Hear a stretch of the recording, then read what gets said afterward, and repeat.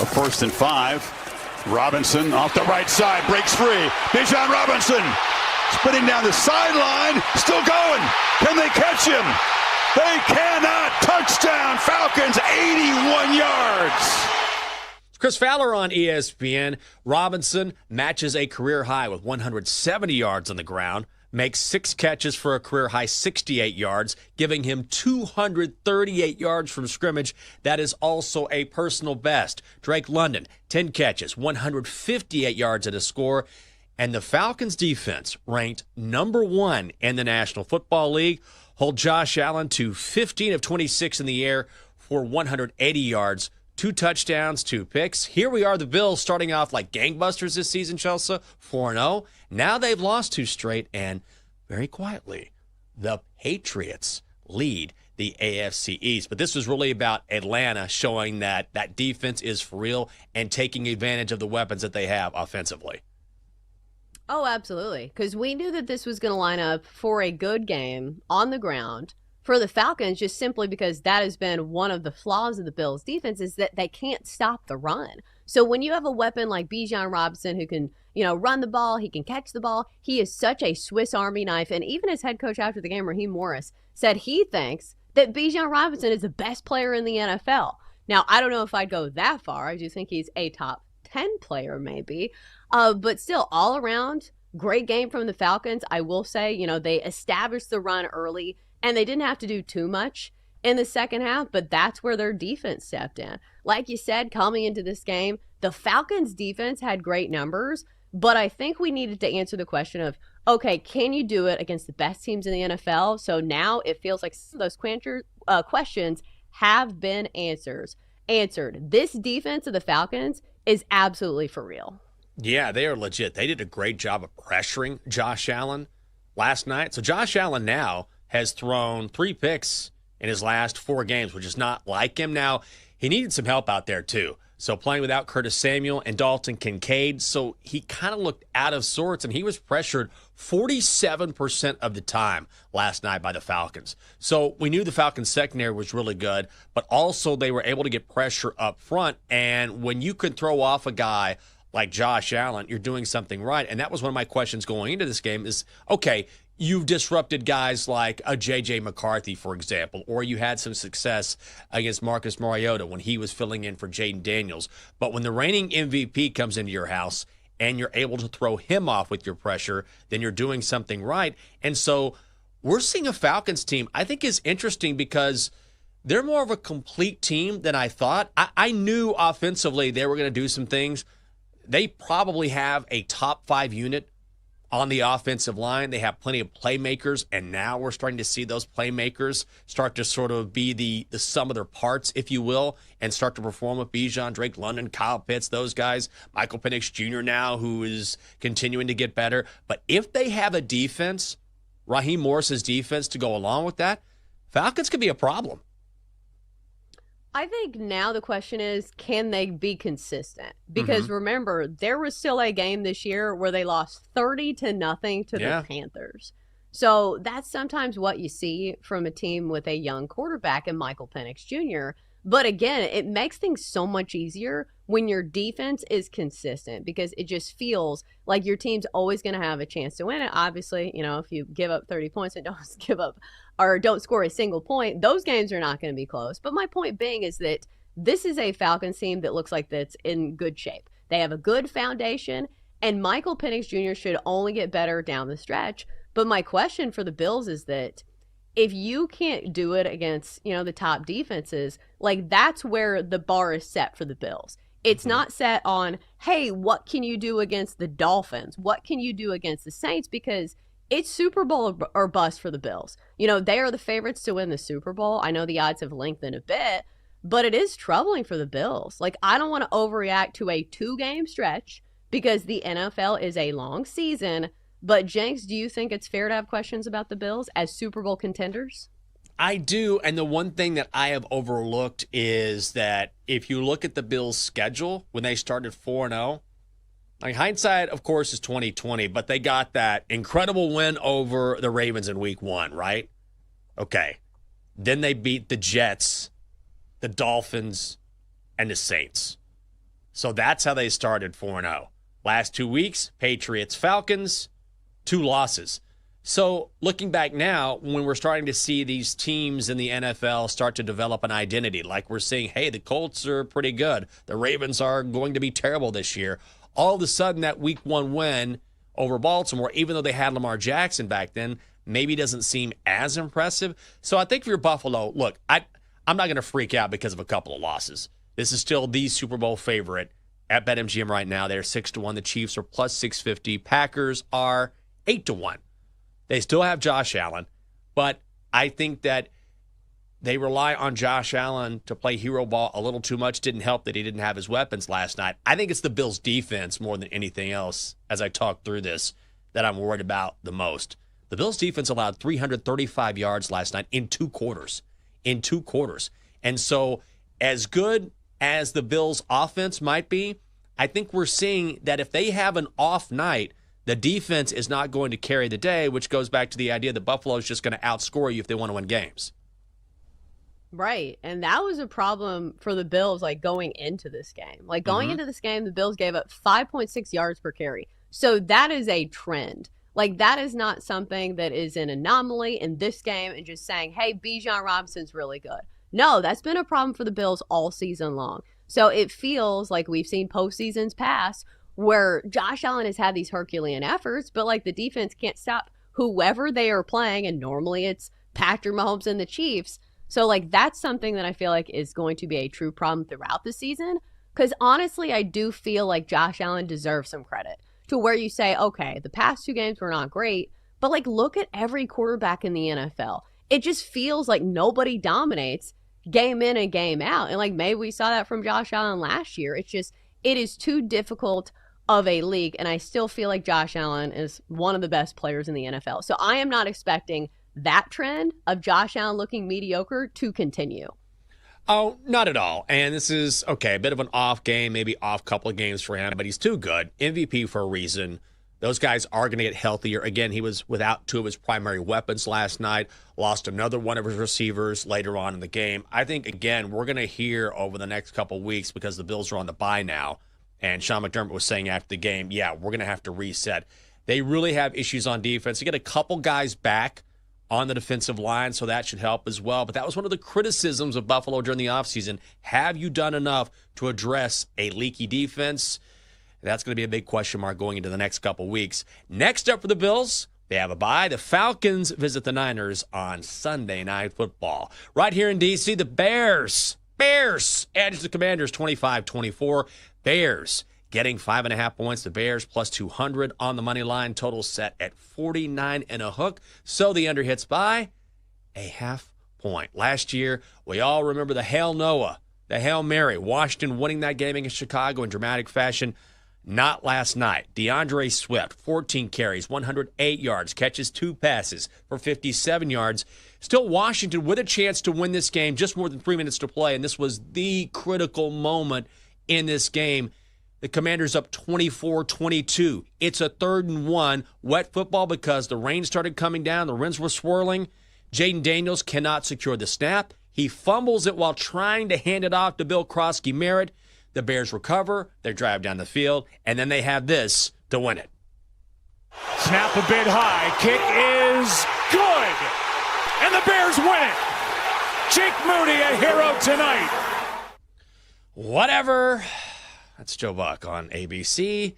Caleb Williams, 252 yards and a score. And full credit to the Bears. Caleb Williams continues to improve. But if you're me, if you're D-Day here, a couple of Commanders fans, sounded so dismissive, D-Day here. But, I mean, it's frustrating because it was right there. You feel like if the Commanders get that yard, they win this game. And so that was the worst turnover at the worst time. Yeah, but I do feel like it should feel comforting that Jaden Daniels at least looks healthy. Mm-hmm. And it feels like once he gets his full cupboard of weapons back, like whenever Terry McLaurin is coming back to the team, that would be nice. That you do still have a very good football team. But I feel like we need to talk about the Bears for a minute, because I feel like this was a massive win for the culture of the Chicago Bears, because last year it felt like a team that was not very resilient. And we saw that start, with the game against the Commanders where they lost. And then it triggered, this downfall for the Bears where they lost all these games in a row. And now we're seeing a team that has some resiliency and a team that can win close games, because it's been back-to-back weeks where the Bears have won by exact scores of 25-24. And I understand Caleb Williams was not perfect in this game, but in some of the big moments where he needed to make the throws, he did get the job done. So I think it's a good sign of things to come for a Bears team that once looked kind of soft, maybe turning the corner. I mean, we're starting to see that, I feel like, with Ben Johnson. So a couple weeks ago, Caleb Williams had arguably his best game as a pro against the Cowboys. And I know the Cowboys have a garbage defense, and the Washington defense is definitely not that great either. But all you can do is perform against the teams on your schedule. And I will say that Caleb Williams is starting to show more poise. And this was huge. This was a big subplot tonight, right? Or last night, because Caleb Williams, as we know, drafted 1. Jaden Daniels drafted 2. All of a sudden, the Bears come here last year. They lose on that Hail Mary. And then after that, what happened to the Bears? They went into a tailspin. They lost 10 straight games. That win by the Commanders propelled them into what eventually became an appearance in the NFC Championship game. And also, Caleb Williams was returning to D.C. last night. He went to Gonzaga High School here in D.C., so he's from this area. So all of that sort of played into Williams returning last night, and the pressure maybe being on him to prove, hey, I can be as good as Jaden Daniels, or I'm on an upward trajectory as well. And he is making less of those Superman-type plays that he was trying to make during his rookie season. He looks like a guy who is really taking to Ben Johnson. Right, and it looks like the Bears finally have a competent head coach as well, because a competent head coach would say that. Be like, listen, look across the league at the best quarterbacks in the NFL. Sometimes they don't need to do it all, especially with teams who actually win football games. Maybe you can look at the Bengals back when they had Joe Burrow and he was playing hero ball. He put up MVP numbers, but that team didn't even make the playoffs. So I think it's a good point. Yeah, I think I'm not going to all of a sudden elevate someone to all-pro status just because of a couple of good games. But ultimately, I will say that's what you want to see. It's never going to be success in a straight line, particularly at quarterback in the National Football League. And also, if you look at Caleb Williams and his development, this is almost a rewrite of his rookie season, because last year we know was a total disaster under Matt Eberflus. So what was the talk? That they wouldn't even watch film with him. So if you're Caleb Williams, this is essentially a reset, right?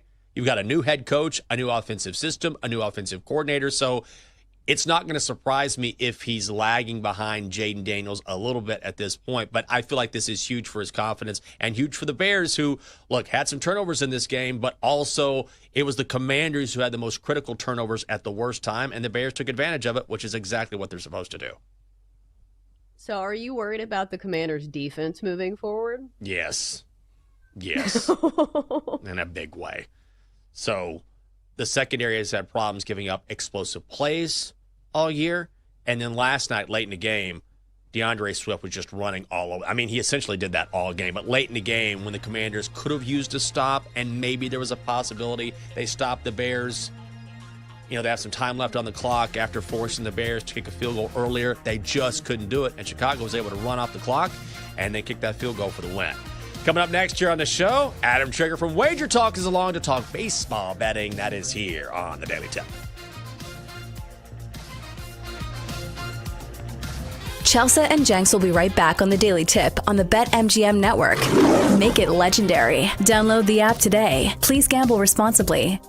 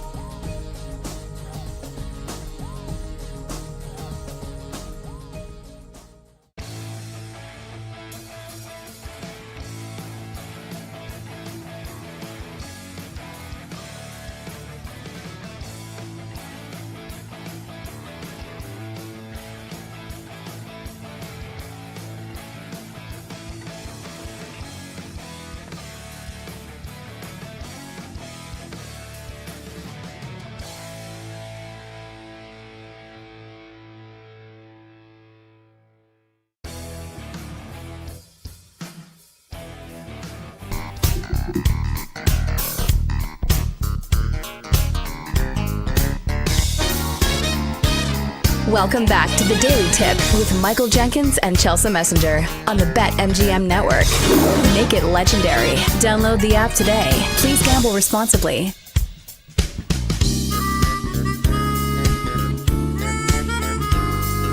Welcome back to the show. It is a Tuesday. Daily Tip on the BetMGM Network. Double D. Oh, man. I'm shaking right now. I have so much caffeine in my system. That's a perfect time to bring in Adam Trigger from Wager Talk, which we will do in mere moments. I've got a full tumbler of coffee, and then I thought, you know what? I've had 2 hours of sleep. How about some Red Bull? I don't think this was my best idea. I saw the Red Bull come out, and I was like, oh, no. Oh, I know. On a Tuesday, that's a tough look. That's a tough one. No drinking involved. I just had 2 hours of sleep, and I got to do Commanders after this. I'm going straight to Ashburn. So it's going to be... You got to get the nice Lyft or Uber out there, the comfort, maybe take a nap in the back. Yeah. And then my day started off. I'm tired. I get in a Lyft. And... You're going to have the most talkative driver. Oh, I got in this morning, and I feel really bad. Like, I understand that Uber and Lyft doesn't treat their drivers the best. But I get in, and the first thing I hear is, how much are you paying for this ride? I'm like, and I was like, I don't know, is what I told him.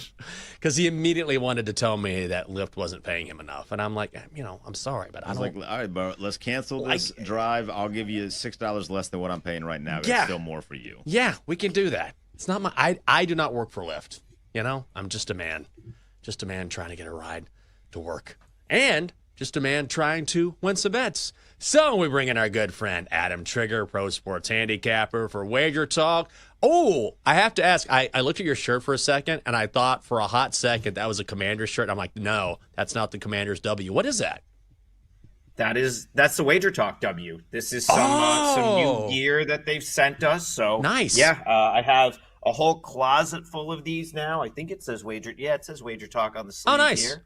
I might be able to pull some strings and get you one of these if you want. But, I'll take any free swag. We've got them in a couple of different colors, and someone on the show is like, so I do a daily baseball show, and they're like, you wear the same thing every day. I said, well, they want me to wear the company issued gear, so I've got like black, gray. I think we have a white somewhere. So. But once college hoops starts, I told him, I said, part of my bit, because I go all over to these different schools, is collecting gear, and then I wear it on my show. So they said that's fine. So college basketball will be back to wearing Lemoyne hoodies and stuff. Fair enough. I feel like that's a good strat. You just transition into, the gear come college. Until then, though, all Wager Talk. So let me ask you this before we get into baseball. You have a baseball show, but I know, based on talking with you before, you're very passionate about college basketball. Is college basketball, is that sort of the holy grail for you as far as sports betting is concerned? Yeah, I think so. Yeah. And I mean, it's, I could do a whole segment on how it's gotten tougher to win. I think everyone that bets any sort of college sport, college basketball or college football would agree that it's a more challenging environment with NIL, the transfer portal, so on and so forth. But for me, I still think that's more manageable in college basketball. Smaller rosters, less to worry about in terms of, the number of human beings moving around or getting paid or not getting paid or locker room issues. And then, I'm a small conference guy. I went to Siena College. That's part of the reason I love college basketball so much, is that was our main sport. We didn't have a football team. And, just getting to the NCAA tournament as a mid-major is just a tremendous experience. And I was there during the Fran McCaffrey years. So like the golden era of Siena basketball. But that's where you can win money. The smaller conferences, there's still more of a pure market. There's not as much NIL. So, yeah, I can't wait for college basketball season. Okay. So until then, we've got baseball to talk about, and not as easy to find value here in these markets. But we've got the Mariners up 2-0 on the Blue Jays. Are you surprised about this result thus far? And how do you find any sort of value coming up in Game 3 tomorrow? I used to think there wasn't as much value in the Major League Baseball postseason. And I think that probably years ago, maybe there wasn't. Now I feel like there's so much more public money in the playoff market that it does create spots in the playoffs that are as good as any spot you're going to find during the regular season. I'll give you an example. Game 1, the Mariners being as big of an underdog as they were in Game 1 was crazy. And a lot of that was driven off the fact that we had the entire country watch a game on Friday night, Mariners-Tigers. It goes 15 innings. You end up having people making memes on social media of like two boxers where it's like the Blue Jays are just chilling watching like a 12-round fight and like licking their lips because they're going to get a team that's tired. And if you watch baseball all year, you know that, like, yeah, I mean, listen, there's not as many 15-inning games anymore with the new extra inning rules in the regular season. But that's not going to, with a day off in between, that's not as big of a deal as I think that it was made to be going into that Game 1. I played Mariners plus 1.5 in that Game 1. I thought that line was completely off. And so there is still spots that you can find in the postseason, one of which we'll talk about in a minute for tonight's game. As far as Mariners Blue Jays are concerned, I don't know if I did this show or I did one of the other MGM shows. I gave Mariners out like in a ladder format back in May on MGM programming. So to win the AL West when they were like 6-1, to win the AL and to win the World Series. But as far as this series, like, don't think the Blue Jays are out of this just because these two games didn't go their way. I don't think either of these teams is dominant enough where it's like Seattle's going to take this 2-game lead back to their home stadium and just come out and like sweep this series. So I would actually look to find a way to play the Blue Jays in Game 3 or Game 4. I think that's likely where the value will be. But I would keep it as like a game-to-game basis because this is a pretty even matchup, Blue Jays Mariners, and that series could flip on a dime in my opinion. Yeah, when you laddered those Seattle bets, that was on this show, actually. You did it here. It was on this show. I knew it was on this. Yeah, one of them. Yeah, well done. So let's talk about Dodgers-Brewers Game 2 tonight. How you betting on this game? See, so I think there's some value here with the Brewers. I make the Brewers a slight favorite at home. And this really comes down to just, again, you have so much more money in the individual game market once you get to the Major League Baseball playoffs that, and relative to like what these games, the type of handle these games would get during the regular season. And so the Dodgers, we've seen them win a couple of games. We see them win a series against the Reds, which was, argue kind of a mismatch. And then they go out and beat the Phillies. And I said on my show yesterday, I still think the Dodgers are probably the best of the four teams remaining. And I still believe that to be the case. But if I'm just looking at this game, I'm not sure that the Brewers should be a home underdog with this matchup. So we'll start with Freddie Peralta. Freddie Peralta, I don't think gets enough credit. He's had a tremendous season. 2.70 ERA, 1.08 WHIP. Quietly has been like pitching is hard to find these days. You don't find many very just really quality starting pitchers that you can pretty much trust to go out there every fifth day. And he's been one of them, yet I don't think he gets the credit that like a Tariq Skubal gets or a Zach Wheeler before he got hurt or even a Yamamoto that we'll talk about in a second. He just kind of, he's up there in Milwaukee. I feel like this Brewers team has flown under the radar for a lot of the season. He's flown under the radar for a lot of the season. And I think you have people looking at him saying, well, he struggled a little bit against the Cubs, and that might be true, but that's a division rival. Those two teams, Cubs, Brewers, played 18 games this year. At some point, that's a good Cubs lineup. They're going to figure out a guy like Peralta after getting that much exposure to him year over year. And even last series where you're going to have people look and say, well, he didn't pitch very well against the Cubs. 15 strikeouts and 9 2/3. He just kind of gave up a big hit or two. I wouldn't put too much stock into his quote-unquote struggles against a division rival that knows him well. Not saying that the Dodgers don't have a great lineup. They absolutely do. I wasn't overly impressed with the Dodgers at-bats the last couple games yesterday and then going back to the Phillies series where they kind of, needed a 2-1 win to win that series. And then I look at Yamamoto. I mean, he's great as well, but I don't think that there's a huge difference between Yamamoto Peralta from like a power rating standpoint here. Okay. And the second Yamamoto's out of this game, that's a big advantage to the Brewers. I don't trust Dave Roberts in these late inning situations right now. He's going to get bit at some point. The Phillies pretty much had him. They let him off the hook. Yesterday, Bryce Terang doesn't get out of the way of that ball. It's a tie game. I really felt like the Brewers were going to make him pay for bringing Sasaki in the ninth inning. Dave Roberts, not a great in-game manager. And right now, I just think that he's looking in his bullpen. there's good arms in there, but not ones that I really want in like a big time leverage spot. I didn't like the Sasaki decision. He's a guy that I think is thrown better out of the bullpen, but I'd rather have him like they brought him into the Phillies series, a 1-1 game in the 8th inning at home, up 2-1 in the series, not on the road in a save situation. And again, I'm surprised they didn't have to pay for that. I think the Brewers have a nice late inning advantage here because of kind of drawing some blood late last night and feeling like they could have got over the hump. And then I don't think Peralta Yamamoto is a huge disadvantage for the Brewers. So now you put the Brewers at home, down 1-0 in the series, but you're going to give me plus 110. I think there's real value on Milwaukee there. We're talking with Adam Trigger, pro sports handicapper for Wager Talk. Find him on X at Adam Trigger, WT. Okay, so when you try to reconcile the entire scope of the regular season versus what you've seen in the playoffs, like how much emphasis do you put on one versus the other when looking at these particular matchups? So that's a really interesting question. I think it plays here a little bit because, of course, you had 6 regular season matchups between these two teams. Milwaukee won all 6 of them, but the Dodgers come out and win last night. So I go back to the regular season. All of those were in July. They were somewhat insignificant games for the Dodgers. One series came right before the All-Star break. One came right out of the All-Star break. Dodgers had a lot of All-Stars. I would not judge the Dodgers on those series. Okay. Peralta pitched in both series, so they've seen him twice. One, he pitched really well. One, the other, they kind of knocked him around a little bit. But again, back in July, I even said on my show yesterday, I'm going to put almost zero stock into this matchup as it happened during the regular season. But for again, I think playoff baseball, you really have to handicap the managers a little bit. I've been saying this all postseason. I prefer to lean toward the side that has the better, who I believe to be the better manager, at least the better, kind of guy that's going to pull the strings in game, that might have the better game plan where it sets up a little better.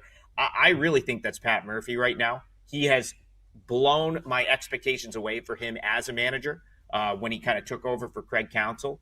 And Dave Roberts, again, he's always got the best talent. He's going to blow one at some point.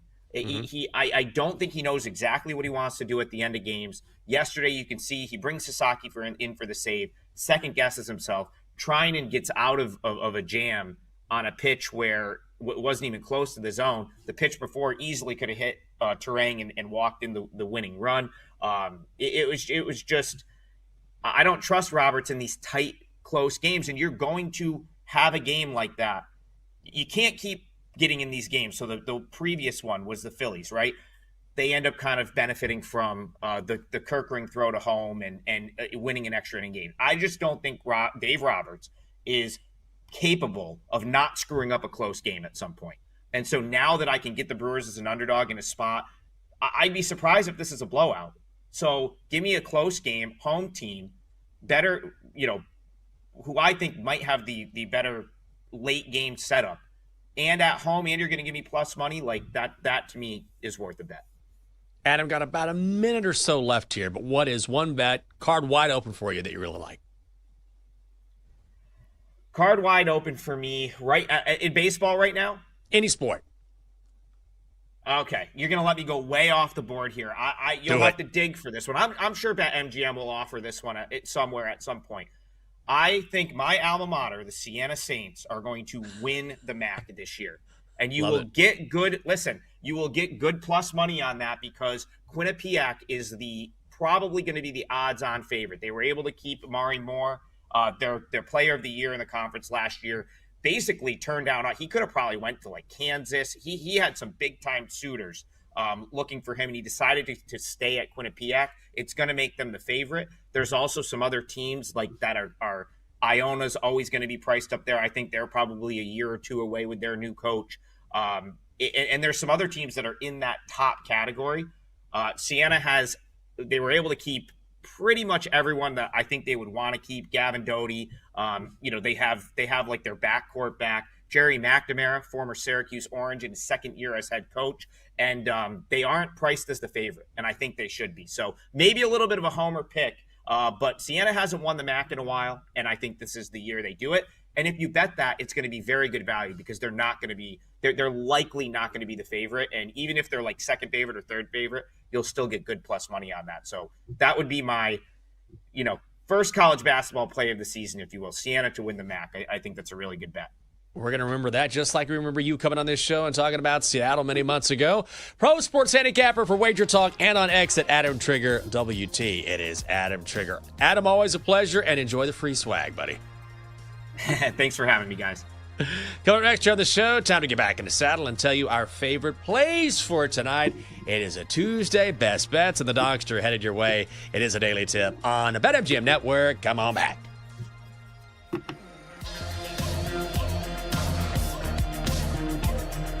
Coming up, Jenks and Chelsea give out their best bets here on the BetMGM Network. Make it legendary. Download the app today. Please gamble responsibly.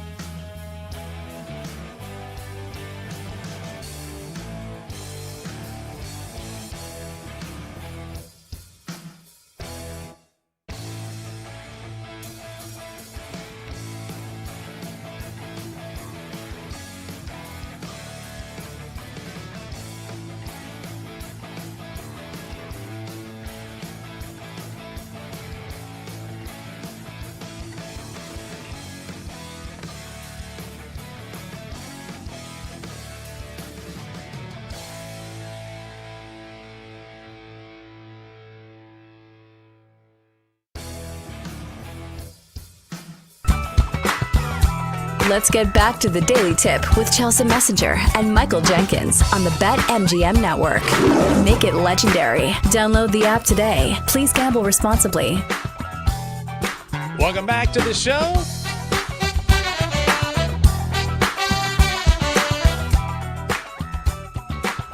It is the Daily Tip on the BetMGM Network.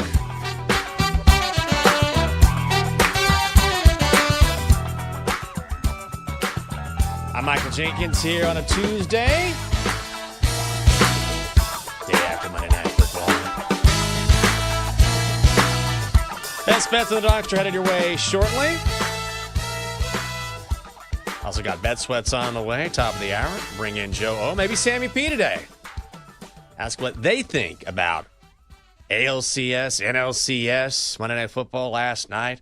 Commanders blowing it against the Bears who get the win. And then the Falcons taking care of business against the Bills. More NFL news for you here. So Lions defensive back Brian Branch has been suspended by 1 game from the NFL. This after his fight with Juju Smith-Schuster on Sunday Night Football. So this is from John Runyon, the NFL VP of Football Operations, writing this in a letter to Branch. Quote, "Your aggressive non-football act was entirely unwarranted, posed a serious risk of injury, and clearly violated the standards of conduct and sportsmanship expected of NFL players." Now, the story behind this is that during the game, number one, Branch was upset because Juju Smith-Schuster apparently pushed him in the back right in front of a referee. Referee didn't call it. And then after the game, he's already frustrated about that. Patrick Mahomes tries to give him a high five. He doesn't high five Patrick Mahomes. Smith-Schuster goes up to him, essentially says, "What's the deal?" And then that's when Brian Branch threw a punch, and the melee started after the Chiefs win. So is this the right call by the NFL? Too much, too little? Double D, I'll bring you in here for a second. I kind of feel like that this is absolutely not too much. If you're the NFL, don't you have to set a standard here and say, we're not going to have any sort of violence in an already violent game, especially when it comes out of nowhere. Like if it's during the run of play and guys have to be separated and, you're in a pile, that's one thing. But if you're going up to shake someone's hand or to say something to them after the game and you take a shot to the face, doesn't the NFL have to tamp down on this quick? I honestly believe it's justified. The 1-game suspension's justified. Where I'm having the issue is Branch going, "Oh, I'm going to appeal." What? Yeah, why? What? And here's where I'm at. If I'm Dan Campbell, I walk right up to Branch as soon as I hear the word appeal come out of his mouth and go, eat it. Take the game suspension. You deserve it. This is not what we do. Like he said in the post-game press conference, this is not who we are as Detroit Lions. This is not what we do. I apologize to Andy Reid and the Kansas City Chiefs. Right. Just be the leader of the locker room. Yeah. Hey, look at it from this other angle where I smacked him in the face. It's not nearly as bad if you look at it from here. Or here's the slow motion angle where I definitely hit him right in the chin and smacked him. Yeah. If Dan Campbell says this is not what we do, this is not who we are, then why appeal? You just take the L and say, you know what? I deserve this. It's my fault. It's on me. And I think the NFL will deny it, as they rightfully should. And if you're the NFL, you have to set an example here, don't you? You're already the most violent sport in the world outside of, like, cobra wrangling. And the Dana White, smacking. Well, yeah. Thing, also whatever UFC. That's called. Yeah. When Dan Campbell said we want to bite kneecaps, I don't know that he necessarily meant we're going to smack Juju Smith-Schuster around. You got to fight it though. I'm with Branch. You think so? Fight the man. You stick the double bird to the NFL. This is a violent game. Juju Smith-Schuster, he was being the nice guy. Oh, I'm going to shake your hand. Nah, you got to fight the man. Also, see if you can get suspended for like a quarter or something. You know what I mean? Have Dan Campbell be like, hey, we're going to arrest you for a quarter. Can I just say that I saw this headline, and I don't know if this one's going to take off or not, but this is tangential to the Chiefs. Research done by a team at UTEP presents evidence that the Chiefs have benefited from slanted officiating from 2015 to 2023, a time that coincided with their rise as one of the NFL's most marketable franchises. All right. Looks like we got some Tuesday reading. Oh, so don't you know, the people who believe that the Chiefs always get the calls are going to say, now we have evidence. It's not just me. Oh, no. We have university-backed research here that says the Chiefs get all the calls. How do we feel about UTEP? You're the Texas guy. Yeah. I know we don't like if this came from the Aggies, we're immediately saying, nah, it's bogus. I wouldn't believe it. If it came from Texas Tech, you're like, nope, oil money, they paid it off. But how do we feel about UTEP? Like, where do they rank between the, Harvard of the South, that is Texas, of course, and then the everything else that is A&M and Texas Tech and whatever other universities you don't like in Texas? Harvard 2, UTEP 1 is where we're going. Oh, okay. Gotcha. It's the University of Texas at El Paso. I mean, here's the thing. What dog do they have in the fight? It's UTEP. You know what I mean? I guess this is better than, remember when that high school kid or like the middle school kid in Pittsburgh did like a scientific project on Deflategate? Oh, that's right. And we're like, I mean, this is like cute, but you're 12, I'm not going to take this massively. So I guess when it's university backed, you're like, maybe there's a little something going on here. It's true. And I say that because, like, the NFL is going to protect its Kansas City Chiefs. Brian Branch will serve a 1-game suspension. There's no question about it. Speaking of Cobra wrangling, Double D, I feel like that's something that you might have done in your life. Like, it wouldn't surprise me if you're like, I went head-to-head with a Cobra. Have you ever done something like that? No, just ridden a great white shark. That's all. No, you haven't. Liar. What do you want? How do you want me to respond to that? No, the only reason I say that is because wrangling? when I swear to God, God love parents, right? When they get older, they start to believe things without the research. And my mom, she's not listening. I love my mother. I'm definitely mama's boy. But when I went home in August, and my mom lives in Granbury, Texas. Okay, this is an hour outside Fort Worth. And she showed me a picture from Facebook. She's like, hey, this is Lake Granbury. Look at this. And it was a picture of a great white shark. And I was like, Mom, I can assure you it's okay. There is not a great white shark in Lake Granbury, Texas. So it's going to be okay, Mom. Is there water in Granbury, Texas? There is, yeah. Okay. Yeah. I'm not familiar with, so like, I just wanted to make sure that she wasn't like, hey, this place right in the middle of Texas has a great white shark. Be like, no. Now, I actually grew up with water around me. I used to go water skiing when I was in high school, if you can believe it. In the middle of nowhere, I had this oasis, all this water. But thankfully for us, no great white sharks. Coming up next on Bet Sweats, Joe O and Sammy P will recap Monday Night Football, hand out their favorite plays in the majors, and they're going to look at NFL awards as well after Week 6. Corby Craig will join the show at 10 o'clock, and then Will Brinson from CBS Sports is along at 11 o'clock. All right, time to get down to it. Only one game on the baseball card. I did look at some hockey, but we're going to go to the Diamond and bring you our favorite play of the day. Time to place your bets. Well, great. I went 0-2-1 last night. Lying in bed, Ghost fans going, watching the Commanders on my phone. All I needed was a Commanders money line win to pair with my Bill Krosky merit 50-plus rushing yards to go 1-1-1. Didn't happen. So let's get on the right side tonight. Dodgers, Brewers, first 5 under 4. Minus 145. So we have Yoshinobu Yamamoto taking on Freddie Peralta tonight. And look, this first 5 bet didn't work out last night, but man, these two pitchers have been fantastic during the regular season. Big sample size here. That's what we're going with. Yamamoto has been on one for the Dodgers. Had a mediocre outing against the Phillies last week, 3 earned over 4 innings of work, but that is the exception to the rule. In 30 starts this season, including the playoffs, he's given up more than 3 runs, only a single outing, or in a single outing only 5 times, right? So he's been even better on the road this season. 9-4, 2.13 ERA. Opponents are batting 168 against him. Then we've got Freddie Peralta going for the Brewers, one of the most dependable players in the game, one of the best starters in the game. He is Milwaukee's ace. Yeah, didn't pitch well against the Cubs in his previous appearance, but like Adam was talking about in our previous segment, the Cubs know him really well. The Dodgers do not. Peralta has made 33 starts this season. He has allowed more than 3 runs in just 4 of those starts. This is playoff baseball. Guys are still going to be on quick hooks, even the Brewers, who, yes, it could be a 7-game series, they cannot afford to go down 2-0 to the Dodgers. Even Peralta, I believe, could be on a quick hook if necessary, but I don't think that's going to be the case.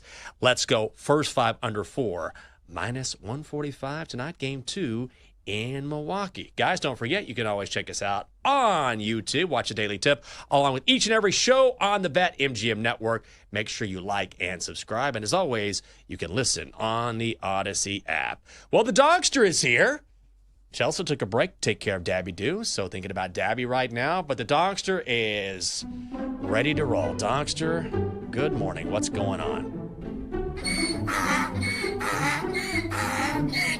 I have to say, I didn't see a lick of baseball last night.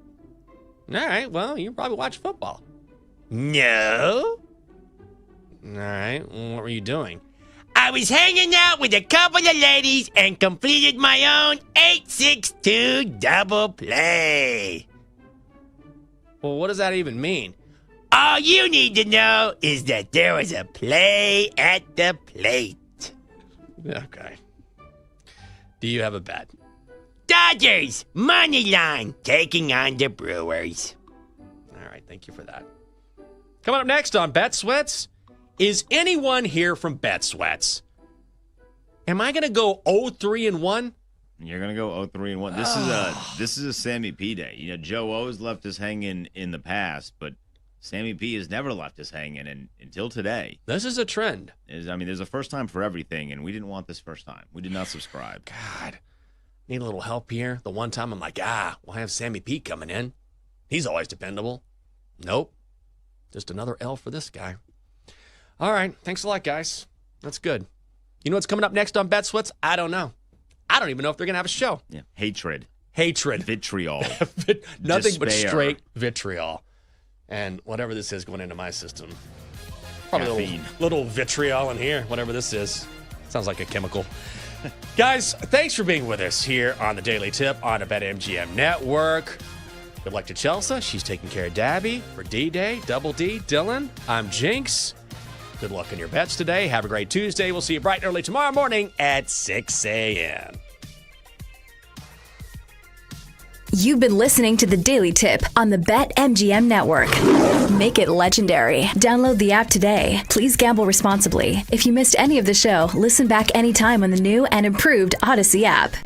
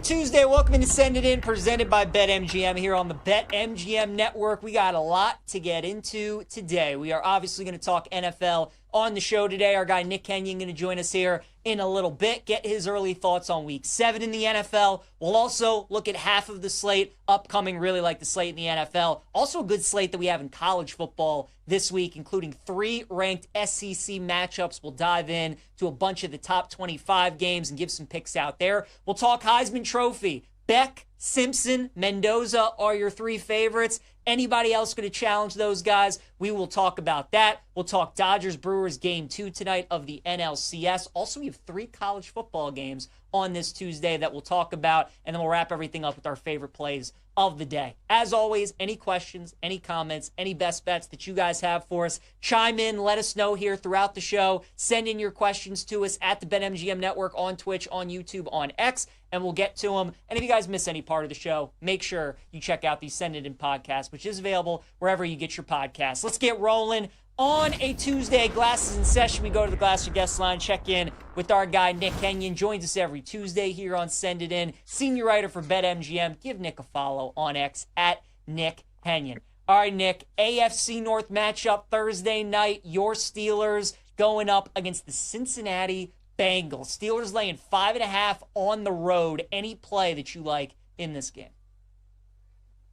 The question I ask myself when I'm trying to decide if I want to bet against the Steelers is, would my siblings be mad at me? And if the answer is yes, then you automatically fade them. And this is such a good fade spot for the Steelers because they're now the favorites to win the AFC North after Baltimore dropped to 1-5. Their Super Bowl odds are the lowest they've ever been. They're feeling good after a division win against a team coming off an international game. And now they're a road favorite in the division. Absolutely not. This is way too many points. The benefit of evaluating these lines as we get later in the season is you can kind of compare them to what these teams were previously against other competitions.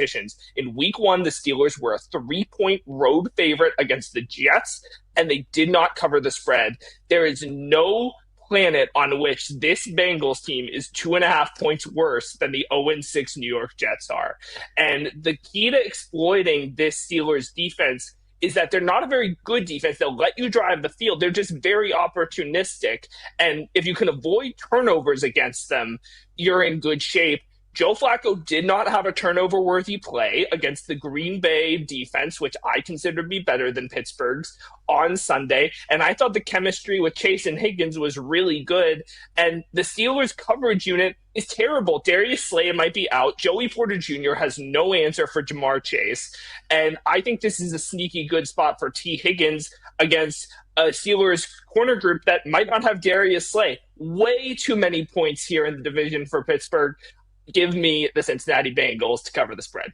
I love it. I think that's a really good handicap. That game on Thursday, getting into some of the Sunday games that we have, Nick. A game that now is interesting all of a sudden. We had our first coach fired this season with Brian Callahan. And who does Tennessee face this week? The guy who they fired before Callahan in Mike Vrabel. Now, I think a lot of people look at this game, right? And it's interesting because you tend to want to back a team when they fire the coach, but you just know Vrabel, if he has the chance, wants to run up the score. The Patriots have been hot. This is their 3rd straight road game. They're laying 7 in Nashville. Nick, any play for you in this one?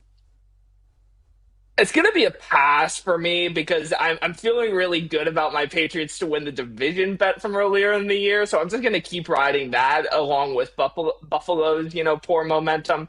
I won't fault anyone who wants to play New England. I heard Sam Panayotovich say on this network yesterday that apparently Vrabel wants to curb stomp these guys, embarrass them on their home field. That wouldn't surprise me. So if you want to play the Patriots, I would look at some alt lines maybe. Don't lay 7. Look at like 13.5 or 20.5, something crazy.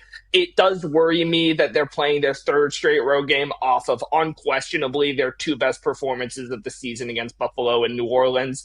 And the tricky part with handicapping New England is that they're so one-dimensional. Like, if you can shut down their aerial game, I don't think Tennessee can do that. You can pretty much shut it down. So given the fact that Tennessee might get that emotional boost after firing Brian Callahan, you're bringing Mike McCoy, who has NFL coaching experience before.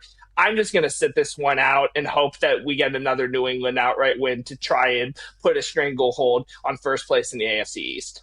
Another game with the 7-point spread, Nick, is going to be the Giants and Denver. New York, they got a good vibe going right now with Jackson Dart and Scatterbo. They're coming off that upset win against Philadelphia. Denver fortunate, but they do get the win out in London against the Jets. Denver laying 7 at home. Any play that you like here? Yeah, I really like the Giants here. I think this is way too many points for a Broncos team that, last year they were like murderers as market favorites. This season, not so much. And again, this goes back to the Bengals Steelers conversation. It's like you can start to compare these lines. Are the Giants really only 2 points better than Tennessee was in week 1 against Denver? Like, I don't think so. Denver covered this number against Cincinnati a few weeks ago. Jake Browning literally could not take care of the football in that game, which is why they were able to run up the score. And then they did cover this number against Tennessee, but literally they did everything in their power to try to give away that ATS success against the Titans. So I think the Giants, the way they're playing right now, the defense, I don't think is as bad as people think it is because they literally just played a bunch of good offenses to start the season. And Denver's offense is not good, ranking 19th in offensive DVOA so far this season. The only way I see the Giants failing to cover the spread here is if Denver runs up the score. I don't see that happening coming back from an international game against a team with extra time to prepare. So way too many points here. I like the Giants getting a touchdown in Denver. We're talking with Nick Kenyon here on Send It In, senior writer for BetMGM. Give Nick a follow on X at Nick Kenyon. Nick, anything else that you've already bet here week 7 of the NFL? Yeah, 2 totals I bet. Under 42.5 was where I got in Houston, Seattle. Pretty simple handicap there. Houston can't move the ball offensively. Their defense is one of the best in the league. Seattle's a major negative regression candidate offensively because they've just played a bunch of bad defenses. Houston, very good. I think they rank a spot ahead of Jacksonville in defensive DVOA, and we just saw what happened. Seattle really only managed 20 points in that game. And the key matchup here is that Houston has the corners to try and limit Jackson Smith and Jigba. If you can shut him down, I think you can shut down the Seahawks offense. But at the same time, do you trust Houston's offense in this spot? Like, I know they looked like world beaters against a Ravens team that was basically sending out, Sean to play defense. And then they beat up on Tennessee, who we also know isn't a good defense. This is not the same level of competition, and they're coming off a bye week. I think you see that offense really take a dip against a Seattle defense that I consider to be one of the best in the league. And then give me under 40.5 in Browns and Dolphins. I don't trust Miami's offense in this game, but their defense has basically played a bunch of good competition. If you look at Cleveland, this is by far the hardest defense Miami will have played all season. And Cleveland has played a bunch of good opposition. They played Joe Burrow at full health, Lamar Jackson at full health, Jordan Love, Jared Goff. They played the Steelers off of an international game. I think this defense is going to just shut down Miami, but I don't think Miami's defense is as bad as their numbers suggest. Only a handful of teams have played harder schedules of opposing offenses than the Dolphins have. Cleveland, unquestionably the easiest opponent to date for the Dolphins defense. These teams played late last season, 20-3 final for Miami. Of course, no Tua in that game, but I still think the logic applies. Only 2 Browns games have cleared this number all year, so I like the under in Browns Dolphins. I like it. Couple unders there for our guy, Nick. Before I let you go, Nick, got about 60 seconds left. NFL futures market. Anything that you like. It can be a player-specific award, team-based future, anything that you're looking at 1 minute, anything that you like NFL future-wise. Still bullish on Seattle. You can get them at 3-1 to win the division over a banged-up 49ers team and a Rams team that is kind of fraudulent, might be without Puka Nacua for a couple of weeks. That would severely damage their future viability. So still a fan of Seattle in the futures market. Have to lay some juice for them to make the playoffs, but in the division, 3-1. I still think that price is attractive to me. And then if you can figure out the NFC East, congratulations. I think the Eagles could be in for a rough spell, especially if Quinyon Mitchell's out for a long time. But I don't really know who I want to trust between Washington and Dallas. We're going to learn a lot about those teams this week as they play each other. So I'd be looking to fade Philadelphia in the futures, but I'm still focused in on Seattle from a future standpoint. Very good. Nick Kenyon, senior writer for BetMGM. Give him a follow on X at Nick Kenyon. Joins us every Tuesday here on Send It In. Nick, always appreciate the time, sir. Great seeing you. Good luck this week. We'll talk to you again next Tuesday. You bet. See you in a week, PJ. All right, great stuff, Nick Kenyon. Let's keep it rolling here on Send It In. You guys, look at the Week 7 NFL slate. Let's start with that Thursday night game. I talked about it yesterday. I love the Bengals, one of my favorite bets of the week. I'll give you guys 2 more points to kind of go off of what Nick was saying. But he was bringing up the point about how the Jets were how the Steelers were 2.5 3-point favorites on the road in New York in Week 1, right? And now the Steelers are 5.5 against the Bengals. I talked about it yesterday, but just look at last week, right? Pittsburgh was a 6-point favorite at home against Cleveland, whereas what this line is telling me, if this game was in Pittsburgh, the Steelers would be like a 7.5, 8-point favorite against the Bengals. It just doesn't make any sense. Also, another underrated part of this handicap, too. Keep in mind, Joe Flacco, before he was traded from Cleveland to Cincinnati, that was on a Tuesday, right? So Sunday after their game in London, he's back on the plane prepping for the Steelers. Early Monday, he's prepping for the Steelers, where on a short week, you don't get that normal prep. Joe has already kind of had it against Pittsburgh with the fact that he's watched film on the Steelers when he was a member of the Browns. So not only do I think there's line value, but I think Flacco kind of already preparing for Pittsburgh. As Nick mentioned, no turnover-worthy plays against that Green Bay defense and that pass rush. So Mike Tomlin, you want to bet him as a dog, especially within division. When he's on the road as a big favorite, especially in division, that's when we look to fade. I like Bengals spread. I like Bengals money line. I think they win that game. Then looking at Sunday morning in London, we got the Rams as a 3-point favorite over Jacksonville. Total in the game is 45. Nick liked the under in this matchup. I wanted to be on the Rams, right? Neutral site game, better coach, better quarterback, better defense. Kind of similar handicap to why I like Seattle last week against Jacksonville. But the Puka injury is a big deal for the Rams. I mean, he's leading the league in just about every receiving category. The Rams offense, when he got hurt, really struggled against the Ravens defense. And we know Jacksonville makes this trip to London every year, so they're used to it. Their routine is going to be much better than the Rams' routine would have been. Again, the Jags are a team I want to fade just because of all the turnover luck that they have had. They weren't able to get a turnover against Seattle, and they end up losing that game. Rams, a very good offense, normally good of taking care of the football. I would still probably lean Rams -3, but don't know if it's going to be as big a bet, certainly as it would be if Puka was out there. Getting into Sunday's slate, Bears a 5.5-point favorite at home against New Orleans. It would be Saints or pass for me. I'm waiting to see if this line will go up even more because the line right now is the same as the look-ahead was before the Bears had the upset win over Washington. So I think it's getting priced in a little bit that, again, the Bears go from a 5.5-point dog, win that game outright, revenge game after the Hail Mary against the Commanders last year. But you know, a lot of people are going to be on the Bears in Survivor this week. It's the easiest game they've had up to this point. Like, there are a lot of things, and the Bears are not a team that is used to being this big of a favorite, right? If they're a favorite, they're usually a small favorite, or they're a pick'em type game, or they're usually an underdog. It's not often you see Chicago as a 5.5, 6-point favorite.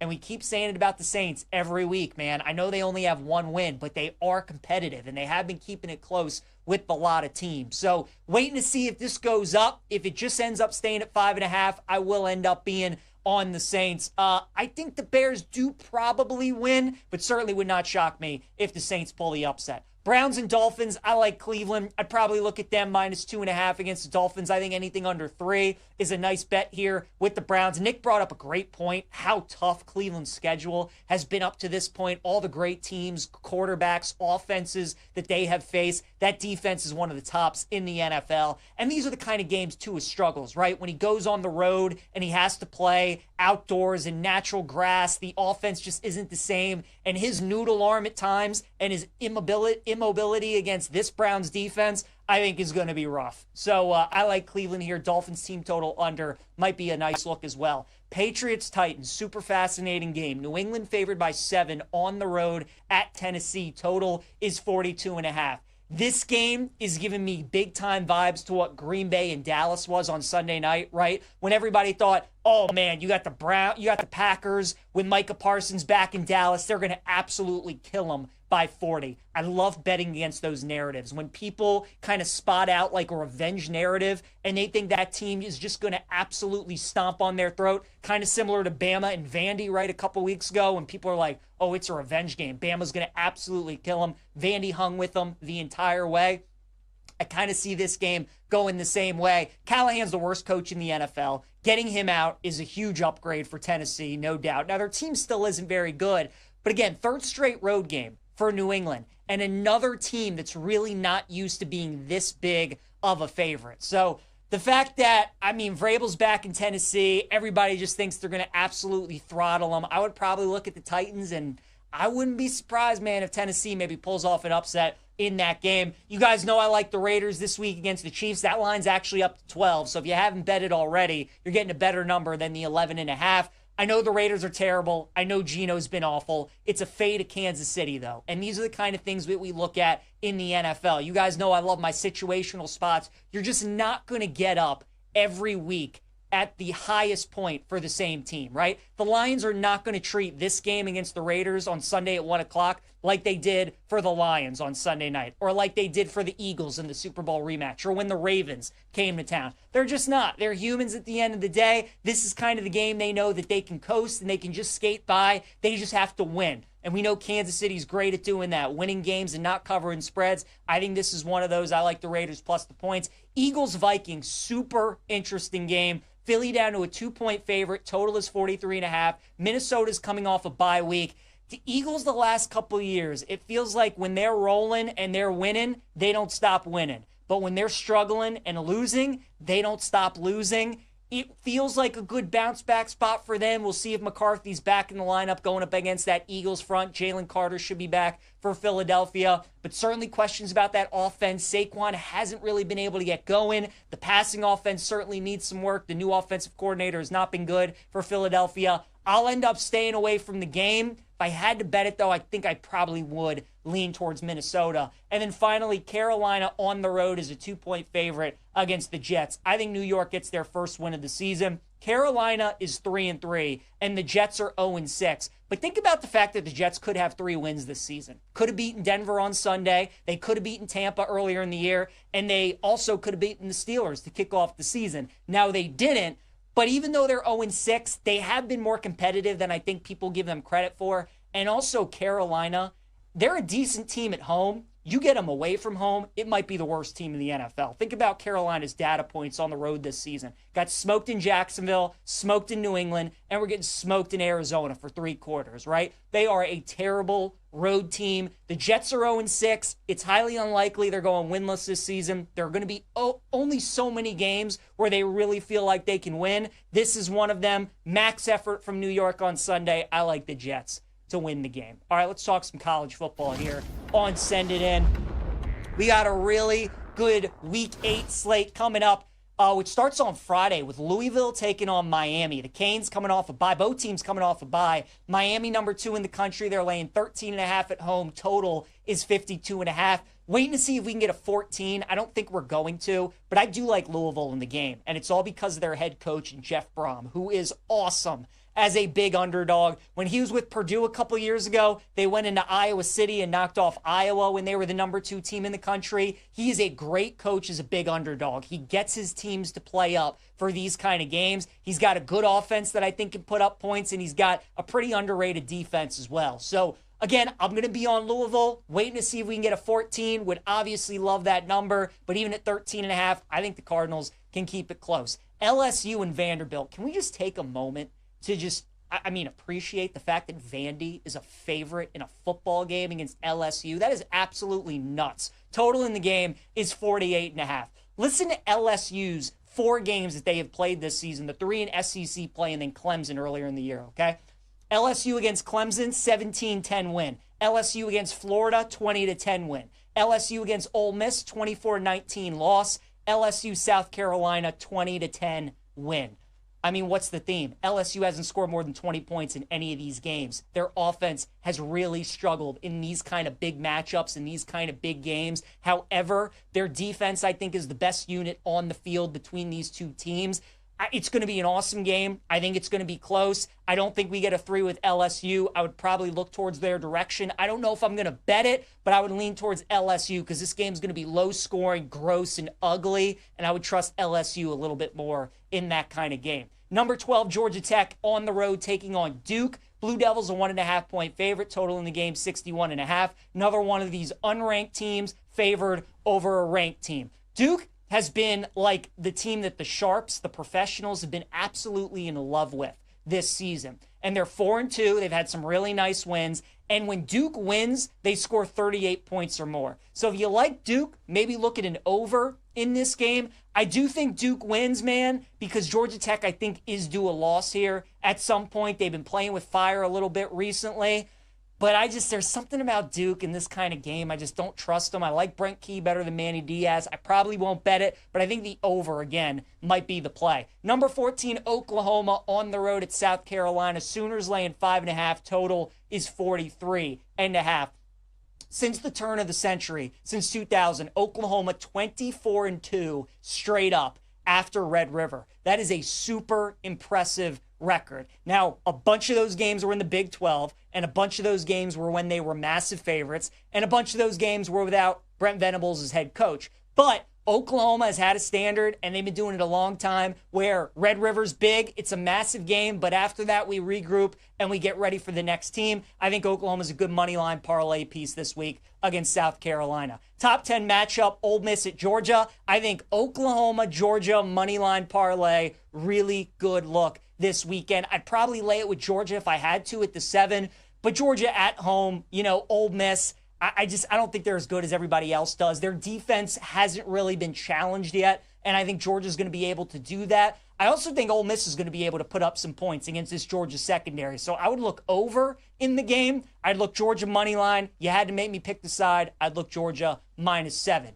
Number 21, Texas is on the road at Kentucky. Longhorns laying 12.5. The total is 42.5. Just told you guys how good Oklahoma is off Red River. Texas is actually the opposite. And since Sark has been there, they're 0-4 against the spread the game after Red River. We know Texas's offense has not been good this season. They got to go on the road against a Kentucky team that can muck it up and keep it ugly. I think this is too many points. Give me Kentucky +12.5. Number 11, Tennessee on the road taking on number 6, Alabama. Bama favored by 8.5. Totals 58.5. There's some 9.5s out there. I would grab that with Tennessee. I do think their offense is going to be able to put up some points and keep this game close. Also keep in mind, maybe look at a second half under. Think about all these SEC games that Bama has played against Georgia, Vandy, Missouri. We've seen some fireworks in the first half. Game is really slowed down in the second half. So keep an eye on that. Maybe bet a first half over, second half under. But I do like Tennessee plus the points. Notre Dame's laying 9.5 at home against USC. That is a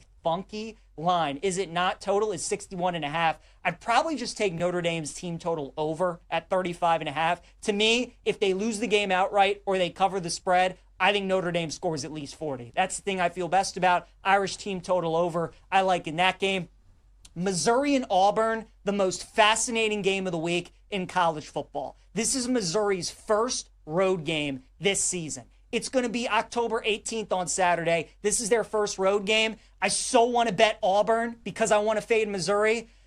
But it feels like Auburn right now is teetering what Penn State is dealing with. If you watch that Georgia game on Saturday, I mean, they had everything going for them. They got off to a great start, 10-0. They're getting ready to go up 17-0. Jackson Arnold, the Auburn quarterback, reaches the ball across the goal line. Should have been a touchdown. They called it a fumble. Georgia scores 20 unanswered. They win the game 20-10. And it feels like that game might have just absolutely shattered Auburn's season. One of their team captains quit the team the other day. It's bad. They went from being a favorite to now flip to Missouri. I think a lot of people are seeing the same thing. I'm not going to bet it, but it would be Missouri or pass, because Auburn right now, as Penn State is showing us, when a team's quit and they're not in it anymore, you do not want to back that kind of team. And then finally, the holy war between Utah and BYU. The total keeps going up. I thought for sure this would be an under game. I liked it at 47.5. It's a 49.5. I still like the under between Utah and BYU. All right, guys, some quick thoughts on the Heisman Trophy here on Send It In. There's really not too much to talk about, I don't think, because the three guys that are favored, I think one of the three is going to win it. Carson Beck, Ty Simpson, Fernando Mendoza. Beck and Simpson are both plus 350 at BetMGM. Mendoza is plus 500.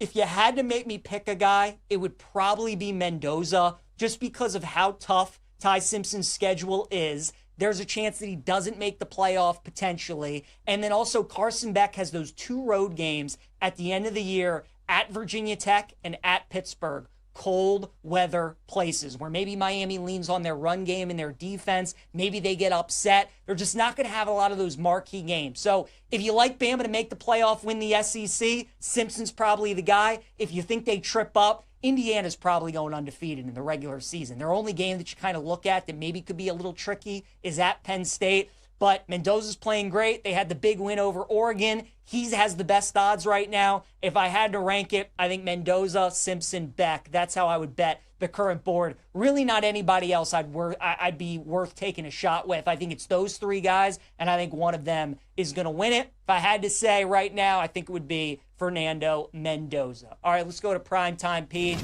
We got 1 baseball game tonight and 3 college football games on the docket. Dodgers last night pulled out a 2-1 victory. Blake Snell was as good as anybody has been so far this postseason. 8 innings, 1 hit.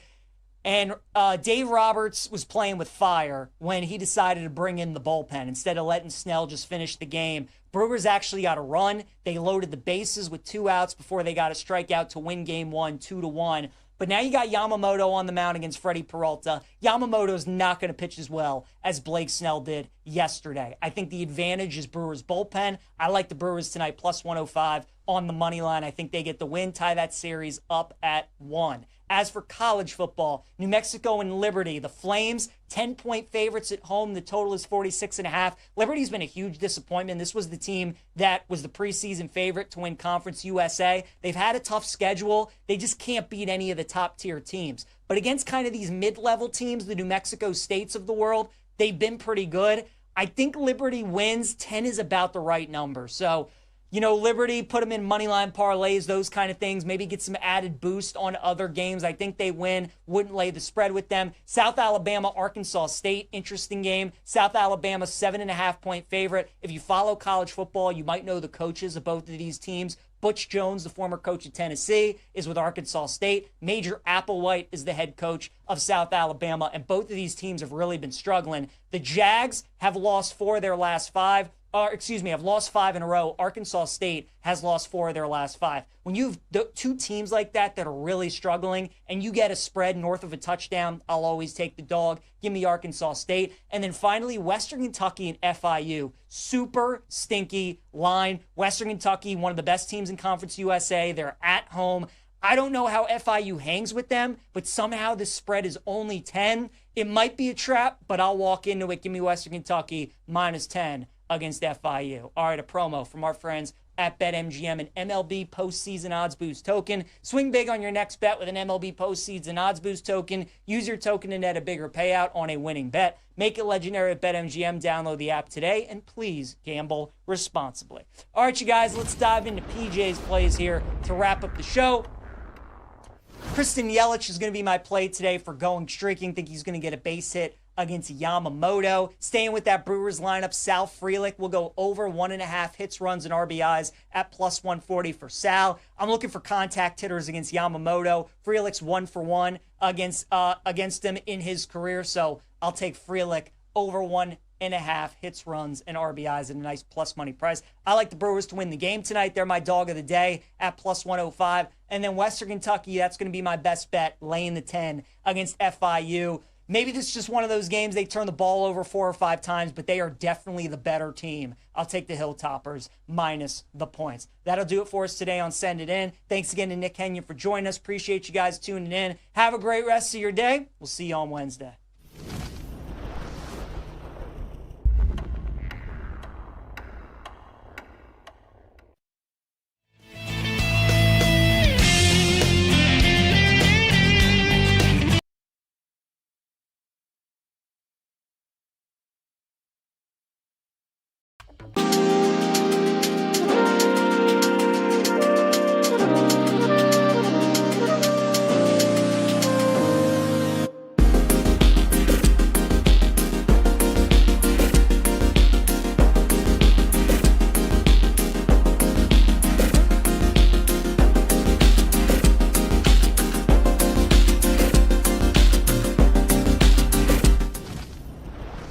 Happy Tuesday. Welcome to Send It In, presented by BetMGM here on the BetMGM Network. We got a lot to get into today. We are obviously going to talk NFL on the show today. Our guy Nick Kenyon going to join us here in a little bit, get his early thoughts on Week 7 in the NFL. We'll also look at half of the slate upcoming, really like the slate in the NFL. Also a good slate that we have in college football this week, including 3 ranked SEC matchups. We'll dive in to a bunch of the top 25 games and give some picks out there. We'll talk Heisman Trophy. Beck, Simpson, Mendoza are your 3 favorites. Anybody else going to challenge those guys? We will talk about that. We'll talk Dodgers-Brewers Game 2 tonight of the NLCS. Also, we have 3 college football games on this Tuesday that we'll talk about, and then we'll wrap everything up with our favorite plays of the day. As always, any questions, any comments, any best bets that you guys have for us, chime in, let us know here throughout the show. Send in your questions to us at the BetMGM Network on Twitch, on YouTube, on X, and we'll get to them. And if you guys miss any part of the show, make sure you check out the Send It In podcast, which is available wherever you get your podcasts. Let's get rolling.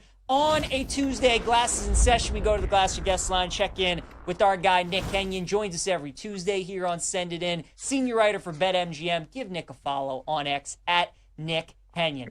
All right, Nick, AFC North matchup Thursday night. Your Steelers going up against the Cincinnati Bengals. Steelers laying 5.5 on the road. Any play that you like in this game? The question I ask myself when I'm trying to decide if I want to bet against the Steelers is, would my siblings be mad at me? And if the answer is yes, then you automatically fade them. And this is such a good fade spot for the Steelers because they're now the favorites to win the AFC North after Baltimore dropped to 1-5. Their Super Bowl odds are the lowest they've ever been. They're feeling good after a division win against a team coming off an international game. And now they're a road favorite in the division. Absolutely not. This is way too many points. The benefit of evaluating these lines as we get later in the season is you can kind of compare them to what these teams were previously against other competitions. In Week 1, the Steelers were a 3-point road favorite against the Jets, and they did not cover the spread. There is no planet on which this Bengals team is 2.5 points worse than the 0-6 New York Jets are. And the key to exploiting this Steelers defense is that they're not a very good defense. They'll let you drive the field. They're just very opportunistic. And if you can avoid turnovers against them, you're in good shape. Joe Flacco did not have a turnover-worthy play against the Green Bay defense, which I consider to be better than Pittsburgh's, on Sunday. And I thought the chemistry with Chase and Higgins was really good. And the Steelers' coverage unit is terrible. Darius Slay might be out. Joey Porter Jr. has no answer for Jamar Chase. And I think this is a sneaky good spot for T. Higgins against a Steelers corner group that might not have Darius Slay. Way too many points here in the division for Pittsburgh. Give me the Cincinnati Bengals to cover the spread.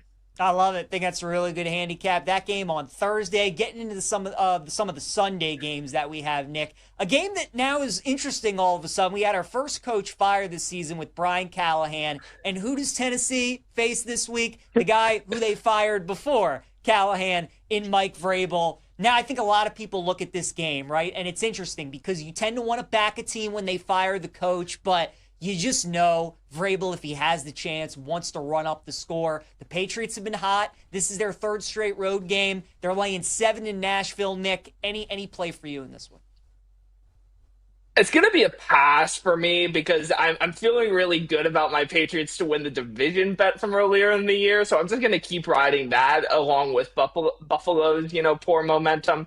I won't fault anyone who wants to play New England. I heard Sam Panayotovich say on this network yesterday that apparently Vrabel wants to curb stomp these guys, embarrass them on their home field. That wouldn't surprise me. So if you want to play the Patriots, I would look at some alt lines maybe. Don't lay 7. Look at like 13.5 or 20.5, something crazy. It does worry me that they're playing their third straight road game off of unquestionably their 2 best performances of the season against Buffalo and New Orleans. And the tricky part with handicapping New England is that they're so one-dimensional. Like if you can shut down their aerial game, I don't think Tennessee can do that. You can pretty much shut it down. So given the fact that Tennessee might get that emotional boost after firing Brian Callahan, you're bringing Mike McCoy, who has NFL coaching experience before. I'm just going to sit this one out and hope that we get another New England outright win to try and put a stranglehold on first place in the AFC East. Another game with the 7-point spread, Nick, is going to be the Giants and Denver. New York, they got a good vibe going right now with Jackson Dart and Scatterbo. They're coming off that upset win against Philadelphia. Denver fortunate, but they do get the win out in London against the Jets. Denver laying 7 at home. Any play that you like here? Yeah, I really like the Giants here. I think this is way too many points for a Broncos team that, last year they were like murderers as market favorites. This season, not so much. And again, this goes back to the Bengals-Steelers conversation. It's like you can start to compare these lines. Are the Giants really only 2 points better than Tennessee was in week 1 against Denver? Like, I don't think so. Denver covered this number against Cincinnati a few weeks ago. Jake Browning literally could not take care of the football in that game, which is why they were able to run up the score. And then they did cover this number against Tennessee, but literally they did everything in their power to try to give away that ATS success against the Titans. So I think the Giants, the way they're playing right now, the defense I don't think is as bad as people think it is because they literally just played a bunch of good offenses to start the season. And Denver's offense is not good, ranking 19th in offensive DVOA so far this season. The only way I see the Giants failing to cover the spread here is if Denver runs up the score. I don't see that happening coming back from an international game against a team with extra time to prepare. So way too many points here. I like the Giants getting a touchdown in Denver. We're talking with Nick Kenyon here on Send It In, senior writer for BetMGM. Give Nick a follow on X at Nick Kenyon. Nick, anything else that you've already bet here week 7 of the NFL? Yeah, 2 totals I bet. Under 42.5 was where I got in. Houston, Seattle. Pretty simple handicap there. Houston can't move the ball offensively. Their defense is one of the best in the league. Seattle's a major negative regression candidate offensively because they've just played a bunch of bad defenses. Houston, very good. I think they rank a spot ahead of Jacksonville in defensive DVOA, and we just saw what happened. Seattle really only managed 20 points in that game. And the key matchup here is that Houston has the corners to try and limit Jackson Smith and Jigba. If you can shut him down, I think you can shut down the Seahawks offense. But at the same time, do you trust Houston's offense in this spot? Like, I know they looked like world beaters against a Ravens team that was basically sending out Sean to play defense. And then they beat up on Tennessee, who we also know isn't a good defense. This is not the same level of competition, and they're coming off a bye week. I think you see that offense really take a dip against a Seattle defense that I consider to be one of the best in the league. And then give me under 40.5 in Browns and Dolphins. I don't trust Miami's offense in this game, but their defense has basically played a bunch of good competition. If you look at Cleveland, this is by far the hardest defense Miami will have played all season.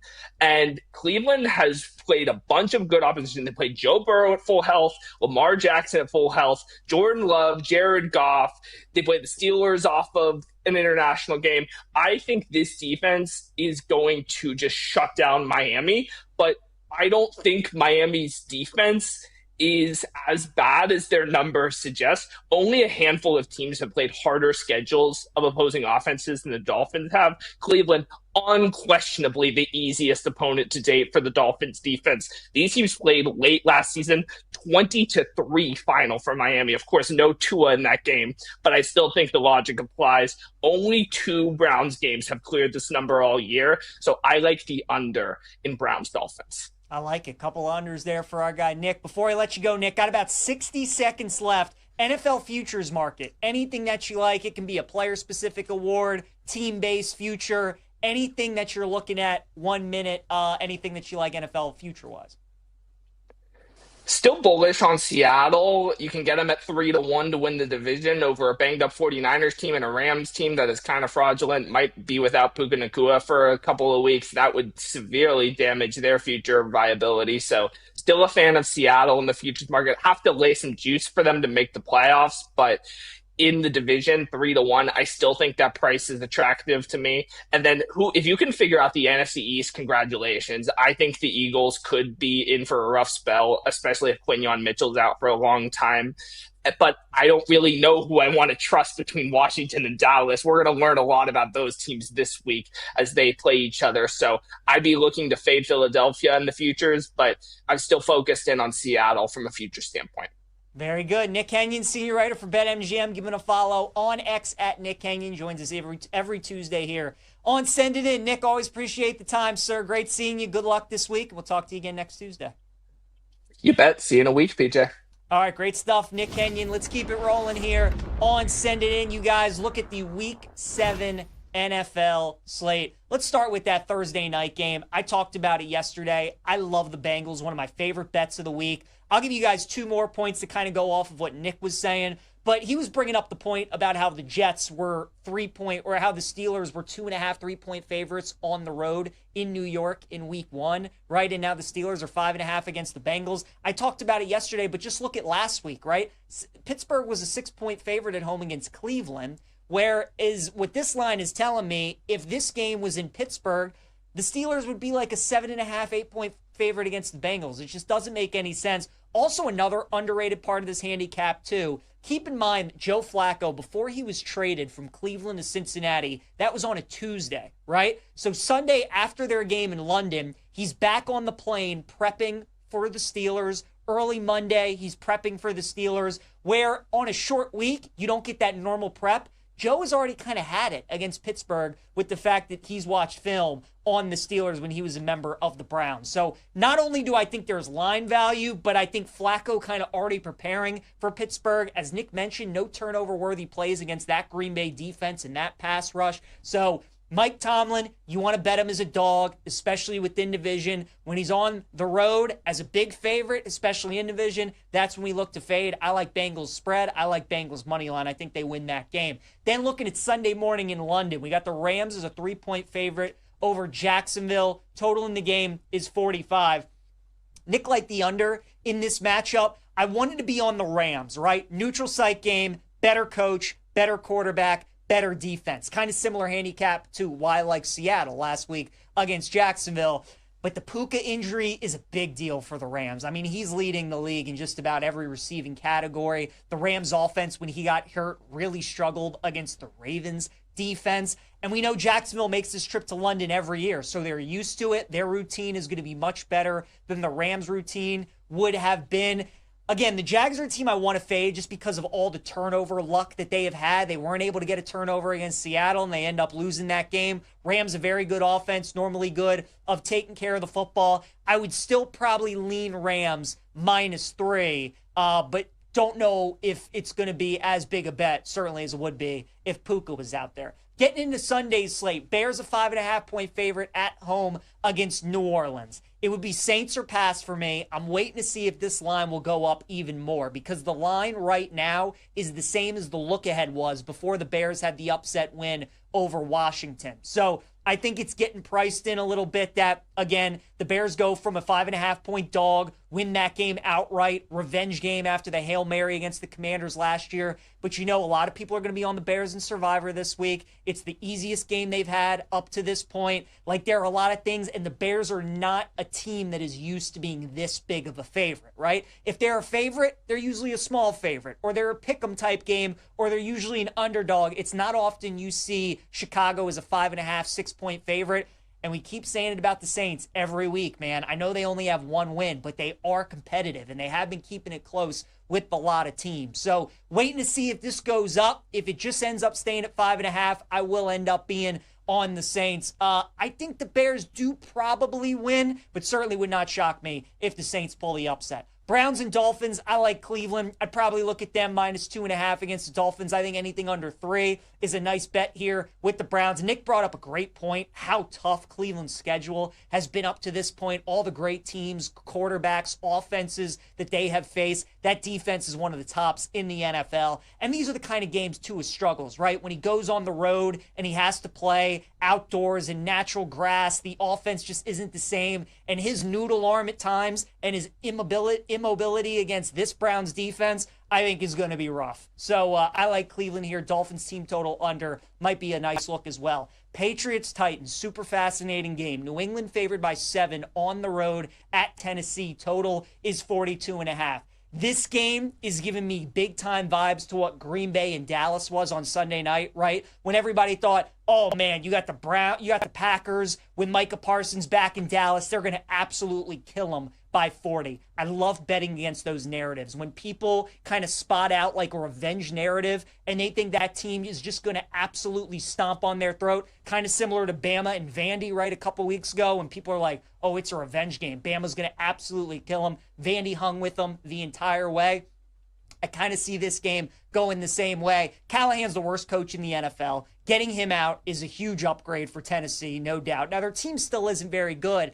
But again, third straight road game for New England, and another team that's really not used to being this big of a favorite. So the fact that, Vrabel's back in Tennessee, everybody just thinks they're going to absolutely throttle them. I would probably look at the Titans, and I wouldn't be surprised, man, if Tennessee maybe pulls off an upset in that game. You guys know I like the Raiders this week against the Chiefs. That line's actually up to 12, so if you haven't betted already, you're getting a better number than the 11.5. I know the Raiders are terrible. I know Geno's been awful. It's a fade of Kansas City, though. And these are the kind of things that we look at in the NFL. You guys know I love my situational spots. You're just not going to get up every week at the highest point for the same team, right? The Lions are not going to treat this game against the Raiders on Sunday at 1 o'clock like they did for the Lions on Sunday night, or like they did for the Eagles in the Super Bowl rematch, or when the Ravens came to town. They're just not. They're humans at the end of the day. This is kind of the game they know that they can coast and they can just skate by. They just have to win. And we know Kansas City's great at doing that, winning games and not covering spreads. I think this is one of those. I like the Raiders plus the points.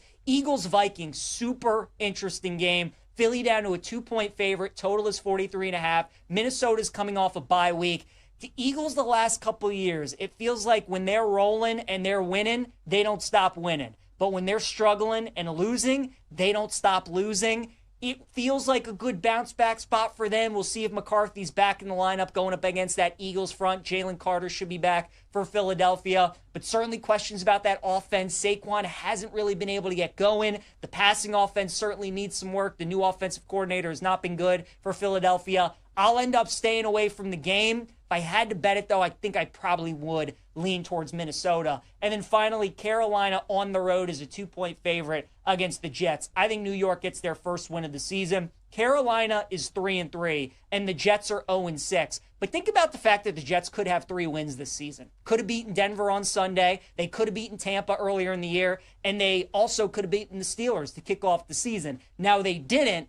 But even though they're 0-6, they have been more competitive than I think people give them credit for. And also Carolina, they're a decent team at home. You get them away from home, it might be the worst team in the NFL. Think about Carolina's data points on the road this season. Got smoked in Jacksonville, smoked in New England, and we're getting smoked in Arizona for 3 quarters, right? They are a terrible road team. The Jets are 0-6. It's highly unlikely they're going winless this season. There are going to be only so many games where they really feel like they can win. This is one of them. Max effort from New York on Sunday. I like the Jets to win the game. All right, let's talk some college football here on Send It In. We got a really good Week 8 slate coming up, which starts on Friday with Louisville taking on Miami. The Canes coming off a bye. Both teams coming off a bye. Miami number 2 in the country. They're laying 13.5 at home. Total is 52.5. Waiting to see if we can get a 14. I don't think we're going to, but I do like Louisville in the game, and it's all because of their head coach, Jeff Brom, who is awesome as a big underdog. When he was with Purdue a couple years ago, they went into Iowa City and knocked off Iowa when they were the number 2 team in the country. He is a great coach as a big underdog. He gets his teams to play up for these kind of games. He's got a good offense that I think can put up points, and he's got a pretty underrated defense as well. So again, I'm going to be on Louisville, waiting to see if we can get a 14. Would obviously love that number, but even at 13.5, I think the Cardinals can keep it close. LSU and Vanderbilt, can we just take a moment to just, appreciate the fact that Vandy is a favorite in a football game against LSU? That is absolutely nuts. Total in the game is 48.5. Listen to LSU's 4 games that they have played this season, the 3 in SEC play and then Clemson earlier in the year, okay? LSU against Clemson, 17-10 win. LSU against Florida, 20-10 win. LSU against Ole Miss, 24-19 loss. LSU South Carolina, 20-10 win. I mean, what's the theme? LSU hasn't scored more than 20 points in any of these games. Their offense has really struggled in these kind of big matchups, in these kind of big games. However, their defense, I think, is the best unit on the field between these two teams. It's going to be an awesome game. I think it's going to be close. I don't think we get a 3 with LSU. I would probably look towards their direction. I don't know if I'm going to bet it, but I would lean towards LSU because this game's going to be low scoring, gross, and ugly, and I would trust LSU a little bit more in that kind of game. Number 12, Georgia Tech on the road taking on Duke. Blue Devils a 1.5 point favorite. Total in the game 61.5. Another one of these unranked teams favored over a ranked team. Duke has been like the team that the Sharps, the professionals, have been absolutely in love with this season. And they're 4-2. They've had some really nice wins. And when Duke wins, they score 38 points or more. So if you like Duke, maybe look at an over in this game. I do think Duke wins, man, because Georgia Tech, I think, is due a loss here at some point. They've been playing with fire a little bit recently. But there's something about Duke in this kind of game. I just don't trust them. I like Brent Key better than Manny Diaz. I probably won't bet it, but I think the over, again, might be the play. Number 14, Oklahoma on the road at South Carolina. Sooners laying 5.5. Total is 43.5.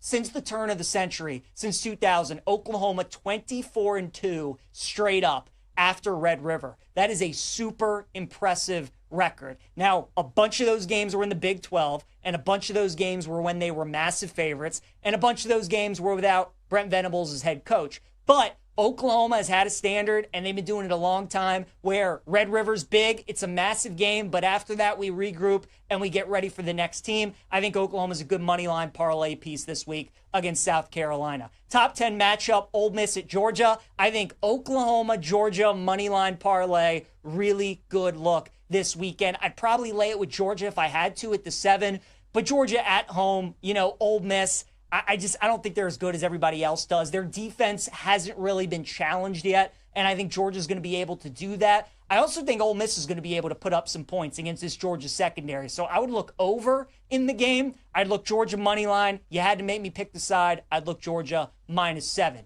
Number 21, Texas is on the road at Kentucky. Longhorns laying 12.5. The total is 42.5. Just told you guys how good Oklahoma is off Red River. Texas is actually the opposite. And since Sark has been there, they're 0-4 against the spread the game after Red River. We know Texas's offense has not been good this season. They got to go on the road against a Kentucky team that can muck it up and keep it ugly. I think this is too many points. Give me Kentucky +12.5. Number 11, Tennessee on the road taking on number 6, Alabama. Bama favored by 8.5. Totals 58.5. There's some 9.5s out there. I would grab that with Tennessee. I do think their offense is going to be able to put up some points and keep this game close. Also keep in mind, maybe look at a second half under. Think about all these SEC games that Bama has played against Georgia, Vandy, Missouri. We've seen some fireworks in the first half. Game is really slowed down in the second half. So keep an eye on that. Maybe bet a first half over, second half under. But I do like Tennessee plus the points. Notre Dame's laying 9.5 at home against USC. That is a funky line. Is it not? Total is 61.5. I'd probably just take Notre Dame's team total over at 35.5. To me, if they lose the game outright or they cover the spread, I think Notre Dame scores at least 40. That's the thing I feel best about. Irish team total over, I like in that game. Missouri and Auburn, the most fascinating game of the week in college football. This is Missouri's first road game this season. It's going to be October 18th on Saturday. This is their first road game. I so want to bet Auburn because I want to fade Missouri. But it feels like Auburn right now is teetering what Penn State is dealing with. If you watch that Georgia game on Saturday, I mean, they had everything going for them. They got off to a great start, 10-0. They're getting ready to go up 17-0. Jackson Arnold, the Auburn quarterback, reaches the ball across the goal line. Should have been a touchdown. They called it a fumble. Georgia scores 20 unanswered. They win the game 20-10. And it feels like that game might have just absolutely shattered Auburn's season. One of their team captains quit the team the other day. It's bad. They went from being a favorite to now flip to Missouri. I think a lot of people are seeing the same thing. I'm not going to bet it, but it would be Missouri or pass because Auburn right now, as Penn State is showing us, when a team's quit and they're not in it anymore, you do not want to back that kind of team. And then finally, the holy war between Utah and BYU. The total keeps going up. I thought for sure this would be an under game. I liked it at 47.5. It's a 49.5. I still like the under between Utah and BYU. All right, guys, some quick thoughts on the Heisman Trophy here on Send It In.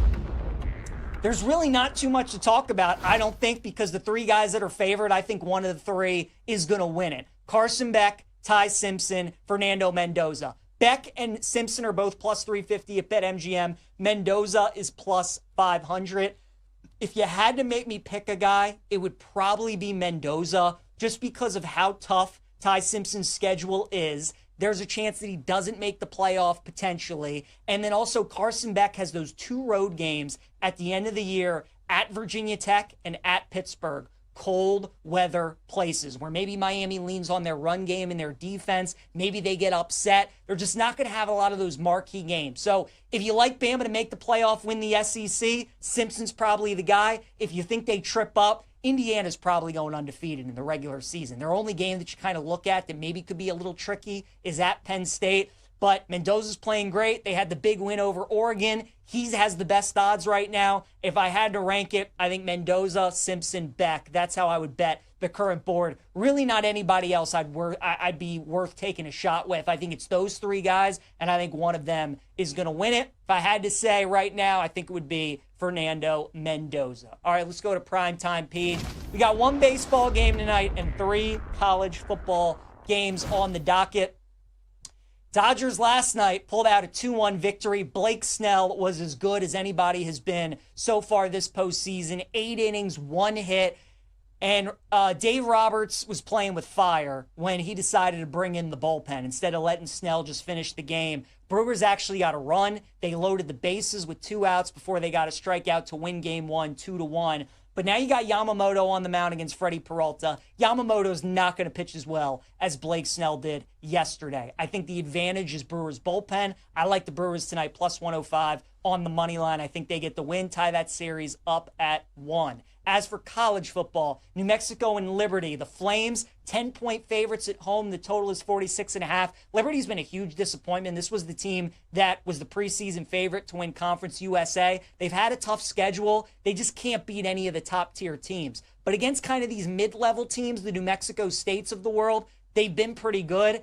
I think Liberty wins. 10 is about the right number. So, you know, Liberty, put them in moneyline parlays, those kind of things. Maybe get some added boost on other games. I think they win. Wouldn't lay the spread with them. South Alabama, Arkansas State, interesting game. South Alabama, 7.5-point favorite. If you follow college football, you might know the coaches of both of these teams. Butch Jones, the former coach of Tennessee, is with Arkansas State. Major Applewhite is the head coach of South Alabama, and both of these teams have really been struggling. The Jags have lost 4 of their last 5. Have lost 5 in a row. Arkansas State has lost 4 of their last 5. When you have 2 teams like that are really struggling and you get a spread north of a touchdown, I'll always take the dog. Give me Arkansas State. And then finally, Western Kentucky and FIU. Super stinky line. Western Kentucky, one of the best teams in Conference USA. They're at home.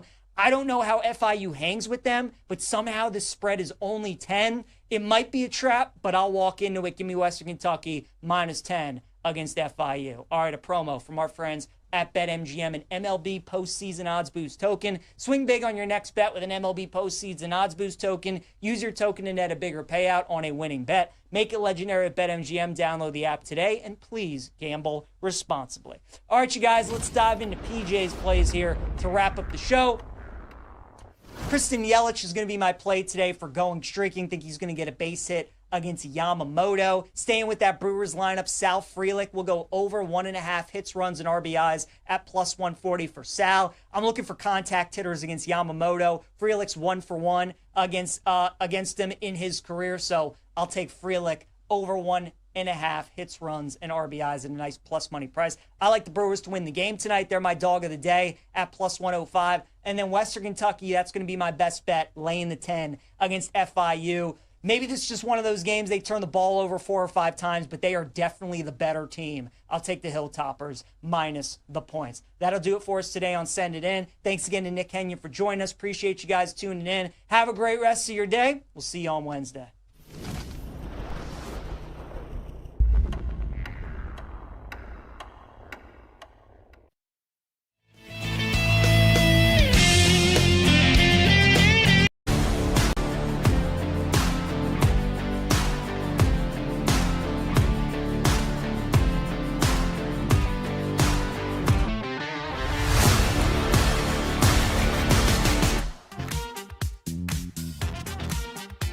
Welcome back to Bet Sweats with Joe Ostrowski and Sam Paniotovich on the BetMGM Network. Joe SMP with you on a Tuesday morning. Our buddy Will Brinson drops by every Tuesday, 11 a.m. Eastern. Happy to have him. CBSSports.com. Follow him on social media by his name at Will Brinson. Will, did you go to South Bend this weekend? No. I went back in 2017 when NC State had a much better team. It's an awesome experience. Like, Notre Dame fans are really nice. They're like, yeah, great to have you. Glad you're here. We're going to pummel you with like 7 touchdowns. They had, the team, we had a really good team that year, but they had Quentin Nelson and Mike McGlinchey on the offensive line, and they just ran through us. But it was cool, drinking illegally spiked coffee while Jesus stares at you. I was just thinking during the break, the 3 of us need Vegas again, ASAP. We need it. Yeah. Oh, man. It's been a while. Been way too long. Couldn't agree more. Yeah. I'll tell you who else needs Vegas. This is a nice little segue for you. The Kansas City Chiefs need Vegas. They need Vegas coming to town because they, I think that line gets to 14, by the way. Would you lay it? I would lay it now at the 11.5 because it's already up to 12 in a lot of spots. Yeah. I think you saw the Chiefs. So they get to 3-3. They beat the Lions on Sunday night. I know I said I think I loved the Lions early last week. I eventually came back around and took the Chiefs in circa million just like because it was insane leverage because most people were on the Lions. That worked out, and Kansas City's defense is playing really well. They get Rashee Rice back, and Mahomes. You saw in that interview after the game. They're not like, oh, we're happy to be 3-3. Chris Collinsworth referenced how a lot of people in the Chiefs organization say they feel better about their team 6 weeks in this year than they did last year when they were winning every game, by the skin of their teeth. This team to me looks like a possible just truck stick situation against the Raiders because the Raiders beat up Tennessee. Tennessee's a terrible team. They get the coach fired. Now you go to Kansas City, and Kansas City, after this slow start, they really don't have any bad losses. Suddenly, you look at them and you're like, all right, you're 1 game back in the division. You are getting your best receiver back. You've had these other guys kind of step up and fill in, like a Tyquan Thornton, Juju Smith-Schuster. Just guys that you just shouldn't be on a championship caliber starting roster, and I just think they're primed to lay the absolute wood on the Raiders. Let's talk about the best in the NFL because I think that's a decent transition where we are with the Chiefs because they are right there. As far as Super Bowl odds, at most books, they're either co-favorites with the Bills or they're just a hair behind them. So the Bills go into the bye after a bad loss last night on the road. Bills are still, let's call them the favorite, and then the Chiefs right there as the second favorite. And then you look at the rest of the top 5. Okay, Packers won, fine. They kind of walk through a game after a bye week, unimpressive against the Bengals, even though they won comfortably, if that makes any sense. The Lions lose, questions about the defense after the performance against the Chiefs, and then the Eagles are still in the top 5, even though they look awful right now. which teams are let's say borderline great besides the Chiefs? Well, all right. So we were having this conversation last night on a text thread with myself, our pal Nick Costos, Pete Briscoe, Jamie Eisenberg. It's like, who's good? Like, I mean, I don't know. Like the Chiefs, Patrick Mahomes is rightfully, even though I think Baker Mayfield would be the MVP if we voted today, Patrick Mahomes is rightfully the favorite to win MVP now because the Chiefs are starting to trend in the right direction. Mahomes is starting to play at an extremely high level. And, it feels like their offense might take off with Rashee Rice back. As for, who's good? I mean, I still think the Rams are a good football team. I know they lost to a completely depleted Niners team, however long ago. And they didn't, blow out the Ravens, but they didn't really need to. That's kind of their style. I think the Colts are good.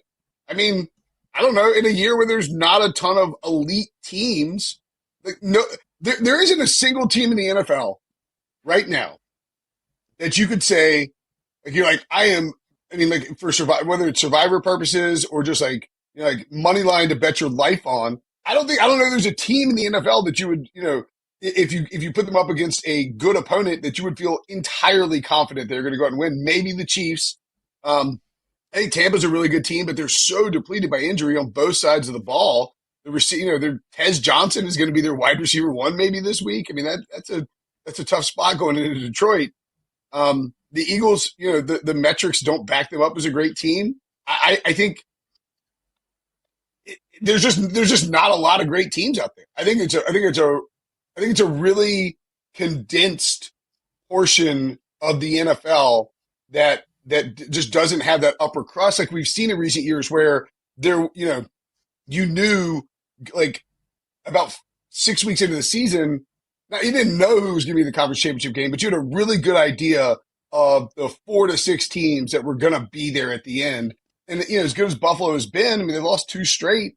And, to teams in the Falcons and the Patriots that I think the Patriots are a good team, by the way. And, I mean, I would alt their overs, team total overs this week. You got a dead cat bounce. Oh, yeah. Game. Vrabel. Yeah. You got a dead cat bounce game for the Titans. Yeah. But I mean, Mike Vrabel would love to put 50 on the Titans. Now, I don't think he'll do it at the risk of injuring his guys if the Titans just score 3 points. But I don't think he's going to stop scoring until it's way, way, way out of hand. Yeah, I had a buddy who was telling me for weeks, Vrabel is going to light them up. And I think he said, stomp a hole in their head, Joe, was the quote that we talked about yesterday. But then I texted him as the news was coming out about Callahan, and he's like, abort mission. I don't know why he said that, but he feels like with Callahan out of the way, it's not as personal. I don't know. We'll see, I guess. No, I still think it's very personal with ownership. I think that's the key there. It's personal with ownership for Vrabel. It's not like Brian Callahan orchestrated some, outside job to take out Mike Vrabel, right? I mean, Brian Callahan just came in and got handed the gig and was just way in over his head. Now, I think if you had an Antonio Pierce or, some sort of hype man type interim coach, I would be a little worried about laying the 7 with the Patriots. I think they're going with Mike McCoy, who is not a hype guy. He's been a head coach with the Chargers. Pretty underwhelming, has done some good work with quarterbacks in the past. I think it'll be an improvement from the game day management perspective for the Titans. I'm just not sure they can do a whole lot against, this Patriots team that's great against the run. The Titans offensive line has been really bad. Brian Callahan leaving the team was no brainer because they fired his son, but I don't think him leaving is going to help the offensive line. The Patriots should get after Cam Ward, just create some turnovers. And I don't think the Titans will slow down the Patriots at all. Vrabel is going to want to hang 50 on this Titans team. And if he can do it, he will without compromising the safety of the players. And I think those players are going to be motivated to do it for him. They're going to rally. By the way, this is now, it's not back to back. But so Drake made a revenge game against the Panthers. Yeah. No, I just mean revenge games. Drake May against the Panthers. He pulled out the Cam Newton celebration because he stopped being a Panthers fan when they cut Cam Newton. Then you get the Stephon Diggs revenge game. No real revenge against the Saints, but now you get the Mike Vrabel revenge game. I think like Stephon Diggs, in the same way that Vrabel knew that Diggs wanted revenge against the Bills, I think that Diggs knows that Vrabel wants revenge against the Titans, and he will help him get that. Yep, for sure. With Will Brinson, CBS Sports, right here on Bet Sweats, BetMGM Network. All right, Sunday Night Football. Atlanta, San Francisco. Atlanta looked good last night at home. They surprise, but the number was dropping down. It was down to 3.5 at some spots. They still win, pull off the upset over the Bills. Short week for them. Now they go to San Francisco. But now the Niners don't have Fred Warner. Now they lose this guy after losing Bosa and all the players on offense. Niners are laying 3. We don't know the quarterback, but they're still laying 3. What do you think? Yeah, I would be inclined to back San Francisco here. I don't think you need to rush to the window and do it.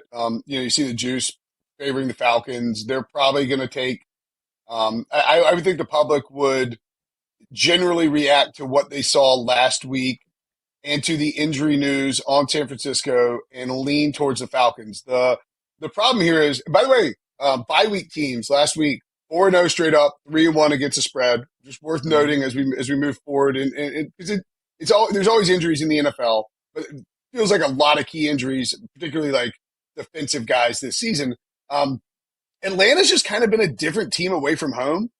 And, we do have a situation. I mean, I don't think it's a Kyle Shanahan per se, but like Kyle Shanahan has done an incredible job scheming up his team in spots where, they might not have been in the best position to win. So I will take Kyle Shanahan. It sounds like George Kittle's supposed to practice. George Kittle matters a lot to that offense. Like he's a guy who is, not the best blocker, but he's the best blocking pass catcher. And when they do that play action stuff, he's able to fake like he's blocking, roll out. I mean, it's just part of that Kyle Shanahan scheme. He's kind of the fulcrum of that offense, in my opinion. So if you get Kittle back, I think that's a big deal. The Fred Warner thing is massive, of course. But I would be inclined to lay the 3. The total is kind of interesting. That's pretty high. I think that speaks to the Warner stuff, and maybe they're expecting Penix to keep playing well. He just hasn't been the same quarterback away from home, and that worries me a little. We do this segment every Friday called Where's the Room? And we basically showcase who the public is on, college and pro. Paul is banging the table for Monday night. He knows it. I think I agree with him. The public's going to pound Tampa at Detroit, catching 5.5, right? Probably, yeah. Which is crazy because the Lions are like such a popular public team. But I was talking with my guys that we do the Circa Millions with 4-1 last week. No big deal. And the Lions, like Baker, we didn't want to back the Bucs just laying 3 because it feels like the spots you want to take Baker in are catching more than like if you're backing Baker catching more than a field goal, you just feel really good about him finding a way to get down the field and have a look to win late or to cut it to 3. So. Yeah, I think the public will want to back Baker. The issue is who's he throwing to? Because if Emeka Ibuka is out with a hamstring injury, and we don't know his status for this game yet. I mean, if Mike Evans is out and Chris Godwin's out, we don't know their statuses either. Like, I mean, who is he? He's throwing to Tez Johnson. And as banged up as the Lions secondary is, I mean, you see the total 52.5. People expect, Vegas expects the Buccaneers to score and expects the Lions to score. I think it's a shootout. And I mean, gun to head right now, if it's a shootout, if it's going to be that of a high scoring of a game, and you think that both teams are pretty vulnerable to the pass, if you give me Baker back any of his weapons, I'm probably, eyeing the Bucs as well. But this is a game where the Lions could get a lead and really just force Baker to be one-dimensional. I think that's pretty problematic for the Buccaneers. Role reversal, if I can speak. We liked Carolina at home, getting points against Dallas. They pull off the upset. Yep. Now you go on the road, and now you're laying points at the Jets. What do you think? Yeah. I mean, look, if you look at the Panthers, this is one of the toughest games of the week because I think the Panthers I thought they were going to be the trendy dog, right?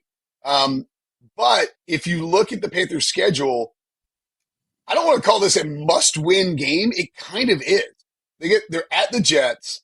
Then they get the Bills off a bye at home in week 8, at the Packers in week 9, and then 2 divisional games, Saints and Falcons. Falcons on the road, which is a tough spot, and they already beat them once, before they get the Niners and the Rams. So, like, you kind of have to go win this game if you want to be in that NFC South and NFC, wild card mix at all. And at 3-3, they're just in the mix, even if we don't think they're necessarily that good a team.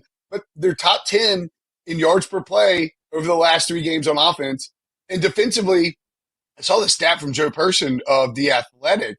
They are, I'm just bringing it up so I make sure I get it right. The 50 rushing yards are the second fewest allowed in a 2-game stretch in the Panthers' 31-year history, trailing only the 45 they gave up to Washington and Dallas during the 2015 season. So you have Derek Brown playing awesome football in the interior. They're getting a little healthier on defense. They're stopping the run. And now they get a team that had negative 10 passing yards last week and is likely without their best receiver in Garrett Wilson. So it's like, if J.C. Horn can lock down Josh Reynolds, you just spy Justin Fields. How are the Jets scoring against the Panthers? And the Jets defense is awful. So I think the line movement is correct. I wouldn't want to lay 3 with the Panthers, but I'd probably be inclined to back the Panthers as a short favorite, even though it goes against everything, you should possibly want to do as an NFL bettor, which is take a crummy Panthers team with Bryce Young, who hadn't played that well, on the road laying points. 9 sacks, 9 completions for Justin Fields. I think that's pretty bad. I mean, man, they stink on offense. Yeah, awful. Well, Brinson, thank you so much, man. We'll talk next Tuesday, all right? All right, guys. See you next week. First look at Survivor for the upcoming week and Penn State's next head coach. We've got the odds. BetMGM Network.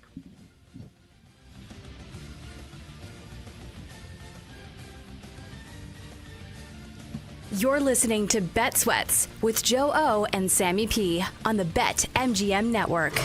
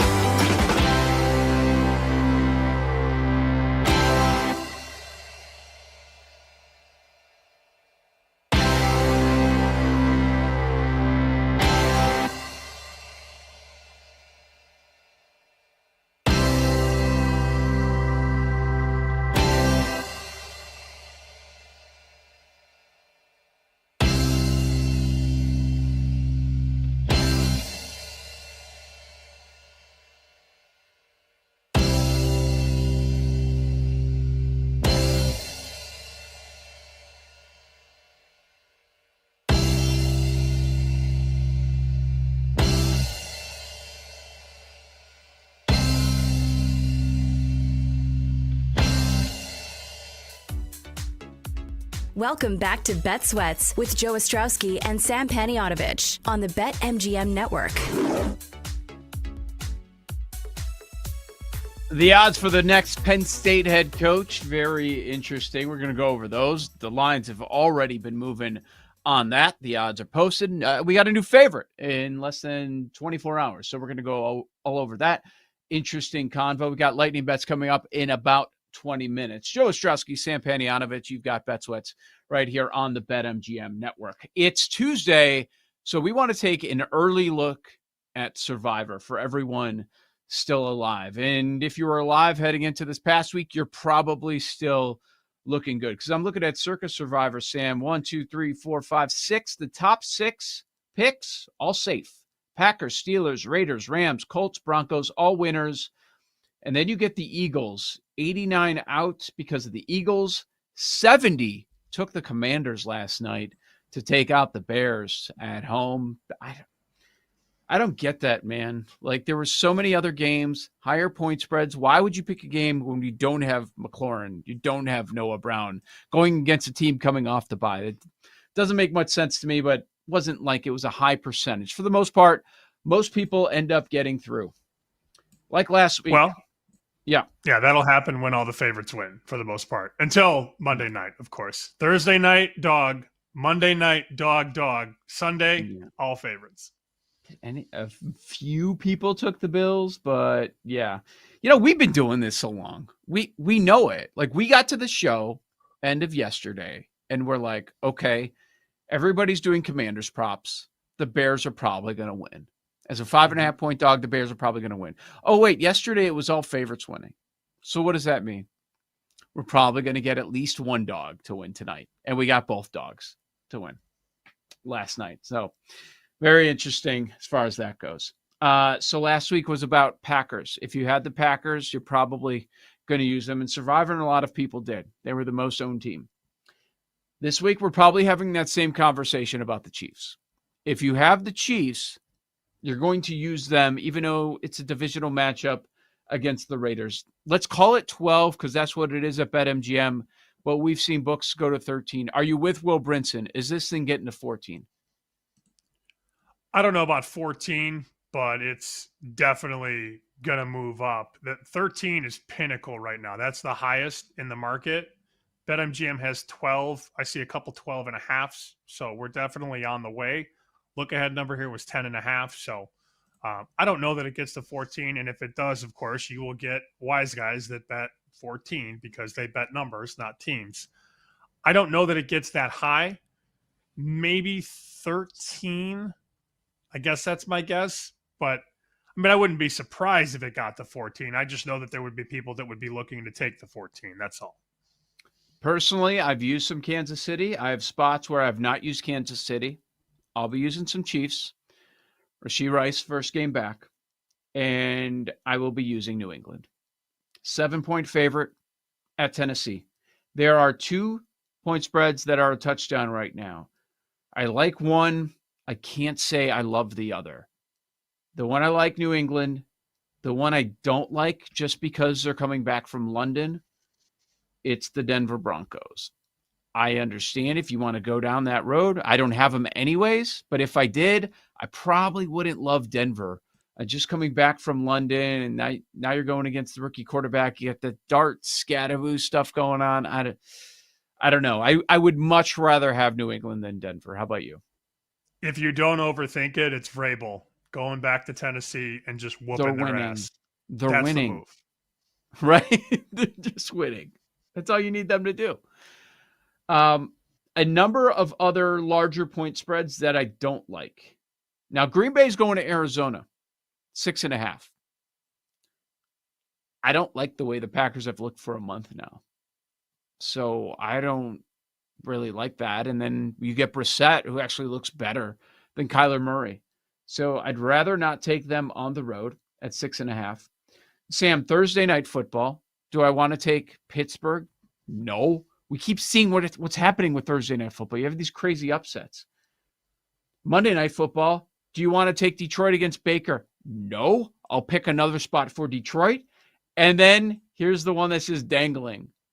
The Bears are a 5.5-point favorite. They're a 5.5-point dog last night. Right now, they're a 5.5-point favorite, hosting the New Orleans Saints. No chance. What do you think? No chance? None? I'm not taking them. How many times have we lived this? The Bears go on the road, have a big surprise. Now they come home. They're a heavy favorite, and what happens? I'm not taking them. I don't think they're going to lose, though. Okay. It's going to be a field goal game. It's going to come down to You have a Bears hoodie on, and you're saying they're not going to beat the Saints?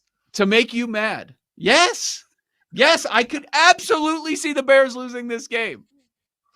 Paul, am I wrong? Spencer Rattler rolling into Chicago with his braces? Multiple things. Joe, you're dead right. I said this yesterday. And two, Sam, self-admittedly terrible at Survivor. He's like, nah, the Bears aren't losing this game. Just a couple things to put out there.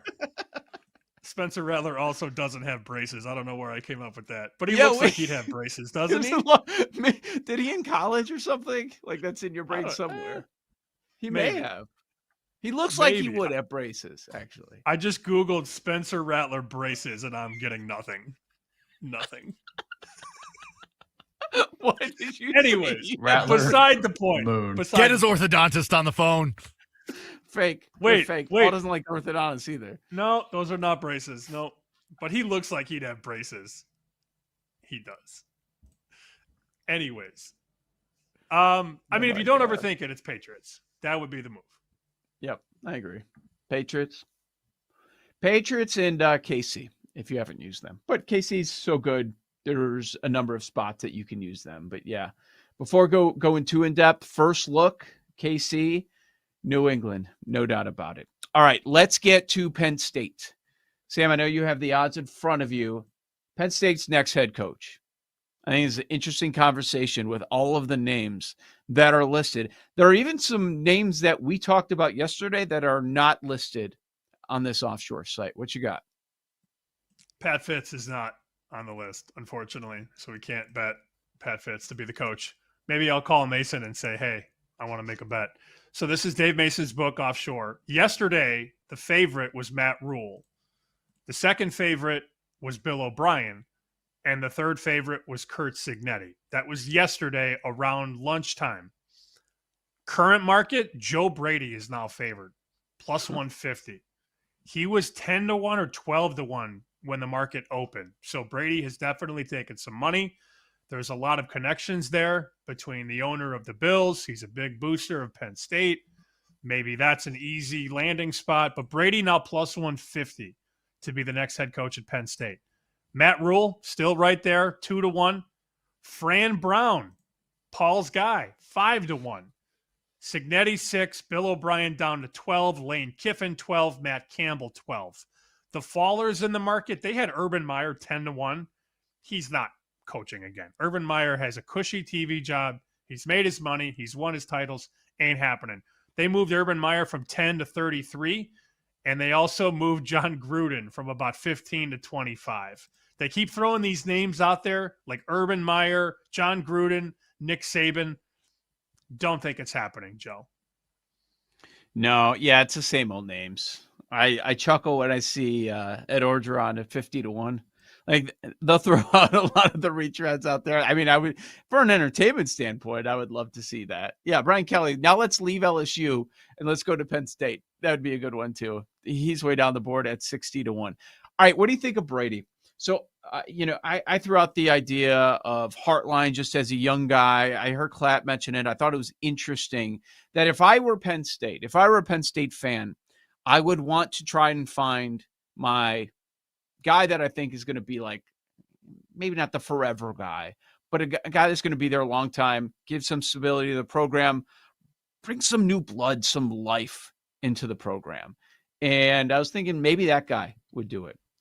Joe Brady's 36 years old, and he bounced around early on in the NFL. Like he was first viewed as the next guy, an offensive genius. Then he went through his troubles, and then he landed in Buffalo. Then he ends up taking that job over when they fired Dorsey as the OC. and he's been phenomenal there. I don't remember hearing his name much as far as NFL head coach. Maybe this is something that Brady would prefer. The next step for him would be college head coach instead of NFL head coach.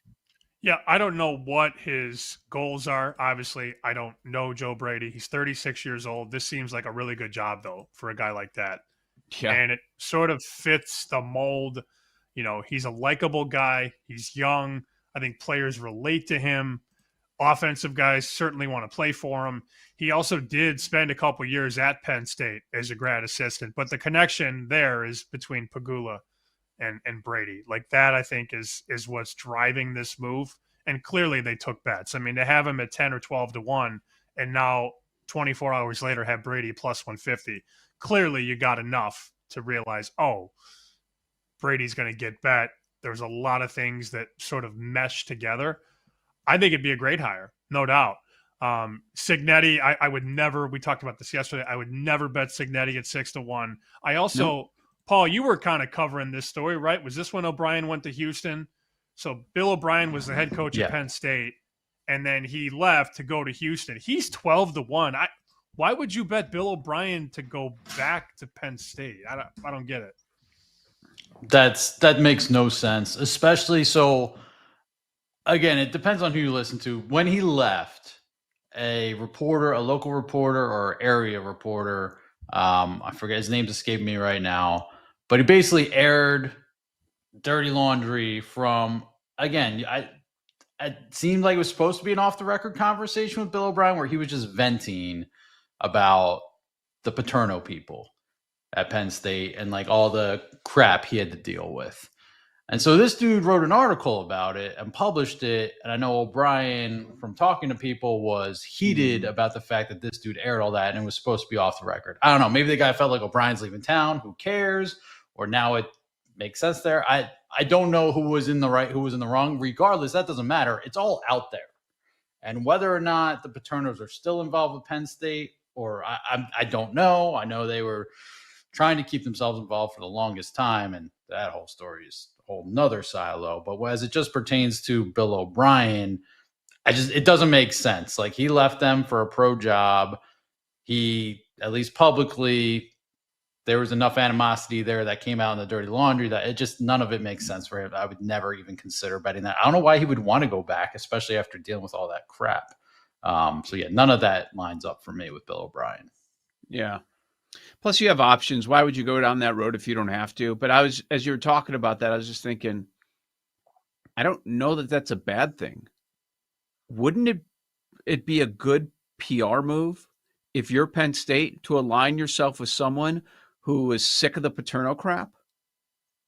Isn't it any association is bad? Like, it's been 10 years. Like, and again, anything putting that name next to the university again, and it always will be. And he's not a number one. He's not like a top guy you want anyways, right? No, like, there are a lot of other exciting names. Yeah, and if you can't succeed, I don't know. At BC, I guess there's two, like, you're not really able to recruit at BC to keep up with the big boys. But, like, did he have that much success at Penn State? He was fine. Like, no. If you're firing James Franklin because he can't win a national title, I don't know that Bill O'Brien's winning a national title. Correct. I think that's perfectly said. Perfectly said. My guy Chesney is still 66 to 1, by the way, at this book. I, again, don't think it's going to happen, but that's the next guy. My prediction, like, wherever he goes, he's going to hit. I'm not saying it's going to be Penn State, but that's going to be the next coach that leaves a mid-major. He's at James Madison. I think he's going to be a great hire whenever it happens, wherever it happens. Mason also has this up, Joe. Odds on where James Franklin will coach next. Saw that. Arkansas favored 3 to 1. Vanderbilt, who says you can't go home? 4 to 1. Come on, get out of here. No chance. Vanderbilt 4 to 1. Virginia Tech 450. Nebraska 5. UCLA 7. Florida 9. Imagine if Rule goes to Penn State and Franklin goes to Nebraska. Hey, what about North Carolina 20? North Carolina at 20. You know what this reminded me of is, I know we're only talking about Penn State, and most people are. Woo, this hiring cycle is going to be interesting. There's a lot of jobs open right now. So how many jobs are going to be open once we get to the end of the year? Arkansas, Vandy, Va Tech, UCLA, Florida. Oh, man, there are a lot of spots. Okie State. Good jobs out there. The ones that jumped with Franklin in particular was like Va Tech, but is that too much of a step down for him? Is UCLA really going to hire the guy they put in a coffin and vice versa? Okie State? Maybe it's too far of a step down. Dude, Wisconsin is so pissed up there. They might give him the bag. They might come on in. Yeah. Yeah, I don't think that's a bad job for him either. Go to the other mega conference.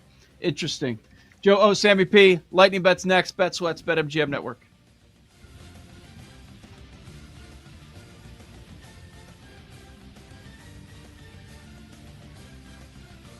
You're listening to Bet Sweats with Joe O and Sammy P on the BetMGM Network.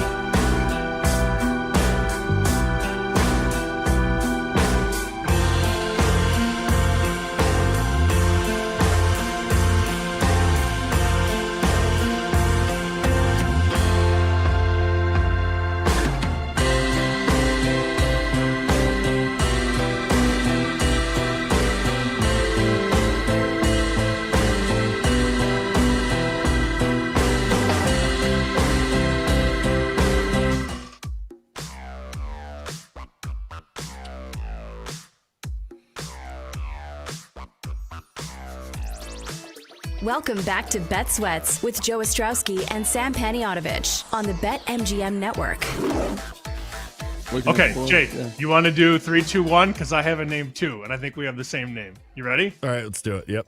3, 2, 1. Randy. Polanco. Naylor. Oh. You guys all went different, you idiot.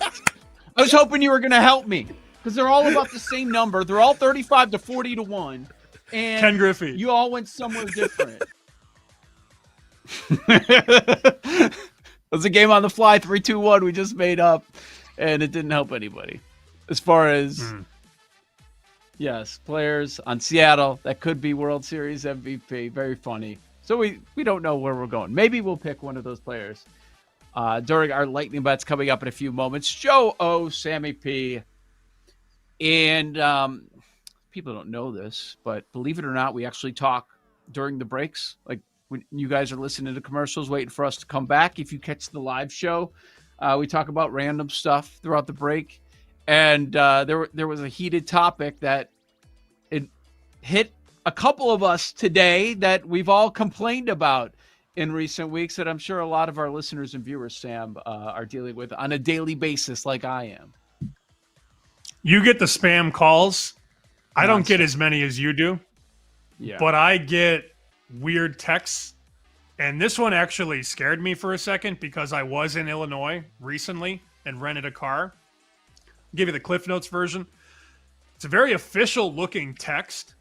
And if you just look at the text and not the number, you could be kind of shook by it.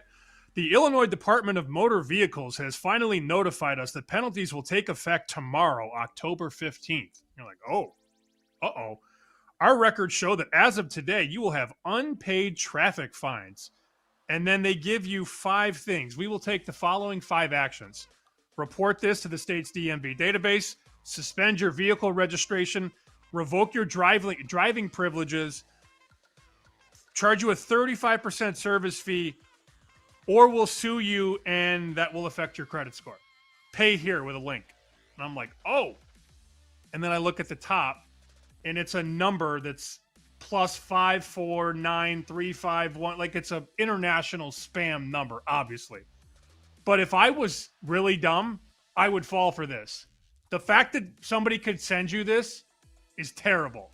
And Jake got the same text today. So, yeah, I'm responding right now. Things I can't say on the show. But this is scary, man. It is. Like I've seen stuff on the news about like the worst thing to do is to answer these calls because then they get your voice. And then they can do pretty much anything with it. So I never answer, but it is nonstop, man. I just got one a little in our last segment. Potential spam. If you look under my recent calls, potential spam, potential spam, potential spam, potential spam. And the thing is that really annoys me is every single call, I'll take it, block and report junk. It does nothing because then another minute later, I'll get a call with one number different. It's so damn annoying. It's to the point where I have to have my phone on silence all day because I just don't want to deal with that and the notifications and the rings with some random ass number. A lot of it is local numbers, though, like the 312 numbers. That's one of the Chicago area codes, as you know. But yeah, it's every day, all the time. I block them all, and I still get calls constantly. Do you guys get as many phone calls, or is it more texts? No, I went to some website a couple years ago and put my phone number in. It's like a spam blocker list. So did I. I don't get that. Maybe one a day, maybe. You get multiple per day, though, huh? Multiple. Different numbers. Yeah. That stinks. It's annoying. I went to the Illinois Tollway website, for those that are still wondering about the story. At the top of the Illinois Tollway website, beware, text message phishing scam claiming recipients owe money for tolls. These are not legitimate messages from the Illinois Tollway. So clearly, all over it, Illinois Tollway. Yeah, they're getting a lot of complaints there, I'm sure. So, yeah, I'm sure people know other lists you can go on where it would pop up. It doesn't ring for those, but it's annoying when you see that you have missed calls and messages. And it's just annoying God, because nobody calls anybody for the most part nowadays, except for spam. They call all day, every day. Don't answer those numbers. Lightning bets. Oh, well, you know what? We might as well do. Should we do Where's the Room, Paul? Because we do have a CS game tonight. I do see it. Sure. I have the info if you need it. All right, yeah. What do you got? All right. We don't even need the intro. I'll just. Where's the room? Number 5, Jake Bowers over a half a hit, plus 110. 4, Yamamoto over strikeouts, over 6.5 of them, minus 135. Okay. Number 3, Yamamoto over pitcher outs, minus 145. Number 2, Ohtani homer at plus 250. Yippee. Number 1, Freddie Peralta over 14.5 pitcher outs at minus 154. Thank you, Mid-Major Matt. So we've got Peralta outs. We've got Yamamoto outs. Yamamoto Ks, all at ridiculous juice numbers. Did we learn anything? It's not the only reason I want to mention did we learn anything like last night with the Commanders? Like we wanted to stay away, but it seems to be pretty split. You got a few Dodgers. You've got a couple of Brewers, but they're in on the pitchers, which makes me wonder, do we bet the over? Last night, you only get 3 runs. People are probably going to look at the under. Is there going to be scoring tonight? I could do the over for sure. I was thinking, honestly, for lightning bets, I don't love a ton today, and I'm sorry, I'm not going to give you any hockey bets or preseason NBA bets, although Jeff Sherman did text me last night to bet the Lakers -2. And I didn't do it, and now it's 7.5. So good job by me. Follow up on that tip. Moved 5 points. Did nothing with it. Yay. I was thinking it would be interesting after we talked about which Dodger is going to win the World Series MVP. Like, of course, the Dodgers will lose tonight. You know, like we're already moving them to the World Series and picking the guys to win the MVP. I was thinking about going Brewers just because it would be funny, but I could be convinced to do the over, too. Guide me, Joe. Guide me. I need your guidance. Freddie. Brewers? Let's go over. I could do Brewers. I think the over. The Brewers could have easily won last night. I know we're running with it. Like, look at the Dodgers, odds-on favorite. Look at 1-0 series. It's over. It's so stupid. It's really dumb when you think about it. Yeah. I just want to do a show bet. I just want to make bets with my friends. What are we betting? I'm doing over. Okay. Over 7.5. Over 7.5. I wish we got the 7. Some of the sharper books have a juice 7 if you want that. But over 7.5. I think it's a good play. Okay. Done. We'll get some runs. That's my lightning bet. Is that what you're going to do for Beat the Books? Let's ruin it. Yep. I'm going to ship it. I'm going to ship it like I love it. And they'll never know the difference. Good. I don't have any hockey bets either. Oh, Paul, too bad. Paul, do you have anything? Jake's got 8 baseball bets. Don't worry, he'll fill. I can't wait. I'm gonna follow up on our 3-2-1. I'm gonna put in Josh Naylor at 40. He's a tough out. He's obviously gotten hot recently from the end of the Tigers series into this season. He's got the pop. He's got the power. He can go oppo. He's in the RBI spot. So and he's just kind of looks like a dude you'd see on a Harley. Just a dude. And he's just like he's not messing around. But no, if the Mariners make a run, I've got Dodgers hooked with too many things. Got Teoscar, so I'll grab Naylor at a 40. I'm Sam Panayonovich. Help you beat the books on the BetMGM network. Naylor, World Series MVP. He looks like a guy that rides a Harley. 40-1. Vroom, vroom. Maybe I'll He's do got it. a deep. He goes full deep V. He's like, you don't want that. He kind of looks like Hato. He kind of has the Hato thing going on from Rookie of the Year. You don't want that dude. I'll put the game on the line if you're facing. You don't want to face that dude with the game on the line. I love Paulie narratives. Paulie narratives kills me every time. Parlay Paul's my favorite Paul, to be honest with you. Dude, Josh Naylor, earring guy too, as Paul Aspen famously was at one time too. So, I heard there's a show that does a segment with something named Parlay Pete on the network. Nobody knows what I'm talking about. Is that the pirate? Yeah. He's a pirate. I don't know what kind of pirate. BetMGM account holders will receive an Any Sport Parlay Boost token. Score a bigger payout if your wager with the Parlay Boost token hits. Tokens can be used on parlays and SGPs. Jake Hassan, I heard you have 10 bets for tonight on this one game. What do you have? I don't know about 10. 10 scam texts more like, but I'll go in on the over too. Peralta's been just okay this postseason, and Yamamoto's seen the Brewers once and they smoked him. So I'm in on that show bet for sure.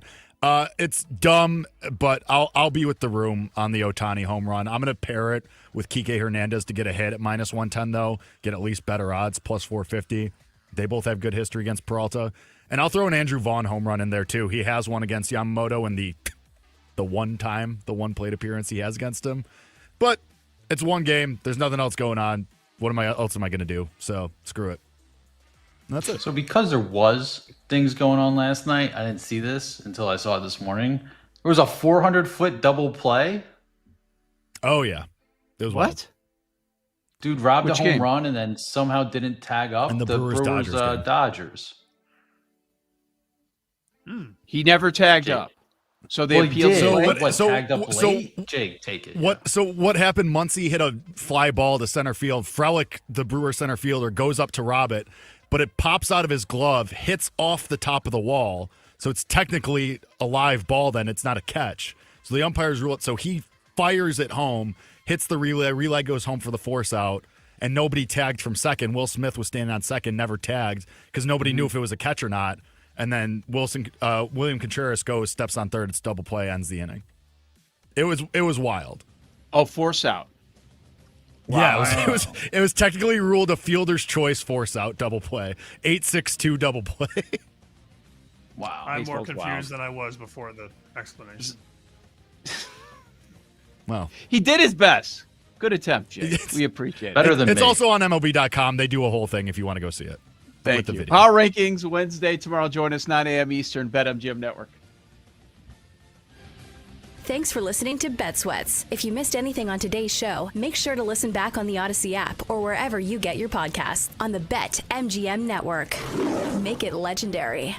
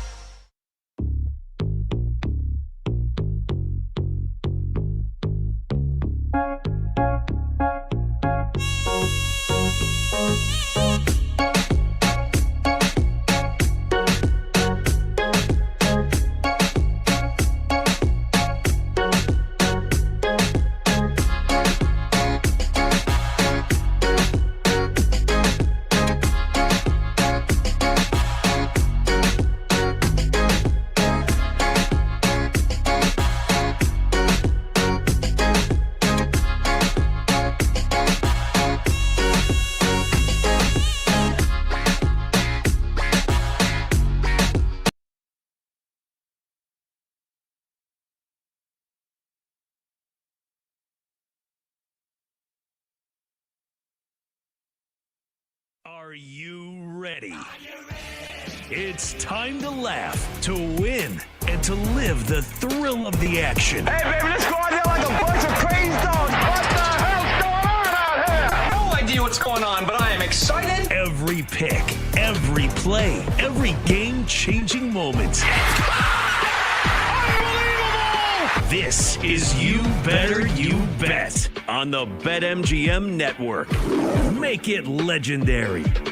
It's a great day to be alive, and it's a great day to be a better. Welcome to another edition of You Better You Bet, presented by BetMGM, right here on the BetMGM Network. I'm Femi Abebefe, hanging out with you guys over the next 4 hours, where you can find us across a multitude of platforms. Make sure to watch us live 24/7 on the BetMGM Network and directly on the free Odyssey app. You can also check us out on Twitch at BetMGM Network and on YouTube at the BetMGM Network. You can watch us on Roku, Fubo TV, Samsung TV Plus, and more. And if you'd like to listen to us, you can go ahead and do so at Sirius Channel 160 and Sirius XM 205. And throughout these 4 hours, make sure you hit us up on social media. You can find me on Twitter at Femi Abebefe. You can find me on Instagram, Femi_Abebefe. Check out the show on Twitter at You Better You Bet and the entire network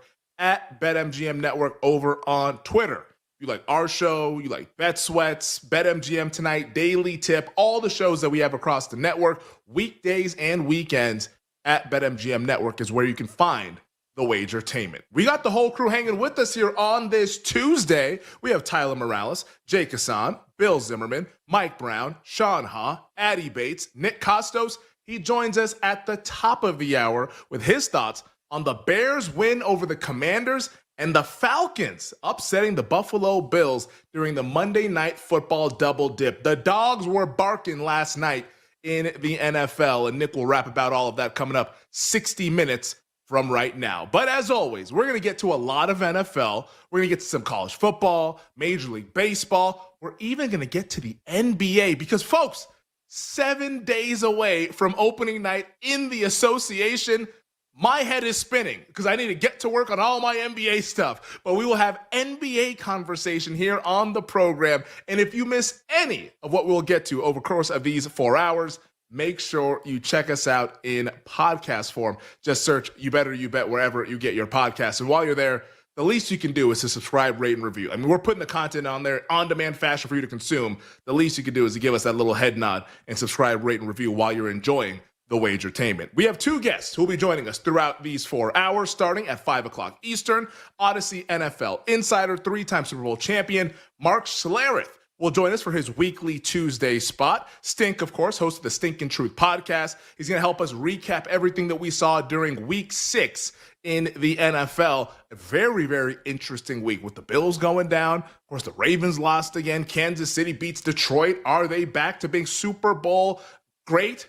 We'll discuss that with Stink coming up at 5 o'clock Eastern time. And then at 6:20 Eastern time during the Power Hour, betting analyst for NBC Sports Bet, the great Drew Dinsick, the Whale Capper, will be checking in with us. Of course, Whale does an awesome job on the Deep Dive podcast, and he will give us his best bets, early looks at the Week 7 board in the NFL. Lines are moving this morning. I got some bets that I'm interested in. Curious to see what Whale thinks for the upcoming weekend that gets underway Thursday with the Steelers at the Cincinnati Bengals. But let's talk about what we saw last night with the Monday Night Football double dip. And I want to focus in on the game in our nation's capital, the Bears over the Washington Commanders, 25-24, Chicago getting it done as time expired.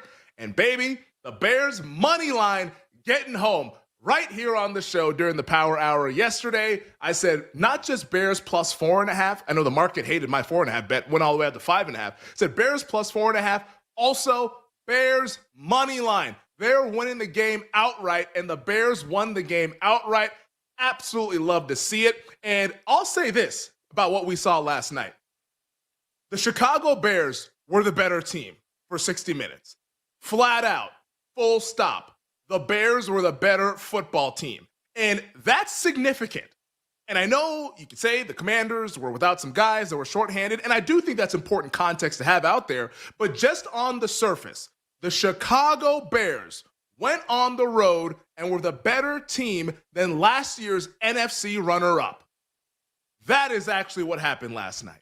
The Commanders, they were better than every other NFC team than the Eagles at the end last year, and the Bears went into their building and were the better team for 60 minutes. And the box score will tell you the story. Like, your eyes will tell you the story if you watched the game closely last night, but the box score reflects the same thing. The Bears outgained the Commanders 381 to 329. Chicago 6.5 yards per play. Washington 5.5 yards per play. And I really love this fact because this just goes to show you that the Bears actually should have won this game by more than just the skin of their teeth with a last-second field goal as time expired. The Bears, with their offensive drives, they had 10 possessions last night. 8 of those possessions, they drove into Commanders territory. They were moving the football all night long on this Dan Quinn Washington Commanders defense. And last night, coming out of the bye week, you're starting to see the vision of what a Ben Johnson-led Chicago Bear team could look like. Like, you're seeing it because, yes, you did see some mistakes, and there were some times where it's like, all right, like, this is the same old, like, lack of execution, silly mistakes, illegal formation, like not getting lined up on the line of scrimmage that wiped out a touchdown, which was a little bit ticky-tack. I was like, oh, come on now. Like, are we really calling that stuff? Does that really have an impact on the play? But I guess letter of the law, it wiped out the Roma Dunze touchdown, which was a beautiful ball from Caleb Williams in the back of the end zone there. But all of that stuff aside, like, you saw a team that turned a corner last night. And this is now their 3rd straight victory, by the way. Start the year 0-2. And think about this, if you're a Bears fan or a Bears believer in terms of the win total or to make the playoffs or to win the NFC North. I mean, imagine if they just don't melt down in the second half against Minnesota week 1. I mean, like, they were talking about the 4-1 Chicago Bears at this point, rather than the 3-2 Chicago Bears. But let's get back to reality and where things stand right now, because we can't go and correct what happened opening night in early September. But I'll say this. Out of the bye week, you wanted to see improvement, and we saw improvement last night with how the Bears were playing. And if not for those silly mistakes, the lack of execution here and there, I think Chicago actually wins the game by double digits and makes an even bigger statement than what they made last night. And one of the reasons why, I mean, we saw the improvement from Caleb Williams. That's the guy that's going to be the headliner. If this thing is to take off in 2025 and beyond, it has to be with number 18 behind center, that being Caleb Williams. And when you look at the box score for Caleb, you know, not the greatest stat line.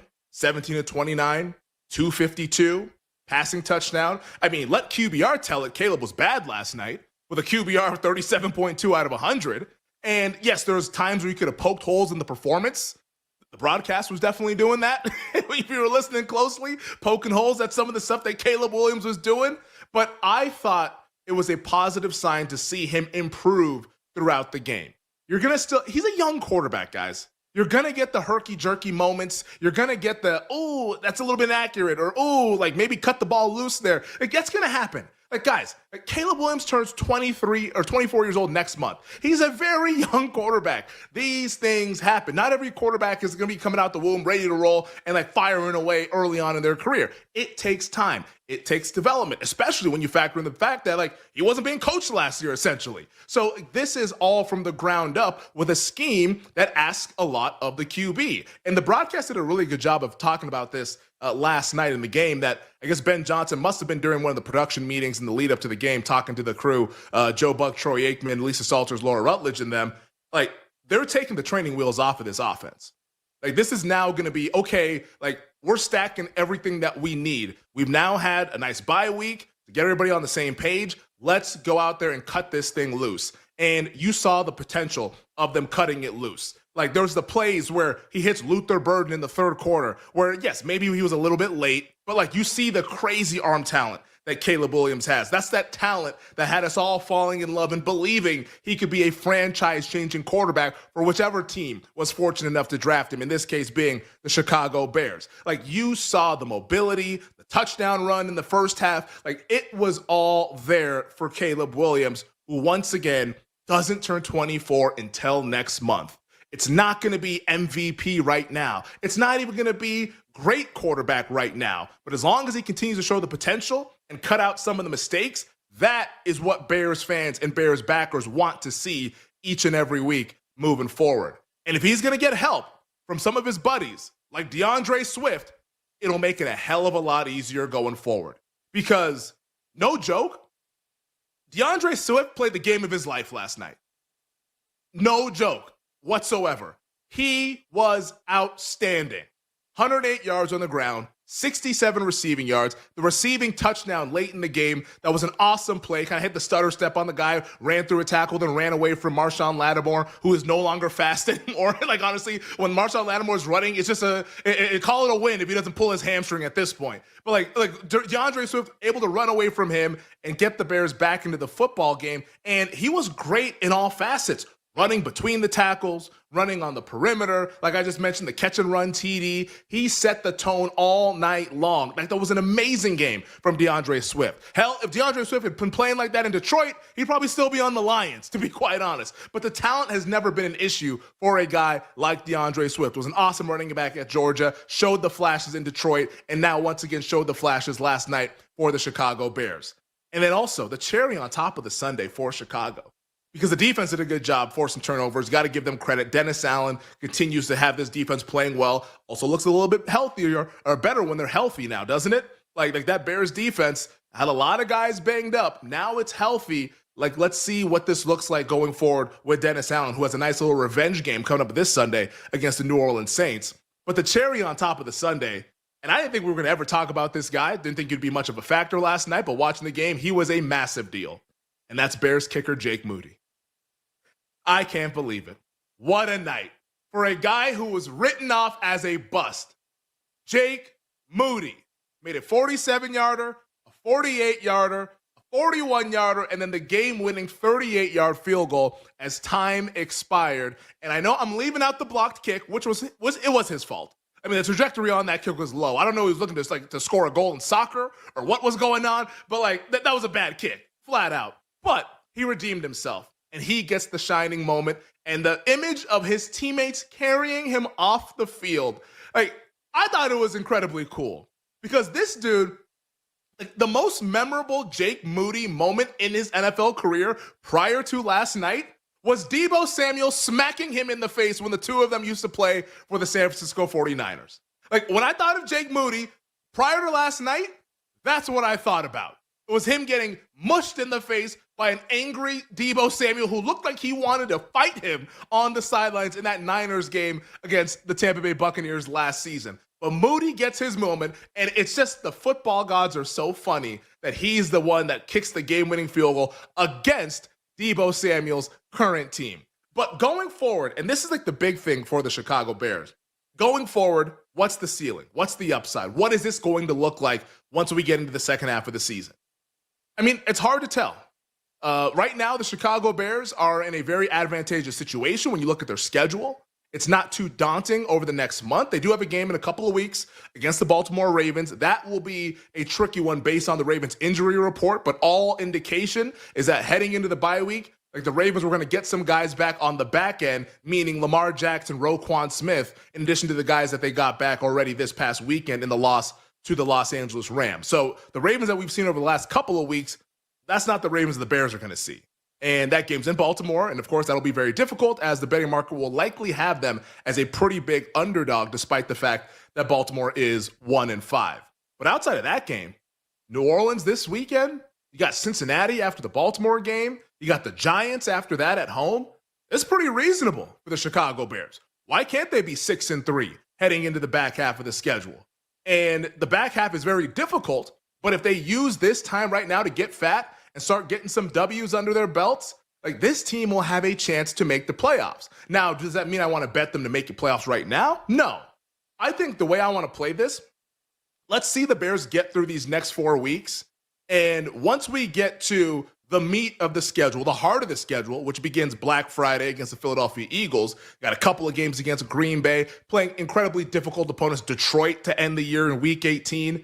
If you really feel bullish about the Chicago Bears, I suggest you do what I did last night. Bet them on the money line in some of these games because they're going to be big dogs. And you're going to have a great opportunity to be getting plus 200, plus 250, maybe even 3-1 in some of these games with the Chicago Bears against the NFC superior teams. So I think the Bears, a week-to-week deal is how you want to attack this team going forward. But last night, to put a bow on it, awesome performance by the Chicago Bears as they turned a corner coming out of the bye week, beating the NFC runner-up from last year. Now, as for those Commanders, I actually don't think there's that much of a story for Washington going forward. They were undermanned, and the turnovers did them in. And Jaden Daniels, of course, you must point out the fact that he dropped the football and was fumbling it around and tried to throw it into Krosky Merritt's arms there on that 3rd and 1, which was so pivotal, giving Chicago the ball back that set up the eventual game-winning field goal. I think they're going to be fine because Jaden Daniels is still that guy. And they're going to get McLaurin back. They're going to get Noah Brown back. And when that happens, that offense is going to start to take off and be looking like what we saw last year in the back half of the season that had them make that deep playoff run. All right, on the other side, we will get to the top stories and recap what we saw down in Atlanta with the Falcons beating the Bills on Monday Night Football. We'll be right back with You Better You Bet on the BetMGM Network. Make it legendary.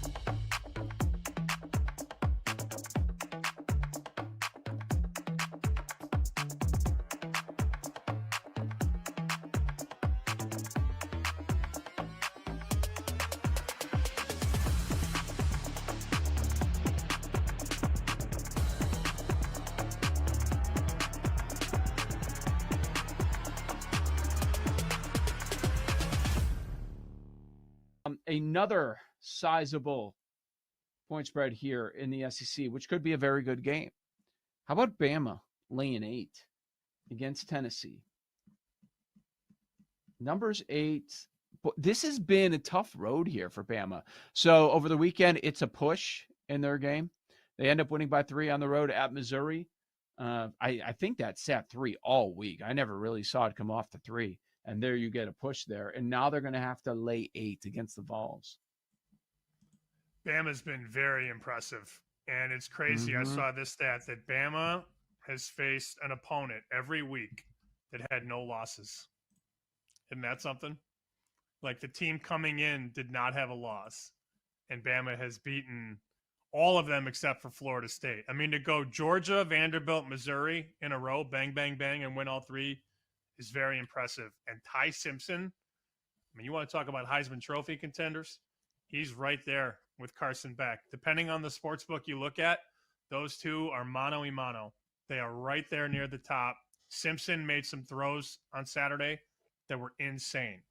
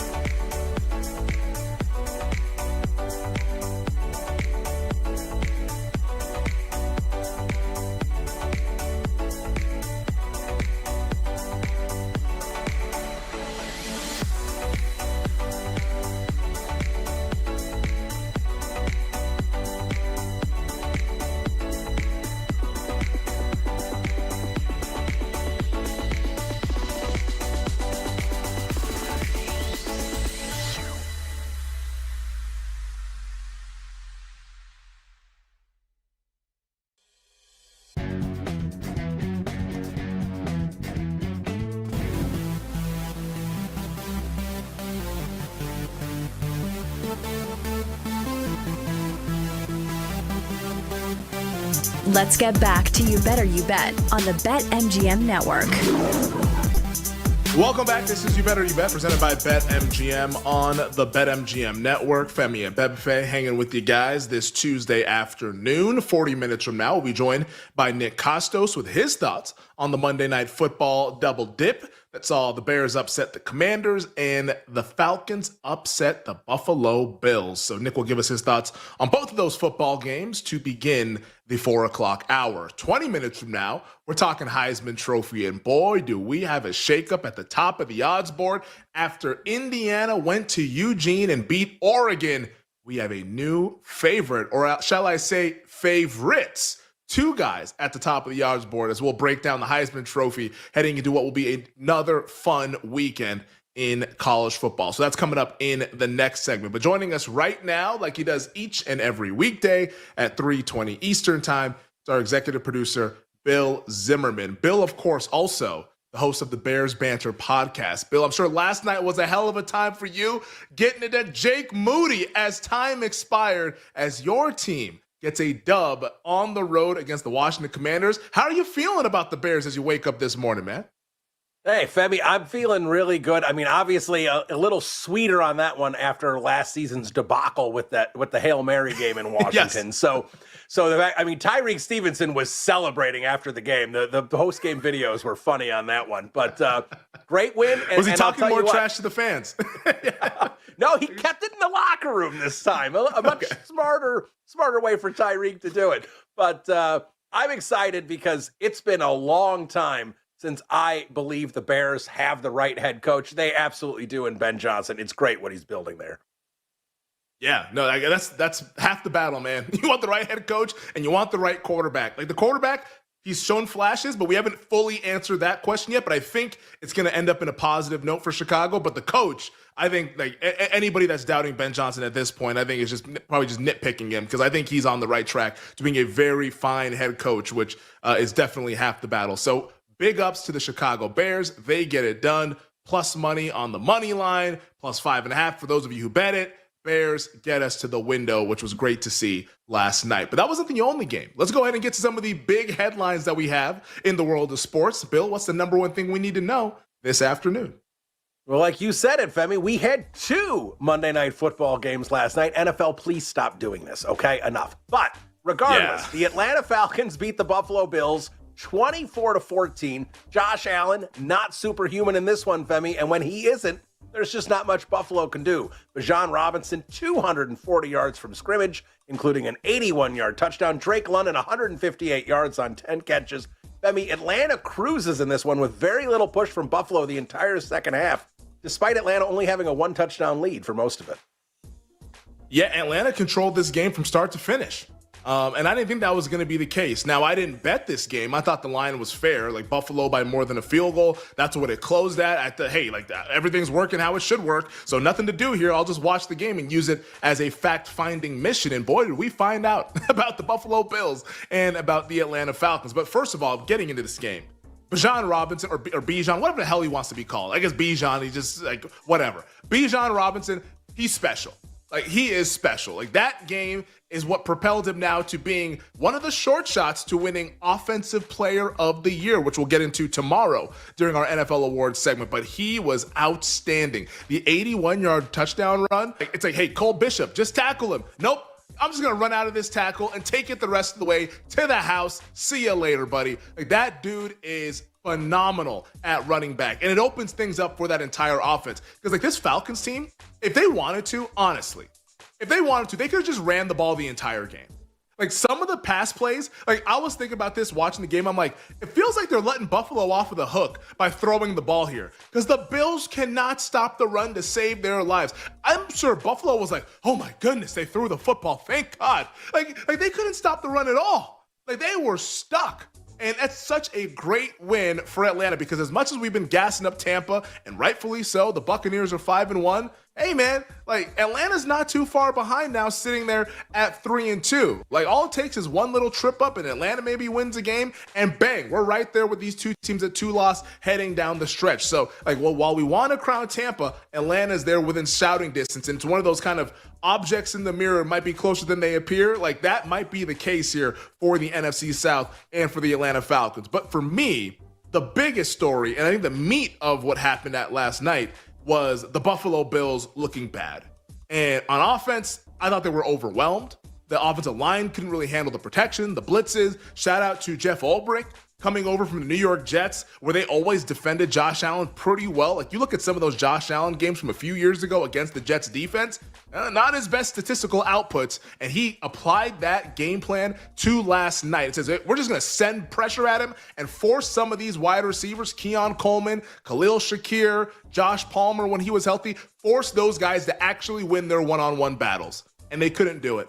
And Josh Allen, while he was getting blitzed, didn't have all the time to be like, all right, I'm going to extend the play and get my guys an extra couple of seconds to try to get open. No, you couldn't do that when there was all these guys bearing down on him. That's why you saw him frantic in the pocket, getting sacked. You never see Josh Allen get sacked, as he got sacked multiple times last night. But also for the Buffalo Bills on the other side of the ball. And this is really where they have some big time issues, and really where, as someone who considered them a Super Bowl contending team, a team that could finally get over the hump, this is where I start to run up and say, I think I was wrong, because the defense sucks. The defense is atrocious. They can't stop the run. They don't get a whole lot of pressure on the quarterback. They desperately need to get on the phone and make some kind of a trade before the November 4th trade deadline, because that kind of defense, that gets you beat in the first round of the playoffs. Like, I still think they're going to get there, and there's a really good chance that they still have like a 12-5 record, maybe even 13-4, because the schedule is cupcake soft.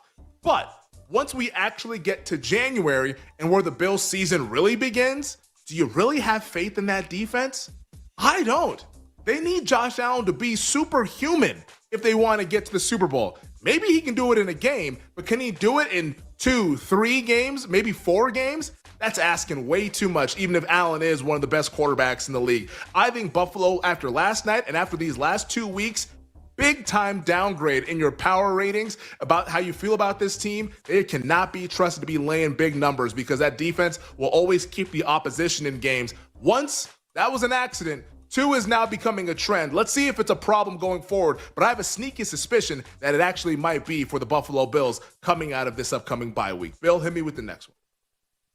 With Buffalo's loss last night on Monday Night Football, don't look now, but there's a familiar face atop the Super Bowl futures. The Kansas City Chiefs are co-favorites at plus 650 to win the Super Bowl. Now, some books still might have Buffalo as a slight favorite, but Femi, after that slow start by the Chiefs that everybody was talking about, books are still telling us they're the team to beat, and right now, I'm not sure who can beat them. Yeah, I don't know how you argue with that. Like I'm surprised that Buffalo's still like a co-favorite, to be honest, after what we've seen over these last couple of games. Like, I know the betting market doesn't want to overreact, but we do need to react to some degree, right? You see them lose to New England and lose the way they did against Atlanta, where they were never in control of the game and like Atlanta pretty much dominated them. Like, that cannot be the Super Bowl favorite. And you look at the rest of the landscape when you break it down with the Super Bowl market. Kansas City now a co-favorite. Who in the AFC is going to stop them? I don't think it's going to be Buffalo. Mahomes will shred that defense. That is barbecue chicken alert for Patrick Mahomes. I don't think it's going to be Indianapolis, not with Steichen, who's never coached in a playoff game, Daniel Jones, who's only played in 2 playoff games. I don't think it's going to be the Chargers with all their injuries that they have. Denver, get real. Baltimore, they'll be lucky just to get into the postseason. Pittsburgh, Tomlin and Rodgers against Reed and Mahomes. I'll take Reed and Mahomes all day long. Like, there's not a whole lot of obstacles when you take a look at the AFC. Which this to me signals, even though we all bet Kansas City at 10-1 last week before they beat the Detroit Lions, I actually still believe there's value at plus 650. Because if you get to the game, which is what you want to do, betting a team to win the Super Bowl, if you get to the game, which of course Mahomes and Reed have a very long track record of getting the Super Bowl Sunday, you can at least hedge if you feel a little bit nervous about the game, or you can let the ticket ride. But you at least have an opportunity to lock in some money. I don't know anyone in the NFC that's going to be like some massive favorite over Kansas City. You're probably going to be in like that pick'em range. Maybe the Chiefs a small favorite. Maybe the NFC team is a small favorite. Easy hedge when you actually get there. But I think the Chiefs are going to get there. We all want to see a new team. But hey, unfortunately, the AFC is as weak as I could ever remember. And we got Patrick Mahomes in the prime of his career with an offense that is going to start to look like the offense that we saw in 2022. Good luck, folks. I think the Chiefs are going to be back there on Super Bowl Sunday. So plus 650 is a bet on top of the 10-1 that we bet last week. Bill, hit me with the next story. All right, Femi, let's move over to baseball because the Dodgers win game 1 of the NLCS. They win it 2-1 and take a 1-0 series lead and take home field advantage away from the Milwaukee Brewers in this one. Femi, this is how this one plays out. 2-0, bottom of the 9th.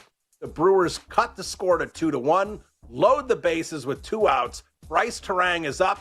Pitch comes inside. Could have been hit by it, but he avoids it.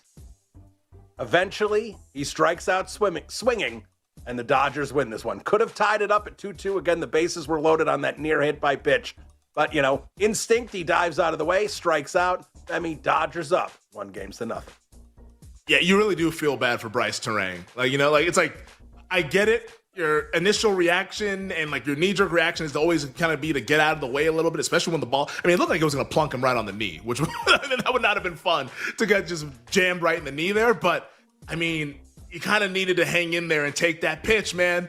You needed to do it because the bases were loaded. That ties the game up. And you got a brand new ball game with the bases still loaded there in the bottom of the 9th. I know after the game, the quote that he gave to a lot of the reporters there in the clubhouse was, quote, well, if you see me look in the dugout, I'm thinking, damn, I know it. Everybody knows it. I couldn't tell you why I did it. I just got out of the way. That's just how it is. And it's unfortunate that that's how it is because that, I think, was Milwaukee's best chance to try to make this a series. Losing that game is devastating for the Brew Crew. And the fact that he also went out swinging on a pitch that was as tall as Victor Wembanyama, that was not a great look there for Bryce Terang. But hey, I'm sure at that point all he was thinking about was, damn, I messed up a prime opportunity. But what a wild game that was, honestly. Blake Snell gives you 8 innings, 10 strikeouts. That was a nails performance from Blake Snell, the 2-time Cy Young winner that he is. The Dodgers showing some of that championship grit. Hello, Freddie Freeman with the home run. Freddie Freeman was killing them last night. And also to the interesting thing, which we continue to see, teams saying, you know what, we'll walk Shohei Ohtani to bring on Mookie Betts. Dude, Mookie's also an awesome batter, man. That's the conundrum of this Dodgers lineup. What are you supposed to do? Betts draws the walk and hey, runner comes home.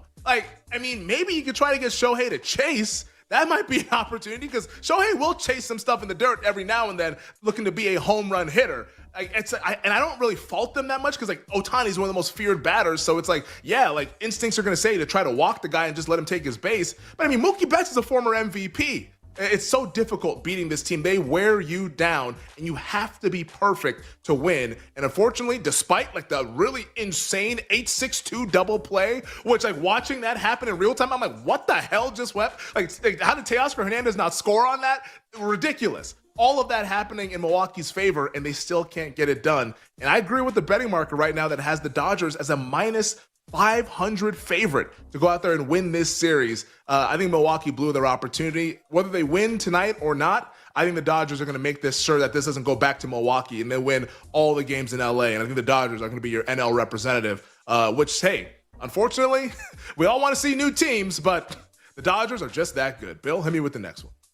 Well, Femi, we are going to see a new team coming out of the American League because the Seattle Mariners in the ALCS are up 2-0 after beating the Toronto Blue Jays 10-3 in Game 2. M's score 3 in the first, 3 in the fifth, 3 in the seventh. A whole lot of crooked numbers up there as they sweep the 2 games in Toronto. And Femi, they have a chance to sweep the series at home and go to the franchise's first World Series ever. Oh, baby. The bats are alive. The bats are alive in Seattle. This lineup has had the potential to do this, and it's been kind of a little bit of a Freaky Friday situation for the Mariners in this postseason. The bats have been so-so, and some games have been really quiet, and the pitching has actually turned back the clock, looking like what they have been in years prior. But baby, the bats are back. And if that can join what the pitching has been doing in October, the Mariners, they might have a puncher's chance if they play the Dodgers. Just maybe. I'm not ready to say that they would win. I think the Dodgers would win the series, but like maybe they don't get embarrassed. Maybe this is not like Dodgers winning it in 5 or 4. Maybe it's a longer series, 6 or 7 going into this thing. So I absolutely love it. Jorge Polanco, that dude's a Seattle legend. Julio Rodriguez hitting home runs. Josh Naylor getting the baby bump, hitting a home run. You get the 3, 4, 5 batters all to go yard. That's how this lineup was built. And Jerry DiPoto making those moves for Naylor and Suarez at the deadline, those moves are paying off as the Mariners went all in, and it looks like they're about to cash in. This series should not go back to Toronto. This series should be done starting tomorrow with games 3, 4, 5 for the rest of the week in Seattle. And if the Mariners get it done, oh, baby, they're going to the World Series. Absolutely love to see it. Jorge Polanco, my God, that guy is amazing. And that's the Seattle Mariners, and that's baseball right now. We got that game 2 coming up later on tonight. We'll talk about that with Nick a little later during the Power Hour at 6:40. But on the other side, we must get into the Heisman Trophy market because we have a new favorite, co-favorites atop of the odds board. Alabama's Ty Simpson, Miami's Carson Beck. We break down everything that happened over the weekend and what you need to bet going into this weekend next here on You Better You Bet. We'll be right back with You Better You Bet on the BetMGM Network. Make it legendary.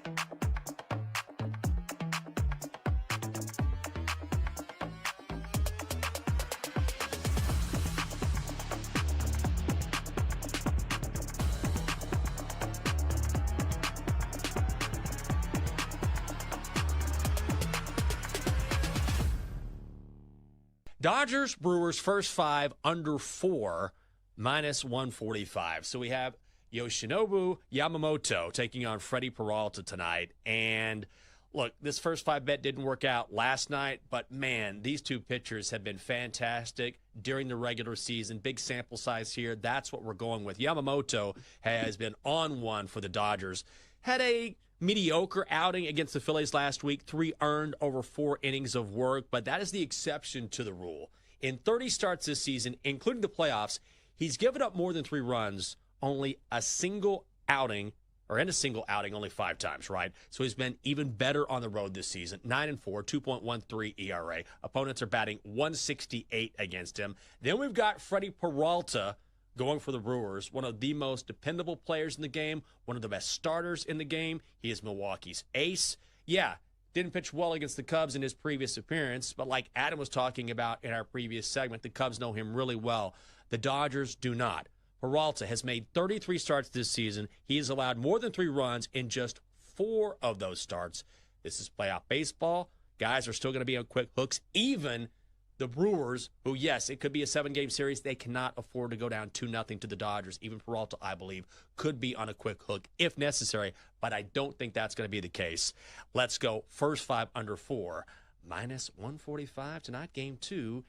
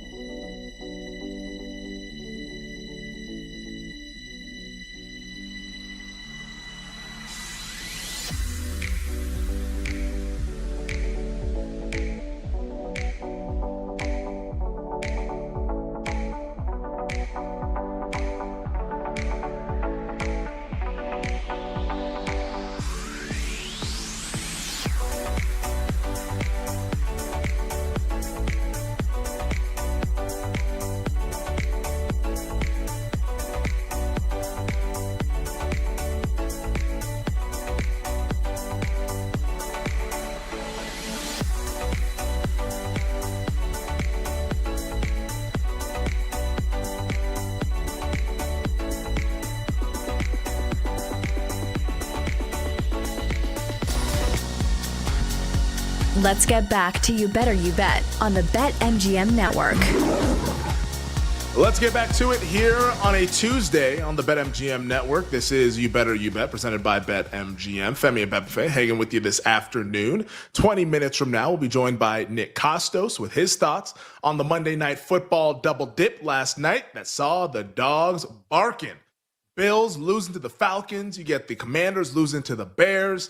A great night of betting. I know Nick was killing it. The Prop King was getting after it with some of his yardage props. Femi's Island, we did not go to the island last night. Although Luke McCaffrey did score a touchdown. It was wide open. So if you bet some of those anytime TDs, you at least got that home for you. But it was not the first TD scored in the game. That was rather unfortunate with the Bears-Commanders game. And then it was Tyler Algier. All right, whatever. You know, I guess he wants to go score the first TD. He was 12-1 last night, but did not hit it as we are cooling off after the supernova 4 in a row that we hit a couple of weeks ago in the Island games. But hey, still a lot of Island out there, and we will get back on the horse coming up Thursday night between the Steelers and the Bengals. But let's talk Heisman Trophy while we got some time here in this segment, because I think the Heisman's really, really interesting as we're now heading into the second half of the college football season. And that's important to remember. There's still so much college football left this year.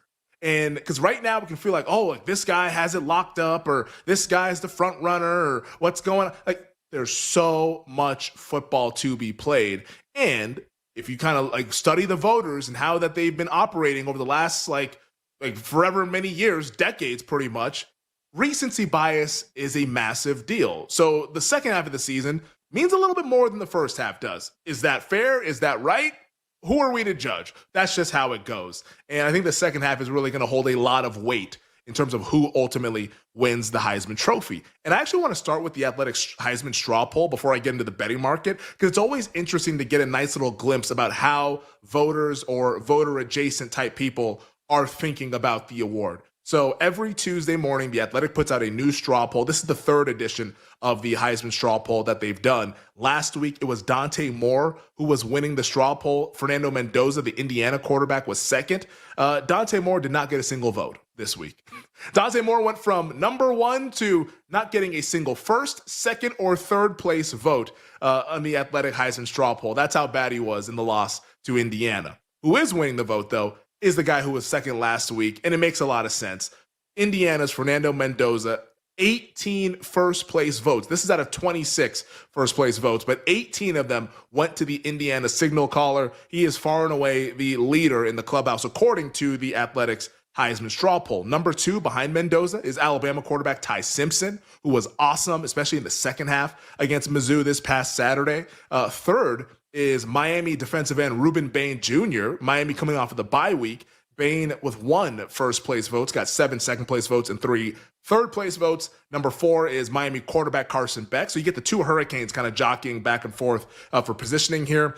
Beck got 1 second-place vote and 3 third-place votes. And then number 5, it's my guy, Jaden Mayava, who got 4 third-place votes. Now, can he win it? We'll see. Once again, another elimination game on deck for Mayava, I think this Saturday as they take on Notre Dame. We'll get into him a little bit here shortly. But let's talk about the favorites at the top of this bad boy, because when you look at the BetMGM odds board in comparison to what the Athletic Heisman straw poll says, you get some differences. So Mendoza won the straw poll. He is not one of the co-favorites. The 2 guys who are the co-favorites are Alabama quarterback Ty Simpson and Miami quarterback Carson Beck. So both Simpson and Beck are plus 350. And you couldn't give me 2 more, I guess, opposite cases, or 2 more just quarterbacks that one gets a lot of love and the other is kind of just whatever. And the guy that gets a lot of love is Ty Simpson of Alabama. And Simpson's in very, very good position to win this award. If somebody asked me right now today, who do I think is going to win the Heisman Trophy? I would answer Ty Simpson.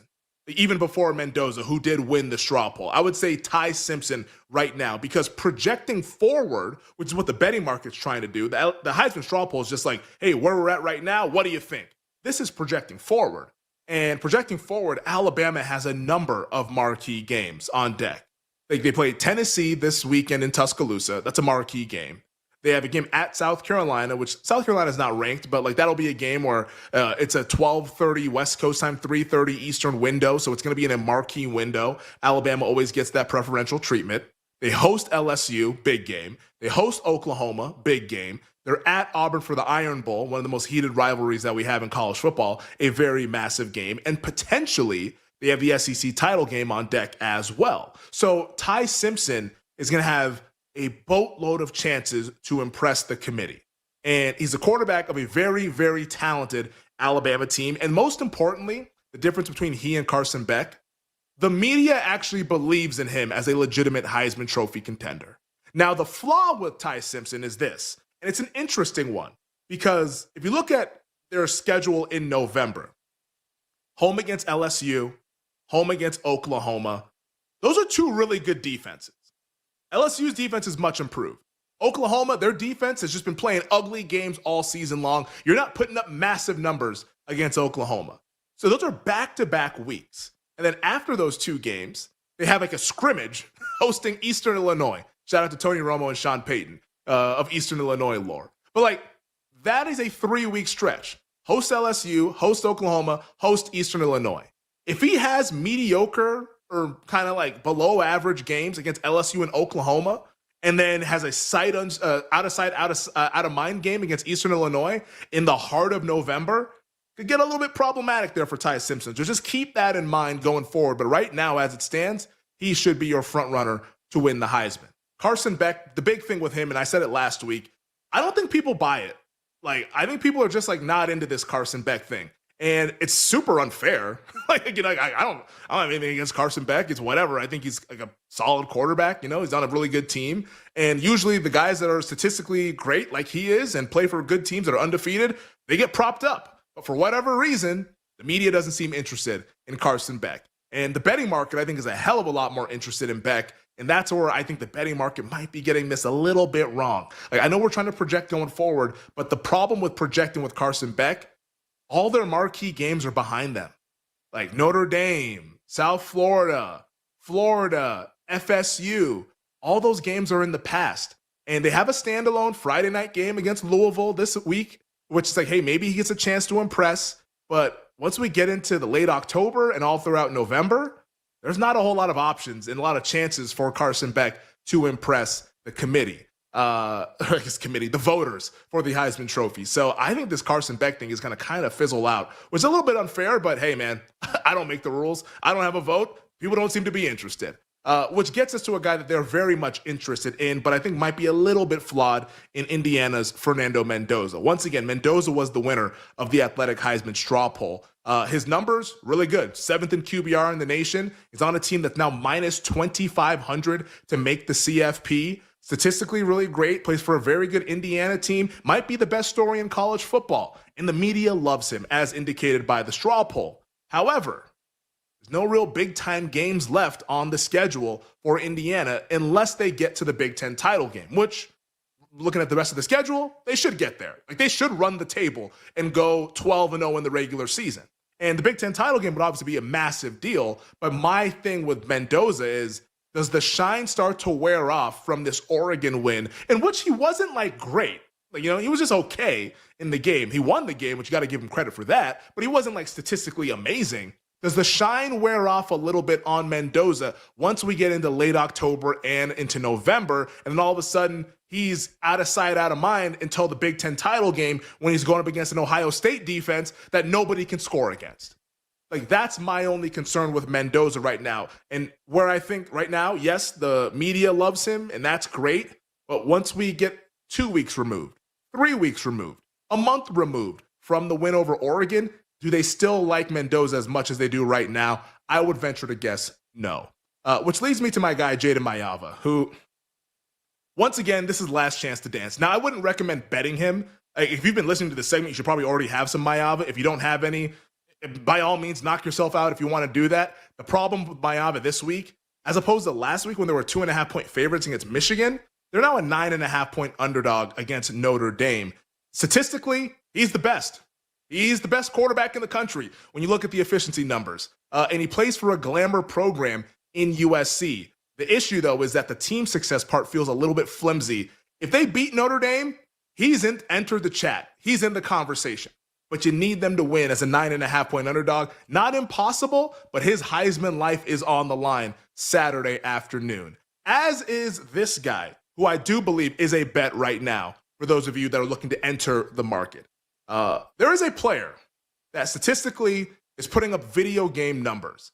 His last performance, which was in a standalone spot on a Friday night, 402 passing yards, 2 passing touchdowns, 136 rushing yards, 2 rushing touchdowns.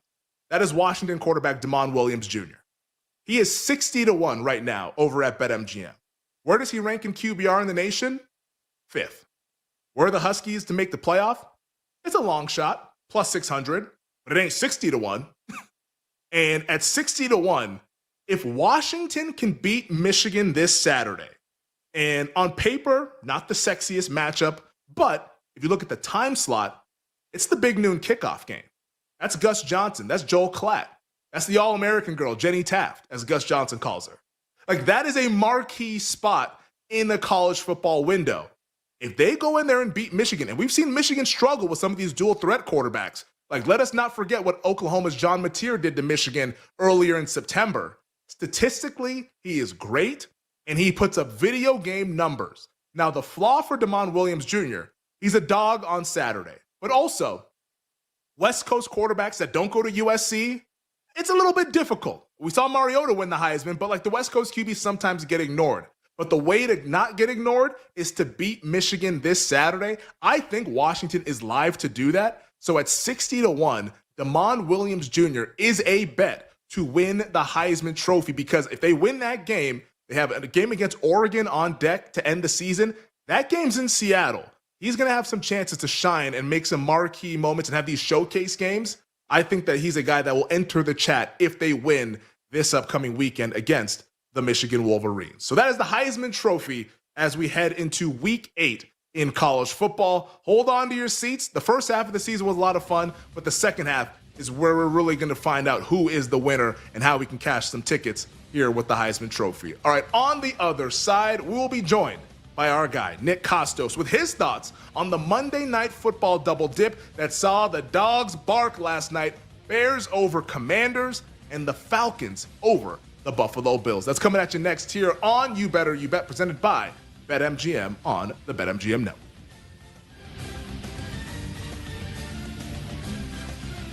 We'll be right back with You Better You Bet on the BetMGM Network. Make it legendary.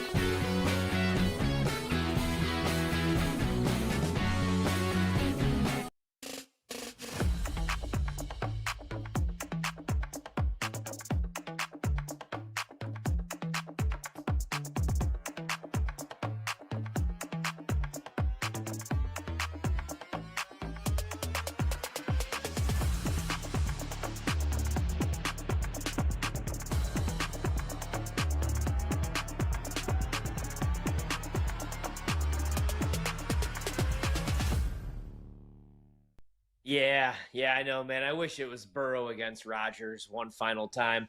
I don't know if I could get these on camera. I'm wearing right now. Probably not. You see these? I got some Steelers pajama pants on because the boys, Yeah. big cover for me and my mama for my birthday. I got these in the mail today. So, yeah, Steelers are pass. You know, I keep getting cute and betting the Bengals, and they did cover for me yesterday against the Packers. And I expected the offense to look better. I expected Jamar Chase to get in the end zone. But I'm really, and it's not just because I'm a Rodgers guy, Man, the offense looked really good for Pittsburgh yesterday. Now, Rodgers isn't going to throw the ball 50 yards down the field, nor does he really have to right now. In the defense with these veteran players, I think they're only going to continue to get better as the weeks go on. TJ Watt's still a top 3 pass rusher in the league. And how about Jalen Ramsey, man? Kind of finding something. He had 2 sacks yesterday. I loved his post-game quote. He said, I played in the same game on the same field with TJ Watt and Myles Garrett, and I was the one that had 2 sacks. So he looks great. He looks happy. Even Rodgers looks happy. And, I like this Steelers team, man. I really do. So it would be Pittsburgh or pass. As far as props, man, I might go back under on Aaron Rodgers' pass yards. He had a really good game yesterday, but I think they're going to look to run the ball here.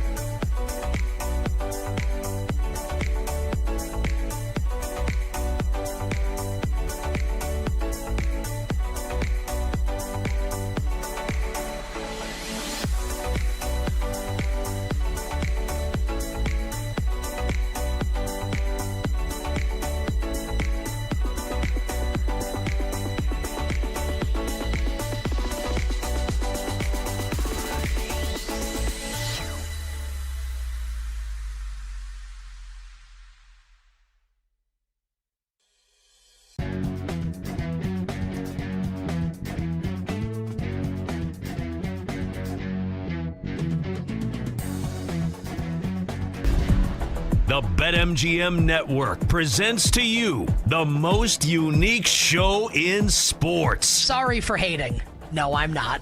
I love being a hater when it comes to winning money. A show so unapologetically original, it needs its own word to describe it. Wagertainment. Money won is twice as sweet as money earned. Featuring the prop king himself, Nick Costos. Is there a team right now that is cooler than the New York Football Giants? Because even when they were winning 2 Super Bowls with Eli Manning, no one would look at that team coached by Tom Coughlin, quarterbacked by Eli Manning, and say, you know what? That team, they're cool. You can't take pieces out of the Jenga tower for this year's Philadelphia Eagles team and really get away with it. And for as good as the vibes are with the Giants at 2-4, it's the diametric opposite for the Eagles at 4-2. This is You Better You Bet on the BetMGM Network. Make it legendary.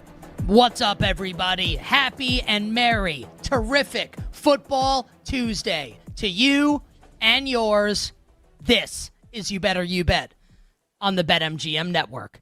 Nick Costos, Femi Abebefe, our crew, and you here on the Odyssey app, on SiriusXM, on YouTube, youtube.com/at the BetMGM Network, on Twitch, twitch.tv/the BetMGM Network, and heard on radio stations nationwide. We are in your hearts and in your minds as we bring you the fastest show in all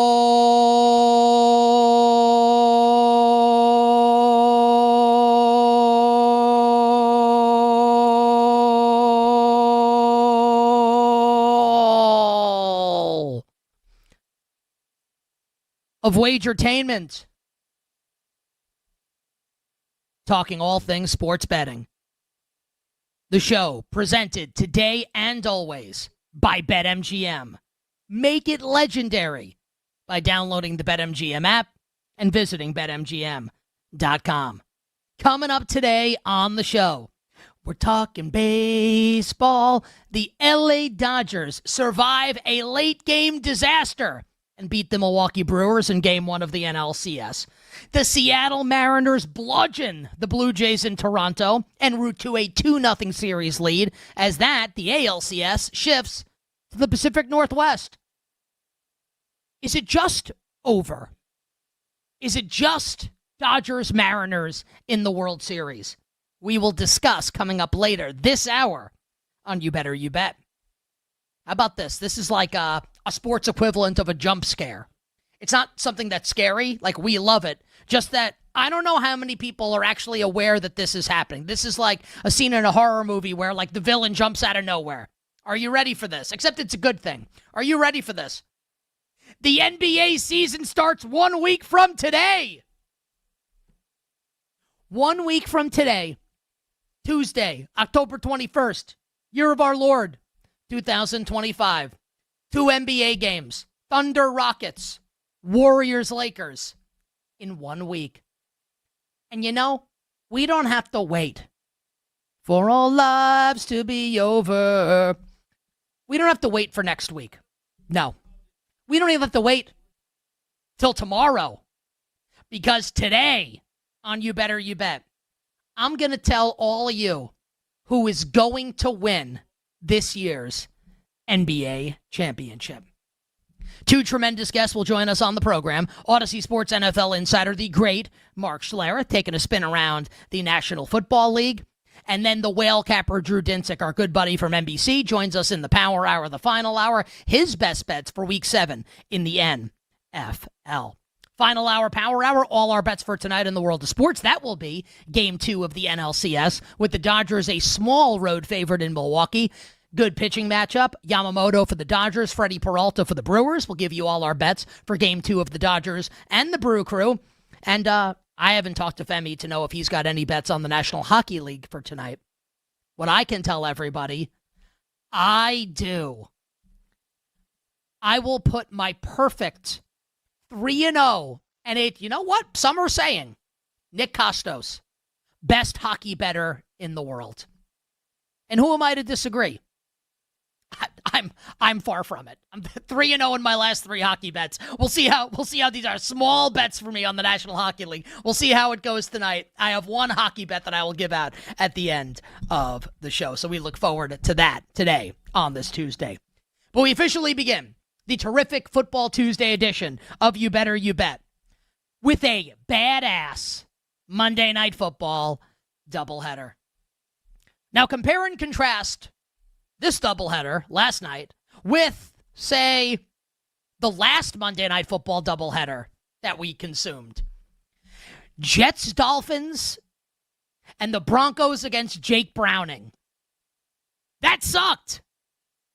Last night, we had 2 very compelling games. One more so than the other, but even the one that was less compelling in terms of like a final score and end game with the Falcons and the Bills was still extremely noteworthy and matters a ton for betting purposes.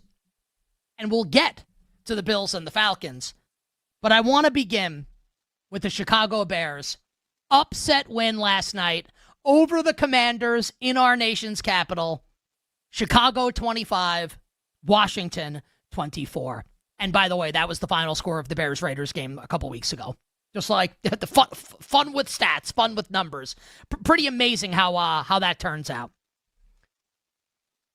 When Jake Moody's kick, we'll talk about Jake Moody in a little bit. When Jake Moody's kick splits the uprights, I am filled with thoughts and emotion.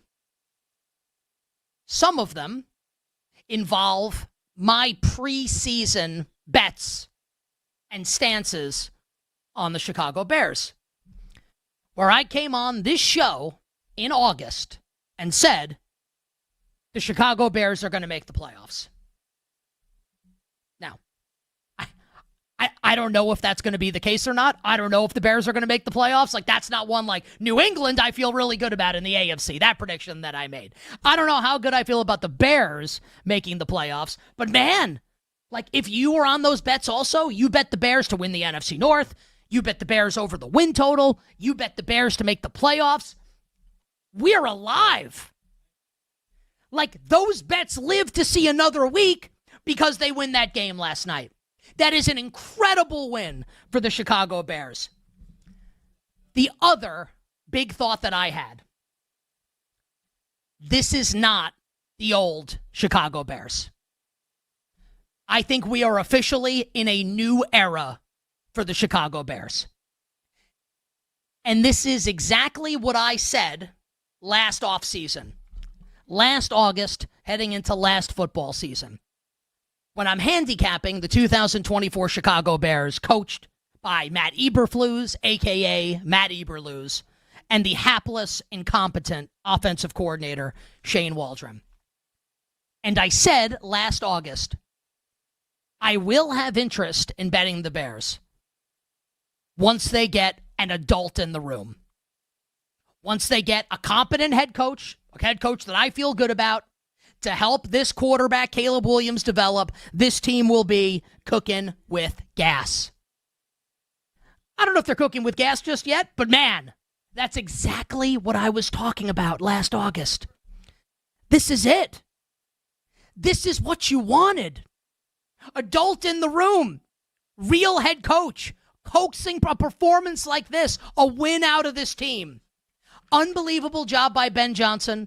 Honestly, great job by Dennis Allen as the defensive coordinator. And we're going to break it all down and peel all the layers back of this Bears win last night. I actually feel compelled here to talk about Jake Moody for a second.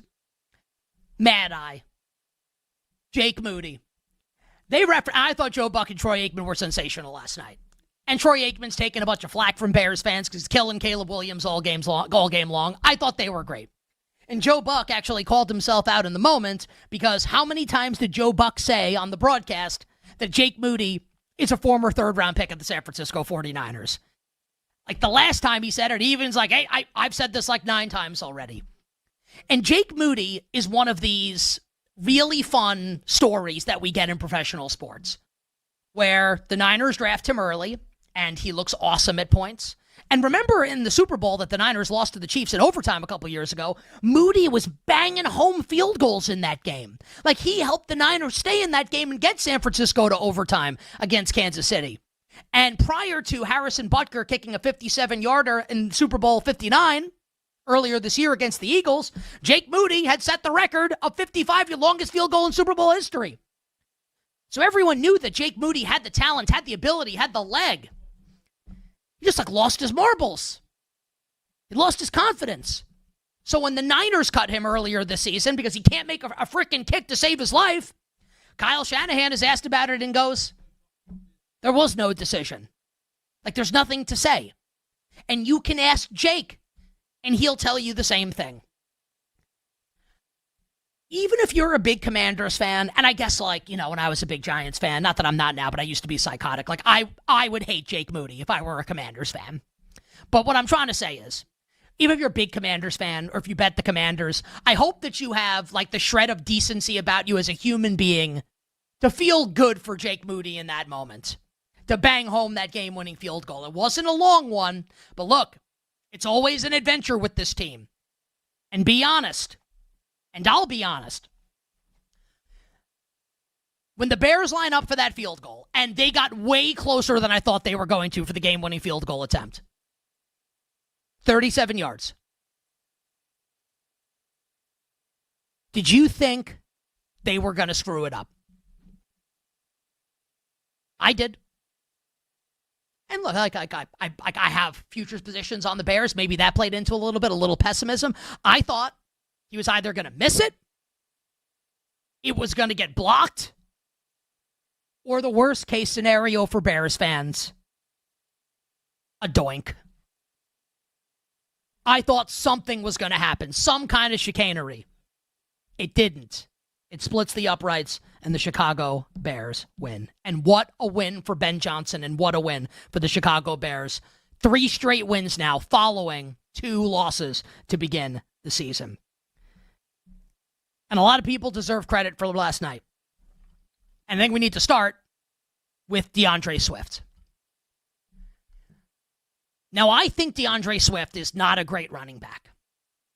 And I'm on record saying that for a number of years now. Like, he was awesome in Philadelphia. What running back isn't good in Philadelphia? Like, playing behind that offensive line. Like, Swift got paid because of it. Miles Sanders got paid because of it. I don't think DeAndre Swift's any great shakes. And I said all week last week on the show, like, watch out for Kyle Monangai, the Bears' rookie 7th-round running back, because Swift has been so inefficient. DeAndre Swift kicked ass last night. Might have been the best player on the field for the Bears. 14 carries, 108 yards, 2 catches, 67 yards, and a 55-yard touchdown reception that brought the Bears to within 24-22. Swift has had games in his career, like better statistical outputs. Last night is the best game of DeAndre Swift's career. He was sensational. Call a spade. He was great. And if not for his efforts, especially on that final drive, to get them way closer for Moody, who knows if the Bears win the game. The offensive line was generally good last night for Chicago. That's a big step forward. Luther Burden's talent just oozes and jumps off the screen. Now, he's got to know the playbook a little better. But we are not far away from Burden just permanently relegating Olamide Zaccheaus to the bench. And the Bears will be so much better off when Burden's playing in the slot like 95% of the time. Like, how much better is that offense going to be? And the Bears' defense last night. Now, we'll get to the Commanders. We'll talk about Jaden Daniels and Cliff Kingsbury and Dan Quinn and this Commanders' offense. I know they didn't have Terry McLaurin. I know. This was still an excellent performance by the Bears defense.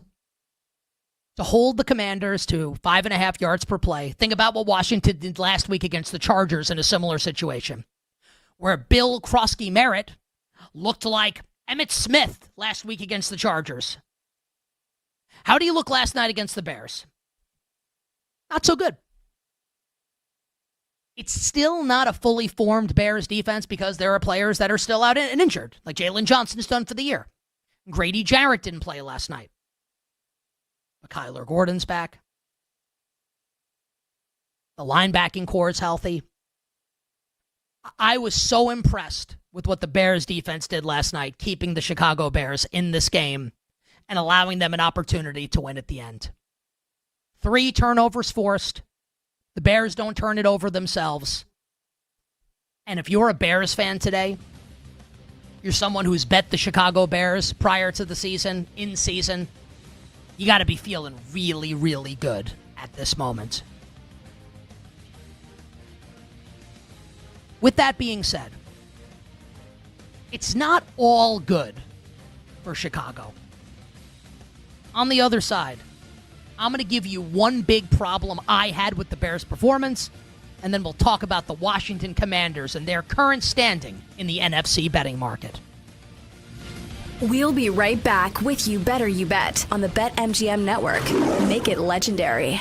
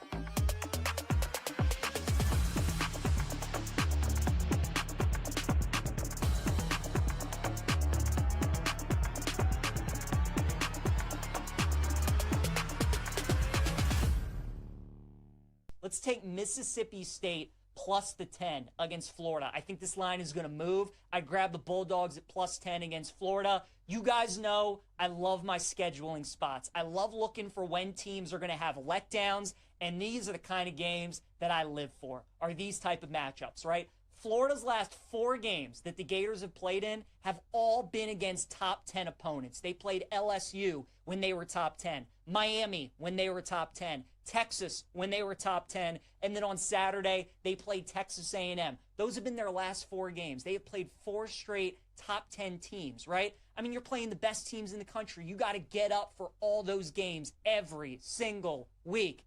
And now this week, you're at home. You're a big favorite against Mississippi State after being an underdog and going up against all these top teams. Now you're a big favorite against a pesky Mississippi State team that's much improved, that upset Arizona State, took Tennessee to overtime, was hanging with Texas A&M for 3 quarters. And, oh, by the way, Mississippi State is off of a bye week. And did we not see Florida in a look-ahead spot earlier this year against South Florida not take a good team seriously and lose outright at the Swamp? This is what Billy Napier does, man. He's good against good teams. He gets his team to compete. In these kind of games, though, these aren't the kind of games you want to bet Florida. I like Mississippi State plus the 10.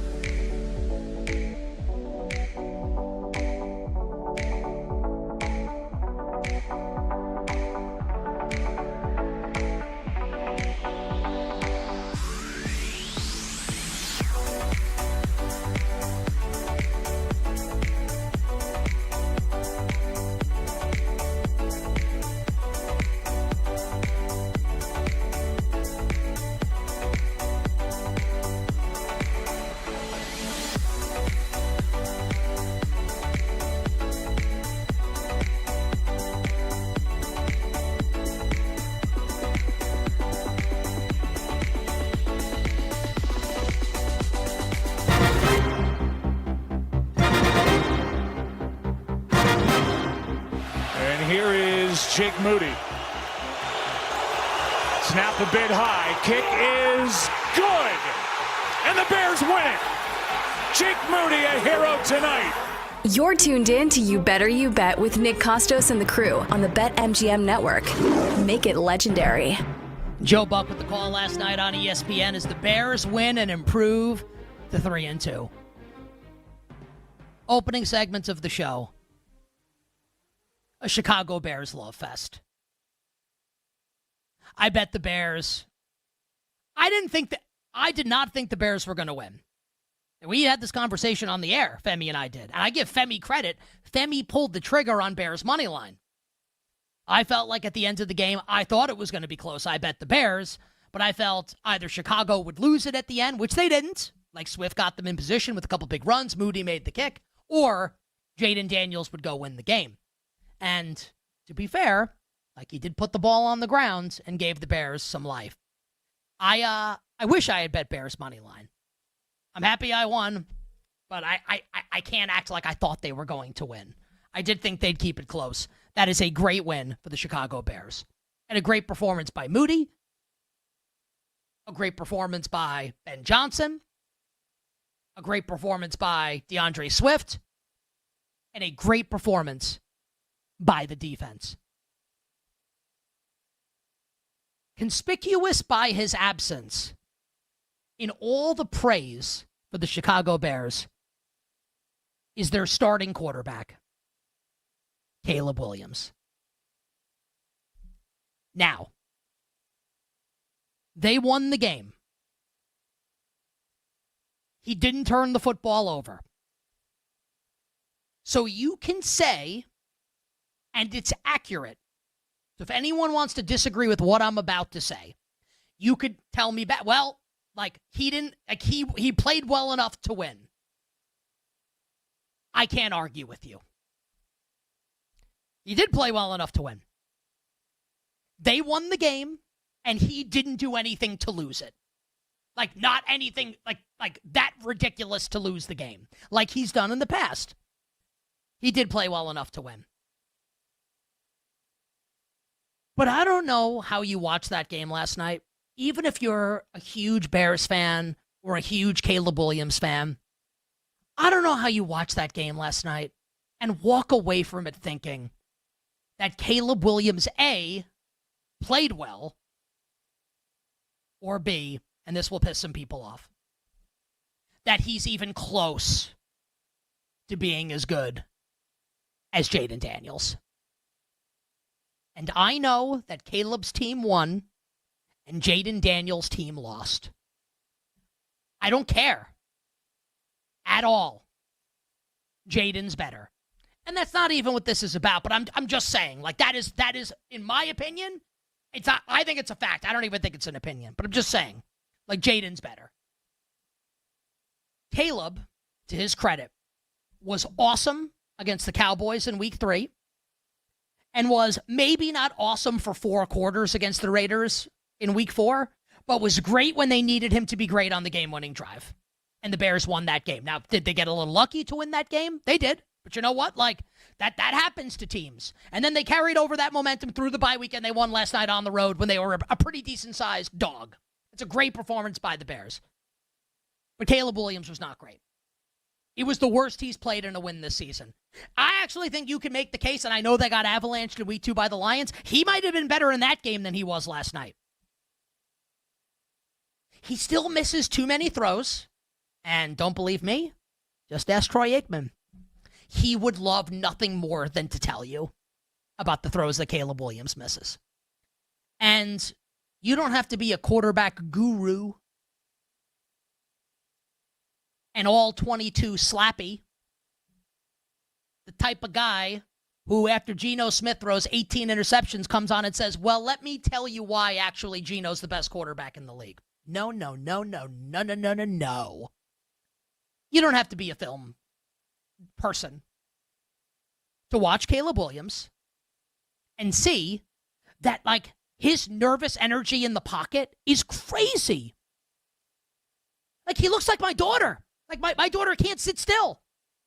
And, like, all kids are like that for the most part, right? They got so much energy, nervous energy. They're always moving around. That's Caleb in the pocket. Compare and contrast with Jaden Daniels. And again, like, the Bears won the game. And I don't care. I have no personal stake in Caleb versus Jaden. I don't care. I'm not a fan of either team. I'm just calling it like I see it. Just compare and contrast. Just compare and contrast. So the Bears moving forward are a very interesting team to think about and to handicap. Because you can look at last night and you can say, defense great, kicking game was good enough, Caleb was good enough to win, Ben Johnson did a great job coaching, defense, they deserve to win. I think you could also construct an argument that turnover luck went their way for the second game in a row, because they should have lost the Raider game for sure. And maybe that is sour grapes for me because I bet the Raiders in that game. Just saying. You can say Caleb didn't play great in the game, turnover luck went their way, and they barely eked out a win, and say that they were lucky. And that they were probably lucky to be the Raiders, and maybe they should be 1-4 instead of 3-2. So when you spin things forward for the Bears, rest of season, I think you can make a legitimate case to be on either side of the ledger. Side one, Caleb's not that great yet. And maybe he never gets there, but he's not there at this moment. And they're just not that good. And they should be 1-4. Other side of the ledger, They're 3-2. Huge win last night, and teams sometimes get lucky, and it was still, even with the luck against the Raiders, they had to go down the field, the offense did, and take the lead at the end of the game, and then they blocked the kick. It's not like Carlson missed it. They blocked it. Which side of the ledger do you come down on? For me, I'm on the second one. And the reason? Ben Johnson. I think he's awesome. Culture builder, play caller, offensive schemer. And Dennis Allen is a terrible head coach, but the guy can coach defense as a coordinator.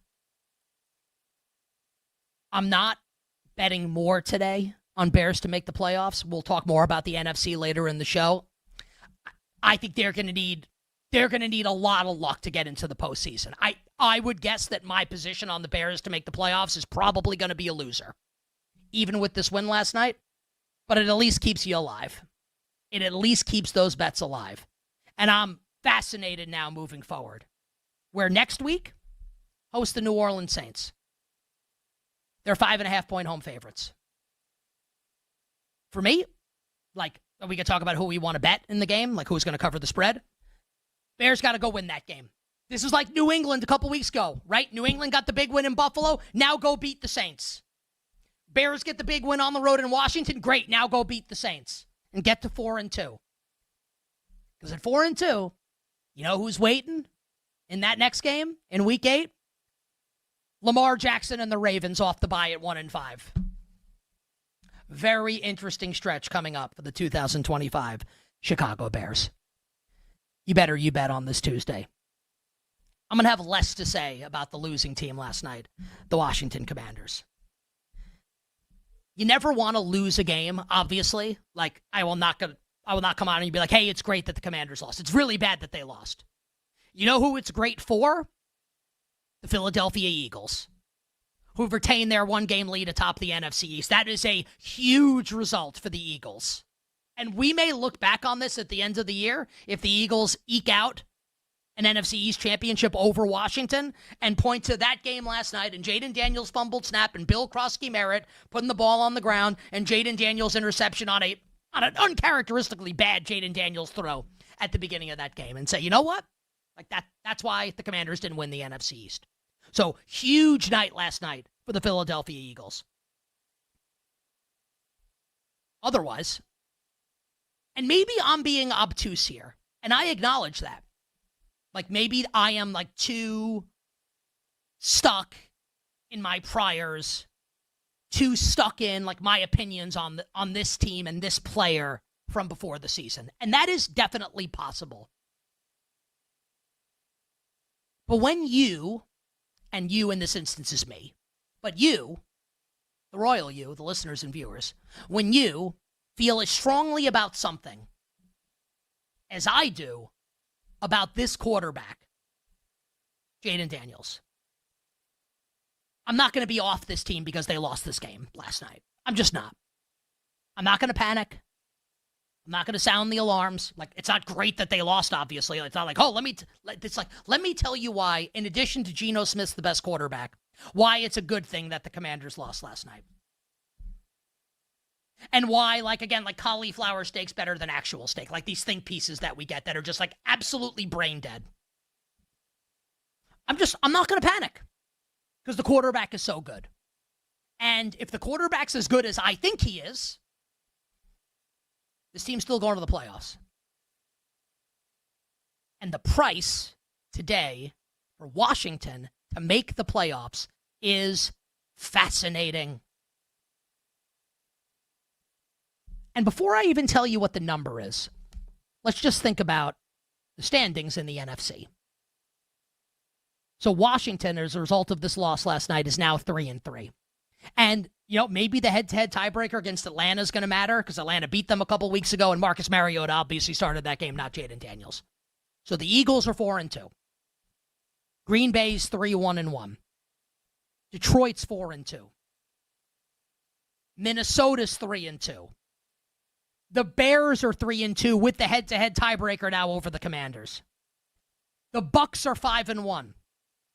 The Falcons are 3-2 with the head-to-head tiebreaker over the Commanders. The Niners are 4-2. The Seahawks are 4-2. The Los Angeles Rams are 4-2.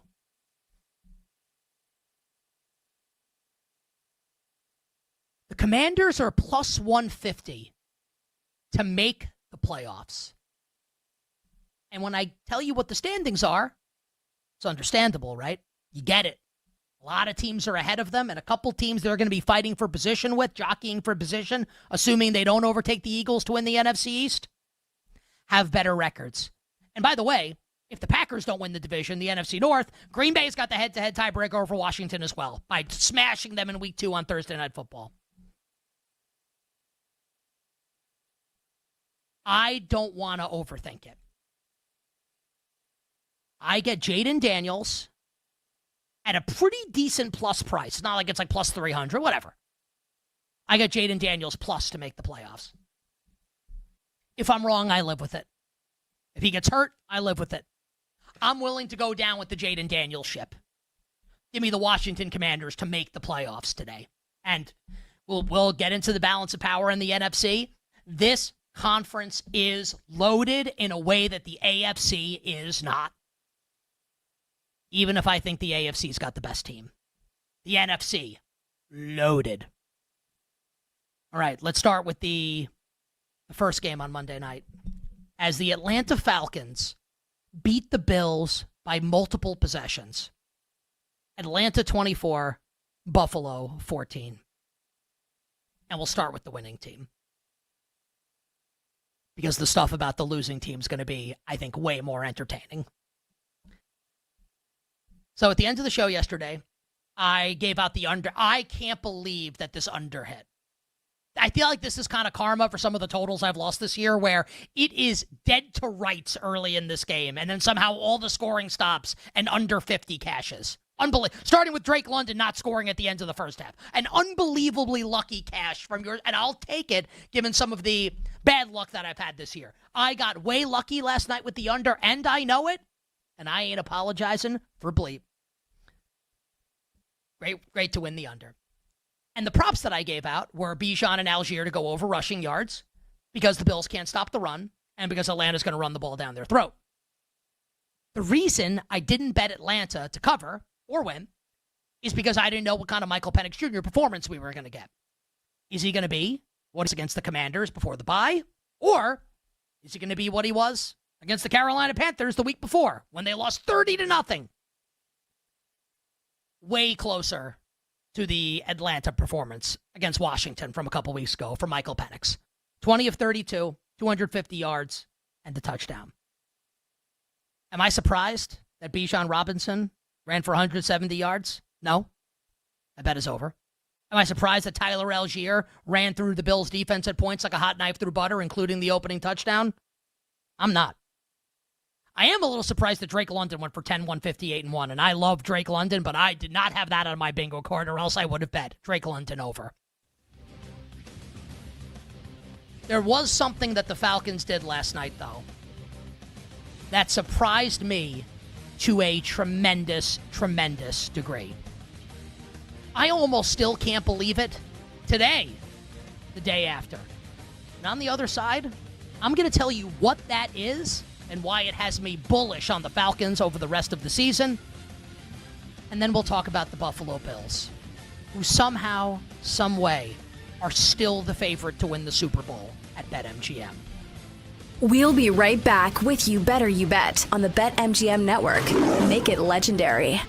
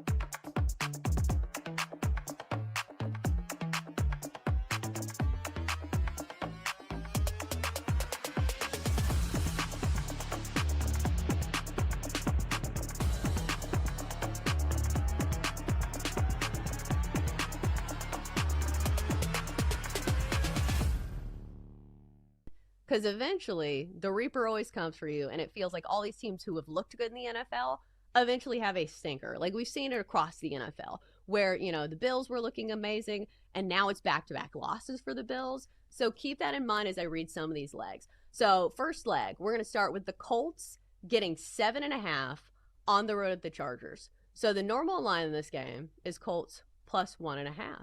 I do think the Colts have a great chance to win this game outright because as somebody who's a hater of the Colts, you cannot argue with some of the numbers that they have been putting up. They have the best points margin in the NFL, and we've seen them have a consistently good offense. And it's not just Daniel Jones. It's Jonathan Taylor who's having a great season for the Colts as well. So Colts plus 7.5. Next up, we're going to go to the Falcons, who I understand are playing on a short week, but plus 9 on the road at the Niners.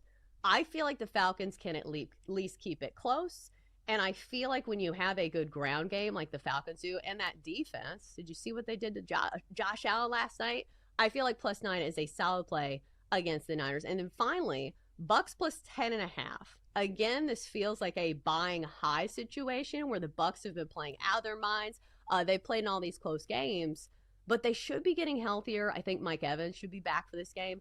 Plus 10.5 on the road at the Lions. Sabotage factor there being that we know the Lions can score a lot of points, but their run defense for the Bucks has been really good. So if anybody can stop that rush attack of the Lions, maybe it's the Bucks. So Jenks, Colts plus 7.5, Falcons plus 9, Bucks plus 2.5. Who ruins my teaser?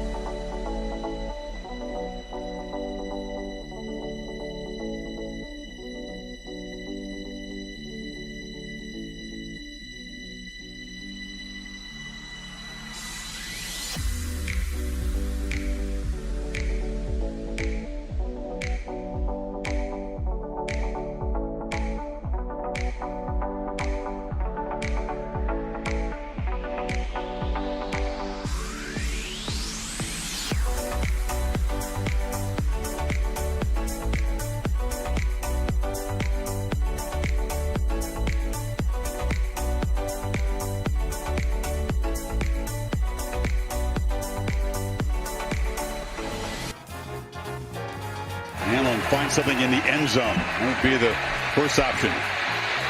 Scrambles and ball batted down and intercepted. Off the deflection.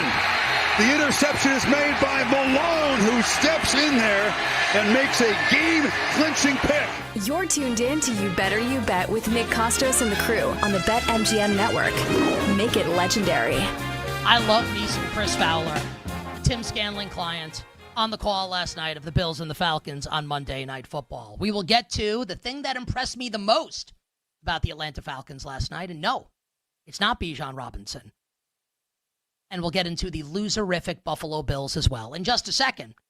But we want to remind all our listeners and viewers, we are sponsored by BetMGM. And with today's MLB postseason no sweat same game parlay token, say that 5 times fast. MLB postseason no sweat same game parlay token. I'm not going to try. You'll get your stake back in bonus bets if your wager loses. So think about that. You want to place a same game parlay on the Dodgers-Brewers game tonight? Great. Use the no sweat same game parlay token and you'll get your stake back in bonus bets if the bet loses. How great is that? Step up and find your pitch. Make it legendary with BetMGM. Download the app and please gamble responsibly. And remember, download and subscribe to You Better You Bet in podcast form. Search You Bet wherever you find your podcasts. And check us out on YouTube and Twitch. Like, comment, and subscribe. YouTube.com/@ the BetMGM Network. Twitch.tv/ the BetMGM Network. Not surprised at all by the Falcons' run game. A little surprised that Drake London went off the way he did, but I think Drake London's awesome, and the audience knows that. I've said it for years. I'm not surprised that Michael Penix did what Michael Penix did. I was a little curious to see how it was going to go with Penix last night, but I'm not shocked that he played the way that he did, which was reasonably well.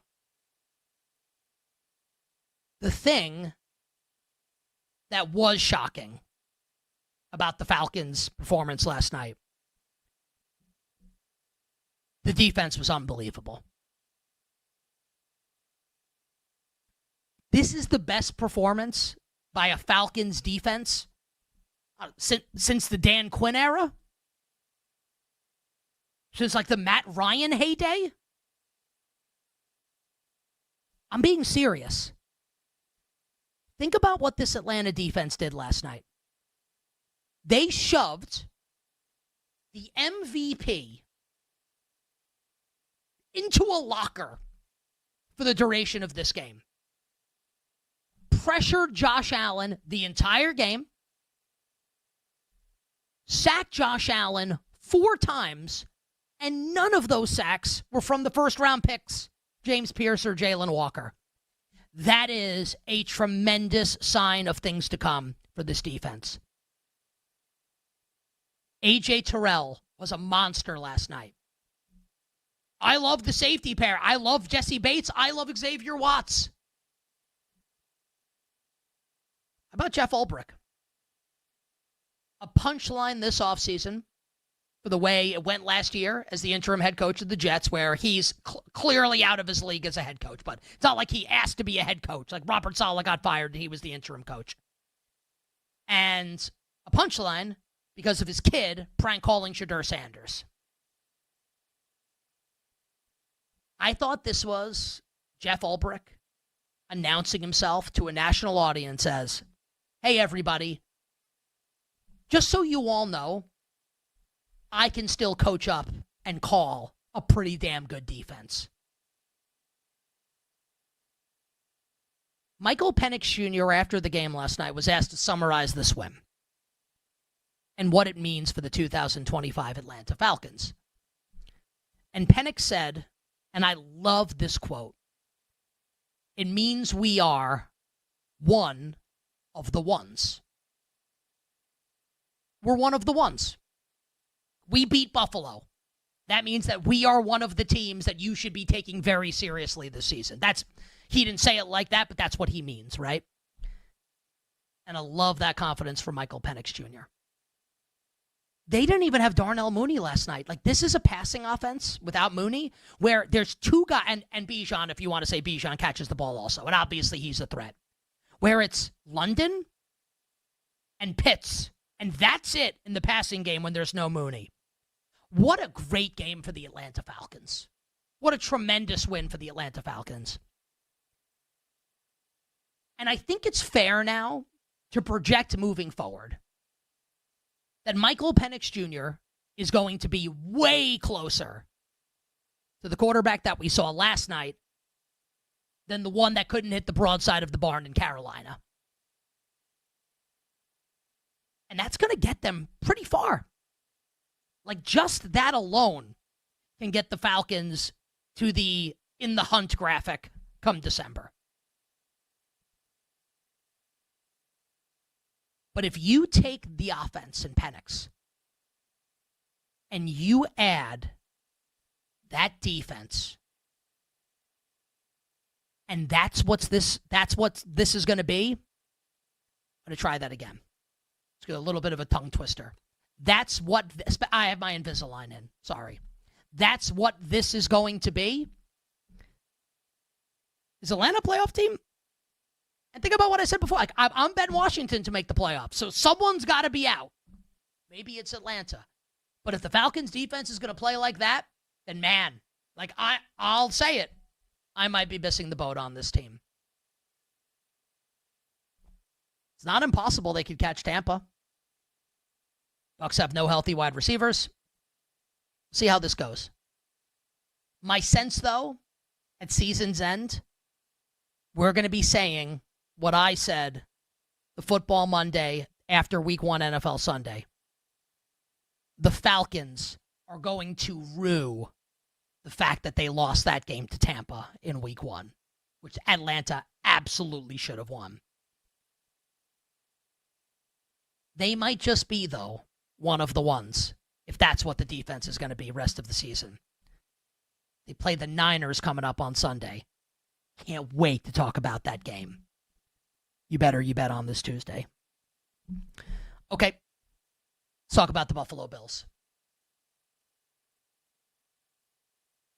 A lot has been made of the Bills not being in first place in the AFC East today. The Patriots and the Bills are both 4-2. New England beat them head-to-head last Sunday night in their place. I am not interested in the AFC East conversation. No one likes Drake May and the Patriots more than me. Nobody, right? Is that fair to say? Like, I guess you could say now people are on the bandwagon. Like, I'm driving that son of a bitch. I built that mother effer with my bare hands, this Patriots bandwagon, the Drake May bandwagon. The Bills are better. Like, they are. Buffalo's minus 235 to win the edge. So, like, here's what the betting market thinks of the Patriots. Everyone couldn't wait to get, and it's a good tweet, to be fair. People couldn't wait to get off those tweets. The Patriots are in first place in the AFC East. Okay, like, yes, like, it's true. And it is worth noting. The betting market sees that and gives it the shrug emoji. Okay, great. Buffalo minus 240 to win the AFC East. Oh, okay. I'm not interested in having an AFC East conversation. I would be stunned, while acknowledging it's not impossible, I would be stunned if the Bills didn't still win the division. That's not what this conversation's about to be about. The Buffalo Bills, like, I feel like I'm Mugatu, Will Ferrell's character in Zoolander. I feel like I'm taking crazy pills. How in the world, in any universe, parallel, multi, or otherwise, like, is there a Marvel multiverse where Robert Downey Jr. is Doctor Doom and the Buffalo Bills are still Super Bowl favorites? Does that multiverse exist? I don't think so. How do we keep watching this Buffalo Bills defense? It's year 9 with Sean McDermott, and the same stuff is happening year after year. How do we keep watching this year after year, and we see it play out in back-to-back games in front of a nationally televised audience, and we just go, who cares? They're still the favorite. Like, stop. Like, honestly, like, get the F out of here. Like, it's insane. Their defense sucks. Now, there are levels of suck. The Bills' defense doesn't suck the way the Dolphins' defense sucks. We'll talk about the Dolphins next hour. But when you compare the Bills to, like, actual teams that try to win a championship, their defense sucks. I don't want to hear when Matt Milano comes back. We've been doing the song and dance with Matt Milano in and out of the lineup since You Bet started. I'm not interested. Yes, I think that Maxwell Hairston, the first-round rookie cornerback, I think he will be an upgrade the moment he steps on the field over Tre'Davious White. No question. Also, how are they stopping the run? Daquan Jones comes back. Great. I don't care. Like, who is he? Aaron Donald? Like, we know how this is going to go. In January, the McDermott defense is going to get flamed in a big spot. Probably by the Chiefs, maybe by somebody else. And they're going to get bounced before they get to the Super Bowl. And even if you wanted to construct some, like, weird, like, the Chiefs lose and they avoid playing, like, another hot offense, whatever, and they make it to the Super Bowl, come on. Come on with this team.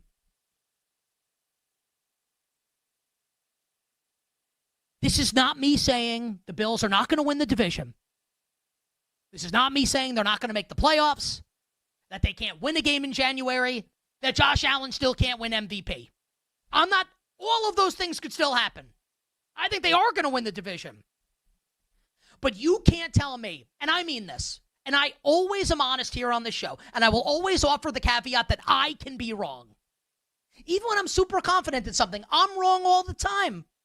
part of the job. As much as I talk, opinions as strong as mine, I'm wrong all the time. I don't think I'm wrong about this one. I think this is actually incorrect. I don't know how you watch this defense get destroyed last night by the Atlanta Falcons and say, you know what, this is my team to win the Super Bowl. The defense isn't good enough. It's not good enough. It's year 9. We've seen this happen before with Sean McDermott. What makes you think this year is going to be different when every year goes exactly the same? My opinion? You bet Buffalo to win the Super Bowl, you are wasting your money. And I take no personal pleasure in saying that the Bills are one of the best fan bases in the league. I don't see it happening with this head coach and that defense. Hour 1 done, hour 2 for you coming up on the other side. We'll start the hour with Odyssey Sports NFL insider, the great Mark Schlereth. We'll be right back with You Better You Bet on the BetMGM Network. Make it legendary.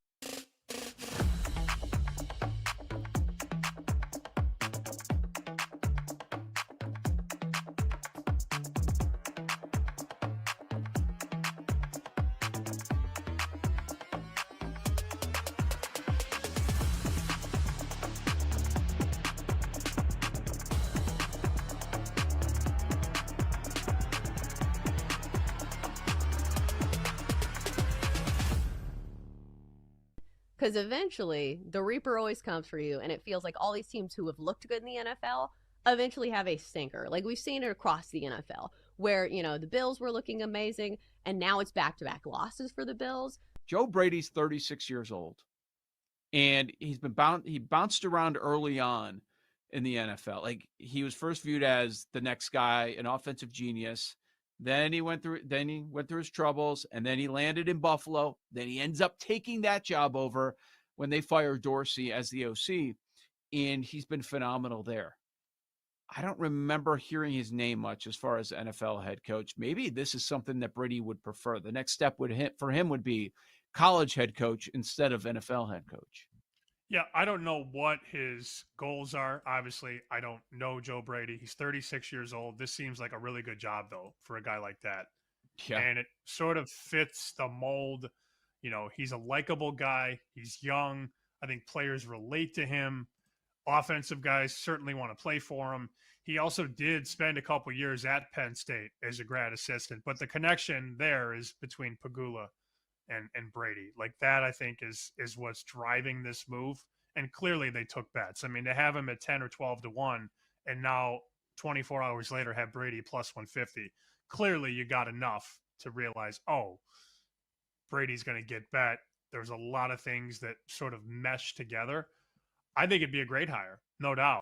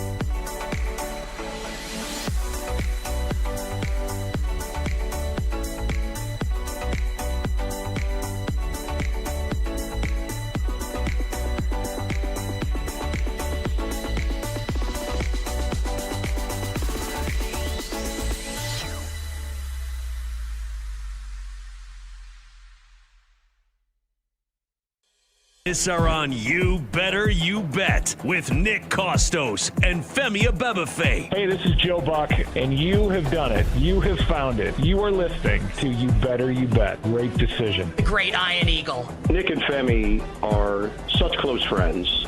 I would even consider getting divorced, even though I'm very happily married, just to get remarried, to have them as groomsmen.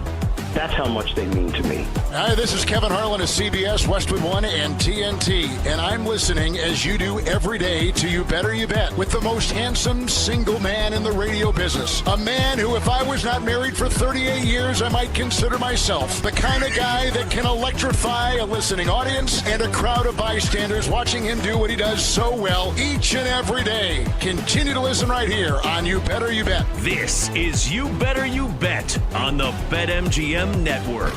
Make it legendary. The terrific Football Tuesday edition of You Better You Bet rolls on. Nick Costos, Femi Abebefe, our crew, and you here on the BetMGM Network. A lot more National Football League for us to get to over the course of the show. 20 minutes from now, we will talk about Tampa Bay and Seattle's performance this past Sunday and the balance of power in the National Football Conference. Odyssey Sports NFL insider Mark Schlereth will join us in just a moment. But for right now, Femi Abebefe with me. Femi, as Jake Moody's kick comes off his foot last night at the end of the Bears-Commanders game, and you have a Bears bet to win the game, how are you feeling in that exact moment?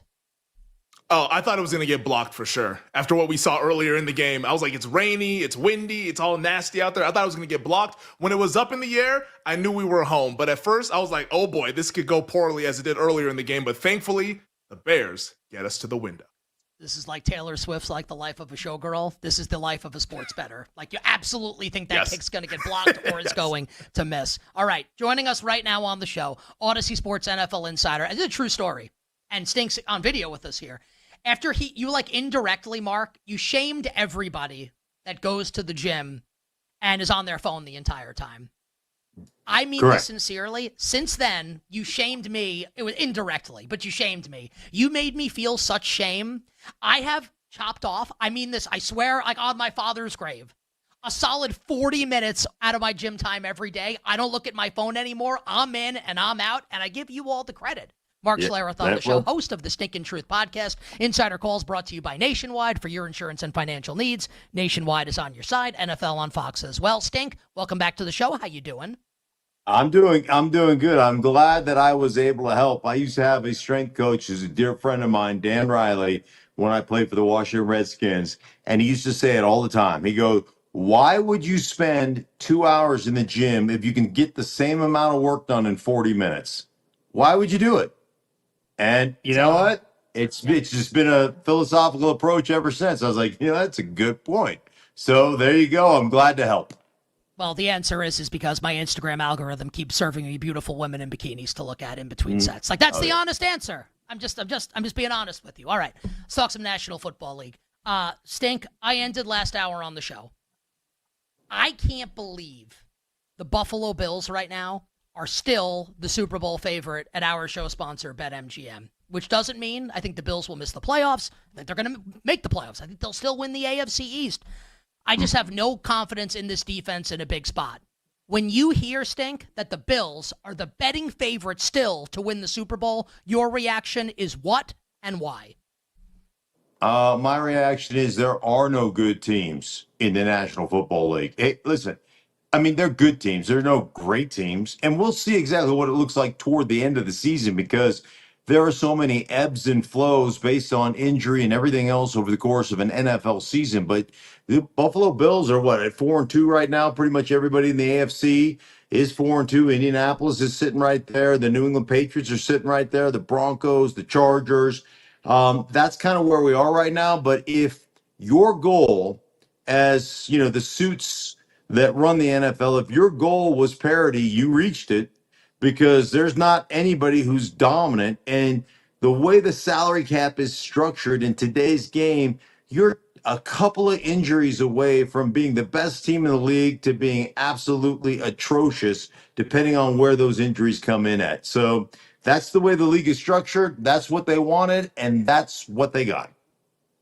I pretty strongly stink. Well, acknowledge, look, like you've won Super Bowls as a player, right? But I disagree with you here. While acknowledging you've forgotten more about the game than I know, I pretty strongly disagree with your assertion that there are no great teams. And I know that the record is 3-3. I understand that. How can you say right now, with Rashee Rice set to come back, that the Kansas City Chiefs are not a great team, or at least the best team in the league as we sit right now? Well, they may be at 3-3. Again, at this particular point in time, they go out and they win the other night in dominating fashion against the Detroit Lions. But they went and laid an egg with a 14-point lead against Jacksonville, against a team that's sitting at 4-2, but still have some concerns, especially with the quarterback's inconsistency there. So, until they can continuously put it together week in and week out, I'm not going to call them a great team. Are they good? Do they scare me? Do I think they could be toward the middle to the end of the season, the best team in the NFL? Yeah, I do. But I'm not willing to sit there and say that right at this particular point in time. Who's the best team in the league right now? Wow. And you see, then you go back to I think Detroit's good, but they lost to Kansas City. I think Philadelphia is still good, but they've dropped 2 in a row. I still think that Buffalo has a chance to be good, but again, their defense is leaky, and then in big situations in the red zone, Josh Allen will throw some picks. Frankly, I really don't know. I still think Green Bay is one of the best teams that I have watched, but they've dropped a couple of games. So it's hard to say I just don't know who the best team is. I really don't. I'll say Kansas City. We can split the difference. We can revisit this conversation in a couple weeks as who the best team in the league is. Bears occupied a good portion, stink, of our first hour, winning that game last night against the Washington Commanders. Now, I praised the Bears, the defense, Swift, Ben Johnson. I thought it was a great game from Chicago, Jake Moody. I do not think the quarterback played especially great in the game. And the way I want to frame this question to you, as someone who played and won at the highest level, can Caleb Williams improve his consistency on a week-in, week-out basis to get the Bears to where they want to go, to a playoff berth, to maybe win an AFC North? How do you handicap and how do you view Caleb Williams' progression here? Yeah. Can he get to where he needs to be for the Bears to be a playoff team this year? I don't know about this year. They might get to the playoffs. If they do, I don't know that he'll be consistent enough to make noise in the playoffs. And, the crazy thing is that the college game doesn't truly prepare most quarterbacks to play in the National Football League. It just doesn't. The footwork is so imperative. In the West Coast offense, we always talk about you throw the ball with your feet. And every progression times up with your footwork and then how you get through those progressions. And unfortunately for most quarterbacks, especially young quarterbacks, when the pocket breaks down, that's when your mechanics break down. And so I think there's a huge learning curve. And the other thing you have to understand is, like, when you went back and studied Caleb Williams in college, so much of what he did was off schedule. He constantly played off schedule. To be good in the NFL, you've got to be on schedule. You have to do the boring exceptionally well to be good in the NFL. And every now and again, things will break down. You got to make wise decisions when they do, and you have some big play opportunities when they do. But listen, at the first read your progression, this is one thing, and we may have talked about this before, but I talked to Byron Leftwich about this when Tom Brady was playing in Tampa. I said, what's the most amazing thing about him? And he said, if the first read in the progression is open and it's a 5-yard flat, he throws it 100 out of 100 times and makes it second down and 5. And then we're on schedule. He will never pass down a completion that's the first read in the progression. And that boring is what keeps you on schedule. That boring is what creates third down and short. That boring is what creates an ability to have duality on the offensive side of the ball, where a defense has to not only play the run, but play the pass, play the play action, play everything. And it puts the advantage squarely in the offense's camp. And when you bypass those things and you sit in second down and long and third down and long all day long, you can't operate as an offense. And so most college quarterbacks live on the flash. You know, they go to a steakhouse and buy the sizzle. I want to eat steak. I don't want to play the sizzle. I want to have steak. And most guys that come out in the college game don't understand that part of the NFL. I mean, it makes perfect sense. We want the meat and potatoes here on You Better You Bet. This is You Better You Bet. Right. Femi Bebefe, Nick Costos, hanging out with NFL on Fox, 3-time Super Bowl champion, host of the Stink and Truth podcast, and Odyssey NFL insider Mark Schlereth. Insider Calls brought to you by Nationwide. For your insurance and financial needs, Nationwide is on your side. Stink, you're going to be on the call this Sunday for the Jets-Panthers game. We all just saw the Jets in London taking on the Denver Broncos. I think we all want our 3 hours back after watching that game. That Jets offense, 9 completions, 9 sacks by Justin Fields at quarterback. Where do they go from here? I know there's been people saying that they should bench Fields for Tyrod Taylor. Curious to get your thoughts on that. But how does this offense and this team get back on track in year one under Aaron Glenn? Yeah, well, I think the first thing you have to do is you have to put in an offense that suits Justin Fields' skill set. The offensive coordinator is escaping my mind. Tanner, whatever his name is. Yeah, Former Engstrand. Lions passing game coordinator. You're not coaching the Lions. You're not coaching Jared Goff. You don't have that skill set playing quarterback. So when you play a drop back game or a pocket game, that is not Justin Fields' forte. And in that particular game, yes, he took 9 sacks and there were a ton of pressures, but there were so many balls that he could have released that he didn't, that he held on to, that he just couldn't pull the trigger. And he is the classic example in my mind of a sight thrower as opposed to an anticipatory thrower. Like, I want to see the guy come out of his break and have his eyes looking at me before I throw the ball. Well, against the Denver Broncos in that pass rush in London, that wasn't going to work. You had to throw with anticipation. He doesn't have that. So what do we have to do? Well, we got to run the ball. We got to get the boot keep game going. We got to get outside the pocket. We have to have the RPO, the one read RPO game going. We have to do things to take pressure off of him, and we've got to give him run pass option plays that get outside the pocket with outside the pocket linear progressions. He is not going to sit back in the pocket and pick people apart. That's just not what he does at this stage of his career. And the fact that you have this offense in that essentially is more applicable to Jared Goff than it is to Justin Fields, well, that's on you. And if you're going to keep that offense in, then you got to go to Taylor. You just got to say, hey, man, sit down for a while. We're going to go a different direction at the quarterback position.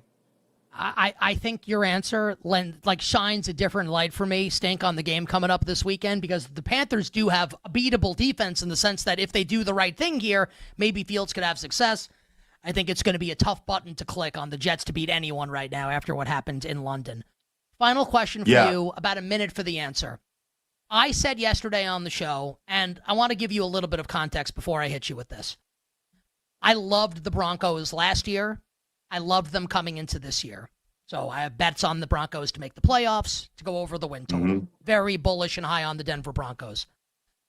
I'm pretty disappointed, Stink, in Bo Nix's performance in his play thus far this season. And there are moments when Sean Payton's calling these games where I can almost feel his frustration with this offense a little bit. Now, you played in Denver. You're very close to this situation here. Am I off base here in my analysis of Bo Nix? Do you think the Broncos have a Bo Nix problem moving forward this season in about a minute? I don't think it's a Bo Nix problem. I think it starts up front. Very first play of the game, they motion out of the backfield in a 2-back formation. The linebacker shift, and the left guard doesn't block the guy who shifts.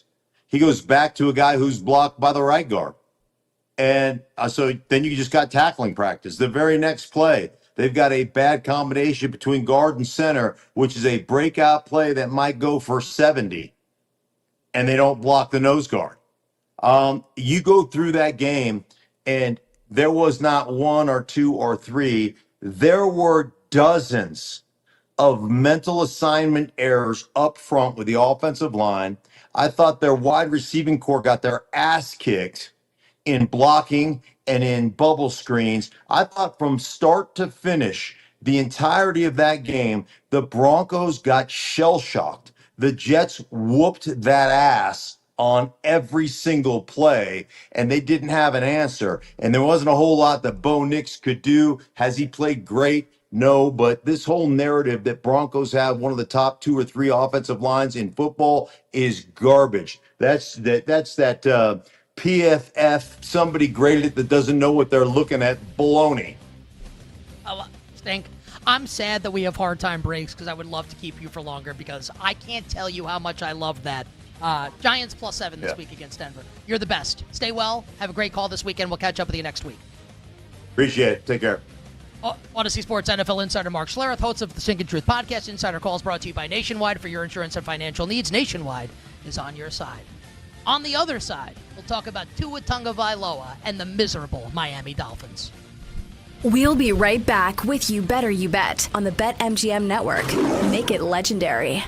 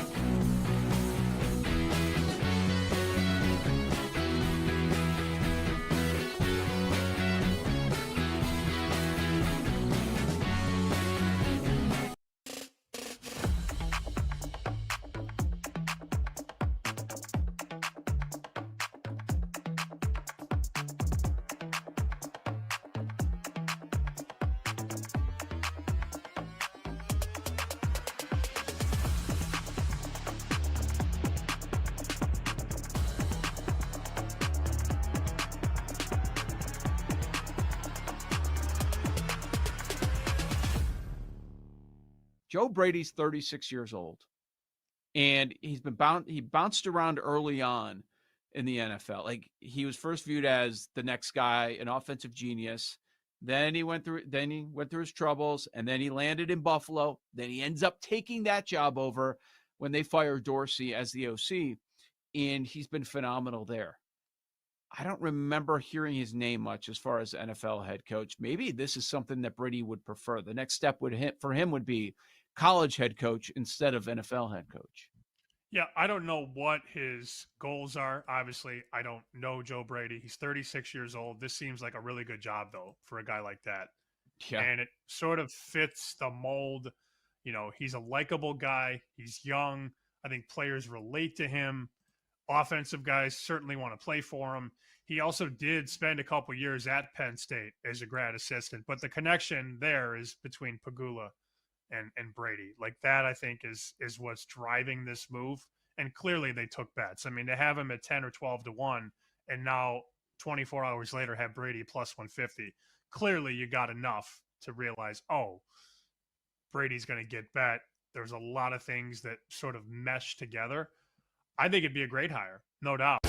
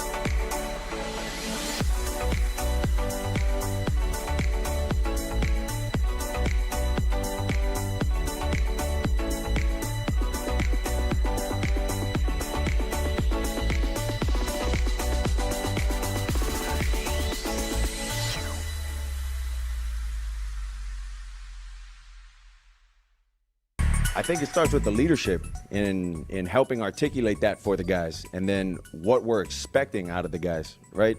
We're expecting this. Are we getting that? Are we not getting that? We have guys showing up to player-only meetings late, guys not showing up to player-only meetings. Like, there's a lot that goes into that. Do we have to make this mandatory? Do we not have to make this mandatory?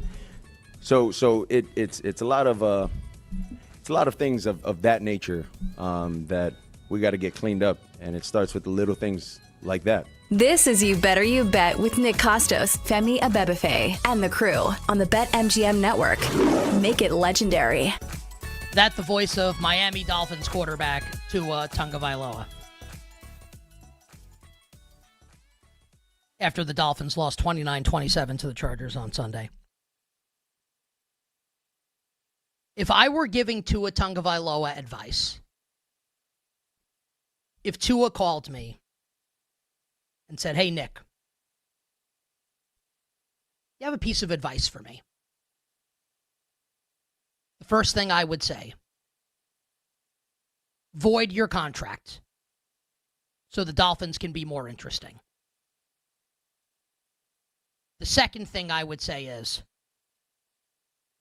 stop talking. Don't speak. I was born in the 80s, but, I feel like my formative years are the 1990s. Gwen Stefani and the 1990s rock group, No Doubt, had some great songs. I remember listening to them when I'm like 12, 13 years old. They had a great song called Don't Speak. I know just what you're saying, so please stop explaining. Don't tell me 'cause it hurts. Hey, Tua, don't speak. Shut up. Whenever your brain tells you, I need to say this right now in front of a camera and a microphone, decline. Turn into Robo quarterback. We got to get back at it tomorrow and watch the film and do better next week against Cleveland. That's it. You can't lose if you do that.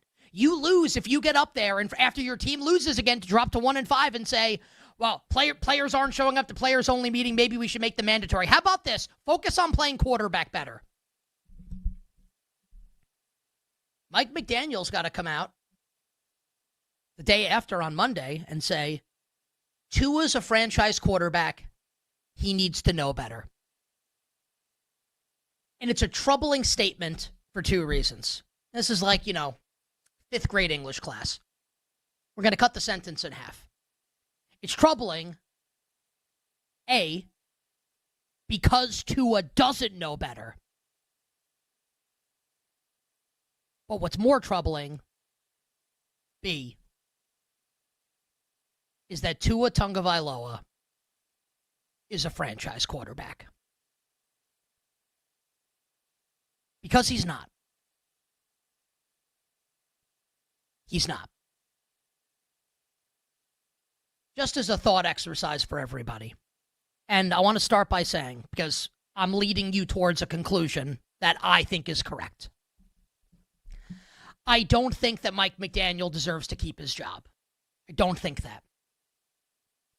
But if you had to take the 3 principles of Miami's failure, Mike McDaniel, general manager Chris Grier, quarterback Tua Tagovailoa, who do you think is the least offensive of the 3? Like, if you could only keep one of those 3, who would you keep? I think it's Mike McDaniel, and I'm not sure it's close. I'm not sure it's close. And that's not me stumping for Mike McDaniel to keep his job. I don't think he should keep his job. Maybe he'll be a better head coach next time. He'll be better luck next time, baby. Maybe he'll be a good offensive coordinator. He probably will be. He's a good play caller. He's a great offensive mind. I don't think he's a head coach, but he's I think he might be the least offensive of the main reasons why the Dolphins stink. And I think McDaniel stinks as a head coach. That's how bad Grier is, and that's how bad Tua is. they just signed Tua last year to this monster extension. Now, I have done the work, so you, dear listener and dear viewer, so you don't have to. And when I say I did the work, I used AI. Yeah. 42-year-old Nick Costos fired up Gemini for this one. I asked Gemini, hey, Gemini, when can the Dolphins get out of Tua Tagovailoa's contract? And it's not until, I think actually the first answer was really bad. It was like, well, Dan Marino retired in 1999. I was like, that's not what I asked. They can't get out of the contract without absorbing like $1 billion in dead cap money. And maybe Stephen Ross wants to do that. This was the guy who on a yacht tried to recruit Tom Brady and Sean Payton and ended up getting fined a ton of money. When he should have just kept Brian Flores. But oh no, Brian Flores, he was mean to Tua. He coached him hard. You watch this guy in this play. Like, honestly, he should be coached hard. Maybe he wouldn't say dumb crap like this. They can't get out of the contract until after next year. After next year. They're screwed. Screwed. Until at least 27. And maybe they'll have a new head coach next year, and we'll see what happens, but they are up against it in a big way. Also, the defense might be the worst defense in the league. It's horrible. Horrible. And for as much as Tua is not a franchise quarterback, and look, like it's not like he should be on the street. I think he could be like a bridge quarterback for a team waiting to draft like a rookie, or he could be like one of the best backup quarterbacks in the league. I think we are past the point now where Tua Tagovailoa is a hand the keys to the franchise guy. I don't think he should be an NFL starting quarterback. Not a starter in the sense that, like, this is our guy for years. He could be your guy for, like, 11 games until the rookie's ready. I think we're way past that point. But even with that said, Tua did drive the Dolphins down the field to take the lead against the Chargers last week. Like, that did happen. So for as much as I'm killing Tua, like, he did play well enough for the Dolphins to win on Sunday against the Chargers. He did. And the defense gave it up at the end. And in a moment that I think is really emblematic and symbolic, I don't know if those two words go hand in hand. Sometimes, you talk yourself into a corner. And if I didn't acknowledge it, I feel like all of you would have no idea. I could just be speaking gibberish, and you might think that I'm the smartest guy in the world. I'm just calling myself out. Emblematic, and so I don't know if those two things work in concert together, of what the Dolphins' defense has been like this year. We said at the start of the year, build a bull case for the Miami Dolphins. The pass rush kicks ass.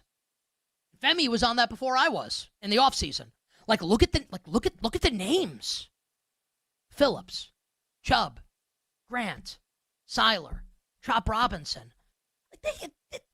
This should be an awesome defensive line that should be getting after that ass. In that sense, they're like virgins. No ass for you. Jalen Phillips is hanging on Justin Herbert, and Herbert just like with the flick of the wrist shoves him off. Here's Ladd McConkey. Stop 30 yards down the field. Dicker the kicker. Ball game over. Dolphins lose. The defense might be the worst defense in the league. The head coach is a dead coach walking. The general manager, I feel like when you do a Whole Foods order on Amazon, and sometimes like they have the freezer bag and like the eggs are in there, and you're like, what moron did this? I feel like I wouldn't trust Chris Greer to put the right groceries in the right bag. And he's picking players to be on an NFL team. The quarterback is miscast as a franchise quarterback, and it's the worst defense in the league. Other than that, man, let me tell you something. This team's great. At least the weather is awesome. And with all of that said, we have seen an utterly fascinating move in Sunday's betting market as the Dolphins travel to Cleveland to take on the 1-5 Browns. Cleveland, who is starting, this is like Steve Young probably watches this game and wants to stick pencils in his eyes. Lefty v. lefty, and they both stink. But Dylan Gabriel is so bad that he makes Tua look like Steve Young in the Super Bowl against the Chargers. I don't even want to say the Browns. Dylan Gabriel is right now, at this very moment, this exact moment in time, 5:31 and 40 seconds p.m. Eastern, Tuesday, October 15th, year of our Lord 2025. Dylan Gabriel is a 3-point favorite in an NFL game. And to that I say, no. No. No. And I get it. Dolphins' offensive line stinks. Here's Myles Garrett. And honestly, I don't even want to joke about this. Myles Garrett might this could be really bad. I don't mean to joke about it, but this could be bad for Tua. Could be bad. I understand. And all the reasons I gave you. Dolphins, dead coach walking, terrible GM. I think Andrew Berry's pretty good. Mike Tomlin might disagree. We know Kevin Stefanski's a good coach. We know the infrastructure's at least decent in Cleveland. It's not in Miami. And Miami's spiraling out of control. We said going into the year, the Browns are soft tanking. And they hope Jacksonville's bad, and they're going to get their quarterback of the future in next year's draft. The Dolphins wanted to win this year. And with all of that said, I have bet the Miami Dolphins +3. Dylan Gabriel can't play. And wait till Shedeur Sanders plays, and everyone realizes that he's Justin Fields without the athleticism. You thought Justin Fields was a deer in headlights against the Broncos? Wait till you see Shedeur Sanders play in an NFL game. Gabriel can't play. Watch the game against the Steelers on Sunday. The Steelers should have had 6 interceptions in the game. They dropped all of them. It could have been way worse. Browns -3. Maybe it happens because the Dolphins can't score in the game or 2, whatever. I'll pay to see it. Give me the Dolphins +3, despite all the nonsense going on South Beach. You bet on this Tuesday. On the other side, Femi and I will talk about who the best team in the NFC is right now. We'll do some baseball as well. But we didn't get to yesterday on the show Tampa Bay Buccaneers and the Seattle Seahawks. Tampa beats the Niners 30-19. San Francisco loses Fred Warner, and they just they're done. Kyle Shanahan should win Coach of the Year. He should be named Coach of the NFL in the history of the league if they do something of any consequence this year with all these injuries. Tampa wins 30-19. The Seahawks beat the Jags 20-12. Did a little on the Seahawks defense yesterday, just destroying that offensive line in Jacksonville, sacking Trevor Lawrence. Mike McDonald is such a bouse, and JSN's a bouse, and he's the third choice to be Offensive Player of the Year. I can't wait for the prop to come out against the Texans on Monday night, and if it starts with the 7, I'm just going to laugh out loud, and then I'm going to click the button. And I know they have Stingley and a good defense, and I don't care. That's how good JSN is. When you think about it, and we will do this in long form next segment, balance of power in the NFC. Philly loses to the Giants. Detroit loses to KC. Green Bay beats Cincy, unimpressive. Rams beat the Ravens, unimpressive. Tampa's 5-1. Seattle's 4-2. Do you, the person watching or listening, think that either one of these teams could upend the apple cart and be the best team in the NFC when it's all said and done and represent the conference in Super Bowl 60? Do you think that? And if so, which team do you like? My guess is you like Tampa because they have Baker, and he's been incredible. I'll take Seattle. better defense, way better coach in Mike McDonald, and but Bowles has been pretty. I don't even know if I can kill Todd Bowles, but I'll take Mike McDonald. And Baker's been great. Sam Darnold's also been awesome, and I know the Bucs beat them head to head. I know, but in a big spot, I'll take that defense and I'll take that coach. The Monday Night Football doubleheader next week. Seattle hosts Houston, and Detroit hosts Tampa Bay. I'll give everybody a betting thought now. Seattle should beat the Texans by 20 next Monday night. On the other side, we'll talk some Major League Baseball, and Femi and I will discuss who is the best team in the National Football Conference. We'll be right back with You Better You Bet on the BetMGM Network. Make it legendary.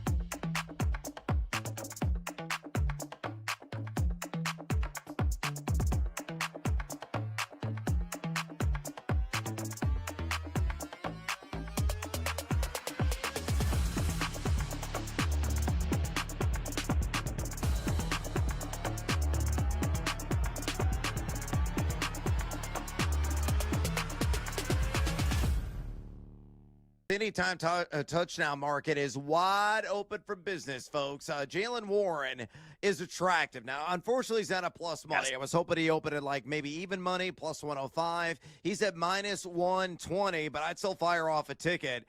Maybe take it with the Steelers straight up with the money line and a little SGP so you can reduce the juice and get seduced by that juice, because I think the Steelers will win this game outright. The Bengals number 28 in rush EPAD. They've allowed the most fantasy points to opposing running backs. So whenever the rush yards props open, I'll probably get some action on Jalen Warren. I'll probably get some action even on Kenneth Gainwell. Hell, maybe I'll even bet on Caleb Johnson. Just for you, Monty, working the video board as an Iowa grad, who's getting a little bit more run. He may get like 4 or 5 carries in that one. But you look at the Bengals giving up 4.57 yards per carry, 166 flat total yards per game, and 10 total touchdowns they have allowed to the running back position. Warren seeing over 66% of the opportunity share. He's averaging 5 yards per touch, number 12 in yards created per touch, netting a appreciable 3.00 yak per attempt. He's number 7 in missed tackles force as well. Catching balls, do a little bit of everything. He's built like a bowling ball. He is going to hit a strike and shatter those pins. Anytime touchdown, minus 120, I'm in. Rush yards, I may look at the alt market, might ladder it. Jalen Warren. And guess what? More Jalen Warren. Steelers should be able to run all over the Bengals in that game. Yeah.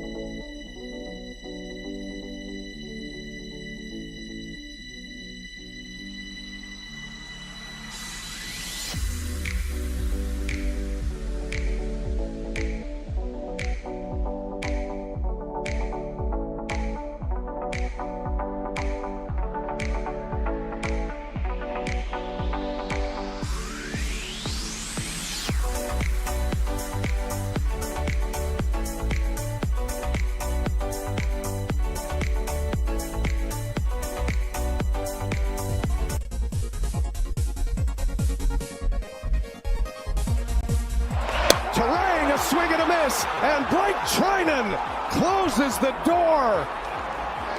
The Brewers strand the bases loaded. Dodgers win a thriller in Milwaukee by a final score of 2-1. You're tuned in to You Better You Bet with Nick Costos and the crew on the BetMGM network. Make it legendary. The great Brian Anderson on the call last night on TBS. Brian Anderson, hashtag friend of the show. Brian Anderson will join us, tentatively scheduled, things can change, this Friday at 4:40 p.m. Eastern Time. Brian Anderson will join us on You Better You Bet. We will touch on the NLCS Game 1 last night with the Dodgers beating the Brewers, and we'll talk about the Mariners in a second as well. But we want to remind all our listeners and viewers that BetMGM is our show sponsor. And with today's MLB postseason No Sweat Same Game Parlay token, you'll get your stake back in bonus bets if your wager loses. Step up and find your pitch. Make it legendary with BetMGM. Download the BetMGM app, and please gamble responsibly. And as always, don't forget to download and subscribe to You Better You Bet in podcast form. Just search You Bet wherever you find your podcasts. And like, comment, and subscribe to our YouTube page, youtube.com/@ the BetMGM Network, twitch.tv/the BetMGM Network. The end of the Dodgers-Brewers game last night was electric. It seemed like the Dodgers were cruising to an easy win, albeit a low-scoring win where the Brewers could come back. Roki Sasaki replaces Blake Snell in the 9th inning, and I'm watching the football games, and, I'm not even paying attention to the baseball game because I think it's a wrap. And then it's not. And the bases are juiced, and it's 2-1, and here's Blake Trinan. And on the pitch before the highlight that Jake played coming back from break, where Trinan strikes out Terang on a pitch that was in Sheboygan. This pitch was in was going to land in Lambeau Field if Terang doesn't swing at it, and the game's tied. The pitch before that, Trinan throws a pitch that's inside and is going to hit Terang if Terang doesn't move. Terang moves, just a ball, as opposed to hit by pitch, run scored, tie game, bottom of the 9th in Game 1 of the NLCS, and then strikes out. I get Bryce Terang when he says after the game that it's just it's like that's the instinct, right? It's to move out of the way. For as much as we credit Pat Murphy and talk about what a great manager Pat Murphy is, I think that's bad coaching. And if you think that's a hot take, you can think that. That's fine. All I know is in that spot, you better be your team's got to know if that ball is even close, even if it's not close to hitting you, even if it's outside on the other part of the plate, you stick your leg out like you're Daniel LaRusso in Karate Kid, crane kicking Johnny Lawrence. You get hit by that baseball. You take one for the team. I don't care if it's, if it's Aroldis Chapman throwing 103 at your dome. You take that off the helmet, and they carry you off the field, and someone else goes to first base. You do what you got to do. I understand, human instinct is to move out of the way. You got to know in that spot. You got to know what turns you on. You got to know that you got to get hit by that ball. Now, if he does, and let's say the Brewers win then and there, or if they win in extras, whatever, I still think that the Dodgers would have won the game. Still think that. Or the series, rather. I still think the Dodgers would have won the series. But man, the fact that the Dodgers won last night and the Brewers could have stolen the game, this series is a wrap. It's done. And maybe the Brewers win tonight, and maybe Peralta outduels Yamamoto, and we go back to LA 1-1. I said yesterday during the show, I have no idea how this is going to go in terms of wins and losses in the games, but I'm confident the Dodgers are going to win. Maybe the Brewers win tonight. The series is done. It's over. The Dodgers will win the NL pennant. And they'll face the Mariners in the World Series. Seattle bludgeons Toronto yesterday in Game 2 of the ALCS. Jorge Polanco, as we said yesterday at the end of the show, taking his place among Seattle sports legends like Lenny Wilkens and Russell Wilson, Ichiro, Ken Griffey, other luminaries. Sue Bird. Right? Not bad, right? Polanco's been awesome. Julio Rodriguez, 3-run homer. Toronto is done. The series is over. Tomorrow night, the Mariners host the Blue Jays in Game 3. George Kirby v. Shane Bieber. After the game, I think Shane will be saying, is it too late now to say sorry for the performance that he's about to throw up against Seattle? I don't know if the series is making it back to Canada. It could be a sweep, and if it's not, Seattle wins in 5, and if it's not, Seattle wins in 6. It's a wrap. We've got a Seattle-LA World Series coming down the pike. I think the Dodgers will win. I think it'll be fun. LA wins the World Series. National League, done. It's going to be the Dodgers. AL, done. It's going to be Seattle. Now we just have to play, watch, and bet the games. You bet on this Tuesday.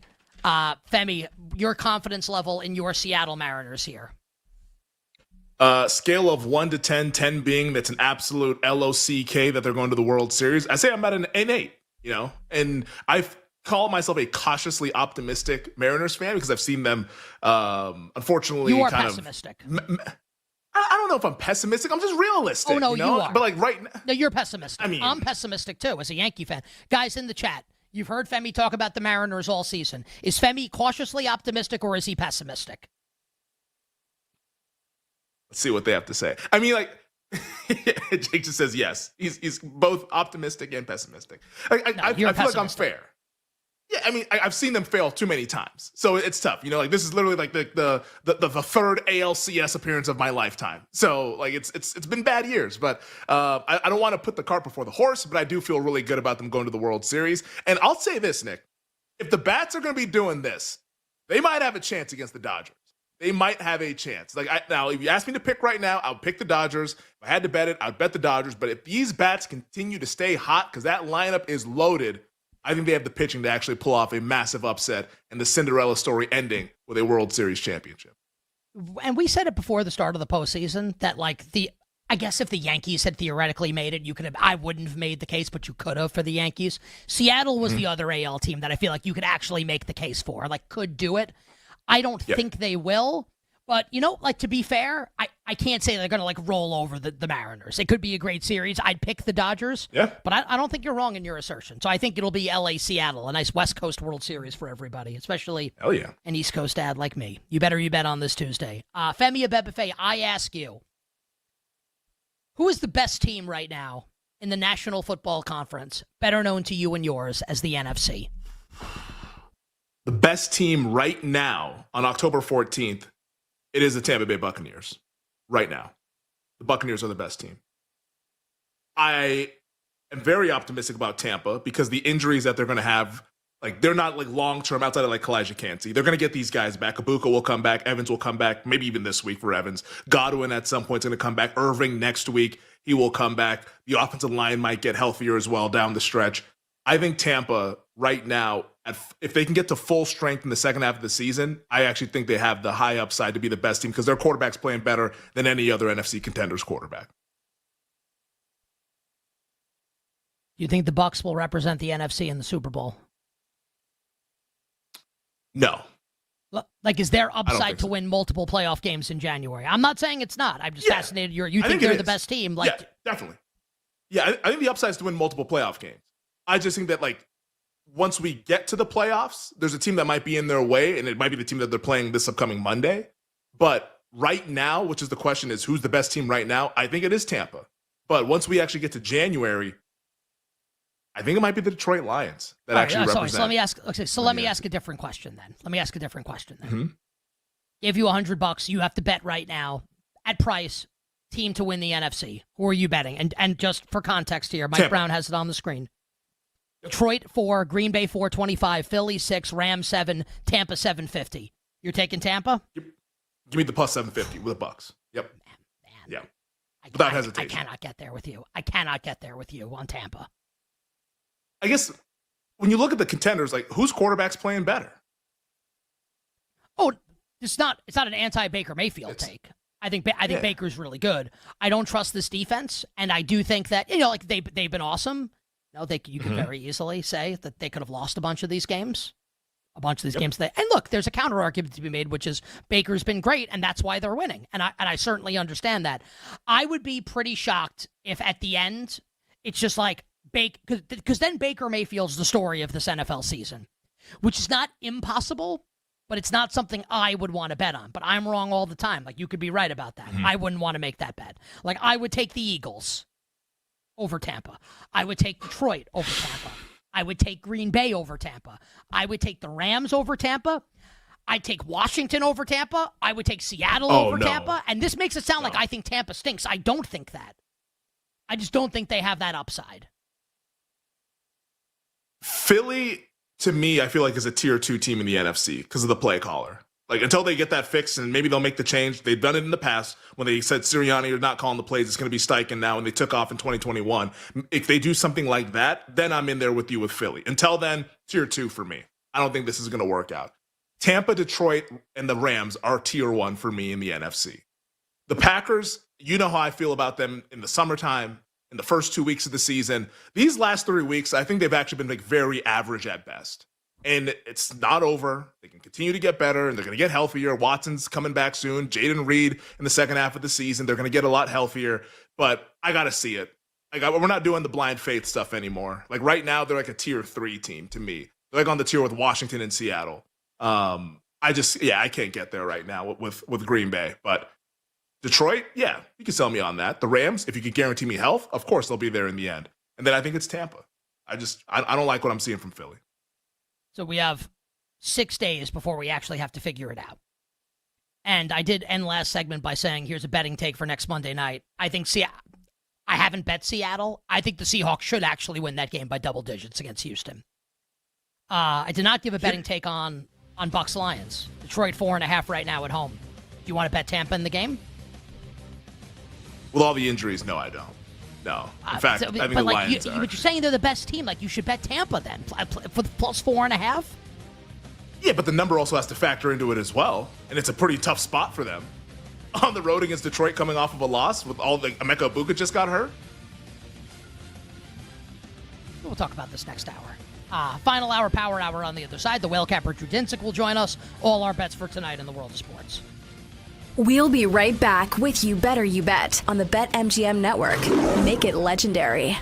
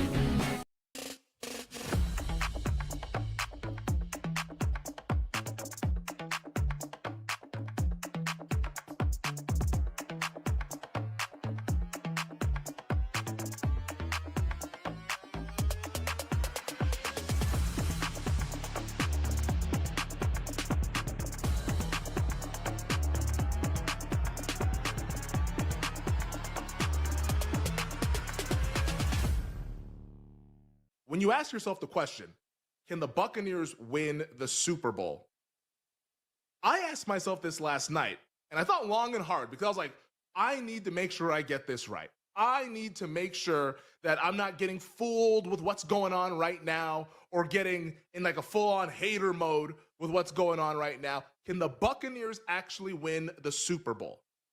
And maybe this answer surprises some of you out there listening and watching, but I actually think they can. I'm there.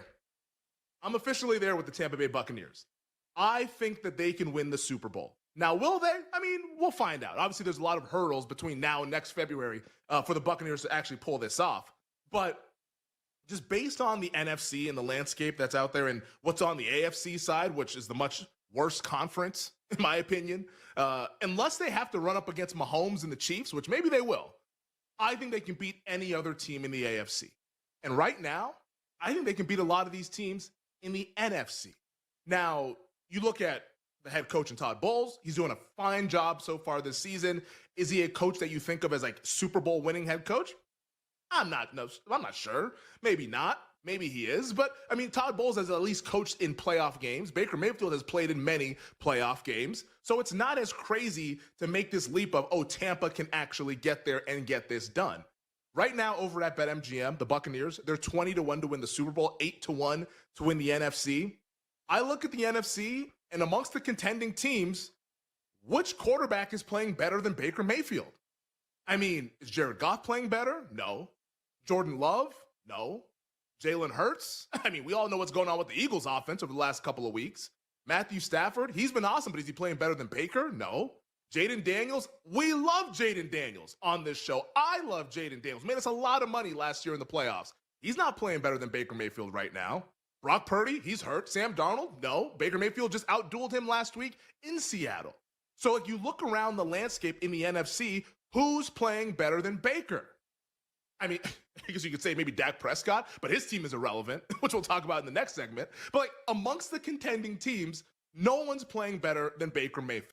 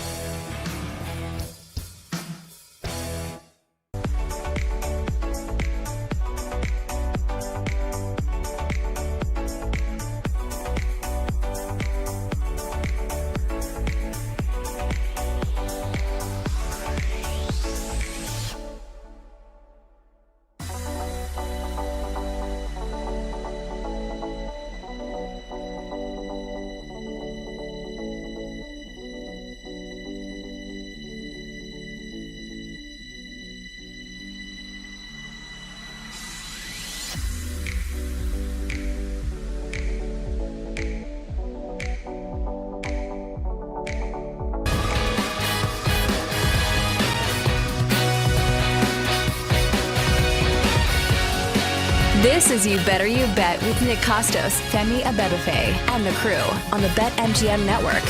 Make it legendary. Bring it up, Jake.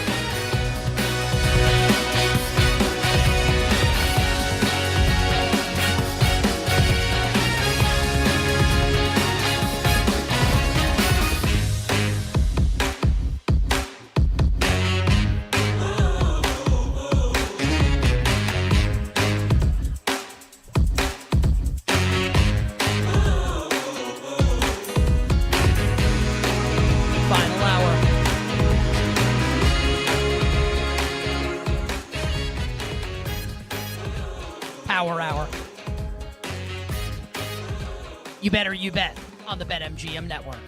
Nick Costos, Femi Abebefe, our crew, and you. The Power Hour and every hour presented here on You Better You Bet by BetMGM. Make it legendary by downloading the BetMGM app and visiting BetMGM.com. Coming up 20 minutes from now, the Whale Capper Drew Dinsick joins us. His best bets for Week 7 in the National Football League. 40 minutes from now, Femi and I give you our best bets for tonight in the world of sports. 1 week from today, 1 week, the NBA returns. And if that's the first time you heard that, I wouldn't be shocked if that's the case. Because everyone, we are all so SAT word incoming, ensconced. Look it up. In football. We're enveloped by football. And also the Major League Baseball playoffs as well. that it's hard for any oxygen to be given to anything else, right? Like, here's hockey. Hockey's been going on for like a week. Everyone's into football. Everyone's into baseball. The NBA's back next week. Everybody's into football. Everybody's into baseball. Well, 1 week from today, we have the Thunder and the Rockets, the Warriors and the Lakers in Los Angeles. OKC, a 7.5-point home favorite against Houston. Golden State, a 1.5-point favorite at the LeBron James-less Los Angeles Lakers. I'm not going to give you bets or thoughts on those games now. We'll do that next week on the show. And NBA preseason's underway, and if you didn't know that, I'm not going to fault you. All you need to know is that Victor Wembanyama looks like a Monstar from Space Jam. Looks even better than he has his last couple of years. And Luka Doncic will make his preseason debut tonight for the Los Angeles Lakers. There. You're caught up. It will be a long-ass time before we crown an NBA champion. November, December, January, February, March, April, May, June. 8 months from now, we will crown an NBA champion in June, right around my 43rd birthday. We don't have to wait that long. I'm going to tell everybody right now who's going to win the NBA championship. Here's the odds board at BetMGM. The Thunder, the reigning defending champs, are your favorite. And it's a short price, plus 250. Denver, with Nikola Jokic, and now Cam Johnson and Valanciunas joining the team, plus 550. The Cavs, plus 750.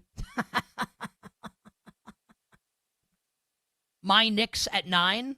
And look, like, I should laugh because the Knicks are not going to win the championship, but they could win the East, and I would really love to see it. I can't read my handwriting. I have no idea what team this is that I wrote next. I don't know who it is. Oh, it's the Wolves. Wolves at 13. Thank you, Femi. Femi wrote Minnesota. Wolves at 13. If you could see on my notepad where I wrote this, it looks like Nolan instead of Wolves. I don't know if you could see that. It's a bad job by me in my handwriting. I should just read off the screen, but I like to write everything down. Wolves at 13. Rockets with Kevin Durant at 16. Clippers with Pablo Torre at 16. Lakers at 16. Magic now with Desmond Bane, 18. Golden State, full year with Jimmy Butler, 28. The Atlanta Hawks with all their additions, including Kristaps Porzingis at 30. The Detroit Pistons with Cade Cunningham at 33. I think Denver is a very worthy choice to be second in the market behind OKC. Jokic is the best player in the world, with apologies to SGA, who won MVP and Finals MVP last year. Unbelievable. He's great. Not an insult to him. Jokic is better. Not an insult to say Jokic is better than SGA. They're both great. Jokic is the best player in the world. Cameron Johnson, huge improvement on Michael Porter Jr. Bruce Brown, our true backup center.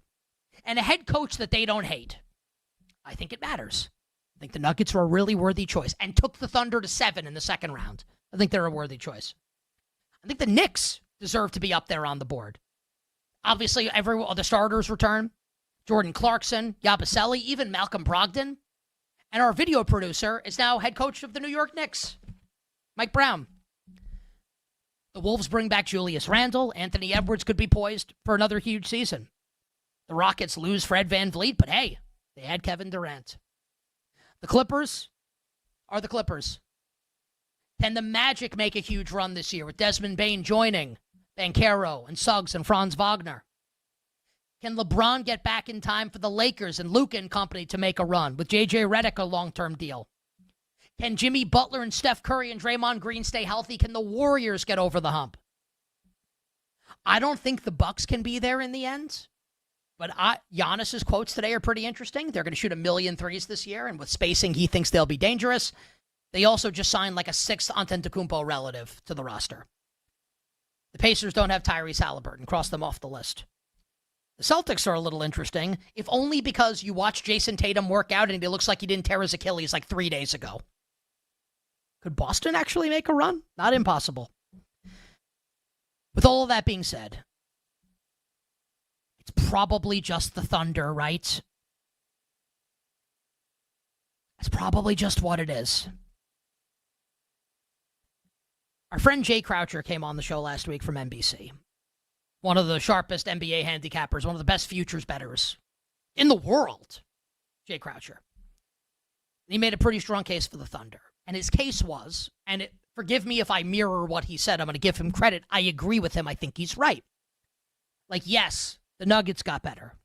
And yes, the Warriors got better last season when they added Butler. And the Lakers got better with Luka. And the Hawks got better with Porzingis and Luke Kennard and others. They got better. The Magic got better with Desmond Bane. The Knicks got better with Clarkson and Yabusele and Brogdon on the bench. A lot of the Rockets got better with Kevin Durant. A lot of good teams got better. And you might look at OKC and say, well, what did the Thunder do? Well, here's what they did. They drafted a bunch of really good players who were all really young. And they're still really young. And now they're champions. You think they're going to be an easy out this year? If they're healthy the whole season, who's beating them? I want someone make a case. I'm going to ask Femi in a second. Who's going to beat the Thunder? Maybe he's got a team. And I can be wrong. They don't have to win. Everyone, including me, loved Denver to go back-to-back after they won the first championship. And they blew a 15-point lead in the fourth quarter, Game 7 of the semifinals against the Timberwolves, in a game that cost a lot of us, including me, a bunch of money. Nothing's a lock. Nothing's certain. SGA could get hurt. J-Dub could get hurt. Things could go poorly. But as of right now, you make me bet who's going to win the NBA championship? It's the Oklahoma City Thunder, even at that price, even at plus 250. You bet on this Tuesday. Femi, 1 week from the NBA regular season starting, who do you like to win the championship? And this can be pencil, not pen. We can save the full prediction for next week if you'd like. Yeah, we'll put this one in pencil, but I'm going to go with the Denver Nuggets, the second choice in the betting market at plus 550. And in the NBA, for me, like I'm going to always tend to gravitate toward who I think is the best player in the league because usually that's how things have gone. Now with this new CBA, the teams are a little bit more like balanced or whatever. They want parity like the NFL, and they're getting it since we don't get repeat champions anymore. But I think Nikola Jokic now has his running mates ready to roll and win the title. The thing with Denver was they had no bench. They didn't have a whole lot of depth. It was all on Jokic. That's not the case this year. And think back to that series that we saw last year, which, yes, like OKC have now been through the ringer. So, like, they're not going to be, like, nervous in these moments anymore like they were at some points last year in the playoffs. But Denver took this team to 7 with Aaron Gordon dragging his hamstring up the court and Jamal Murray, like, a shell of himself and a bench that was rather... They were up 2-1 in that series, right? They were up 2-1 in that series. Yeah. It was, they put a legitimate scare into OKC. We also saw Indiana do that as well. But like Denver really was like, whoa, this could be something here. And we all thought OKC was going to win it. Luckily, they did win it. But I think now with the improved bench that they have, and also Cam Johnson, which is an upgrade over Michael Porter Jr., because guess what? Cam Johnson can shoot, but he can also defend. And Aaron Gordon, we see what he's been able to do, like the perfect 4 as a guy as a complement to Jokic. Christian Brown is starting to get better. And now you have guys like Bruce Brown, who they brought back. He was on their championship team at a couple of stints elsewhere, but now they brought him back. Tim Hardaway Jr., kind of a sneaky pickup for that bench as well. And Valanciunas, I think, is the big one because the non-Jokic minutes have been a disaster for Denver. I don't know if they're going to be gunning for a 1 seed. I don't think that's going to be the case. I think they're going to pace themselves. But come April, May, and maybe even in June, well, I think it's going to be June. I think this team is going to be a handful to deal with the best player in the sport. That dude is a supercomputer for a brain. I like Denver to actually pull off the upset and knock off OKC, but I think the conversation is those two teams. I don't see anybody else in the mix here just based on the rosters and given relative health. I think these are the two teams that are going to be duking it out for the title. I pretty strongly agree with that, but the last thing you said, that it's these two teams. Denver is an extraordinarily worthy choice to be second behind Oklahoma City. And listen, like I agree with you that Jokic is the best player. I started by saying that. I just, man, like the Thunder might be, that's what's fun, right? We're going to find out. The Thunder, I feel like, are just going to be a death machine now for a number of years. And the fact that they summited the mountain already, like with this young group of players, just, if they're healthy, and they have home court, like, I don't know, man.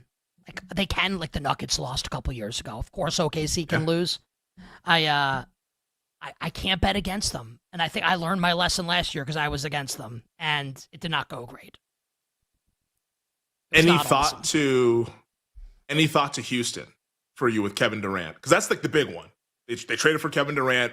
We're going to see that matchup opening night a week from now. Rockets at the Thunder with the banner And unveiled. market's interesting, right? 7.5. OKC Yeah. favored by. Well, let me ask you a question. Mm-hmm.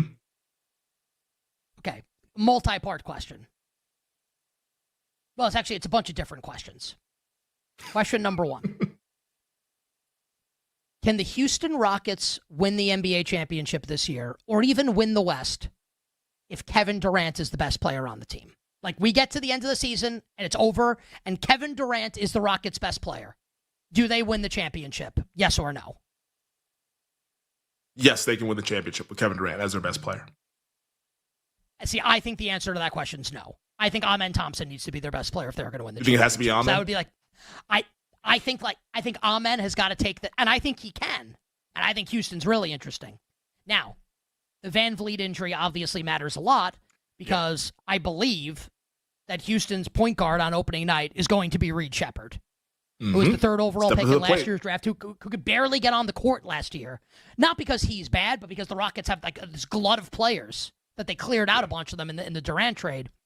Can Reed Shepherd, and we don't know the answer, can Reed Shepherd be good enough that it's not a huge negative for this team? And that's not a huge negative on, like a Tuesday night in December against the Charlotte Hornets, like a negative in Game 5 of the first round against the Warriors. Yeah, that's him being the massive question mark is why I've cooled on Houston. With Van Vliet, I felt like this team, given the right path, they could easily go to a conference finals and maybe put a scare in either Denver or OKC. But I got to see it first with Reed Shepherd. I think we're kind of just guessing. Like, we all saw him at Kentucky, and he has this potential as an awesome shooter, and he's a pretty good defender as well. But let's just actually see it with him playing big time minutes. The T-Wolves, I think I'm kind of just done with them. Minnesota, I don't really see them being one of the teams that's in the conversation. The Lakers, Luka's one of the 3 best players, so I guess you kind of have to treat them, take them seriously to some degree. But do you believe in this Lakers thing? I feel like this is going to be kind of like a toxic year with LeBron, kind of doing the weird stuff. That's what it feels like where we're headed with this. So when I think about the Lakers, and right, wrong, or indifferent, and maybe it's wrong, and I'm curious if you agree with this. The thing that I think about, and the Ayton signing was a huge signing, right? And as soon as Ayton's bought out by the Blazers, it's like, well, we guess he's going to the Lakers. I can't get out of my head, Femi, and I might get the game wrong. Was it Game 4? The second half, I think it was of Game 4 in the first round against the Wolves, where J.J. Redick played the 5 starters all 24 minutes in the second half, and they lost. Yeah, it was on a Sunday. It was a Game 4. He's saying in that moment, I have no more cards to play. Mm-hmm. This is it, and they're going to run out of gas. I don't think they have the horses, even with the full season of Luka. Not with LeBron. LeBron's my age, and he's an alien, and I'm less than a mere mortal, but still. Mm-hmm. I don't think they can make it. Now he has sciatica. Yeah. I think the West is where your winner's coming from, though. The East, there's fun conversations, which we'll have next week, about who can win the East, but the West is where your title winner's coming from. I'll take the Knicks in the East. There will be your sacrificial lamb against whoever wins the Western Conference, to Femi's points. On the other side, we'll get best bets for Week 7 in the NFL with the Whale Capper Drew Dinsick. All of our bets will close the show in 25 minutes. We'll be right back with You Better You Bet on the BetMGM Network.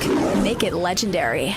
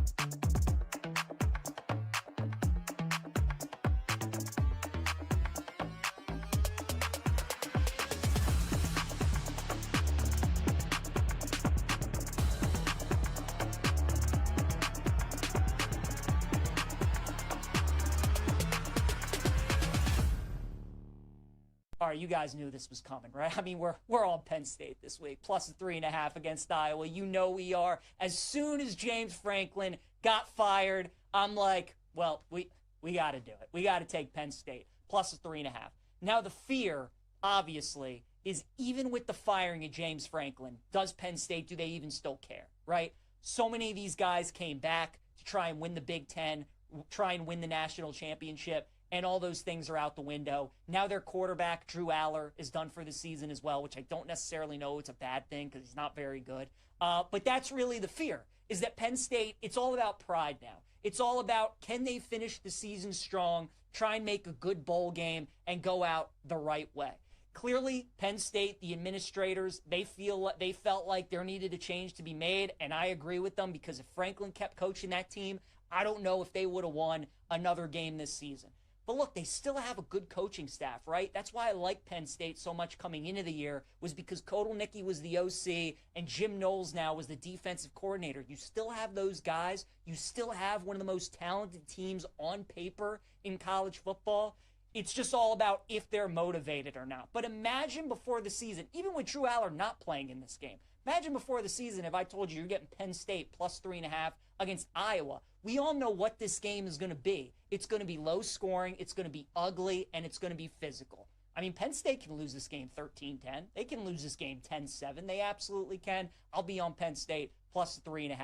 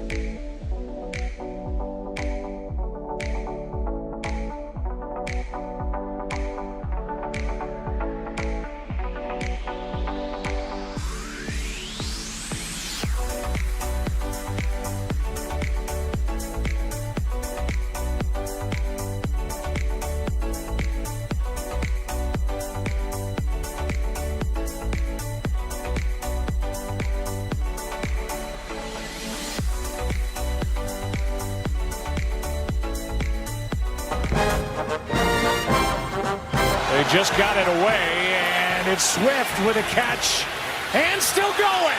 DeAndre Swift veers into the end zone. This is You Better You Bet with Nick Costos, Femi Abebefe, and the crew on the BetMGM Network. Make it legendary. The best NFL films track. Salute to Courage. Highlights just sound better with that music playing underneath. Joe Buck on the call last night. DeAndre Swift hit 55-yard receiving touchdown, pulled the Bears to within 24-22, allowing Jake Moody to kick a game-winning 37-yarder as time expired, as the Bears beat the Commanders 25-24. Our guest at this time, the Whale Capper Drew Dinsick, like Chicago plus the points when he joined us last week on the show. A winner to end week number 6 in the National Football League. And he joins us now. The hair is impeccable as per usual. He's got over his left shoulder, which you can't see on the air. We spend time talking about it in the break. He's got a big-ass fish tank with 5 fish. We had fish at my house, a couple goldfish. They died. Drew has got 5 fish that are alive, so congratulations to you, my friend. And welcome back to the show. On Twitter, at Whale_Capper, NBC Sports Betting Analyst Deep Dive Podcast with our friend Andy Molitor. How's it going? Oh, it's going great, man. Week 6, absolutely rocked. Back in the winner's circle. Just need 4 more weeks exactly like that. so let's make it happen, my friend. Week number 7 in the National Football League. Same first question as always. How do you keep those fish alive? Oh my Same gosh. first question as so always. Stressful. What is your favorite bet coming up this week in the NFL? Side or total, and why? Right now, I would say I'm pretty agnostic as my favorite, but I do have a good amount of sides and totals already fired on. I guess we'll just go in chronological order here. Thursday night football, give us I one played to start. over. Give us one to start. Yeah, give us one to start. Thursday night football, I can't make sense of this total being in the 43.5 range.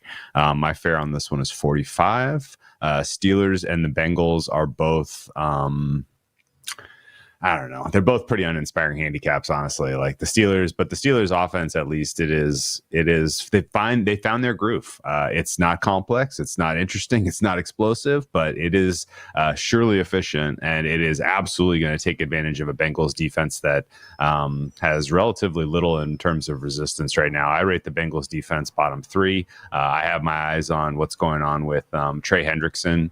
To me, at least, it sounds like that is sort of a business decision, maybe, not to be playing in this game, as he is maybe hopeful that the Bengals, after they lose contest, are a little bit more aggressive or active in finding him a new home where someone will fairly compensate him. And so I think in general, when you have a leader on your defense who has that type of attitude, I'm not sure how you get the other guys who are out there expected to go out there and put their bodies on the line on a short week to give you maximum effort. So Bengals defense has a humongous whiff of quit about them. And honestly, like if this was a Sunday game, I would probably be making a stronger case to just take the points with the Bengals, because like Flacco is a huge step above what you were getting from Browning. But it's a short week. They didn't seem like they had the entire playbook open for him on Sunday, certainly not in the first half. And so expecting them to be able to roll out the entire playbook on a short week is unlikely. So for that reason, I'm going to lay off taking the points with the Bengals. But I do think that this one is going to be more like 24-20 type of game. So over 43.5 was first bet of the week for me. 43.5 is the current number right now at our show sponsor, BetMGM. Femi likes the Bengals plus the points. I might lay Pittsburgh. I have not done anything yet in that game. All right, Drew. Yeah. So you gave us a bet for Thursday night. You know what? I'm not doing a good job here. There are people who are diligently listening and hanging on to every word for tracking purposes, apparently. I don't know if you've caught wind of this, but my actual bet was over 43.5. And the juice I laid was minus 103. Minus 103. Okay. So all right. There you go. Just glad we got that out there. Listen, a lot of listeners and viewers of the show. We appreciate all of them. Drew, let's turn our attention to Sunday now. You gave us a best bet for Thursday night. Sure. What is your one favorite bet for Sunday? And then we can get to some others that you like as well. Ooh, the one favorite bet. Your New York Giants catching 7 points in Denver. Awesome looking side, in my opinion. I think the situation for Denver stinks. They are flying home from London and taking on a Giants team off of extra rest. And I think the kind of proper rating for this Giants offense with Dart and Scatterbo kind of just giving them a humongous injection of, something interesting is not really being captured by the market. Market kind of has this still as sort of a bottom 10 offense. And I don't think you can actually, kind of square that with the fact that in particular, Jackson Dart is willing to put his body in harm's way and is very, very mobile here. Denver Broncos have not been tested by many quarterbacks this season who have that skill set. And while I don't know that there's going to be any opportunities to take the top off the defense, because the Broncos defense is flat out awesome, I do think that just his ability to handle the exceptional pressure that the Broncos have been able to apply should keep the Giants somewhat alive in this contest. I think the Denver Broncos probably win a narrow one, but I actually kind of like the Giants defense matching up against Bo Nix here as well. Bo Nix is not doing anything so far this season to tell you that he's taken a step forward in his sophomore campaign. Right now, I would put him pretty squarely in the in the bottom 10 among all quarterbacks starting.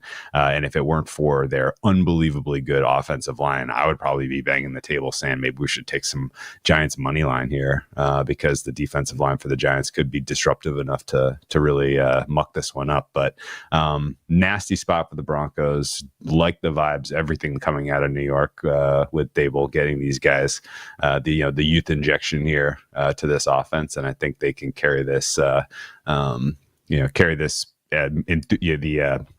momentum that they have from that Thursday night football win into another compelling effort here. And again, for completeness and transparency's sake, I laid -113 on Giants +7. There you go. So for those of you still involved in Survivor, make sure be a little bit careful with this Denver Broncos team. Whale saying that he likes the Giants to cover the number and maybe even be live. What's another Sunday bet that you like this week? I really hope they're a buster in Survivor. Yeah, I have 2 entries live still, and was really hoping that Vintage Flacco was going to show up and knock out the Packers on Sunday, but not to be. The other sides that stand out, I laid the Detroit Lions here that's Monday, I guess. Let's save that one. I laid Chargers -1. Oh, you just did at That's okay. -110. Lions -4.5. Sunday. Okay. Lions -4.5. I laid -112. Chargers -1. I laid -110. And then Panthers -2. I laid -108. I think that's a 3-pack of about the same edges across the board here. Panthers is a pretty straightforward handicap where I like that defense against the Jets offense, and I like what you're getting right now as far as matchups of Tedero McMillan against this Jets defense and secondary that while nice job giving a competitive effort in London, still not convinced at all that unit is better than bottom 5. And Panthers, I think, can win that one by more than 2.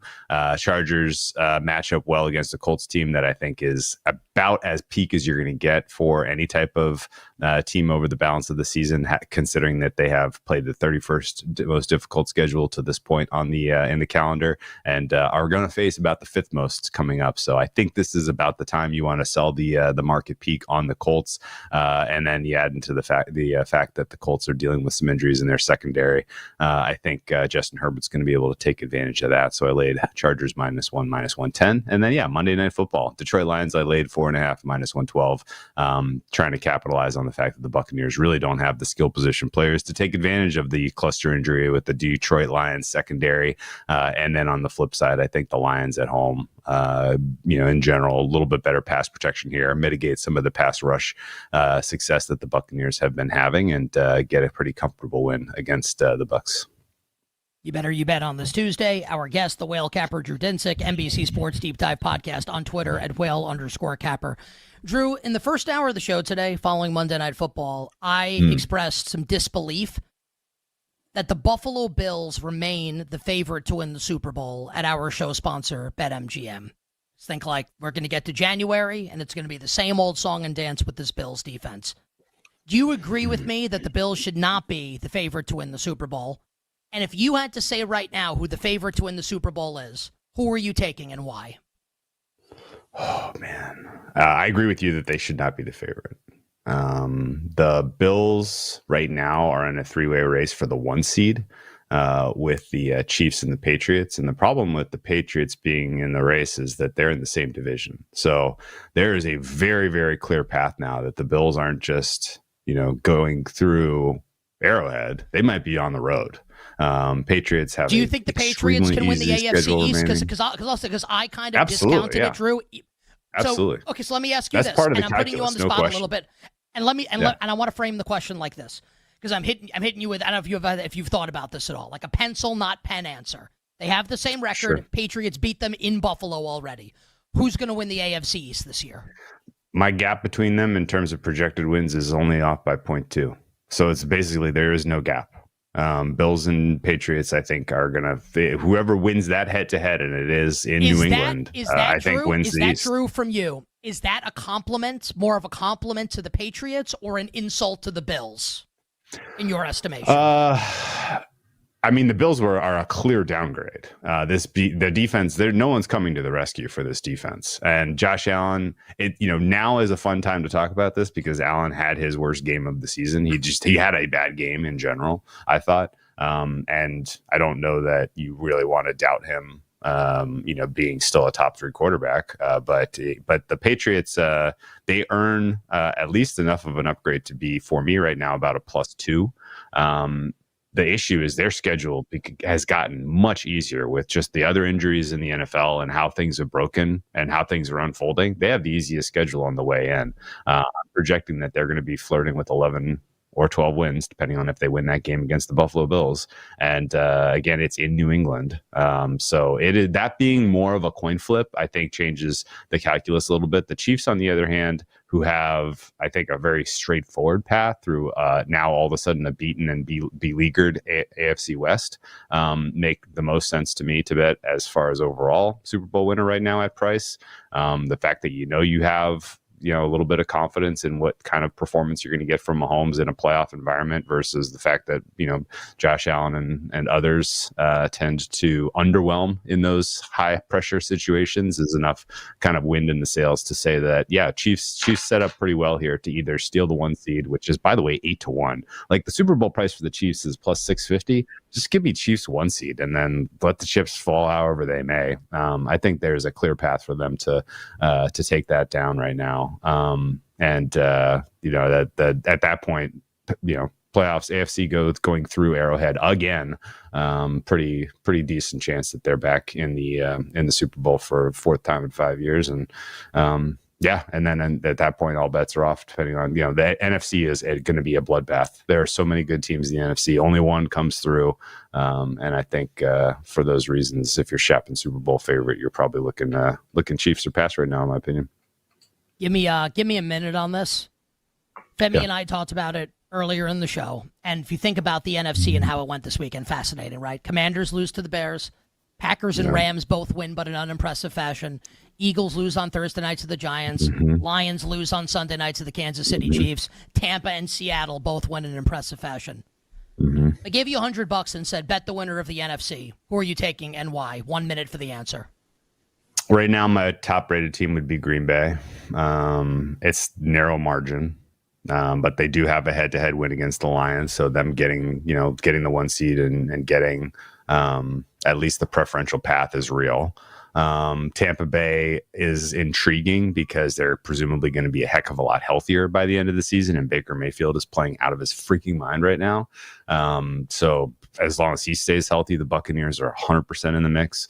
To me, the two prices that I'm almost more interested in, like, let's take some of these teams out of the mix here. And the two that stand clear to me, at least as far as betting against to make the playoffs right now, are the Eagles and the Niners. Niners, because they lose Fred Warner, that defense, the trapdoor is going to open up out from under them, in my opinion. He is such a hugely important player, more important than losing Bosa, but then now losing both of them. Good luck to them.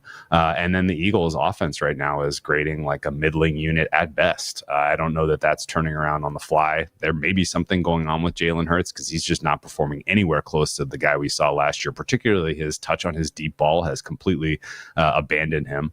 He doesn't seem really like he wants to throw the deep ball that much. So Eagles at +2, anything to miss the playoffs is intriguing to me because I think right now only one team is coming out of the East. It is way too crowded to get a. Well, that's the question I want to give you because we're running out of time. Commanders +225 NFC East to bet for you. Yeah, I think that's the best team in the East, and it's mostly just because Jaden Daniels is back. He had his moments of turnovers that impacted the outcome yesterday, but that guy's legit. My friend, next week when we have you on the show, we get to talk National Basketball Association because the NBA is back next Tuesday night. Oh, it's fun. Stay well, my friend. Good luck with the bets this week, and we'll catch up with you next week. All right, guys. Good luck week 7. Drew Dinsick joining us on the show on Twitter at Whale_Capper. On the other side, Femi and I give you our best bets for tonight in the world of sports. We'll be right back with You Better You Bet on the BetMGM Network. Make it legendary.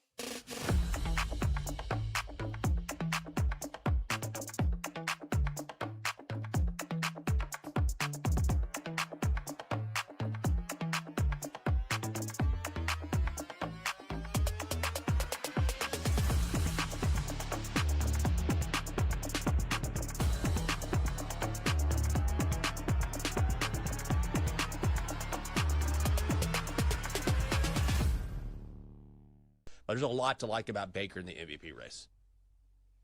I think the one sabotage factor is the fact that they have played a lot of tough games, and they have more tough games on the schedule coming up.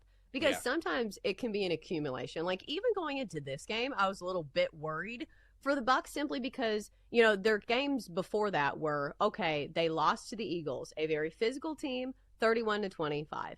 Then they have to go all the way to Seattle, and they play an absolute shootout, which they win the game, but still, it feels like it was kind of exhausting. And then, you know, they play the Niners. They come all the way back to Tampa, but then they win this one as well. But then you look at the rest of the schedule, or at least in the next 4 games. Next up, they go to Detroit, an Lions team that's probably pissed off after losing to the Chiefs. Then they get the Saints, okay. And then the Patriots, who look like, you know, they're a really good team these days. And then they have the Bills. So it's going to be a tough schedule ahead for the Bucs. I don't know if we continue to see this trajectory for Baker Mayfield, but if he can do it in this next 4 games, I feel like he's going to have a real case to be the actual front runner in the MVP discussion.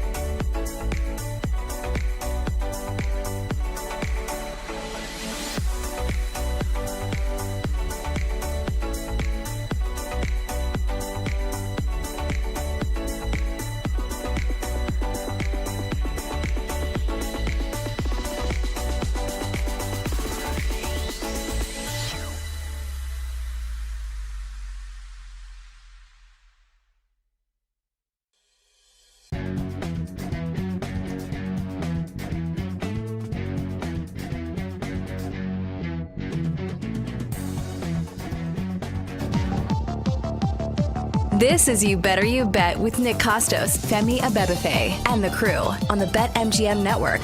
Make it legendary.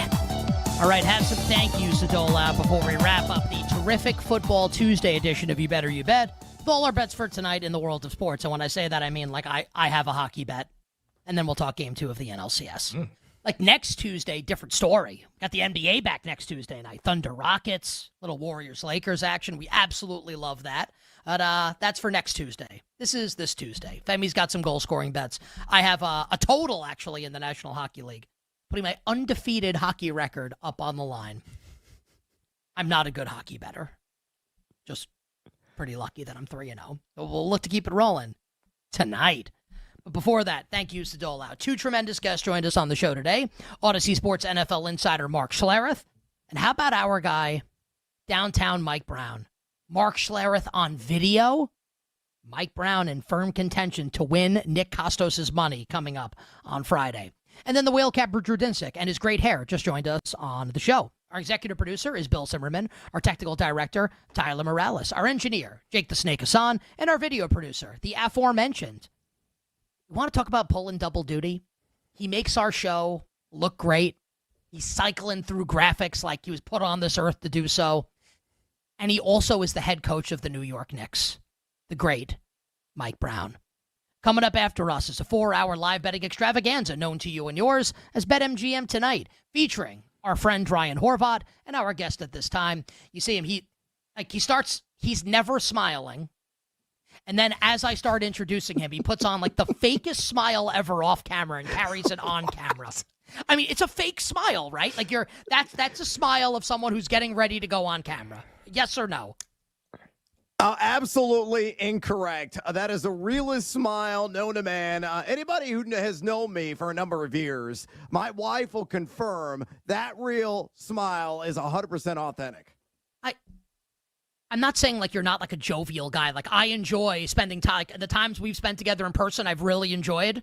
Like it's a fake smile. Like you're not smiling at all. You're stone-faced. And then I'm like, and coming up and then joining us right now on the show. And all of a sudden you're grinning like the Cheshire Cat. You're telling me it's real? Yes! Anybody who has known me forever knows I do this all the time. I always have a bleep-eating grin on my face at all times. So you're welcome. It's not true because I see you every day. You don't always have that. It's fine. Brad Evans is our guest. Brad, hola amigo, happy Tuesday. Oh, amigos, look at this ear-to-ear smile, America. He's the Cheshire Cat, man, grinning from ear to ear. We absolutely love it. My friend, what is your best bet for tonight or other? You got any? You a hockey guy? No, right? What do you got rolling in the world of sports? Name like 2 players. No, I don't drop the puck and make the bucks. I leave that to you and other individuals who like to put the biscuit in the basket. I refrain. However, let's do an impromptu game of Predict the Prop. The only game available right now in the props market, and it's not particularly deep in that market, is Thursday Night Football, Steelers and Bengals. Femi, I'm going to go to you first, my man. Jamar Chase, receiving yards. Predict the Prop. I think there's something to this Joe Flacco, Jamar Chase connection. We saw a little bit in the second half of the game against Green Bay. I'll say 72.5 for Chase. All right. Costos. I'll say a little lower, but he's in the range. I'll say like 68.5. You are both ding, but the winner is Femi, man. He's wide out of the space. Let's go. It's truly 71.5 right now, minus 115 in your direction at BetMGM. So, Femi, you're the winner. You have honors, my friend. Over or under? Slightly into the over. In fact, I'm just going to bet the over. I think there's something to this Flacco Chase thing. He's going to trust him like Jake Browning didn't. Browning was more of a Higgins guy. Flacco, he knows where the bread should be buttered. Nick? I don't know.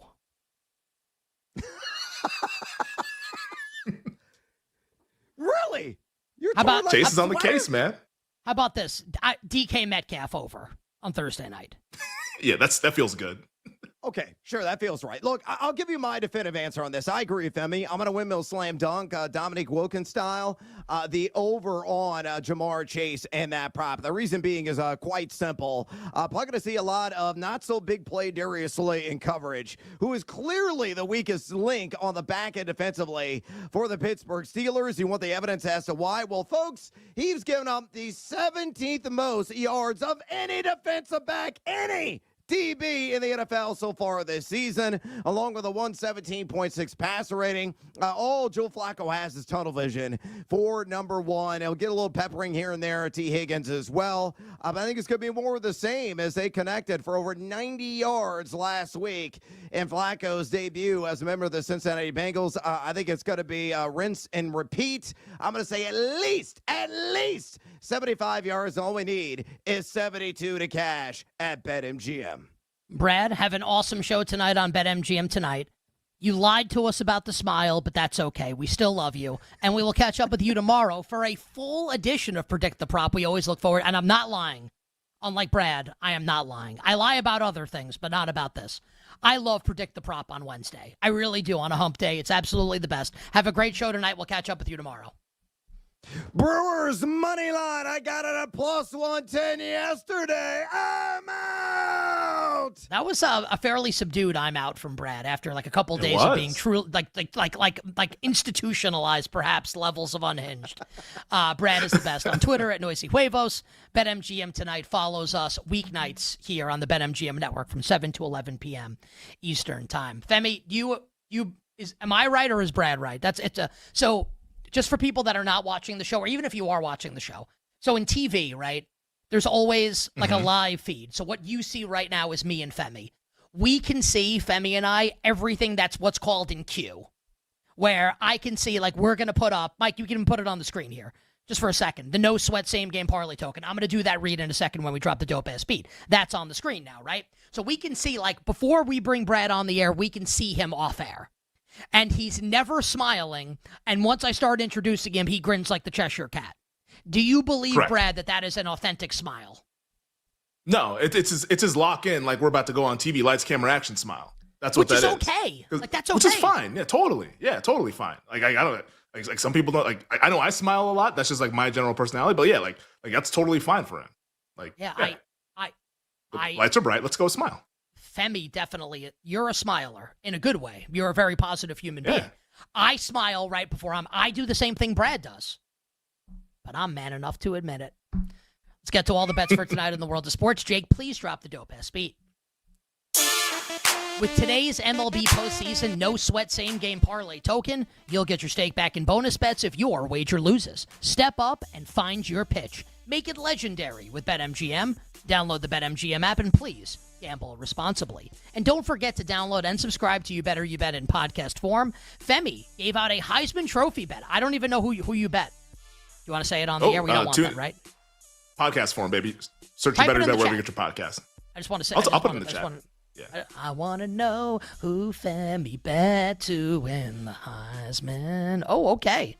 All right. there you go. Like that. Long price. Everybody check it out in podcast form. Search You Bet where you find your podcasts. Rate, review, and subscribe. And like, comment, and subscribe to our video channels. YouTube.com/@the BetMGM Network. Twitch.tv/the BetMGM Network. Femi, let's begin with Game 2 of the NLCS. In Milwaukee, Yoshinobu Yamamoto for the Dodgers, Freddie Peralta for the Brew Crew. LA, a -120 road favored. Brewers, +100 home dog. Total of the game is 7, juice towards the over. I said it yesterday. I'm not going to bet this series game by game. I don't know who's going to win each game. I feel like the Dodgers will win the series.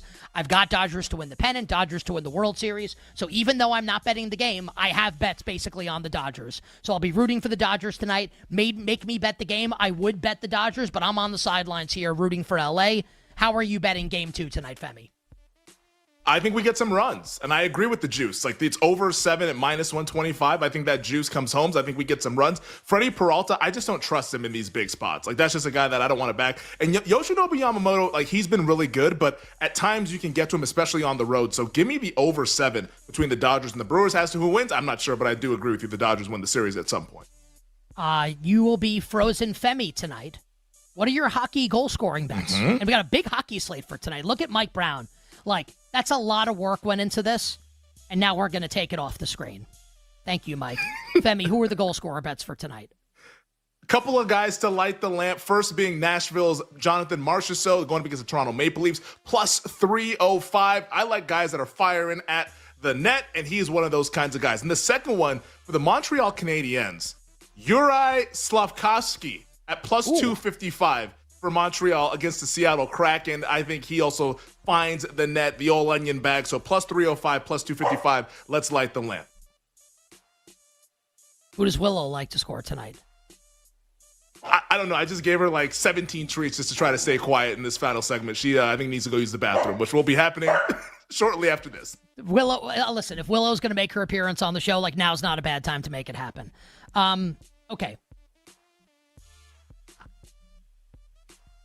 I'm not in them hockey streets. But I did hit 3 plus money dogs last week to win, which pretty much makes me the world's greatest hockey bettor. I'm not.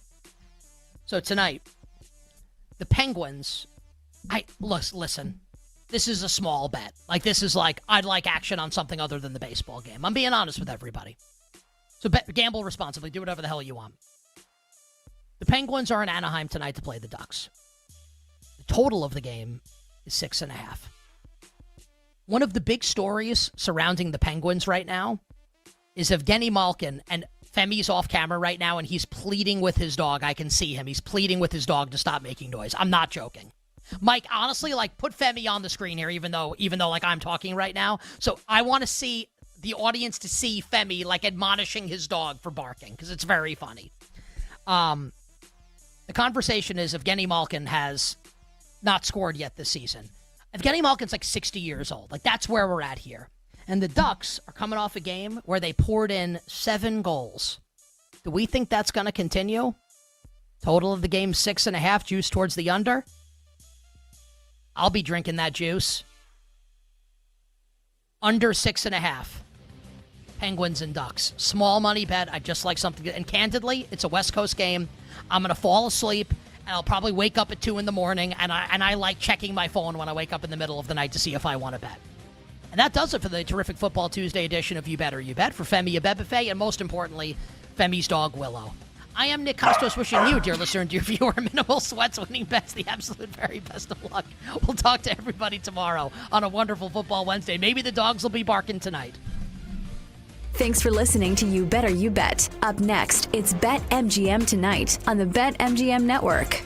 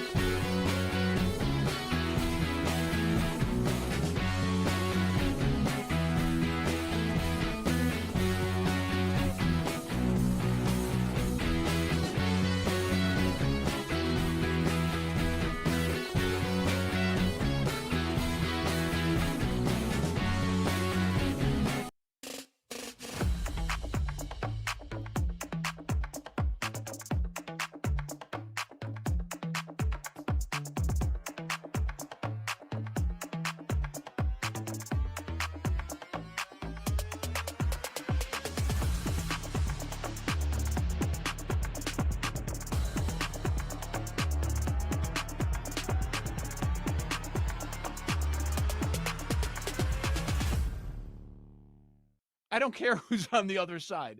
Justin Fields sucks. It's time to move on and just give up that you were wrong when he was coming out of Ohio State and you thought he was going to be a real good quarterback, or when he was a rookie with the Bears, you thought this was the guy. No, not the guy. Failure, bust. It's over. Stop with the Justin Fields stuff. And his head coach, Aaron Glenn, you brought this up a couple weeks ago. I kind of chuckled at it. It's not crazy. We've seen enough to know that he's not the guy. You might have to fire this guy after 1 year. I don't know what the hell they were doing. They complete a pass in the final minute of the first half. They're around midfield. He has a timeout, and he decides to let the whole clock run out. Like, Garrett Wilson's over there walking to the tunnel, yelling at him. What the hell are you doing? He's just decided, yeah, we're good. We got to midfield against this defense. We're not going to use a final timeout to even try to score a point in the first half, another point in that first half. So I guess a Jets angle there. The Fields truthers and Aaron Glenn, he's got to go. He ain't the dude. Good luck, Jets, with finding your next head coach. Want to throw them out there for Case of the Mondays.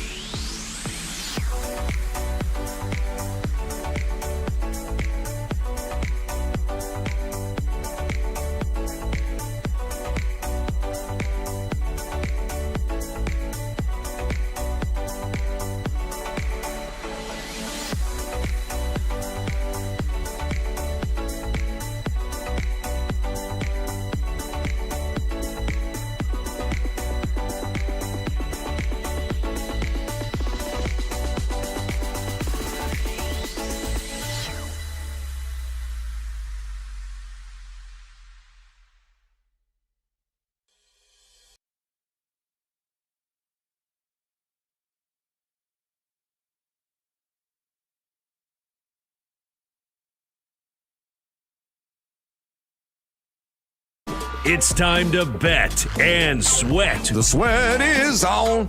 Yeah, the sweat is on. With your hosts, the big noise, Brad Evans. I gotta duplicate that. No way. No shot in the HE-double-L hockey sticks. And the mad better, Ryan Horvat. You don't got to bet every game. That's how you see those guys that live under the bridge. They lay 25.5 with UNLV week 0. It's BetMGM tonight on the BetMGM Network.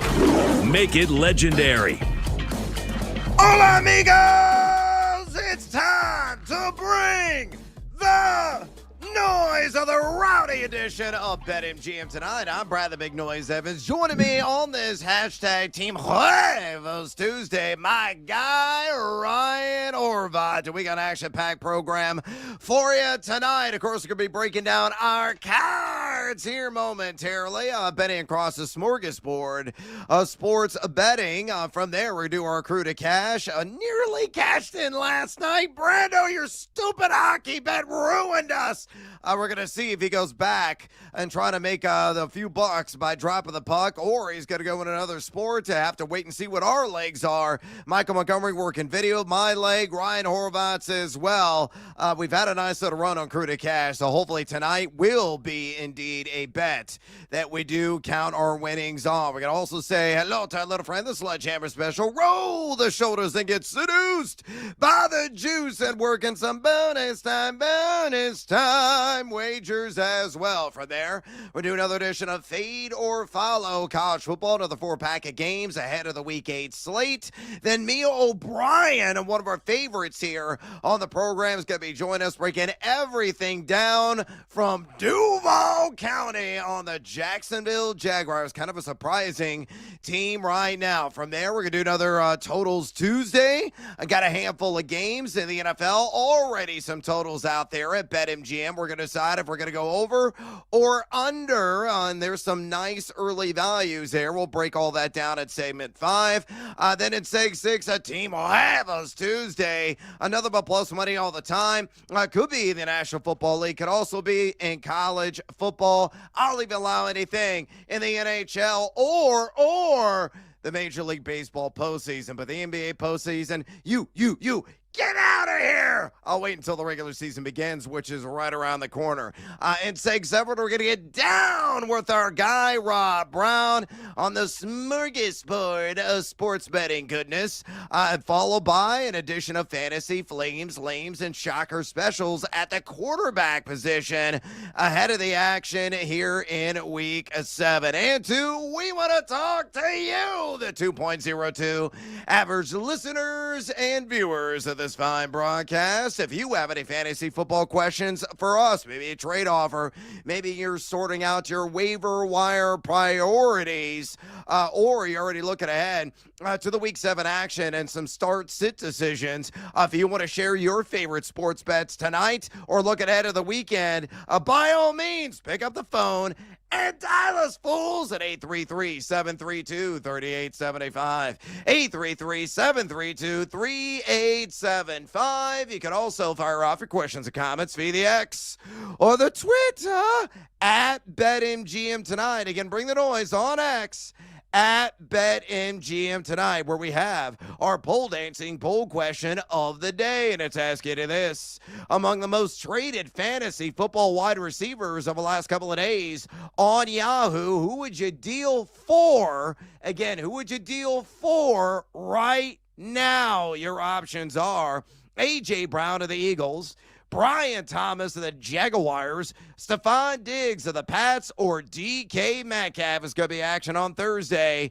Of course, he now playing for the Pittsburgh Steelers. So far, over 220 votes cast. Make your voice be heard. Exercise your democratic right. Keep the votes coming and drop us a comment, a.k.a. bring the noise. Again, on X, at BetMGM tonight, on X, at BetMGM tonight. Let me bring in my esteemed, handsome, and highly intelligent colleague, Ryan Horvat, for another edition of Choose Your Own Adventure. Here are your topics tonight, mi amigo.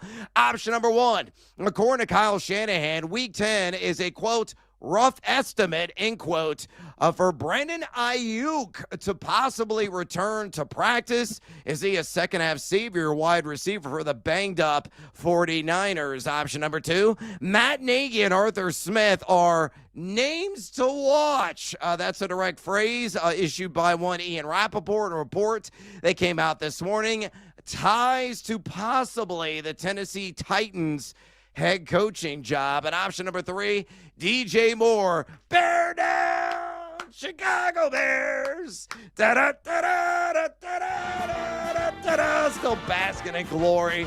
Jake Moody, it's up and it's good. Bears win. Bears win.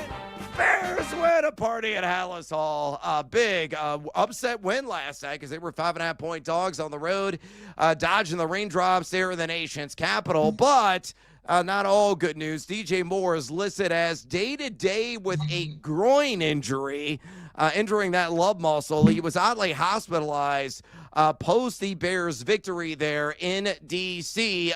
Is Luther Burden on the rise? All right, so here are your topics again tonight, Horvat. We could talk a little Brandon Ayuk, possibly back coming up here at the midpoint of the season. We could talk about maybe the next head coach of the Tennessee Titans, or the repercussions potentially tied to DJ Moore and that tender groin. So, Harvey, choose your own adventure. Yeah, as a football fan and as somebody who has some 49ers futures, I would love to see Brandon Ayuk back on the football field. And I think that's going to happen very soon. But if you're a fantasy owner, I would probably temper the expectations. I expect Brandon Ayuk to look more like Ayuk next year, coming off a knee injury, getting a late start, man. I think they're just going to want to ramp him back up. And the Niners play one of the easiest remaining schedules. So I would probably pump the brakes. I think with the Titans, whoever gets that job, good luck, man. I liked Cam Ward, but there's been some rough tape out there, minus one half of football against the Cardinals when he was due for a good half because they had to cost me Survivor before week 8, of course, because I can't have nice things around here. And then DJ Moore, that's the one that interests me the most because big winner with Chicago last night. I like them moving forward. I need them to win 9 games. I have them making the playoffs. This injury stinks. It's not going to be anything long-term, I wouldn't think. It's, again, day-to-day groin injury. But, man, Luther Burden had him over 1.5 receptions last night. We didn't have to sweat that out for too long. But this is why I liked him last night coming out of the bye. I expect his role to grow, especially now with this injury.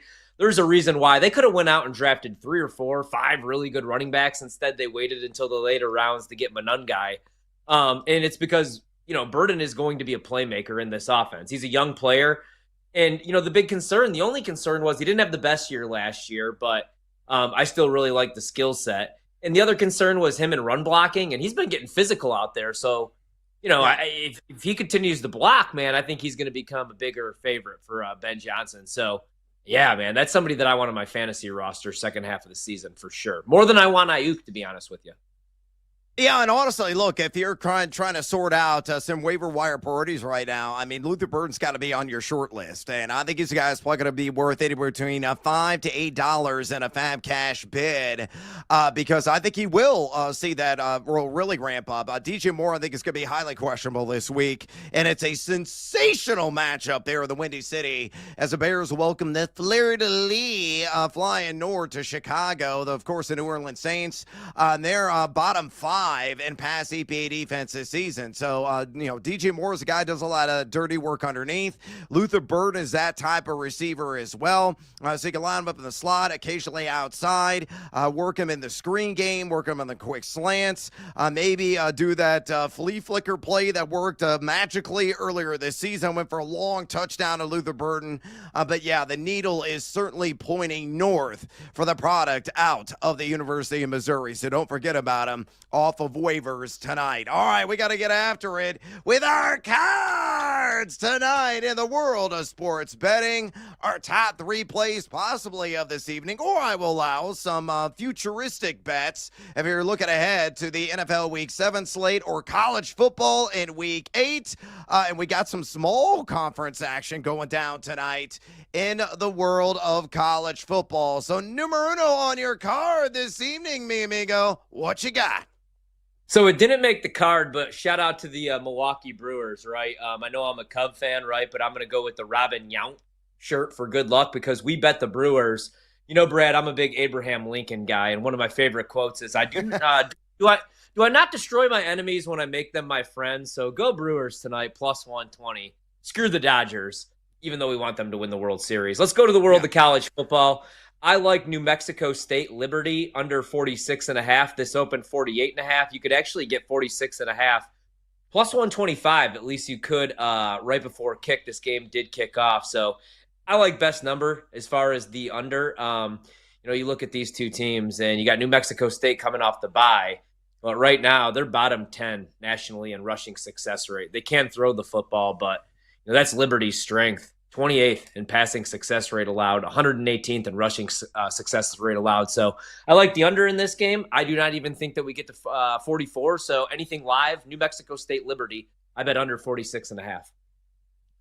All right, numero uno on my card tonight. I'm going to go with the Brew Crew. I'll just take him straight up on the money line. I grabbed him yesterday at plus 110. It's still plus money last I checked there at BetMGM, and obviously I'm going to take that. Rye, it's all about Freddie Peralta at home in the regular season and 17 home starts, a 9-1 record and a 1.77 overall ERA. Absolutely masterful. They're towing the rubber inside the ballpark formerly known as Miller Park. Always Miller Park in my mind.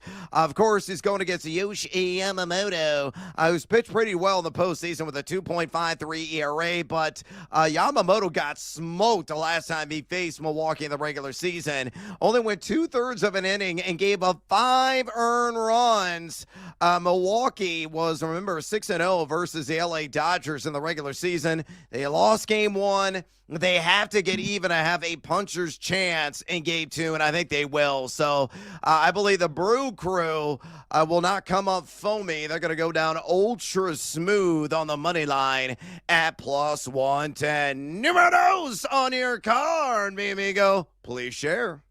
Let's try to stay hot on the gridiron. So, okay, we got an under, which is looking decent right now. Let's bet an over in this next game. It kicks off in 20 minutes. Arkansas State, South Alabama. Right now I'm seeing 57.5 minus 105 to the over. South Alabama, their record, they're 1-5. They've lost 5 straight games. But actually they're a decent football team. They took Tulane to the limit, and they actually hung around with Auburn. Tough schedule, though. I think this game is going to be a shootout. If you look at both defenses, they're both giving up over 31 points per game. Both offenses can move the ball. I like South Alabama. If I did have to bet the game, I really like their running backs, man. Bullock, Martin, and Phillips, they've all combined for over 1,200 rushing yards. Arkansas State can't stop the run. So I think the score's 38-35. I think we get a shootout. So let's go over Arkansas State, South Alabama, over 57.5, minus 105. All right, numeros to my card. Again, this game has already kicked off, but you can build a live same-game parlay there at BetMGM if you want a tail. Simple little two-legger. Give me New Mexico State, Liberty on the under, but the all total at 55.5. I am certainly buying what you were selling on that under, but I'm going to build in a little cushion to avoid any kind of pushing there, mi amigo. And then give me New Mexico State plus 14.5 on the alternate spread. You put those hands together, you achieve plus money at a plus 105. A look at college football graphs. New Mexico State, the number 112 EPA per play margin on offense, 99 at defense. Liberty, number 118 on offense and EPA margin, number 113 in defense. College football graphs also has this projected as a 23.79 to 22.12 Liberty. So barely the Flames getting out with a victory. That's why I love New Mexico State on that alt line plus 14.5. And again, I think it will go well under my all total 55.5. So to recap, same game parlay under on 55.5 on the all total in New Mexico State and Liberty. And then I'm going to double down on the reps from Las Cruces at plus 14.5 on the all spread, plus 105 on that simple two-legger there at BetMGM. Numero tres on your card, Harvey. Bring it home. Final game of the night, 8 p.m. Eastern kickoff on ESPN The U. We got Western Kentucky, who is a good football team. They're 5-1 this season, going against Florida International. Now, the sharp money hit Western Kentucky on the open because this original number was 7.5. Now it's 10.5, minus 102. I'll take the bad number with Western Kentucky. I didn't think I was going to bet this game, but I want a little action in this one. I really like this Western Kentucky team. FIU plays slow. They run for about 175 yards per game, 32 minutes of possession per game. The problem is, though, man, they just don't finish drives. If you're looking at right now, 1.7 point per drive. So I think Western Kentucky probably struggles a little bit in the first half. Maybe you wait and you bet this in the second half, but I do think ultimately they cover the 10.5 and win this game by at least 13. So give me Western Kentucky at home here. Go Big Red. All right, numero trace on my card. Same game parlay. I'll take South Alabama on the money line, and I'll go on the under all total 65.5 at plus 100. Again, college football graphs has us at about 49 in the total, and also with USA ultimately prevailing. All right, we got to take a little siesta here on BetMGM tonight. We come back. Bets, and more bets, including Crew to Cash. Stick around. This is BetMGM tonight on the BetMGM Network. BetMGM tonight will be right back on the BetMGM Network. Make it legendary.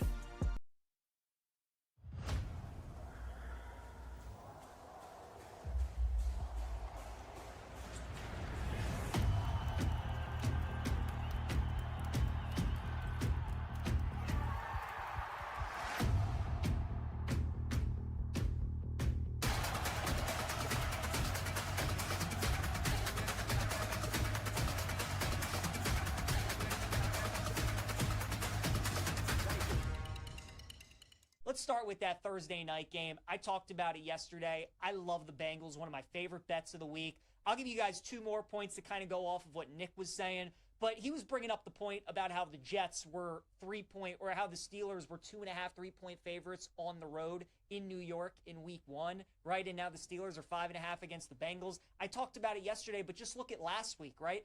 Pittsburgh was a 6-point favorite at home against Cleveland. Whereas what this line is telling me, if this game was in Pittsburgh, the Steelers would be like a 7.5, 8-point favorite against the Bengals. It just doesn't make any sense. Also, another underrated part of this handicap, too. Keep in mind, Joe Flacco, before he was traded from Cleveland to Cincinnati, that was on a Tuesday, right? So Sunday after their game in London, he's back on the plane prepping for the Steelers. Early Monday, he's prepping for the Steelers, where on a short week, you don't get that normal prep. Joe has already kind of had it against Pittsburgh with the fact that he's watched film on the Steelers when he was a member of the Browns. So not only do I think there's line value, but I think Flacco kind of already preparing for Pittsburgh. As Nick mentioned, no turnover-worthy plays against that Green Bay defense and that pass rush. So Mike Tomlin, you want to bet him as a dog, especially within division. When he's on the road as a big favorite, especially in division, that's when we look to fade. I like Bengals spread. I like Bengals money line. I think they win that game. Then looking at Sunday morning in London, we got the Rams as a 3-point favorite over Jacksonville. Total in the game is 45. Nick liked the under in this matchup. I wanted to be on the Rams, right? Neutral site game, better coach, better quarterback, better defense. Kind of similar handicap to why I like Seattle last week against Jacksonville. But the Puka injury is a big deal for the Rams. I mean, he's leading the league in just about every receiving category. The Rams offense, when he got hurt, really struggled against the Ravens defense. And we know Jacksonville makes this trip to London every year, so they're used to it. Their routine is going to be much better than the Rams' routine would have been.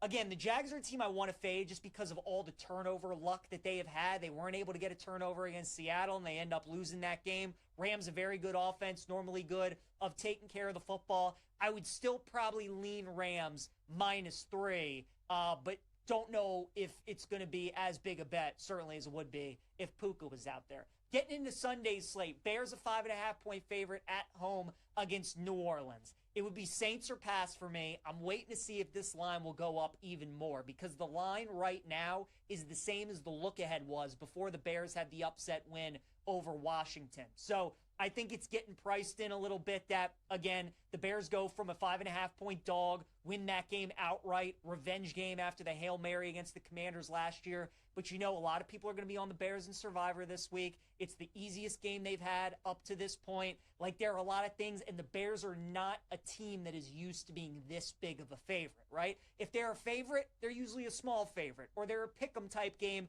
or they're usually an underdog. It's not often you see Chicago as a 5.5, 6-point favorite.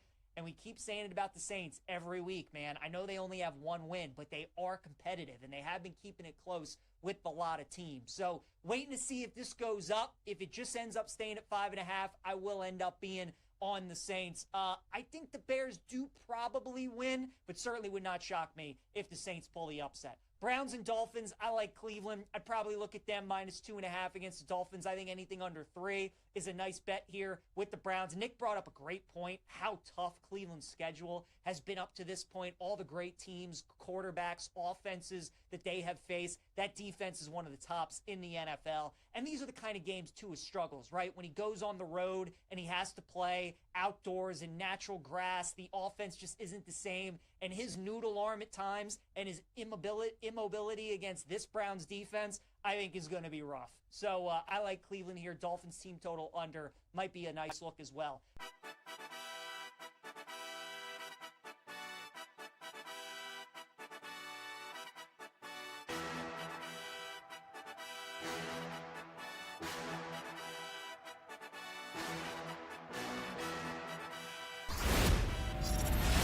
Now it's time to roll the shoulders and break out those sledgehammers right here on BetMGM Tonight. Welcome back to BetMGM Tonight. Brad, the Big Noise Evans with you. Ryan Horvat in the house on this hashtag Team Huevos Tuesday. We're going to after it here in a second with more bets. Our crew to cash, we're going to chime in with a leg, and we got a juicy four-legger built with myself, Ryan Horvat, our EP, Brandon Combs, and man, working the video board, and also the purveyor behind batters-box.com, Michael Montgomery. From there, we're going to say hello to a little friend in the Sledgehammer Special. We're going to roll the shoulders and get seduced by the juice at plus money and working some bonus time action as well. For the reminder, folks, if you have any questions for us you would like to share maybe tied to fantasy football ahead of week 7, maybe you got a trade offer on the table, you're sorting out your waiver wire options or thinking about some of those timely start-sit decisions ahead of the main slate, or you want to share some bets with us, whether on the action tonight or on the immediate horizon in the NFL or college football in week 8. Simple way that you can get a hold of Horvey and I here on the program. Number 1, pick up the phone and dial us fools at 833-732-3875. 833-732-3875. You can also rifle off your questions and comments via the X or the Twitter at BetMGM Tonight. Again, bring the noise on X at BetMGM Tonight. We actually had somebody do exactly that. Jody Lee just sent in a question on X, and Jody asks, should I trade Alvin Kamara for Brian Thomas Jr.? Short and sweet. Horvat, yes or no? I'm going to say yes. Yeah, I'm going to say yes as well. You look at the matchup this week for Brian Thomas. It's not the sexiest on paper taking on the LA Rams, though Emmanuel Forbes has given up a boatload of catches. Many of those already gone for touchdowns. 3, as a matter of fact, giving up a perfect passer rate in his assignments. Thomas is going to draw him often in coverage, so this could be a real breakout game for him. He's shown some signs breaking out of this early season funk. The volume is still there. Some of the other secondary analytics fully support. The turnaround is coming. And what has Alvin Kamara done? Jack Norris squad surrendering some touches to Kendra Miller, not being fully utilized in the pass game. There were rumors that he might get dealt at the trade deadline, but he has squashed all of those because he wants to retire in the Crescent City. So this is a no-brainer, man. I agree. I would do that all diggity day long, trading Alvin Kamara for Brian Thomas Jr., who I think is a supreme buy low option. Appreciate your question there, Jody. Again, you can contact us, 833-732-3875. We'll answer your fantasy football questions, or you can send them in via X at BetMGM Tonight. Again, on X at BetMGM Tonight. This NHL odds boost token belongs on the first line. Use your token to get a bigger payout on a winning NHL bet only at BetMGM. All right, let's go ahead and get after it, guys. With tonight's Crew to Cash, you can pick from a number of different sports. Obviously, we have no action going down in the NFL tonight, but we do have some college football that you can choose from.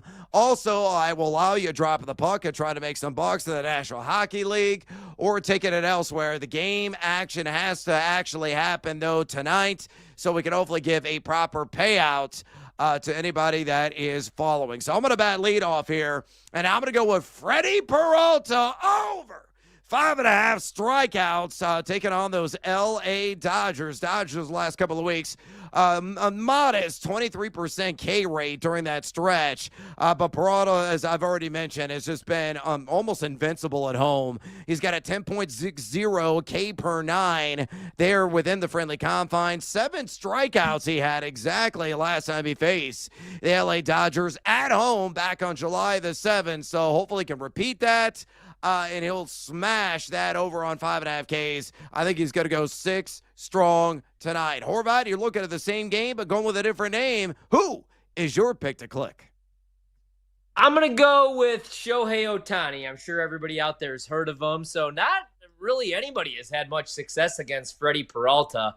But it's Ohtani, and he is 3 for 9 lifetime. Short sample size against Peralta, and he's got 2 homers, 4 RBI. He struck out twice, so a 333 batting average. I'm going to be very safe here. Just Shohei to get a hit. All right, Peralta over 5.5 Ks. Ohtani to get ahead. Brando, our executive producer and man work of the board. Who's your play? All right, I was going to go back to the ice, but since I'm not going back to the ice, I'm going to go back to the baseball diamond. All right? I was going to go with an Alex Ovechkin anytime goal, but that game already started. So I'm going to go with a Mookie Betts hit. Freddie Peralta has a tendency to pitch away. Mookie Betts loves to slap the ball the opposite field. So I'm going to go with Mookie Betts to get, just as Brad would say, a hit. Wait, hold on. Yeah, Did the exactly. hockey pick, did we hit the hockey pick? No, the hockey pick was the only thing that did not cash last time. We hit the other 3 legs. Get out of here! But with I your was going to go NHL back selections. to the ice because if I've learned anything from you guys, Brad, it's even when you lose, you just keep betting. And even if Duke beats me every single week, I'm going to keep betting him. That's what I've learned on this show. Yeah, just keep Duke firing. does keep I totally agree. Yeah, he does. All right, Monty, batting cleanup as he always does. Again, the man behind banners-box.com and works the video board every Monday through Friday right here on BetMGM tonight. You love and know baseball thoroughly. So what is your selection in the NLCS tonight? I'm going with the first 5 under 3.5 in this game. I got this as an elite matchup for Yamamoto, which might be surprising. I know Ryan kind of likes the over, so we'll see how that works out. Yamamoto's gone under 1.5 earned runs in 65% of his games on the road with an elite rating. So I think he can do that. A lot of ground balls tonight, I think, with his splitter. The Dodgers and Brewers have the highest ground ball rates left of the teams remaining in the playoffs. So hopefully that happens. If not, sorry. Sorry, not sorry. All right, tonight's Crew to Cash. I'm going Freddie Peralta over 5.5 strikeouts. Horvy's going with Shohei Ohtani to get a hit. Brando is going in the hit market, but going to go with his teammate in Mookie Betts. And Monty bringing up the rear. Dodgers, Brewers, first 5 under 3.5 runs. America, 1, 2, 3, and 4, mi amigos. All 4 legs head here, looking at an ultra cool plus 750 at BetMGM. Of course, I always say fade or follow. That is entirely up to you. All right, it's time to pivot, and say hello to our little friend Ryan Horvat. What is the phrase that pays? Brando, even though you let us down last night with your Frankie Muniz anytime goal, Daddy's got to have it. Give me the sledge. Yeah. We're gonna bet football. Real sport. No, I'm just kidding. I love hockey. My kid plays it every single Saturday. But I just, we're gonna go to the Jets. Even worse probably than Frank whatever to score a goal last night. The Jets actually opened as favorites in this game, even though they're 0-6 straight up. This actually would have been the first time an 0-6 straight up or worse team has been a favorite since the 2013 Giants, another team from New York. The Panthers, meanwhile, haven't won or covered the spread in a game where they were the favorite in a game since September of 2021. Their last cover as a favorite was in 2021, and Sam Darnold was the starting quarterback. All that to say, kids, the Jets are winning their first football game. I actually thought the number was correct on the open. I think Justin Fields, even though I'm about to rip him later in fantasy, I think that he's going to have himself a solid day. And I think the Jets defense they might force a turnover or two. I really like the Panthers are weird. I like them this year at home. Even their defense, we've seen them shut out teams, but on the road, they're still trying to figure some stuff out. Young team. So give me the Jets. They're going to win at least one game this season, and I think it comes this weekend. So Jets +2 for me. Nope. Yeah, hopefully the no Jets chop. are not going to crash and burn in a classic letdown spot there for the Carolina Panthers. I'm going to also go to the NFL, but I'm looking ahead to Thursday night football. So, Daddy want, Daddy need, Daddy gotta have it right now. Let's go!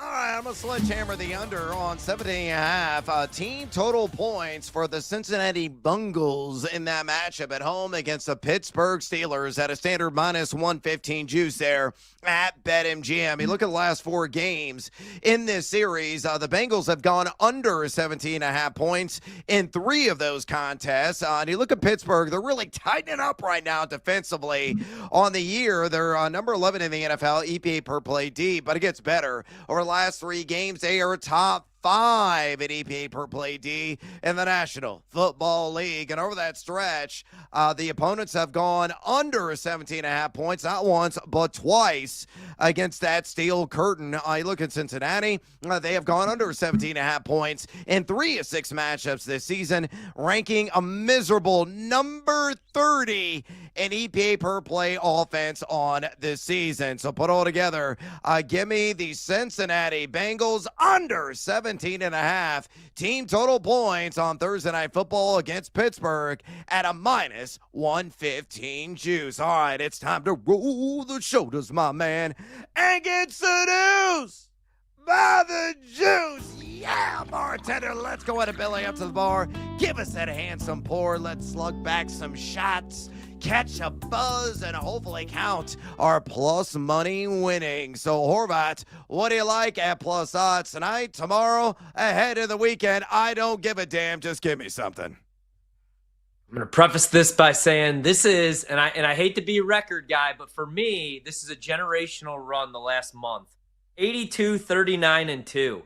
We're winning 68% of our bets. And the reason I bring this up, because if you're not listening to the show every single night, BetMGM tonight, tell a friend's friend, and tell everybody over at Odyssey and BetMGM as well. Download the podcast. Give us a nice rating. The new BetMGM, BetMGM 2.0. And also, tell a friend's friend about my show on Saturdays as well, because we're killing college football. We're not going to go to college football, though. Instead, we are going to go to the Diamond tonight. The reason I bring all this up is because the Horvat model tells you that the under is the play, and I agree with Monty. I think first half under. I also like that 3.5. The reason I'm going to bet the over right now, over 7 -120, is because we're all going to be here watching the game, and I know how this game plays out, right? This is how good I'm seeing things right now. This is going to be a 2-1 Dodgers lead going into the 8th inning. And you know what happens in the 8th inning? Yamamoto, he's going to be over 100 pitches. You know what happens when the Dodgers bullpen is going to take the mound tonight? They're going to throw up all over themselves the same way that they've had really the last 3 months of the season. I love Yamamoto. Freddie Peralta has been excellent, not only in the regular season, but here in the postseason. But this game's going over, and the Brewers are winning this game in extras, 5-4 on a Christian Yelich walk-off. So we're also taking Christian Yelich over 1.5 total bags, plus 160. But more importantly, over 7, -120. I've seen the script. Brewers tie up the series tonight. High-scoring game. There you go. Wow. You're going to go over on that one. I actually kind of like living in the land down under, so we will agree to disagree, but best of luck to you there, mi amigo. I'm going to look ahead at the anytime touchdown market, the NFL main slate. I'm going to throw a dart, hopefully hit a bullseye, baby. Give me Jackson Dart anytime touchdown in the Mile High City, taking on the Denver Broncos at plus 330. Definitely got seduced by that juice. The Broncos are outstanding defensively, but there's any questionable area, it's on the ground. The number 12 in rush EPA defense. Daniel Jones did scramble for a touchdown earlier this season against them. You look at what Justin Fields had on the ground last week in that miserable, god-awful game across the pond. 7 carries for 31, and Dart loves calling his own number. He's averaging 6.40 rush attempts per game. One of those rush attempts on average coming inside the red zone on a per-game basis. Scored with his legs in 2 of his last 3 starts, averaging 5.22 yards per carry. The Giants won't get shut out. I say Jackson Dart scores a touchdown with his legs at plus 330 in the Mile High City in NFL Week 7. All right, it's bonus time. Bonus time. Horvat, dealer, call it. Take me somewhere, anywhere, and give me another bet. From the makers of the Jets winning this week, the makers of Jets +2, come the creators of Let's Go Browns, 3-point favorites now against the Dolphins. I bet this on the open. I'm betting this now because most places are going to 3.5. It's gross, but the Dolphins secondary is beat up. I actually think the Browns are going to be able to move the football with Dylan Gabriel here. And then Miami, I think this is the week, man. A lot of people are asking, why is McDaniel still there? I think this is the week where they no-show, he gets canned. Their secondary's beat up, but more importantly, it's that offensive line going against the Browns' defensive line. I think Tua is going to be under constant pressure. Last week at the podium, he's throwing the entire team and coaching staff under the bus like he's Josh Allen or something. Dolphins get killed. McDaniel's calling plays in San Francisco by next year. Browns by 7. All right, quickly, I'm going to throw out mine real fast because this number is going to move. Jamar Chase over 71.5 receiving yards, already up a yard right now. This number is way too soft. Tunnel vision.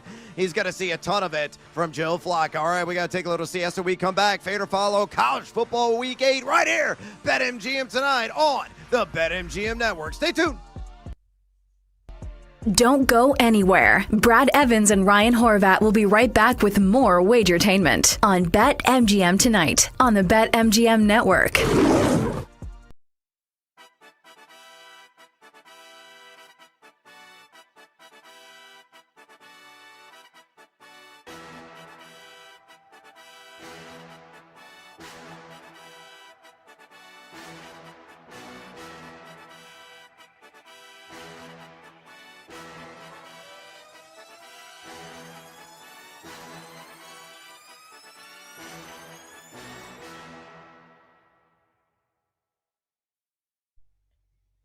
You know, I used to think there wasn't as much value in the Major League Baseball postseason, and I think that probably years ago maybe there wasn't. Now I feel like there's so much more public money in the playoff market that it does create spots in the playoffs that are as good as any spot you're going to find during the regular season. I'll give you an example. Game 1.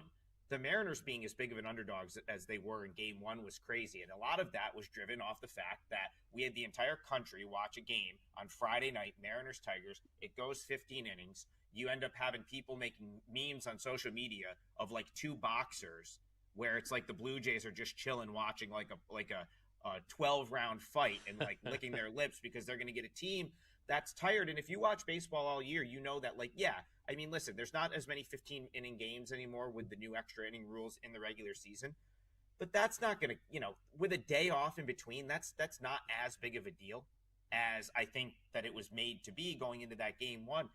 I played Mariners +1.5 in that Game 1. I thought that line was completely off. And so there is still spots that you can find in the postseason, one of which we'll talk about in a minute for tonight's game. As far as Mariners Blue Jays are concerned, I don't know if I did this show or I did one of the other MGM shows. I gave Mariners out like in a ladder format back in May on MGM programming. So to win the AL West when they were like 6-1, to win the AL and to win the World Series, But as far as this series, like, don't think the Blue Jays are out of this just because these two games didn't go their way. I don't think either of these teams is dominant enough where it's like Seattle's going to take this 2-game lead back to their home stadium and just come out and like sweep this series. So I would actually look to find a way to play the Blue Jays in Game 3 or Game 4. I think that's likely where the value will be. But I would keep it as like a game-to-game basis because this is a pretty even matchup, Blue Jays Mariners, and that series could flip on a dime in my opinion.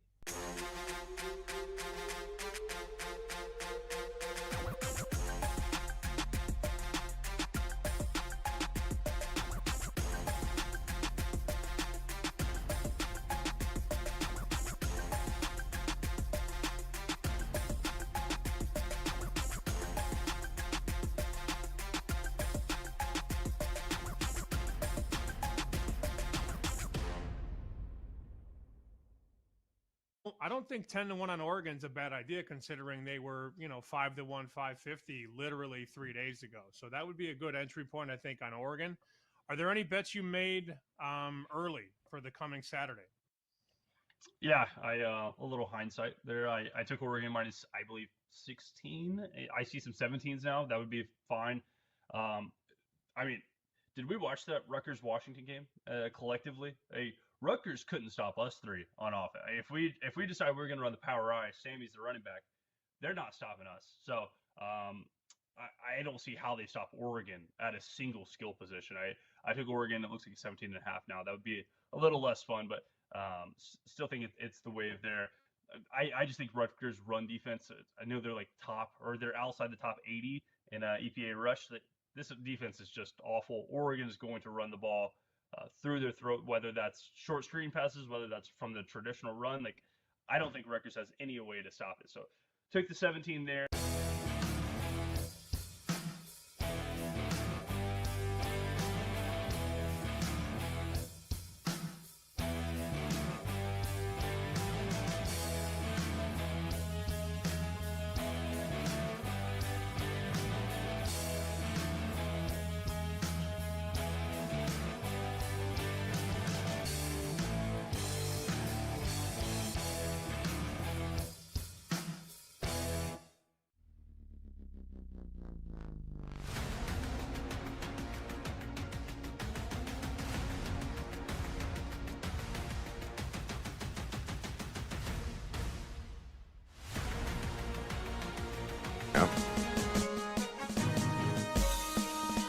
It's time to place your bets. This is BetMGM Tonight on the BetMGM Network.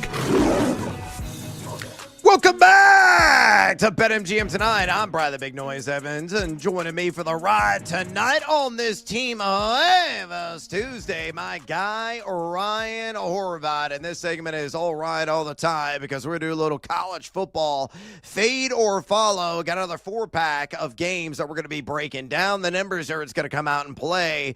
But before we get to that, a friendly reminder, folks, if you have any questions for us, whether fantasy football related or sports betting, by all means, contact us by picking up the phone and dial us fools at 833-732-3875. 833-732-3875. You can also fire off your questions and comments to the X or the Twitter, where we have our pole dancing poll question of the night. And it's asking you this: among the most traded fantasy football wide receivers over the last couple of days on Yahoo, who would you deal for? Again, who would you deal for right now? Your options are A.J. Brown of the Eagles, Brian Thomas of the Jags, Stephon Diggs of the Pats, or DK Metcalf. We're going to see in action on Thursday. He, of course, playing for the Pittsburgh Steelers. So far, nearly 230 votes cast. Make your voice be heard.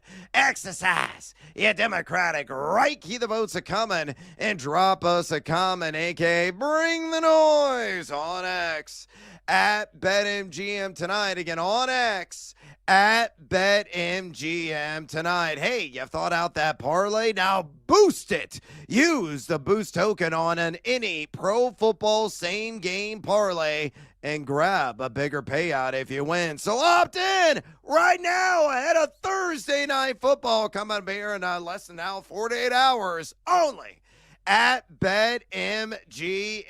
All right, with that business out of the way, it's time to get after it with another edition of Fade or Follow. Will you fade or will you follow? Which car are we going to take? On BetMGM tonight. All right, here's how this little game works. We played every Monday through Friday during the college football season. Ryan Horvat is quite the aficionado when it comes to all things college football. I am not. So what I am going to do is give him a matchup. I'm going to give him the favorite in said matchup. And then I'm going to give him a little bit of a numbers background from who? The numbers nerd. He's got to take that information, crunch it instantaneously. He's like a high-powered AI machine, folks. And he's going to be cranking out his forecast along with the overall handicap and the reasons why he is on one side of the ledger or not. So simple as that. So let's go ahead and get after it with a battle in the Big 12. Great horny toads. TCU laying 3 points against the Baylor Bears. A numbers nerd says this at the ESPN's Football Power Index. TCU was number 31 in the country. Baylor at number 46. Offense efficiency, according to Pro Football Focus, TCU at number 47. Actually, interestingly, Baylor only one spot lower at number 48. Defense efficiency, a little bit wider margin. TCU at 35. Baylor at number 51. With all that information at your disposal, mi amigo, what's the call here? TCU -3 against Baylor. Fade or follow? Haven't bet this game. It almost seems too good to be true to just take the over, but if I were going to bet this game, it would only be the over. If I had to bet the side, I would actually fade TCU here, and I would grab Baylor. I think it's going to be a shootout, and I don't know that either team is going to be able to get a stop in this game. Now, I faded TCU last week against Kansas State. I grabbed Kansas State +1.5. And actually, TCU outgained Kansas State, 448 total yards to 347. But they still got beat up, man. 41-28. That was never a sweat. If you look at this rivalry, TCU 9-4 over Baylor, 4-2 in Fort Worth. Sonny Dykes, since becoming head coach, 2-1 over Dave Aranda. So I think there's going to be some revenge on the mind here for Baylor. I like both of these quarterbacks a lot. That's why I lean over. Baylor right now ranks 20th in the country in scoring offense, 35.2 points per game. TCU 25th, 34 points per game. Like I said, neither defense is all that reliable. TCU's defense has been better, but I like Sawyer Robertson, Baylor's quarterback, a little bit more than Josh Hoover. And, neither team's going to really want to run the ball. TCU right now is 119th in run play percentage, Baylor 125th. But when Baylor does run the ball, I like their running back a lot more as well, Bryson Washington. And we saw this game last year. Baylor was at home. He had 196 yards and 4 touchdowns. So I think Baylor is live in this game. I think they at least keep it within a field goal. So at 3, which it looks like they took some money and we're down to 2.5, I would pick Baylor here. All right, you are wacko for the reps from Waco, and the Baylor Bears going to fade TCU there. All right, next game, let's go with a former Big 12 representative, now a member of the SEC, Oklahoma, -5.5 on the road against the South Carolina Gamecocks. Football Power Index, according to ESPN, has the Sooners at number 20 in the country, the Gamecocks at number 30. Offense efficiency ranks at Pro Football Focus, Oklahoma at 56, South Carolina at a woeful number 110. Yikes. Defense efficiency, Oklahoma number 31 nationally. South Carolina better, but still not great. Number 64. So will Oklahoma take care of business on the road? What do you do here? Fade or follow Oklahoma -5.5 at South Carolina? I'm going to follow Oklahoma. I like them at 4.5. We're out to 5.5 right now. Anything under 6, I really like Oklahoma. I faded them last week. I was on Texas in that game, just thinking that Oklahoma, number one, Mateer, I knew he was going to play in that game, and we also knew that he was injured, right? He just had surgery on his hand 2 weeks ago. And I also worried about Oklahoma being able to run the football against Texas because Texas right now a top 5 run defense. That's not the same case for South Carolina. Now, they have a really good pass rush, so I don't think Mateer is going to do a whole lot with his arm. Dylan Stewart's one of the better edge rushers in college football, 3.5 sacks already, 9 tackles for loss.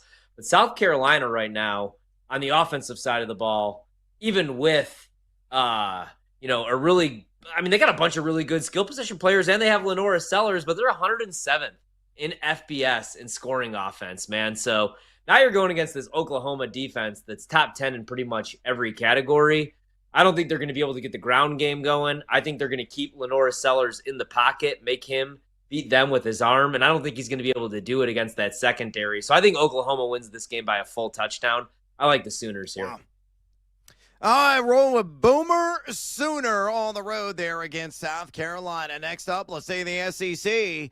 It's really going to be the theme the rest of this segment. Texas A&M -7.5 at Pig Suey and the Arkansas Razorbacks. The Nimbus Nerd says this. Texas A&M number 11 in the country. According to ESPN's Football Power Index, Arkansas at number 36. Offense efficiency, according to PFF, Texas A&M number 42, Arkansas at number 24. Defense efficiency, again, according to PFF, Texas A&M number 21 and Arkansas number 82. Not great there.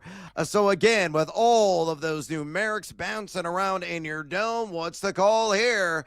Texas A&M -7.5 on the road in Fayetteville, taking on the Arkansas Razorbacks. Fade or follow? I like Arkansas. I'm going to fade A&M in this spot, and I'm actually going to bet Arkansas. I get that A&M's going to be a popular pick because right now they're undefeated. They look like one of the better teams in the country. I'm a big Mike Elko fan, and they're 12-1 straight up against Arkansas since joining the SEC. 7 of those games, though, have come by 1 score. These games are usually competitive. Now, Texas A&M's given up just 12 points per game in SEC play, but this is their first road game since the Notre Dame game, week 2. Arkansas, since Bobby Petrino's taken over, they've shown more fight. The problem has been their defense, man. They're still giving up 40.8 points per game in their last 4 losses. Yeah. But they're the second highest SEC team in rushing yards this season with over 1,300, and I think that's how they keep this game close. I think they're going to run the ball, and they're going to keep that A&M offense on the sidelines, and they're going to keep their terrible defense, which is giving up 40 points per game, on the sidelines, and they're going to do that with Braylon Russell. I'm probably going to play a lot of his props if I could find them. Sophomore running back, 3 touchdowns already this season. I like him a lot. I think they're going to be able to run the ball. I'm going to fade A&M. I'm going to bet Arkansas here. All right, you're giving the gig M to Texas A&M. I like that quite a bit. All right, let's go to the game you could argue is no doubt the game of the week on a loaded college football Saturday. UGA, the University of Georgia, laying 7 points on the road against Ole Miss and Lane Kiffin's bunch. The Football Power Index at ESPN has Georgia at number 6 in the country, Ole Miss at number 12, offense efficiency, Georgia number 41, Ole Miss at number 36 according to PFF, defense efficiency, Georgia a very balanced number 32, Ole Miss though further down the ladder there at number 57, and what could arguably be the game of the week in college football, week 8, Georgia -7 at Ole Miss. Fade or follow? Yeah, I'm glad we're talking about this tonight because I think I even said this on Monday that I was planning on betting Ole Miss because my number just screams bet Ole Miss. There's tons of value, especially now at 7.5, more than a touchdown for Lane. But I spent my entire night and my entire day watching both of these teams, which is why I feel miserable today. And I bet Georgia really big in this spot. I like Georgia. Now, I worry about pass. They're not getting much pressure from their defensive line, so they have to blitz to get – I mean, all their sacks this season have come off blitzes from either a safety or a linebacker. But offensively right now, they're averaging just under 415 yards per game, 186 yards on the ground. Their defense has only given up 307 yards per game. They're 19th right now in college football in scoring defense. And I think they're going to be able to shut down the run. I don't think Ole Miss is going to be able to run the football. And that means that Trinidad is going to be in the pocket. And I know right now he's throwing for over 250 yards, but this is a tough spot. And I really like Gunnar Stockton, Georgia's quarterback. Right now, over 1,200 yards through the air. He's completing 68% of his passes, 4th in the SEC. And we saw him against a good defense from Tennessee, week 3. He had 304 yards through the air, completed 74% of his passes. They got studs. C.J. Allen. I'm going to go with Georgia. Plus, you got a motivated Kirby because last year, Lane and Ole Miss beat Georgia in Kirby 26-10. I think Georgia bounces back and wins this game by 10 points. All right, quick recap. He is going to fade TCU and take Baylor +3. He's going to follow Oklahoma -5.5 against South Carolina. He's going to fade Texas A&M and take Arkansas +7.5. And now he is going to follow UGA and lay the points against Ole Miss. We come back. The awesome Me O'Brien's talking Jaguars right here. BetMGM tonight, right here on the BetMGM Network. Don't go anywhere. Wherever you go, we're there. Listen to the BetMGM Network live on Odyssey, TuneIn, and now on the iHeartRadio app. Wagertainment for every fan.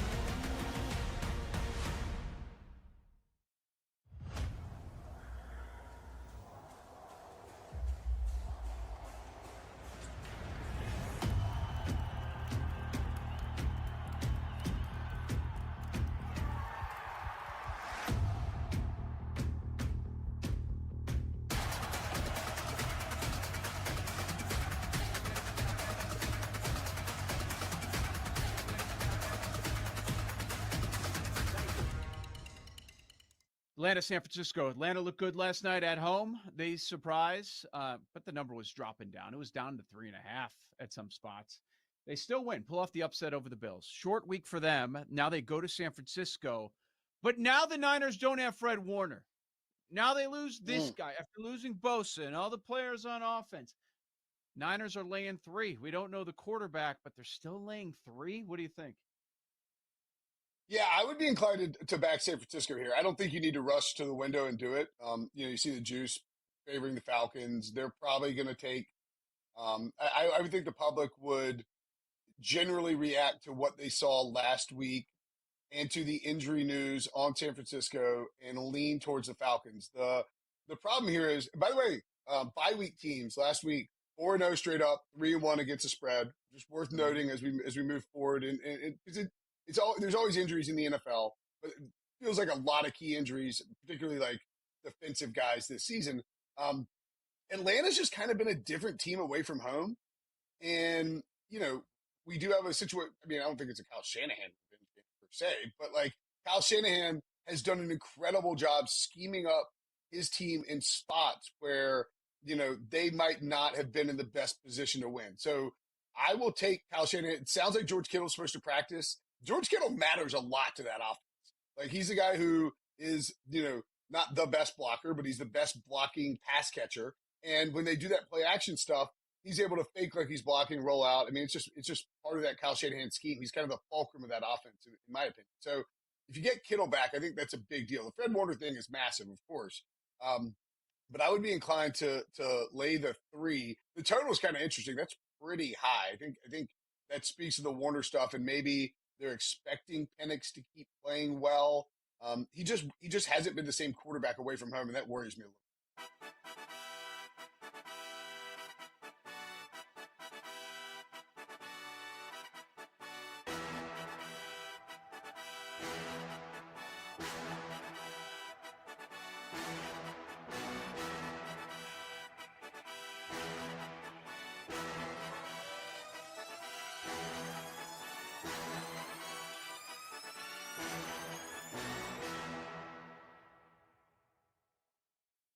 Joe Brady's 36 years old, and he bounced around early on in the NFL. Like he was first viewed as the next guy, an offensive genius. Then he went through his troubles, and then he landed in Buffalo. Then he ends up taking that job over when they fired Dorsey as the OC, and he's been phenomenal there.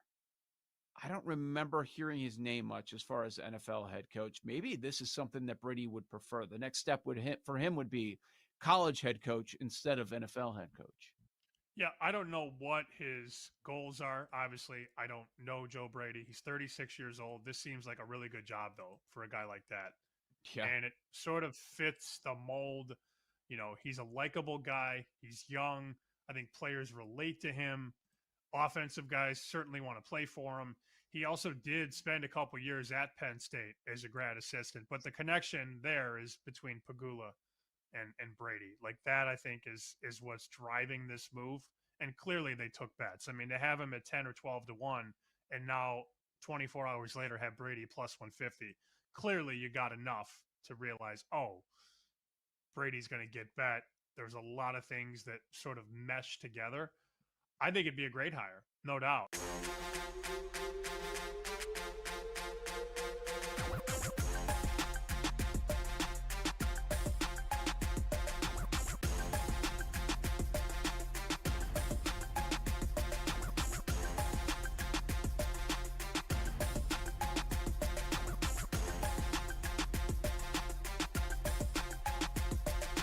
Sweat. The sweat is on.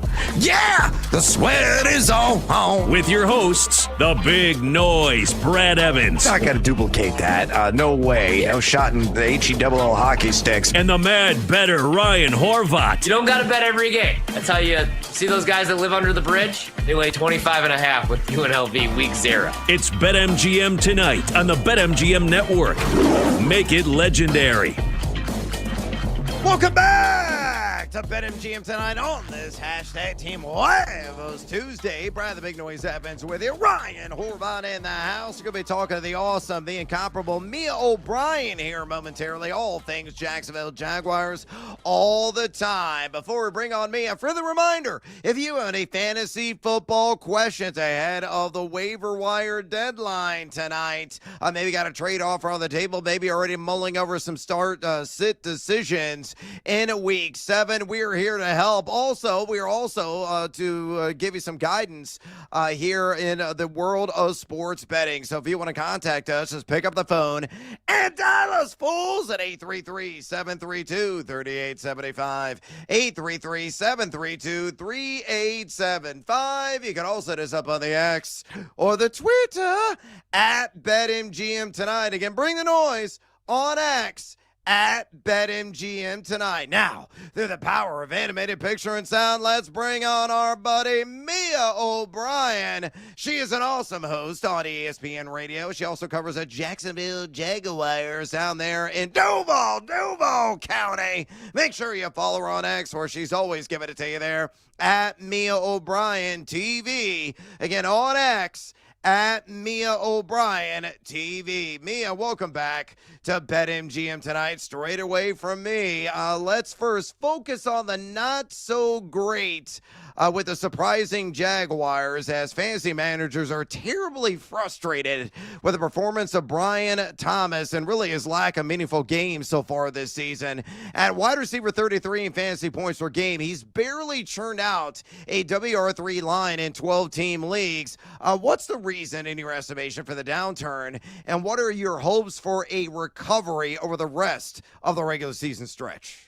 Yeah, when you said, okay, we're going to go to the negative first, I'm like, it's either Brian Thomas Jr. or it's Travis Hunter, maybe Trevor Lawrence. Yeah. But Brian Thomas Jr. is easily the most disappointing performer so far of the early season, because so many of us, myself included, I believe even on this very program, said that he had next. He would be that next wide receiver one that we talked about, not only out of LSU, but to be in that top 5, top 10 category in the National Football League. We've really struggled to put a finger on what it is. There certainly have been lots of, we'll call it, breakdowns and analyses done with regards to outbreaking routes versus in-breaking routes. He obviously took a pretty significant hit against the Pittsburgh Steelers in preseason game number 1 on a ball right over the middle of the field. And that is where, even up until this past weekend against Seattle, you saw it again on an in-breaking route, which he did slip on his release. And so perhaps maybe that was part of the reason why the timing wasn't there with Trevor Lawrence. But at the same time, it's one of those balls that you got to catch. And you got to get up and go get it. Even if it's a little bit high, you have to go get it. And trust me when I say they are equally as befuddled in the building, because he's doing all the right things in their estimation during the week of practice. He did struggle in training camp at different points, but Liam Cohen continued to say that when the lights go on, this guy will show up. You saw it last year in training camp, where we had questions as well if he would actually be worth the number 23 overall pick. And in turn, he was, at least in his rookie season.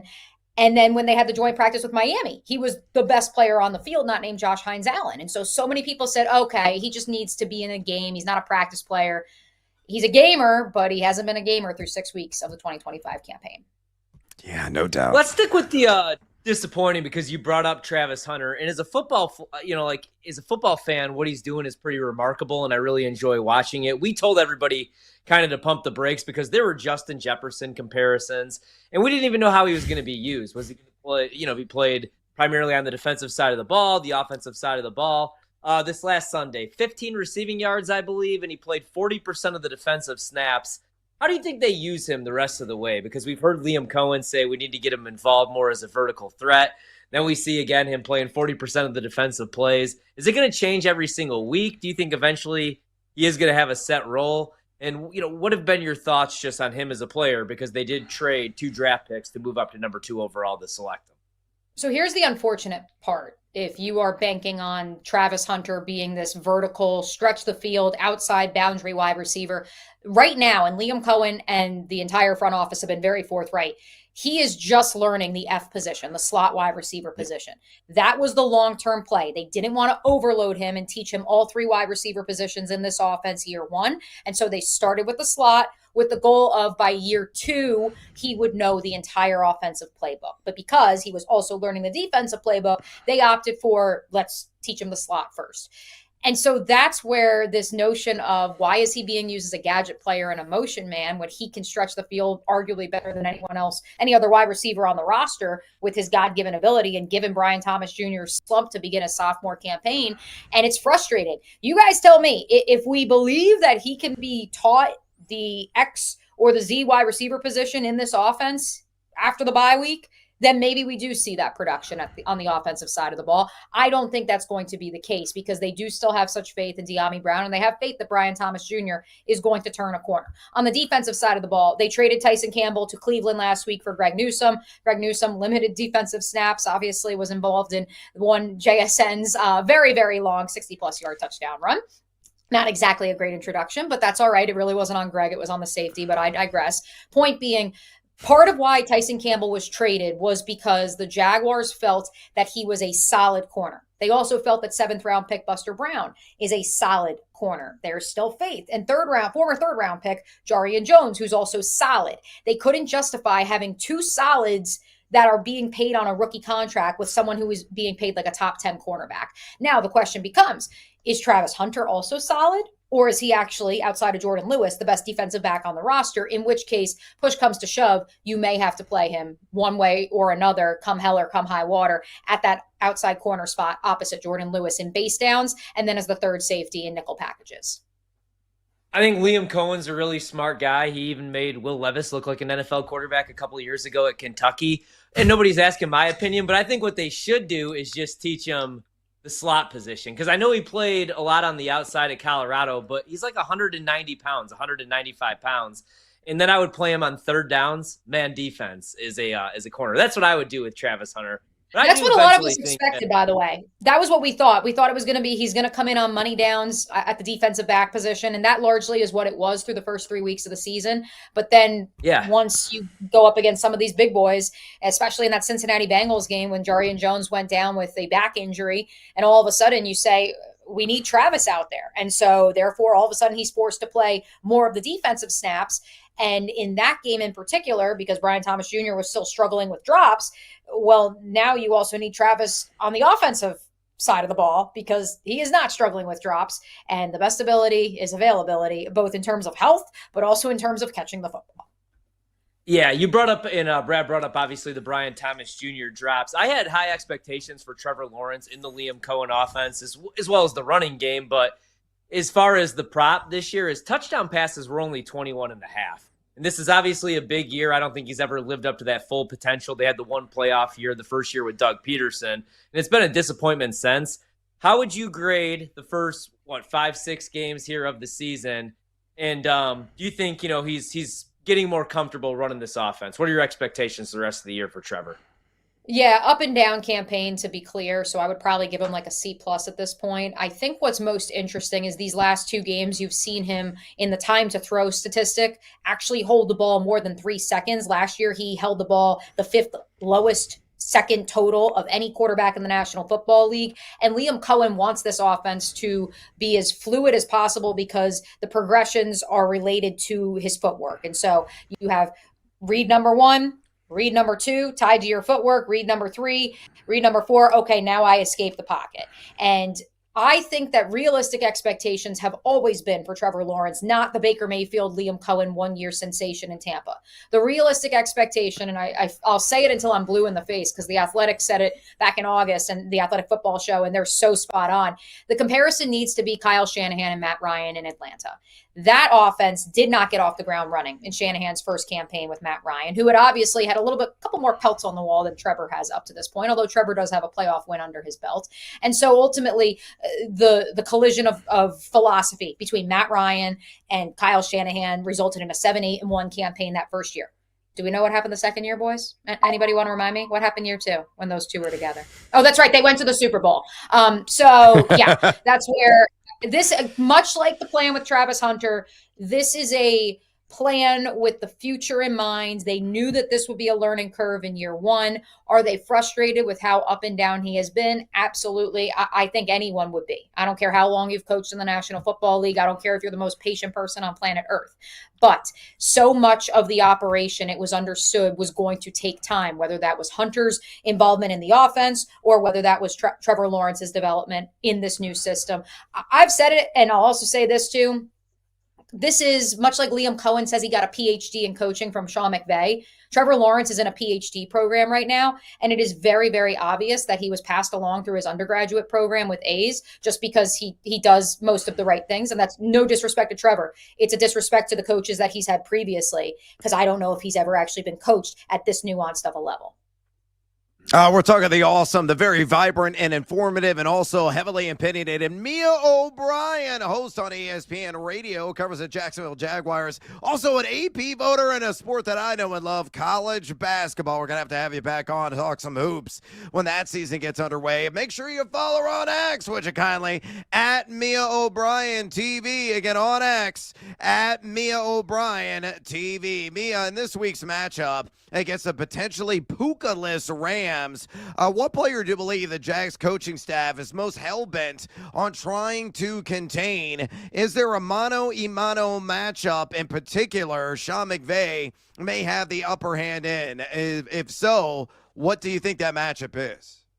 Yeah, I think the identity and the goal of this Jaguars defense is always to stop the run first and foremost. And so I believe they will be able to do that against Kyren Williams. Eliminating the explosive plays has really been a talking point this week after those 2 big 60-plus yard or long grabs. One was the touchdown by Jackson Smith and Jigba last week. The other, the long 61-yard reception by A.J. Barner. So limiting those explosives, but also stopping the run, which the Jaguars did a pretty darn good job of last week. They held the Seattle Seahawks to just 53 total yards on the ground. And so I expect more of the same. I would not buy Kyren Williams this week. Now that I said that, he'll probably go off. My concern would be Davante Adams because now with Greg Newsome getting used to this new system, I don't know if he is actually viewed as cornerback 1. I would argue Jordan Lewis is viewed as CB1, and he is primarily, and he is one of the better nickel corners in the National Football League. And so how you account for Davante Adams, for me, that's going to be a fascinating storyline to watch. Yeah, and by the way, Davante Adams opens at plus 105, the anytime touchdown market. I actually grabbed that personally immediately when I saw it. Totally agree with your viewpoint there. Mia, we'll get you out of here on this.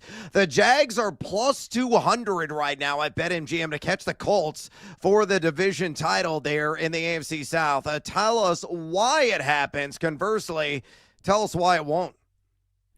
It will happen because have you seen the win percentage of the teams that the Colts have beaten up to this point and the strength of schedule that they have remaining? The Jaguars, on the other hand, are in the midst of their gauntlet of their season. The fact that they have faced the Houston Texans, the Kansas City Chiefs, the San Francisco 49ers, inverse those two, and now the Seattle Seahawks, and then the Los Angeles Rams. That stretch of games is their most difficult stretch as of this writing in the 2025 schedule. And so the fact that they are going to come out of this schedule either 5-2 at the bye or 4-3 at the bye is a victory. Contrary to what Jaguars fans online keep telling me, it's not a loser mentality. It's a realistic view of the landscape of the National Football League and the Jaguars' place in it. I believe that because they have an easier second half of the schedule, because that bye week, much like it was in Tampa Town last year for Liam Cohen and Baker Mayfield, is going to be so huge in not only resting and resetting the body, but also allowing Liam Cohen to really take a holistic look at this offense and maybe where they can best use players in the best position to succeed. I think that that's the reason they win the division crown. If it doesn't happen, it's because this has been smoke and mirrors through 6 weeks of the NFL season. It has been completely covered up by the turnover margin with the Jaguars leading the National Football League and takeaways. Those takeaways stop coming, and all of a sudden, all the warts and all are exposed for all to see. Yeah, great breakdown as always. The one, the only Mia O'Brien, host on ESPN Radio, covers the Jacksonville Jaguars, AP voter as well in college basketball. Follow her on X, would you kindly, at Mia O'Brien TV. Again, on X, at Mia O'Brien TV. Mia, we appreciate the time. Next time, do your boy a solid and rank my University of Illinois Fighting Illini at number 1. Ooh. Okay. Yeah. Well, I just got a tweet about Louisville and Kentucky, which shout out to Jaguars linebacker Foye Oluokun, noted basketball analyst on many programs I've been a part of, and he's been giving me flack since I gave him a sneak preview of what my ballot was last week. So Illinois and Kentucky 1 and 2, you got it. I don't know if the Gator fans will be too happy with that one. Thanks, gentlemen. No Houston will not be pleased either. Yeah, no Houston. So I mean, while we're on the subject, we might as I don't know if we got time, but I'll just run through it for you guys. Yeah, we do. Perfect. Good. Okay. Here is my AP ballot up at this point in time. So I do have Florida 1. Maybe that's an unpopular opinion, but ultimately they won the last college basketball game that we saw live. It's just a fact. They won the last college basketball game that was played. They returned 3 of their 5 starters, their entire front court. Yes, they lose their 3 most essential players at the guard spot. I believe that people are sleeping on this connection between Xavier Lee, the Princeton transfer, and Thomas Haug, who was arguably next to Walter Clayton Jr., the most valuable player at the Final Four. They played high school and AAU ball together. And so that's why, for me, I think that's going to be a seamless transition. I also think if Boogie Flan, who was a top 10, top 15 recruit by most metrics, actually lives up to his hype, or at the very least can be the Batman or the Robin, to whoever emerges as the Batman, I think that that's an easy plug and play. Maybe not replacing the production of Walter Clayton and friends, but certainly at least doing its job. So I have Florida 1, Purdue 2, Houston 3, UConn 4. I already heard from my cousin and brother-in-law about that. Texas Tech at 5. I have Louisville at 8, Kentucky at 12, the Fighting Illini at 16. I need to see it from the owners. I need to see this new combination. I respect Brad's recruiting, how he's going about it, but I need to see it to believe it. Yeah, I'm with you. Everyone's got to see it to believe it. All right, Mia, we're up against it. We appreciate the time and full breakdown. I can't wait for college basketball to get here as well. The great Mia O'Brien. We come back here on BetMGM tonight. It's a Totals Tuesday on this hashtag Team Huevos Tuesday. Stick around. This is BetMGM tonight on the BetMGM Network. Wherever you go, we're there. Listen to the BetMGM Network live on Odyssey. Tune in and now on the iHeartRadio app. Wagertainment for every fan.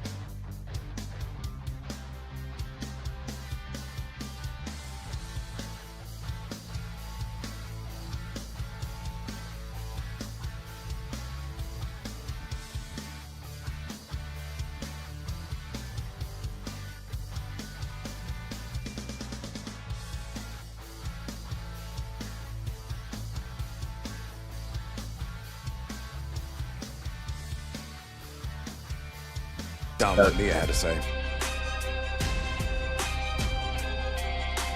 It's time for fantasy football advice from the pros on BetMGM tonight. Presented by BetMGM. Make it legendary. Welcome back to BetMGM tonight. Brian the Big Noise Evans with you. Ryan Horvath in the house on this hashtag Team Huevos Tuesday. We're going to be talking some fantasy football coming up. We're going to do a little Totals Tuesday discussion here right now. Awesome conversation in last segment with me, O'Brien, not only the Jacksonville Jaguars, so we got to geek out for a minute about the world of college basketball, which Ryan Horvath and I love like a child, and we cannot wait for that season to ramp back up. We're getting close, only a couple of weeks away, really, from the first game action. Me, O'Brien, also an AP voter in that sport, so she gave us the inside scoop on her card, more or less, of the top 25 in her submission. Had my ILL fighting a lot at number 16. High on Florida, high on Houston, a number of teams. UConn is up there. It's going to be another banner and spectacular season for a lot of the blue bloods out there in the world of college basketball, and some newbies as well.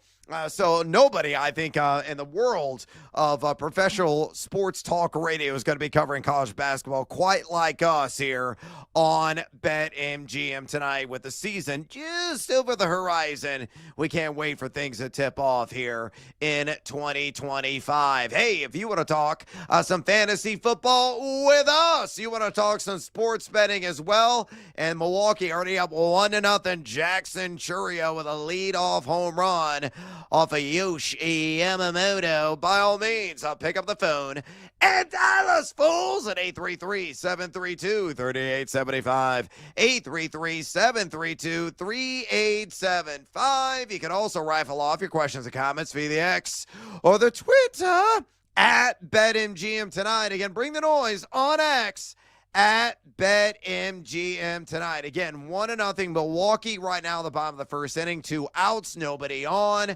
as your boy Christian Yelich is currently at the dish, and it looks like he is about to ground out to round out the inning. So 1-0 Milwaukee over the LA Dodgers at the end of the first inning. Elsewhere, on the college gridiron, we're keeping track on a couple of things progressing there, as Liberty is up 17-6 right now on New Mexico State, under a minute to go in that first half. Arkansas State trailing USA, also known as South Alabama. Alabama up 7-0, 13 and change to go in that first half. And Florida International, surprising so far, very early action, though they're in the red zone right now, up 3-0 over your Hilltoppers of Western Kentucky. We'll keep you updated, our eyes peeled on all the action, whether on the junior gridiron or the world of postseason Major League Baseball. But right now, we have talked the senior circuit in the NFL, and on a Totals Tuesday, as we always do here on BetMGM tonight. Here's how this little game works. I'm going to give you a matchup.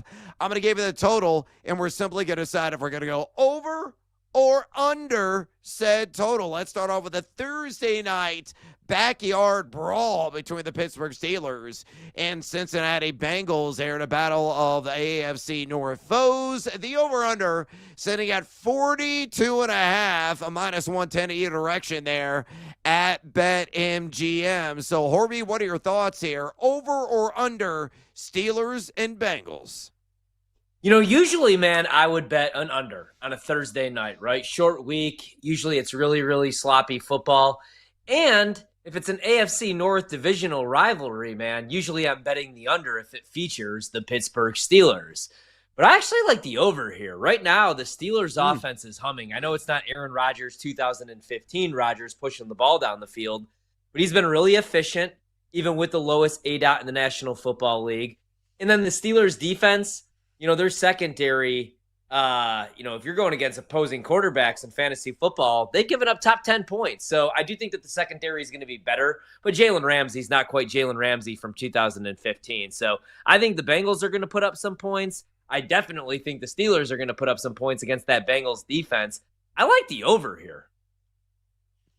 Man, I hope that's correct. Usually these things are just ugly affairs, right? Medusa ugly affairs. And we all look at the final numbers and we turn to stone immediately. But I kind of agree with you. In a sick and twisted way, I think the over is going to prevail on the 42.5 number. You look at the EPA data.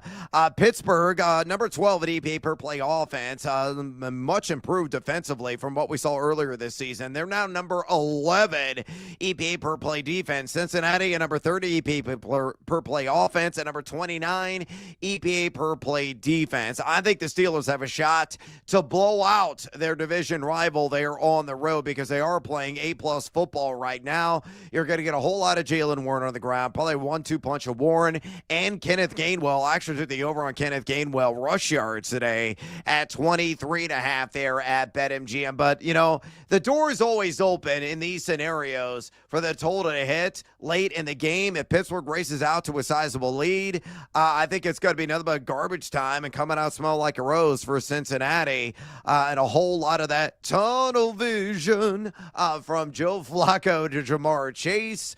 So I'm kind of with you here. I like the over on 42.5 as well. All right, let's go with the Windy City. In May, Chicago Bears earned all the Jordan era last night in the rain in the nation's capital with Jake Moody getting it done. Splitting the uprights. I think he kicked, 3 or 4 field goals, including the game winner last night.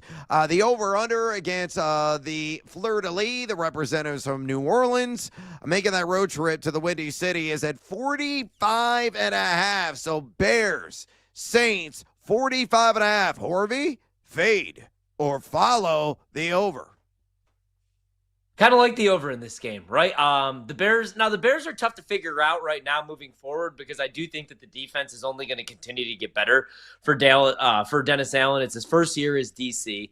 The run defense is still, obviously bottom half of the league, top 10 worst run defense. I think, what are they, 25th, 26th, depending what the numbers look like after last night. But I think now they're getting a little bit healthier, and I do think that they're going to be better. But I think the Saints are going to be able to move the football.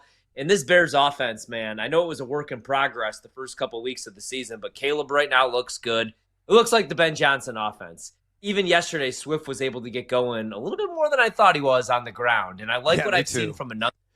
I like the over here.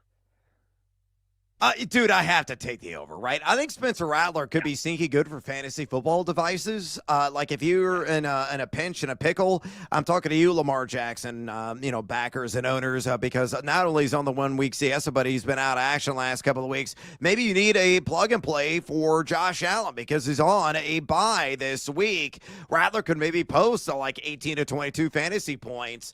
The Bears showing some improvement on the front end, but highly suspect still on the back end. We saw it, case in point, against Jane Daniels last night. Look at New Orleans, EPA per play offense, number 26. Defense at number 20. The Bears, number 23 in EPA per play offense, 18 EPA per play defense. But Caleb Williams is going to ball out, I believe, in this game.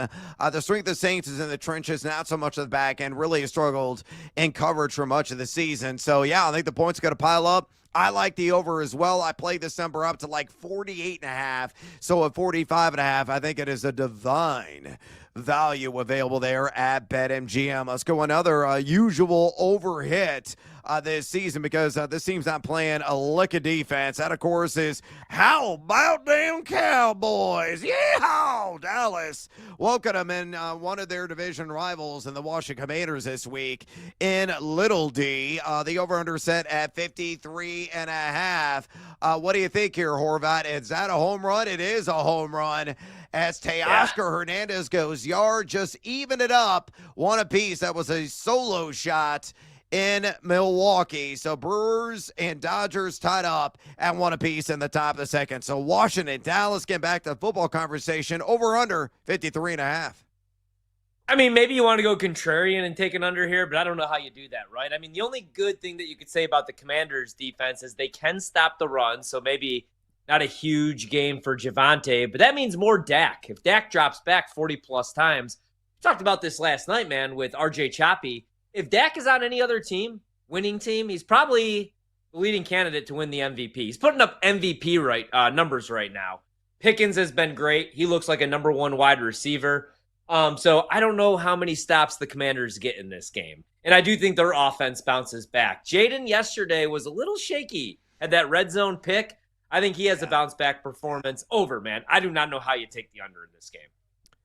And both these teams are allergic to getting stops. There's not any defense being played at all. It could be like a 1st to 75 scenario wins. Hell, this number's at 99.5. I might take the over. Only half joking on that, folks. Look, Washington, you don't believe me, and the numbers back it up. The number 8 in EPA per play offense, only 21 EPA per play defense. This is wild for Dallas. They are the number 1 EPA per play offense in the NFL. However, they are the worst EPA per play defense in the National Football League. How wild is that? Canceling each other out. High possession game, 2 electric offenses. Go ahead and buckle up, folks. Get your popcorn ready. Sit down and watch the points come rolling in. I can't wait for the player props in this game to drop over and over again on everybody. It's going to be like Oprah. You get a touchdown. You get a touchdown. You get a touchdown.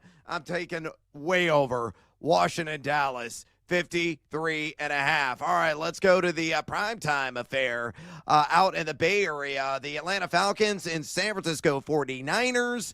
Total right now on BetMGM, 45.5. So what say you, Ryan Horvath? Over or under? If both of these teams are at full strength, I'm probably betting the over. But with all these unknowns and all these injuries, I actually lean under. Now, San Francisco is going to be tougher to figure out on the defensive side of the ball because they were actually much improved under Robert Saleh, even though they really still can't tackle. They were, I thought, trending towards being a borderline top 15 defense.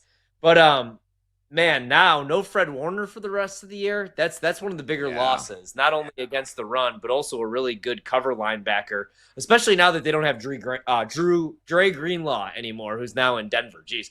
And then on the defensive side of the ball for Arizona, I wanted to buy in because it's Jonathan Gannon, but they got a ton of injuries. Kyler's been hurt. Every running back's hurt. I actually lean under in this game. Look, I think the under prevails as well. Look at the Atlanta Falcons. It played well last night, quite frankly. Bijan Robinson, I think, is going to be a heavy 1-2 punch of him and Tyler Algier in this game, given the fact that Fred Warner is out. But they could put together a whole bunch of clock-eating drives, and I think San Francisco is going to try to answer with a heavy dose of the CMC football factory. Juwan Jennings has got all kinds of cracked ribs. He's nowhere close to 100%. Really just kind of a poser out there right now. Ricky Pearsall, we don't know if he's going to be back. Coming off an injury, still unsure about George Kittle. They're optimistic he could return for the hamstring injury coming off the IR, but who knows at this point. I like the under as well. I don't think this game escapes the low 40s in overall total points scored. All right, let's go to another game on Monday night. Another game with a shootout appeal. Pew, between the Bucks and Lions. That total at 52.5 at BetMGM. So what say you, over or under? Also have to correct myself. I have this injury report up, and I just started talking about Kyler Murray. I like Atlanta's defense, too. I started talking about Arizona. Jesus, that's the Tuesday blues hitting me. This one here, Tampa Bay and Detroit, I actually kind of like the under. 52.5 is a big total. It's all because of Tampa Bay's injury report right now, though. I mean, this is the case that I would make for Baker right now to win the MVP of the league. He's thrown to a 6th-string wide receiver. Eventually, they're going to get healthier, and I'll feel good about that offense again. And Detroit's defense, much better this season. And we saw some struggles for them on the offensive side of the ball in that last game. So I actually like the under here. And the Dodgers take the lead. They're up now 2-1. Pies with a RBI double there to knock in a run. So Freddie Peralta, not really being the shutdown guy, usually is inside the home venue. I like the over, man. I can't fade it. I think this game's going to live up and deliver on the hype. I know Tampa's got a lot of injury issues. However, my cousin, there's a shot, Mike Evans, could be back. Emeka Buka very unlikely to play. Hopefully Evans can suit up if he can. You're looking at Sterling Shepard being possibly the WR1 with a pair of Johnsons at 2 and 3. And Kate Otten is the guy not to sleep on whatever the prop opens at in receiving yards. And of course, Detroit, they can hang all kinds of crooked numbers on the board there with mandatory Montgomery, Jahmyr Gibbs, Jamison Williams, a nice game last week, found the end zone. Amon St. Brown, Sam Laporta. They got dudes, man. So I think the over is going to hit, and I might think it's going to hit comfortably. This game could finish in the 30s for both squads. I can't fade Baker. Baker, the touchdown maker. He go out there with a bunch of stone statues and somehow connect for like 2 to 4 touchdowns. So like the over quite a bit there in the Motor City. That game is going to rev the engine. Bucks and Lions. All right, we got to peel out. Take a little siesta here on BetMGM tonight. When we come back, it's a Team Huevos Tuesday, which means we're going to fire off some plus money bets in college football and the NFL. Don't you go anywhere, fools. This is BetMGM tonight on the BetMGM Network. Stay tuned. Wherever you go, we're there. Listen to the BetMGM Network live on Odyssey, TuneIn, and now on the iHeartRadio app. Wagertainment for every fan.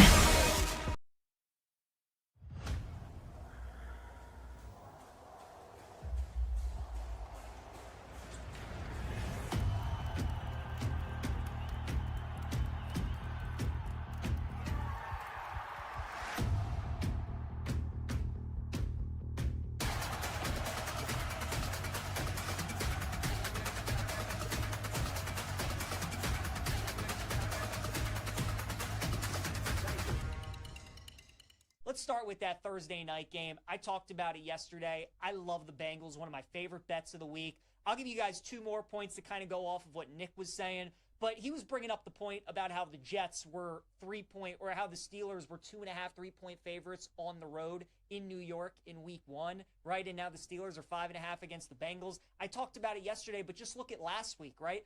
Pittsburgh was a 6-point favorite at home against Cleveland. Whereas what this line is telling me, if this game was in Pittsburgh, the Steelers would be like a 7.5, 8-point favorite against the Bengals. It just doesn't make any sense. Also, another underrated part of this handicap, too. Keep in mind, Joe Flacco, before he was traded from Cleveland to Cincinnati, that was on a Tuesday, right? So Sunday after their game in London, he's back on the plane prepping for the Steelers. Early Monday, he's prepping for the Steelers, where on a short week, you don't get that normal prep. Joe has already kind of had it against Pittsburgh with the fact that he's watched film on the Steelers when he was a member of the Browns. So not only do I think there's line value, but I think Flacco kind of already preparing for Pittsburgh. As Nick mentioned, no turnover-worthy plays against that Green Bay defense and that pass rush. So Mike Tomlin, you want to bet him as a dog, especially within division. When he's on the road as a big favorite, especially in division, that's when we look to fade. I like Bengals spread. I like Bengals money line. I think they win that game. Then looking at Sunday morning in London, we got the Rams as a 3-point favorite over Jacksonville. Total in the game is 45. Nick liked the under in this matchup. I wanted to be on the Rams, right? Neutral site game, better coach, better quarterback, better defense. Kind of similar handicap to why I like Seattle last week against Jacksonville. But the Puka injury is a big deal for the Rams. I mean, he's leading the league in just about every receiving category. The Rams offense, when he got hurt, really struggled against the Ravens defense. And we know Jacksonville makes this trip to London every year, so they're used to it. Their routine is going to be much better than the Rams' routine would have been. Again, the Jags are a team I want to fade just because of all the turnover luck that they have had. They weren't able to get a turnover against Seattle, and they end up losing that game. Rams, a very good offense, normally good of taking care of the football. I would still probably lean Rams -3, but don't know if it's going to be as big a bet, certainly as it would be if Puka was out there. Getting into Sunday's slate, Bears a 5.5-point favorite at home against New Orleans. It would be Saints or pass for me. I'm waiting to see if this line will go up even more because the line right now is the same as the look-ahead was before the Bears had the upset win over Washington. So I think it's getting priced in a little bit that, again, the Bears go from a 5.5-point dog win that game outright. Revenge game after the Hail Mary against the Commanders last year. But a lot of people are going to be on the Bears and Survivor this week. It's the easiest game they've had up to this point. Like, there are a lot of things, and the Bears are not a team that is used to being this big of a favorite, right? If they're a favorite, they're usually a small favorite, or they're a pick'em type game, or they're usually an underdog. It's not often you see Chicago as a 5.5, 6-point favorite.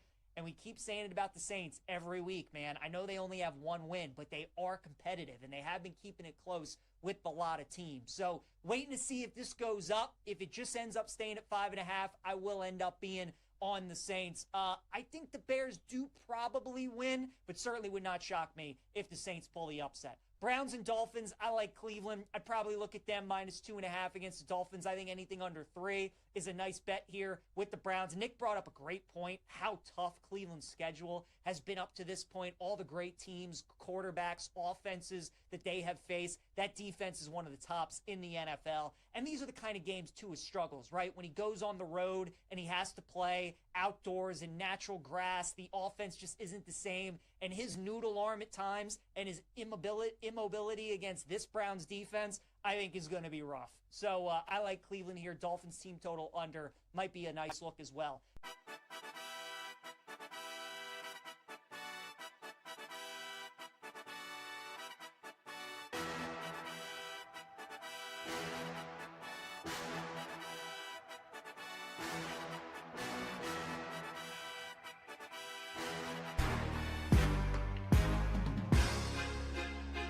It's time to place your bets. This is BetMGM Tonight on the BetMGM Network. Welcome back to BetMGM Tonight. Brother Big Noise Evans with you. Ryan Horvath in the house on this Team Huevos Tuesday. And we're going to be plowing along through some Team Huevos plus money bets here in a second, whether in the NFL or college football. I'll give you some updates of what is going on right now in Milwaukee, the good land. I learned that from Alice Cooper and Wayne's World back in the day. The Brewers are down 2-1 right now. To the L.A. Dodgers. And the Dodgers, I think, need some Tom Amansky in their lives. They're not back-to-back AAU champions defensively at the moment. A lot of just erroneous throws going all over the place. Could have been out of this inning. Amani is pulling up in all the wrong places because he has the under. Was it the first 5, Monty, or the first 3? Remind me. The first 5 under 3.5. Oh, you're screwed, bro. It's already 3 right now. Hey. We're only in the bottom of the second inning. And the way the Dodgers are approaching defensively, there's probably going to be an error or 3, which will score another run. But Yamamoto just got a backwards K. 2 out now, 2-1 as Durbin walks back to the dugout. A runner on first. Monty. Again, beating up on the brow. I don't see how on earth that bet's going to come through, but stranger things have happened, to say the least. Again, LAD up 2-1 on Milwaukee, bottom of the second with 2 out. Elsewhere, we do have some college football going on right now. Craptastic versions of it at the small conference level. It is halftime. Liberty Bibberty up 20-6 on New Mexico State. South Alabama up now 7-3 on Arkansas State with 7 minutes to go in that first half. And Florida International up 6-3 nearing the end of the first quarter on the road against the Hilltoppers of Western Kentucky. Again, we'll keep you update on all of the action on the diamond and on the gridiron. But a friendly reminder, BetMGM account holders will receive in any Sport Parlay Boost token. Score a bigger payout if your wager with a Parlay Boost token hits. Tokens can be used on parlays and my personal favorite, SGP. So opt in right now and use the Any Sport Parlay Boost token only at BetMGM. Also a friendly reminder, we have our pole dancing poll question today live right now on the X. We're always giving it to you at BetMGM tonight, and it's asking you this. Among the most traded fantasy football wide receivers over the last couple of days on Yahoo, who would you deal for?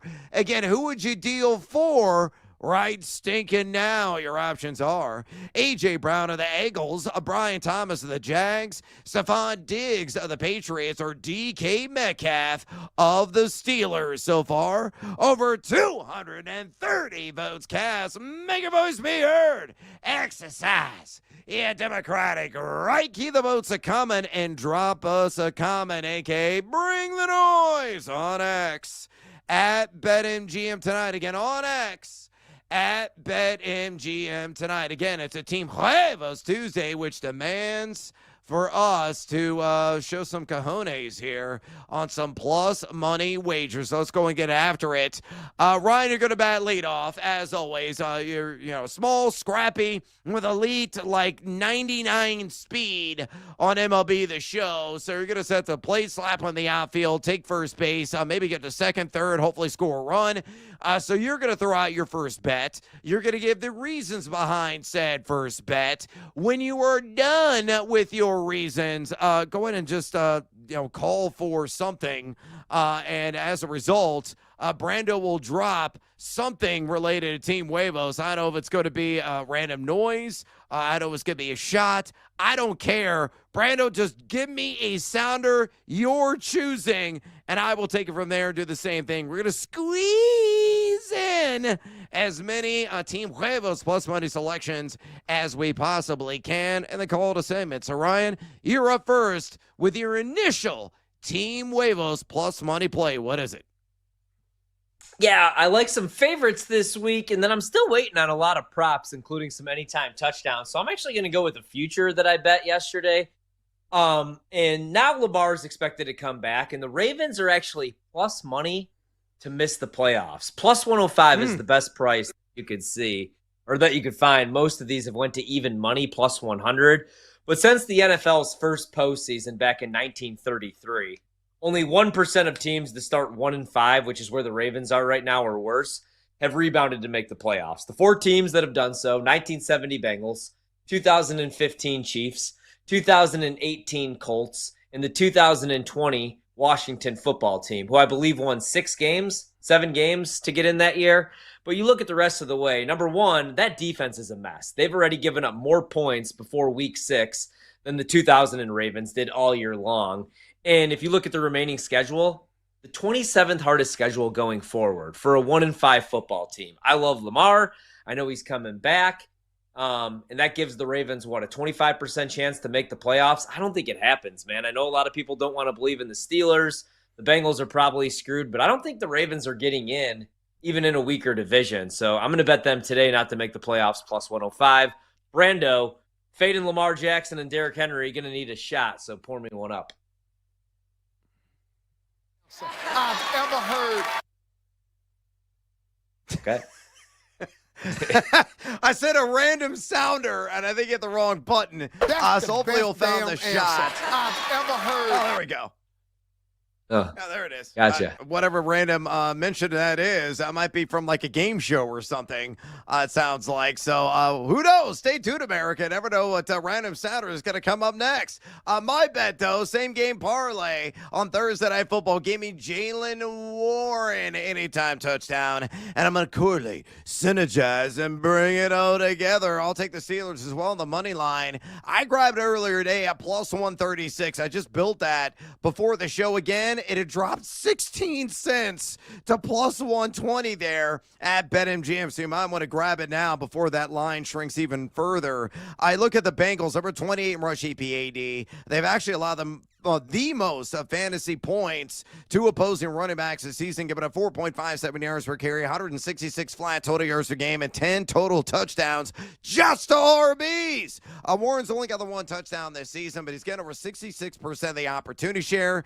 He's got 13 red zone touches, the 14th most of any NFL running back, and he's number 7 in missed tackles for. So same game parlay Thursday Night Football. Jaylen Warren to score with his legs, anytime touchdown, maybe it's through the air, and give me the Steelers on the money line, plus 136.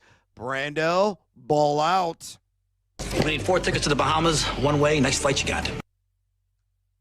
There you go. I don't even. All right, let's. I love Tuesday. Let's go out to So again, next Monday, we have the 2 Monday Night Football thing. And one of these games is going to be really good on paper, but I don't think it's going to be really good. So I'm going to go with the Detroit Lions. They're 5.5-point favorites, which I did bet on the open at 4.5. But I like some alt lines. The lowest you could go is 6.5 for plus money, plus 112. So look, Tampa Bay, a lot of fun. And Baker Mayfield, rightfully so, a legit MVP candidate right now. They're 5-1. Lions go back home, though. They're a 4-2 football team.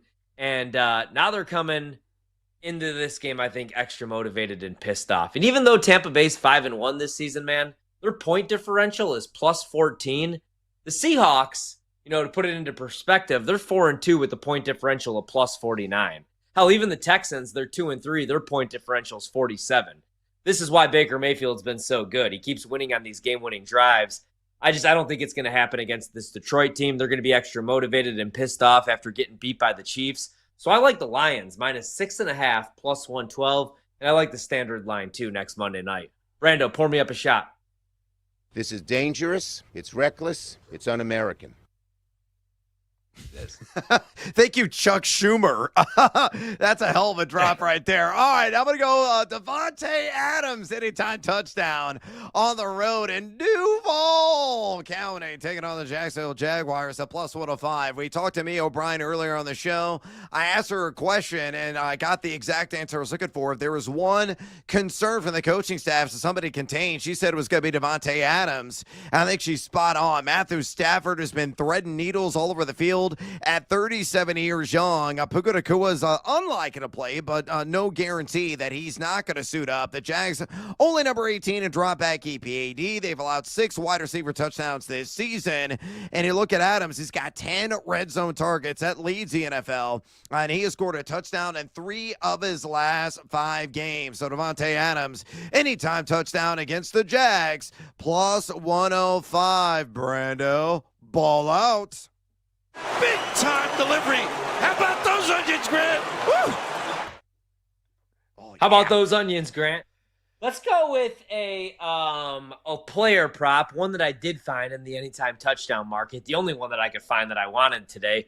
Jordan Whittington, anytime touchdown, plus 280. I'm still looking to see what the receptions or the receiving yards are going to be.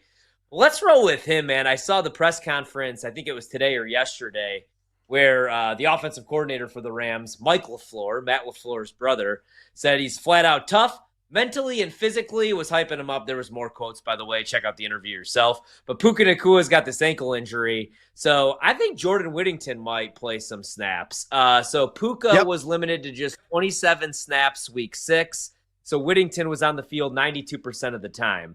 Now, Tutu was also dealing with that hamstring issue, but Whittington could play in the slot, 56%. That's where we've seen him so far this season, and he's coming off a season-high 4 targets, 3 grabs. I think LA is going to use a ton of personnel, 11 personnel in this game, so let's roll with Jordan Whittington. So far this season, only 112 yards receiving and 10 grabs, but he's the vertical threat, 18.7 yards per game.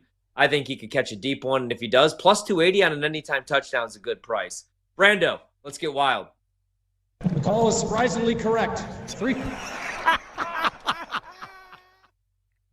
All right, last one. Welcome back, Rashee Rice to the lineup. I think you're going to find the end zone against Las Vegas at plus 135. Why? The Raiders aren't playing any kind of defense on the back end. Number 28 in drop back EPA defense. They've gone up 6 wide receiver touchdowns this season. And you look at Rice, he has scored 2 touchdowns, at least he did last year, in 3 full games. A guy that had 22 red zone looks a couple of years ago. Again, fantasy managers are going to be thankful to have him back in their lineups. All right, we got to take a little siesta here on BetMGM tonight. We're going to get down with Rob Brown next right here. BetMGM tonight on the BetMGM Network. Stay tuned.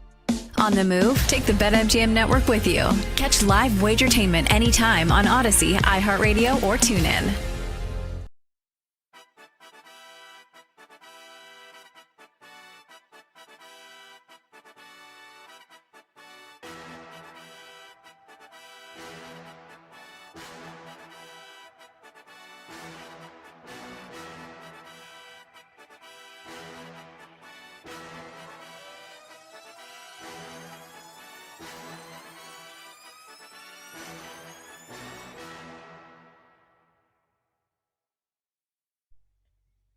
I used to think there wasn't as much value in the Major League Baseball postseason, and I think that probably years ago maybe there wasn't. Now I feel like there's so much more public money in the playoff market that it does create spots in the playoffs that are as good as any spot you're going to find during the regular season. I'll give you an example. Game 1, the Mariners being as big of an underdog as they were in Game 1 was crazy, and a lot of that was driven off the fact that we had the entire country watch a game on Friday night, Mariners-Tigers. It goes 15 innings. You end up having people making memes on social media of like two boxers where it's like the Blue Jays are just chilling watching like a 12-round fight and like licking their lips because they're going to get a team that's tired. And if you watch baseball all year, you know that, like, yeah, I mean, listen, there's not as many 15-inning games anymore with the new extra inning rules in the regular season, but that's not going to, with a day off in between, that's not as big of a deal as I think that it was made to be going into that Game 1. I played Mariners plus 1.5 in that Game 1. I thought that line was completely off. And so there is still spots that you can find in the postseason, one of which we'll talk about in a minute for tonight's game. As far as Mariners Blue Jays are concerned, I don't know if I did this show or I did one of the other MGM shows. I gave Mariners out like in a ladder format back in May on MGM programming. So to win the AL West when they were like 6-1, to win the AL and to win the World Series. But as far as this series, like, don't think the Blue Jays are out of this just because these two games didn't go their way. I don't think either of these teams is dominant enough where it's like Seattle's going to take this 2-game lead back to their home stadium and just come out and like sweep this series. So I would actually look to find a way to play the Blue Jays in Game 3 or Game 4. I think that's likely where the value will be. But I would keep it as like a game-to-game basis because this is a pretty even matchup, Blue Jays Mariners, and that series could flip on a dime in my opinion.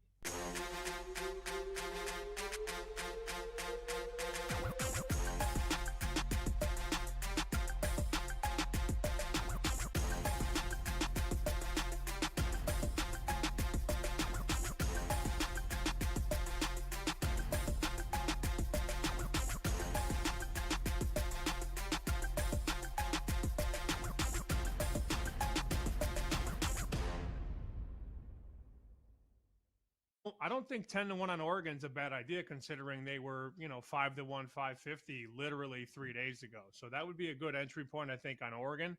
Are there any bets you made early for the coming Saturday? Yeah, a little hindsight there. I took Oregon minus, I believe, 16. I see some 17s now. That would be fine. Did we watch that Rutgers-Washington game collectively? Rutgers couldn't stop us three on offense. If we decide we're going to run the power I, Sammy's the running back, they're not stopping us. So I don't see how they stop Oregon at a single skill position. I took Oregon. It looks like 17.5 now. That would be a little less fun, but still think it's the wave there. I just think Rutgers' run defense, I know they're like they're outside the top 80 in EPA rush. This defense is just awful. Oregon is going to run the ball through their throat, whether that's short screen passes, whether that's from the traditional run. Like, I don't think Rutgers has any way to stop it. So took the 17 there.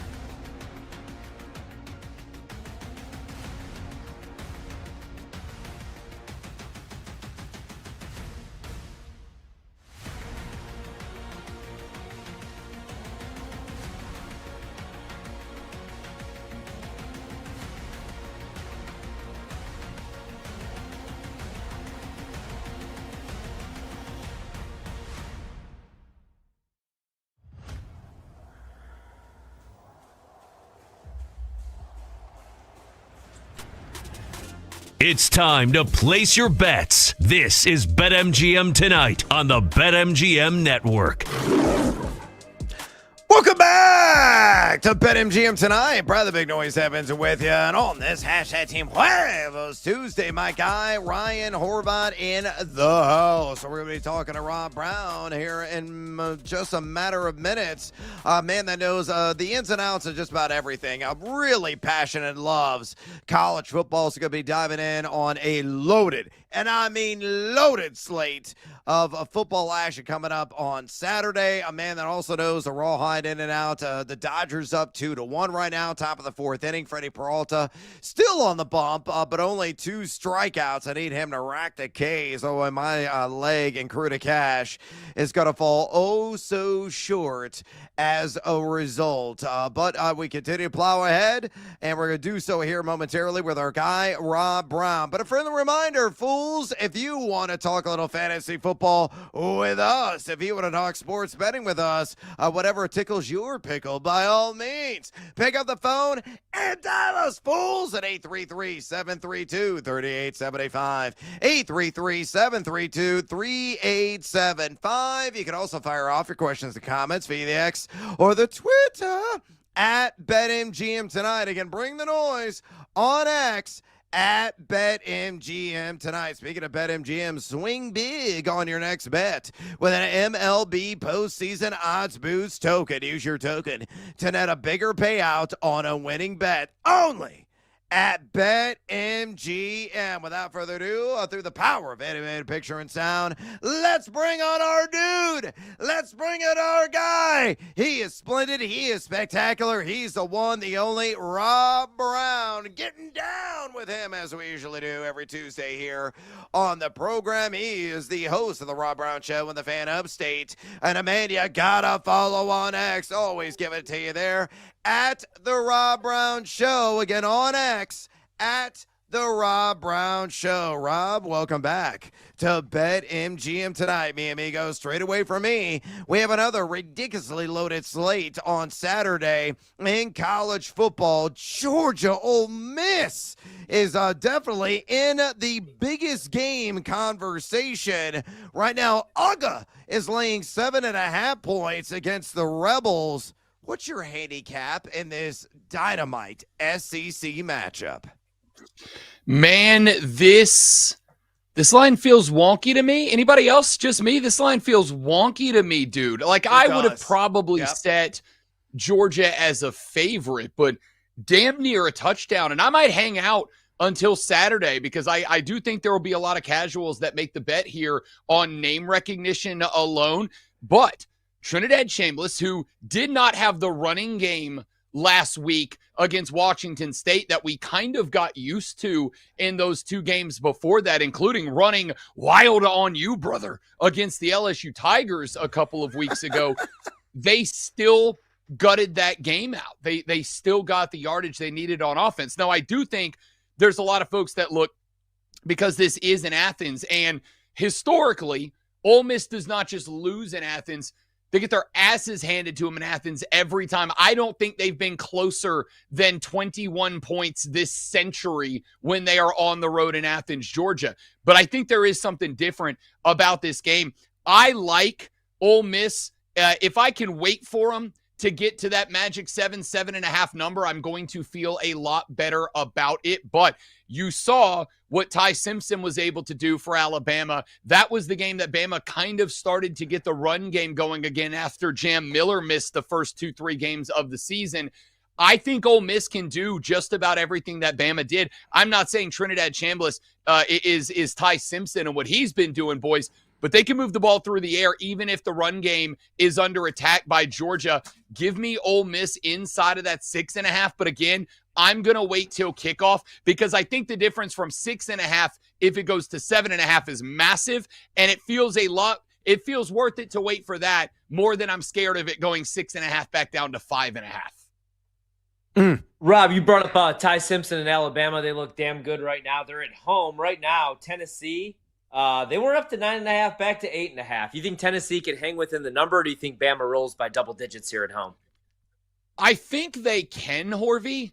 I don't think they will. I think they can. And the reason that they can is Tennessee can live and die by the big explosive play, right? And we know Alabama's defense is prone to giving that up. Florida State won at the line of scrimmage, but what Florida State did to beat Alabama was take advantage of the big play. They found Deuce and they found Squirrel down there, and Thomas Castellanos started the year off with a couple of big pops. And the teams that have been able to stay in the back pocket of Alabama as they have gotten better week by week are the teams that have the big play. So Tennessee can hit the big play. Here's the problem that you have. Tennessee is 91st in the country in EPA against drop back passes. Who's spinning the bean better in the SEC than Ty Simpson right now? Nobody. And by the way, keep in mind, he's been doing that, and Ryan Williams has been very quiet the last couple of weeks. There's a breakout game coming for the guy who got himself on the cover of the EA Sports College Football video game. Like, that's not a dude who's going to be quiet all year. And when you are up against a team that is the 91st worst team against dropback passes in college football, and Ty Simpson has been not electric, not exhilarating. He's been my other favorite E word in football, efficient. He's not going to make mistakes. He's going to throw to the open guy. He's not going to force anything, and that means that they can dink and dunk Tennessee to the top of Rocky Top and back down the other side. I think Tennessee can stay alive, but they will need 5, 6, 35, 40-plus yard big explosive plays in order to do that. Alabama, there's no question that they can do what they need to do, which is just be smart, give the ball to Jam Miller, work the underneath stuff, and let Tennessee just mediocre themselves to death. Let's go to another top 25 matchup out in South Bend, Notre Dame Stadium. The Irish now 8.5-point favorites. Actually, if you like USC, Rob, you could get a 9.5. Total 61.5. Does Notre Dame get the job done, or do you think USC could pull off the upset? They're plus 275, or at least keep this within, again, 10 points. Yeah, this line feels inflated to me. It does. It feels inflated to me, but it's to the Notre Dame side that it feels inflated to me, right? Like, let's look at the body of work for this team. They lose to Miami. Granted, that's a very good Miami team, a Miami team that is probably finally turning the choreo. Unless Mario Cristobal punches himself in the genitalia again like he did last year, it feels like they've turned a corner. They lose to Texas A&M by a point. That A&M team is not just very good. That team, I believe, right now might be in the driver's seat to win the SEC championship. I love Mike Elko, just an absolute football dude. But they lose the 2 games against good teams, and then they run up the score on Purdue, a bad Arkansas team, a bad Boise State team, and a really bad NC State team. But they blow those teams out. Against good teams, Notre Dame is in fistfights, and against bad teams, they've set the line. So I'm wondering if this line isn't a little bit inflated on behalf of Notre Dame. I like the USC plus 7.5 if you can get it. If you can grab it at 8.5, 9.5, I would absolutely sprint to do that. But if I can get that line plus a touchdown, I'm good there. By any metric you look at, USC's offense is around the best in the country. They rank 2nd in total offense per game. They are 1st in yards per play. They are posting half a yard more in the latter category than any other team in the country at this point. That offense is better than anybody's given it credit for, and I think a lot of people are giving Notre Dame a good team, but they're not. I mean, they don't look like the dominant world beater that I think this line says that they are. If you can get it at 8.5 or even 9.5, absolutely run to that. I would take USC as long as that line doesn't dip below that 7 magic number. We're talking to the ever-wise, insightful, and downright humorous Rob Brown, host of the Rob Brown Show in the Phantom State. Make sure you follow him on X, would you kindly, at the Rob Brown Show. Again, on X, at the Rob Brown Show. Rob, let's go to Vegas real quick, and we'll just say dealer's choice on this one. You call it, my man. What game that you believe is not receiving as much pub on the national scene, but you were itching to get some action on again in college football week 8? Just a dynamite slate on Saturday. Give us another, mi amigo. Man, I got a couple for you that I like right out of the gate. And I will start, Bradley. Why not a little Friday night college football? Because the Louisville Cardinals are down at the Miami Hurricanes. That one at 7 o'clock on Friday. Wait for it, though. Wait till Friday night. The line right now, Miami's minus 13.5. Let the casuals bet that to 14.5. Let them get it to that 2-point number, because this is a Jeff Brom special. This is a Jeff Brom Super Bowl, and Miller Moss's numbers have done nothing but get better and better and better as the season goes on. This is a dude who can go down there and put up 330, 340, and 2 or 3 touchdowns against the Canes. And this might be, maybe, possibly, potentially, this might be a little bit of a fall-off spot for Miami right now. They had the win over Florida State. They had the win over Florida, and they had a ranked win over South Florida. This kind of begins a run that is kind of the weak underbelly of the schedule for Miami. You got Louisville, Stanford, SMU, Syracuse, NC State, Virginia Tech, and Pitt. Like, there's not a loss there. So you wonder if Miami throttles back a little bit here. And if they do, and I can get that Jeff Brom special in this case, I think Miller Moss can go up there, put 3 tutties on the board, and keep this one inside of 2 touchdowns, but wait for it to get to that 14.5, and I think it will. The other one I have my eyes on, fellas, Horvey, I'm going to need you to help me out on this one. Georgia Tech is going to Duke, and they're an underdog? Georgia Tech.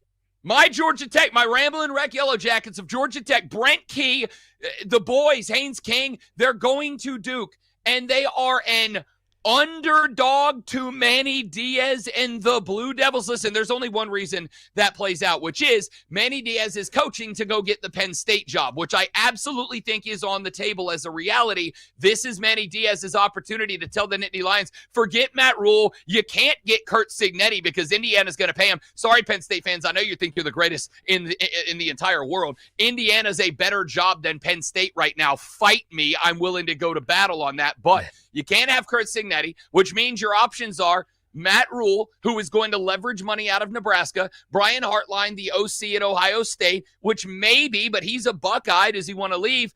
And Manny Diaz. Those are the guys. So maybe this is the Manny Diaz special to prove to the Nittany Lions, I'm worthy of your paycheck when it's all said and done. But boys, the Rambling Wreck of Georgia Tech, have I steered you wrong with the Yellow Jackets so far this season? Down to Ryan Horvat. A 9.5 to 1 bet that the Tech Rambling Wreck makes the ACC championship game. Boys, the catbird seat. I haven't stormed you wrong with the Jackets yet. I'm not going to do it today. Put your damn paycheck. Put Brad's paycheck on the line. The Tech get it done on the road against Duke. How in the hell are they underdogs in this game? Yeah, Ryan Horvat definitely disagrees because he's always about the Dukies, baby. So you guys got to go head-to-head on that one. I absolutely love it. Rob, I'll get you out of here on this. Squeezing in one NFL insight. Every AFC West division winner team prop right now is plus money on BetMGM. Are the Chiefs, in your opinion, all the way back? Now they're getting Rashee Rice in uniform coming off the suspension. Are they an extraordinary or slightly extraordinary value, in your opinion, at plus 140 to take the AFC West? I would like to answer that question, Brad, but before I do, I'd like to hop 88 in the DeLorean and go back to the future just about 45 seconds ago. Buddy, I am 2-0 on Georgia Tech head-to-heads against Ryan Horvat this year, and I'm ready to go 3-0. It's not a beer money bet anymore, boys. It's a buy-the-whole brewery bet on the Wreck this weekend. See you next Tuesday, Horvey. I'll tape another Georgia Tech sign to the head.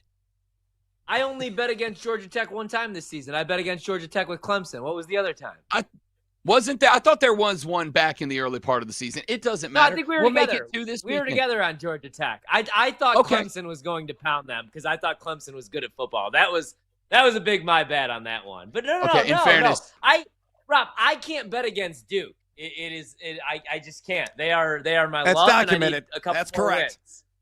Can't All do right. it. If you can't, Horvey, if you want to Venmo me that money, I will spend it more wisely than that on your behalf. And that's just because I'm a giver like that. Boys, yes, the answer is you're going to take the Chiefs here to win this division because they haven't been healthy all year long. They're getting healthy. They're getting everybody back. And on top of that, as much as I love Justin Herbert and how big did that kid look this weekend, as much as I love that team, and they've got to get healthy, get Amari and Hampton right, get back.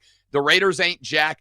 The Broncos, they keep winning games, but do we trust them? Are they winning games in a way that you're like, damn, that's a good football team? It's like they're just slipping by. Valid. That Broncos game this weekend has got to be one of the most brutally ugly football games I've ever watched in my freaking life at this point. So all that being said, I'll take the team that's been there, done that, got the experience, hasn't been healthy, has got all the guys, and on top of that, I think knows their run as the current construction as the Chiefs is coming to an end. So I think there's an afterburner coming up. Now, my favorite question I asked today on my show, is anybody good in the NFL? Like, is there one team or two teams that were like, that's the squad? Because I want to say it's Baker Mayfield and the Bucs, but I'm not there yet. I would love for it to be Danny Dimes. It's just the biggest middle finger to everybody in the New York Giants organization, but I'm not ready to say it's the Colts. Is anybody good right now? The answer is no.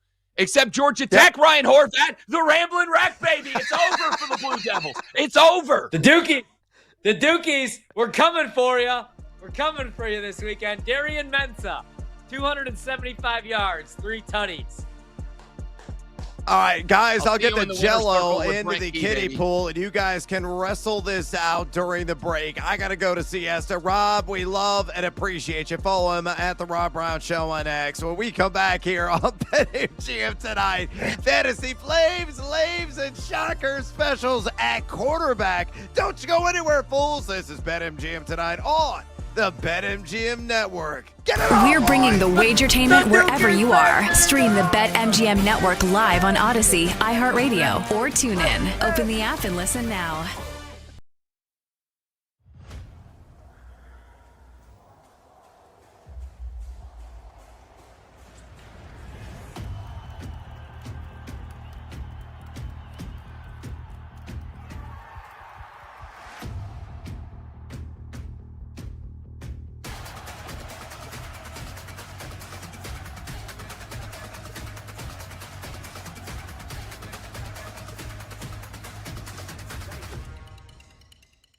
Atlanta, San Francisco. Atlanta looked good last night at home. They surprise, but the number was dropping down. It was down to 3.5 at some spots.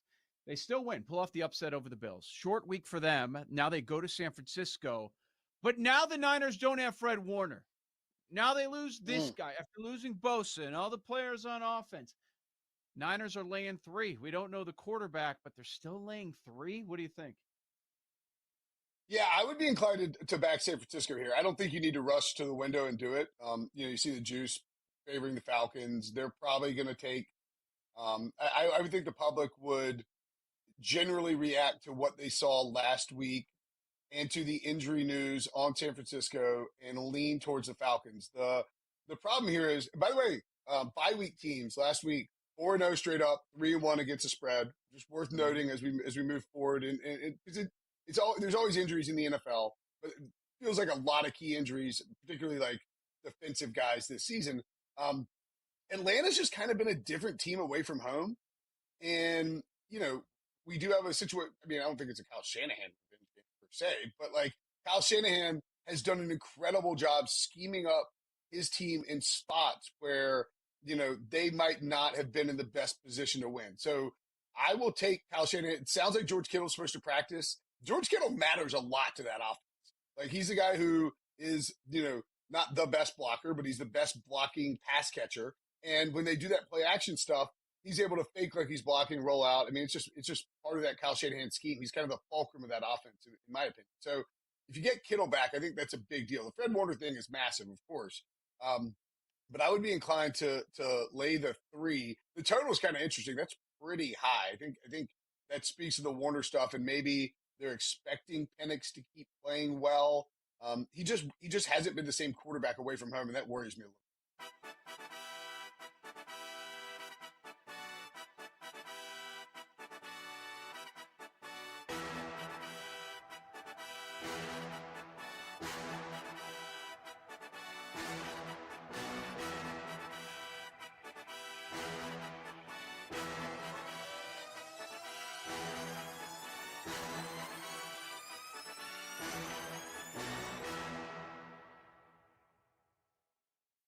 Joe Brady's 36 years old, and he bounced around early on in the NFL. Like, he was first viewed as the next guy, an offensive genius.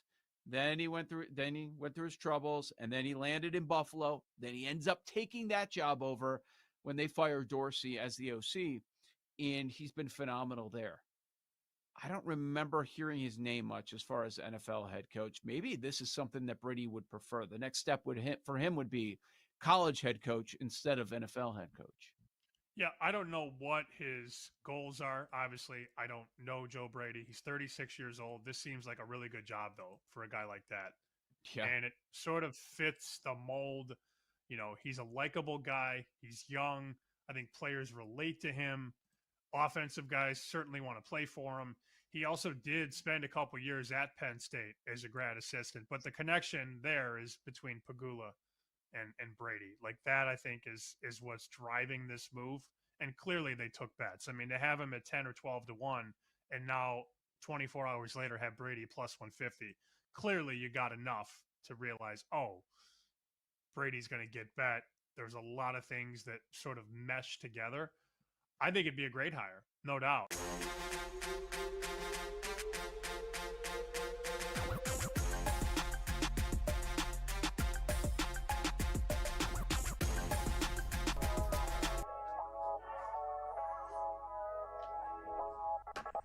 It's time to place your bets. This is BetMGM Tonight on the BetMGM Network. Welcome back to BetMGM Tonight. Brian the Big Noise Evans with you. Ryan Horvat in the house here on the Team Waves Tuesday. Of course, we're keeping our eye on things in the NLCS 2-1. Dodgers up right now on Milwaukee at the top of the fifth inning. There is a runner on with 1 out, 2-2 count. I need Freddie Peralta to start racking the damn Ks. He's just racking a whole lot of pitches right now with some empty production. 80 pitches, 81 now on the night. But right now, low-scoring game. Hopefully Milwaukee's going to wake up and take L.A. To limit and finish them off and win this thing going away by the slimmest of margins for the sake of Ryan Horvat's wallet because he's on the under on 7 and possibly taking it 3-2. Elsewhere, let's go ahead and look at what's going on in the junior circuit gridiron as we got some craptastic matchups going on at the present moment of time. New Mexico State is in the end zone. They're in the red zone yet again. It's 20-13. Almost at the end of the third quarter against Liberty Bibberty as South Alabama and Arkansas State in a war of attrition right now as halftime. It is 7-3 in that one. Horvat, you're over, bet in that one. It ain't looking all that great. Also not looking all that great for you, Florida National, and probably up 16-3 on your Hilltoppers, who are laying 10.5 at close here on BetMGM. 4 minutes ago to halftime as Freddie Peralta gets out of it on a double play as we head to the bottom of the fifth inning again with the Dodgers up 2-1. Horvath, your quick thoughts, whether you want to address what's going on in the NLCS or in college football, either one of these matchups. I know you're stunned. I am honestly a little bit as well that South Alabama and Arkansas State combined for 10 points in the first half. Yeah, these Tuesday, Wednesday night games are always like pepperoni pizza plays because there's just a lot of variables that play into playing on Tuesday and Wednesday nights, and these are small 1-5 schools, but you need a little action. Hopefully the Brewers can make a comeback here. Freddie gets out of that jam. The Brewers have had a couple base runners on, hoping that they could score some runs and win this game for us and cash at plus 120. I feel kind of dirty cheering for them, but hopefully they could get it going here offensively.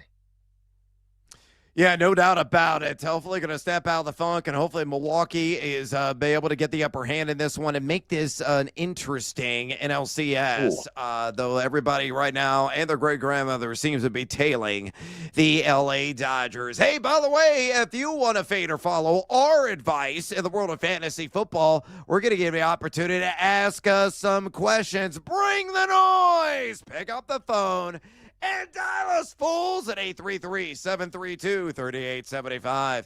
833-732-3875. You can also submit your questions and comments via the X or the Twitter at BetMGM Tonight. Again, bring the noise on X at BetMGM Tonight. Speaking of fantasy football, we're going to talk about it right stinking now. We got to prep for the week upcoming. You got to pick yourself off the ground if you lost last week and stay in the damn game. We're going to discuss our Week 7 fantasy football flames, lames, and shocker specials at the quarterback position here right now. So let's go ahead and get after with our fantasy flames. These are guys started in less than 60% of Yahoo leagues that you might want to consider plugging into your lineup. Again, got two teams on bye. No Lamar Jackson, as he expected to be back after the bye week coming off the hamstring injury, and Josh Allen also on a 1-week siesta. So there are some guys in shallow formats and pina coladas in the free agent pool that you might want to pluck off of waivers, plug in, and maybe get you 18 to 22 points so you can survive the week. So Horvat, who is top of your list as a fantasy flame? So this is the first and only time I'll say this season, but I got a 2-quarterback league, and I had to pick up Aaron Rodgers, and he's only rostered actually 25% right now, but he's coming off one of his better performances of the season, actually his best performance of the season against a really good Browns defense. He was 21. He completed 21 of his passes, I should say, for 235 yards, 2 touchdowns, no interceptions. Now he's going against the Cincinnati Bengals, and I love Rodgers in a standalone spot where all eyeballs are going to be on Rodgers. Looks like he's more comfortable every week running this offense. And this is more just a play against the Bengals, who I've been targeting or going against all season long. Really generous to opposing quarterbacks, giving up right now over 250 passing yards per game to opposing quarterbacks. You know, I don't think it's going to be 350 yards or 4 touchdowns or anything like that, but I think Rodgers will be serviceable enough if you're in a pinch as a fantasy streamer against the Bengals coming up on Thursday night. So I'll go with Rodgers.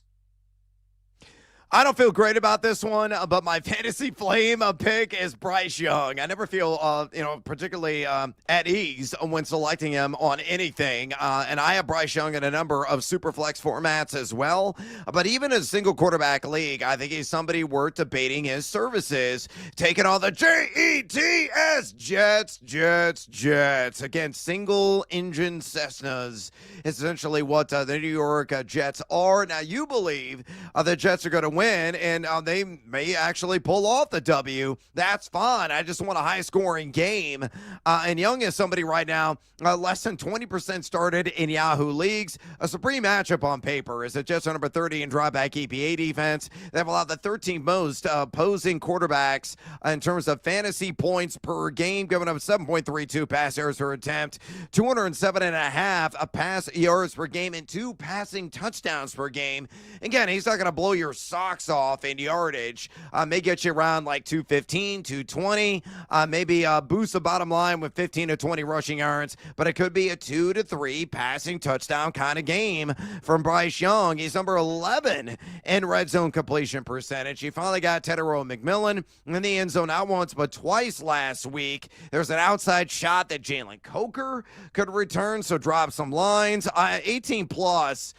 He has done in 2 of 5 matchups this season. So I think 3 of 6. I think Bryce Young has a shot to get to at least 18 fantasy points. So give me him as my fantasy flame selection this week in 12-team and deeper leagues. Let's go to fantasy lames, flip side of the coin.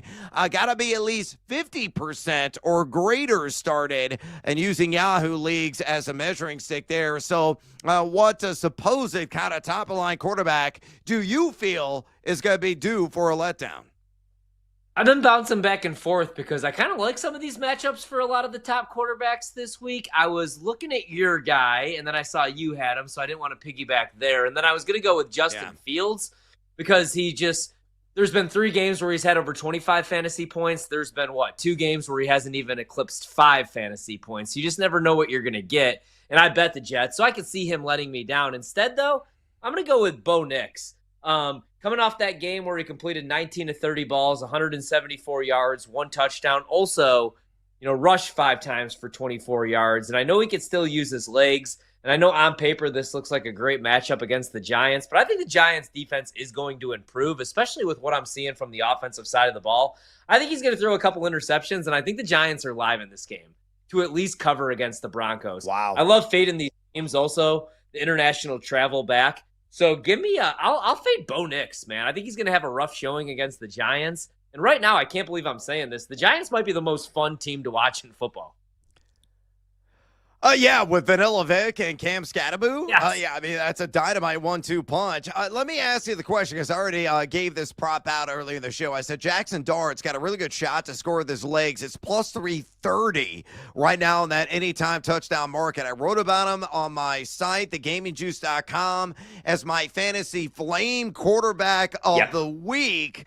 Give me a stat projection for Jackson Dart. What do you think he does? Guy's been really accumulating yards on the ground in his first 3 starts this NFL season.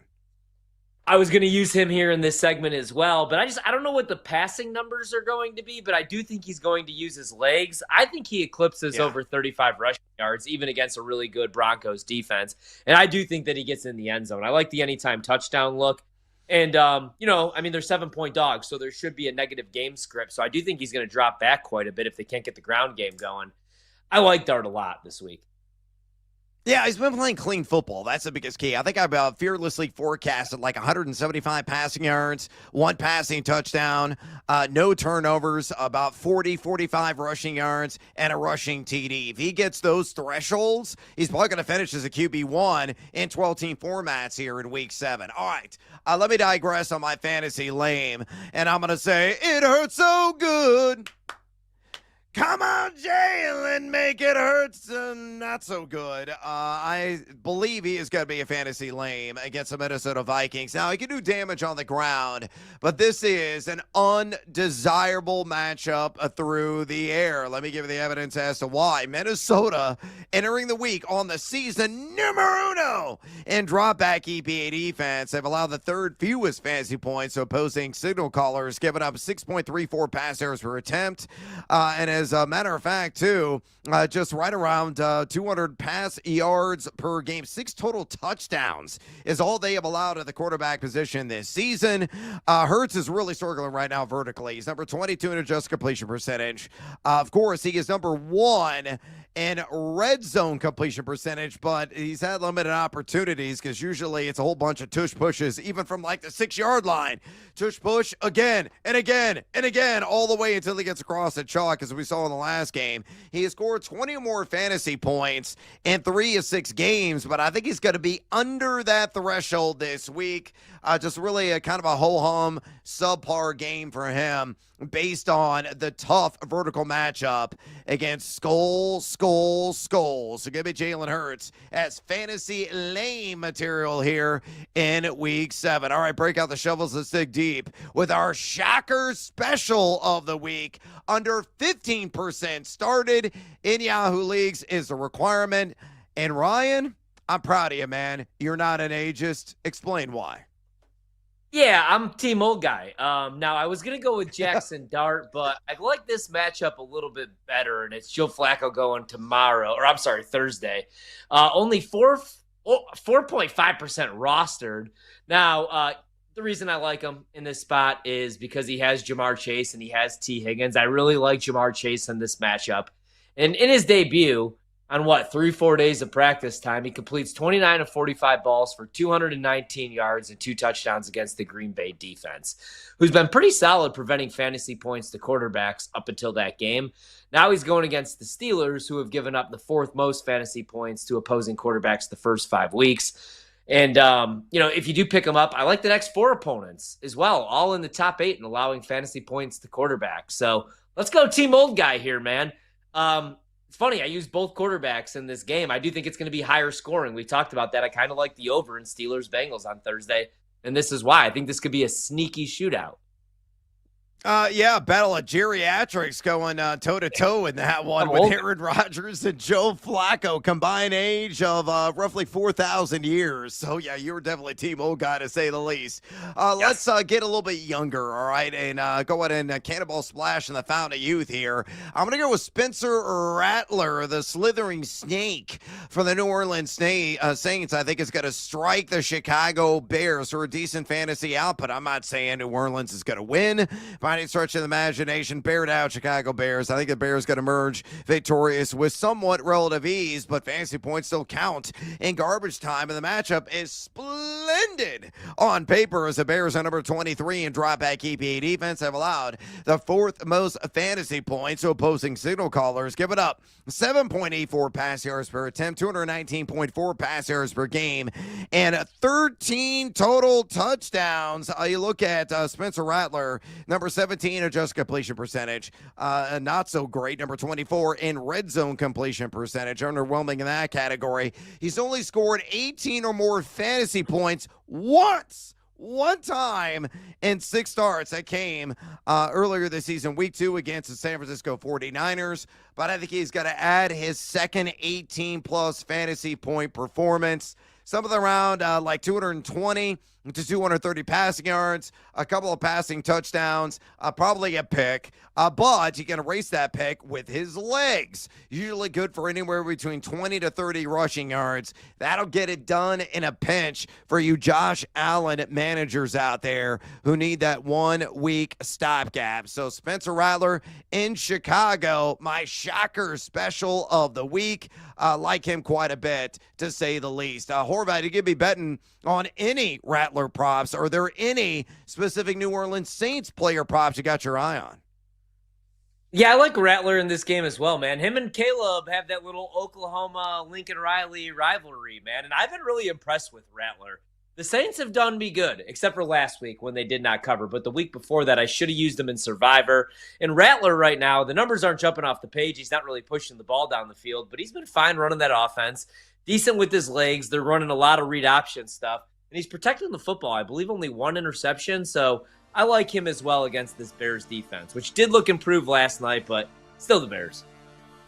Yeah, I still got questions on the back end, certainly, that defense. All right, we got to take a little siesta here on BetMGM tonight. When we come back, we're going to review our cards so far and so much more, so don't go anywhere, fools. This is BetMGM tonight on the BetMGM Network. Stay tuned. Don't miss a second of the Wagertainment. Listen to the BetMGM Network live, now streaming everywhere on Odyssey, iHeartRadio, and TuneIn.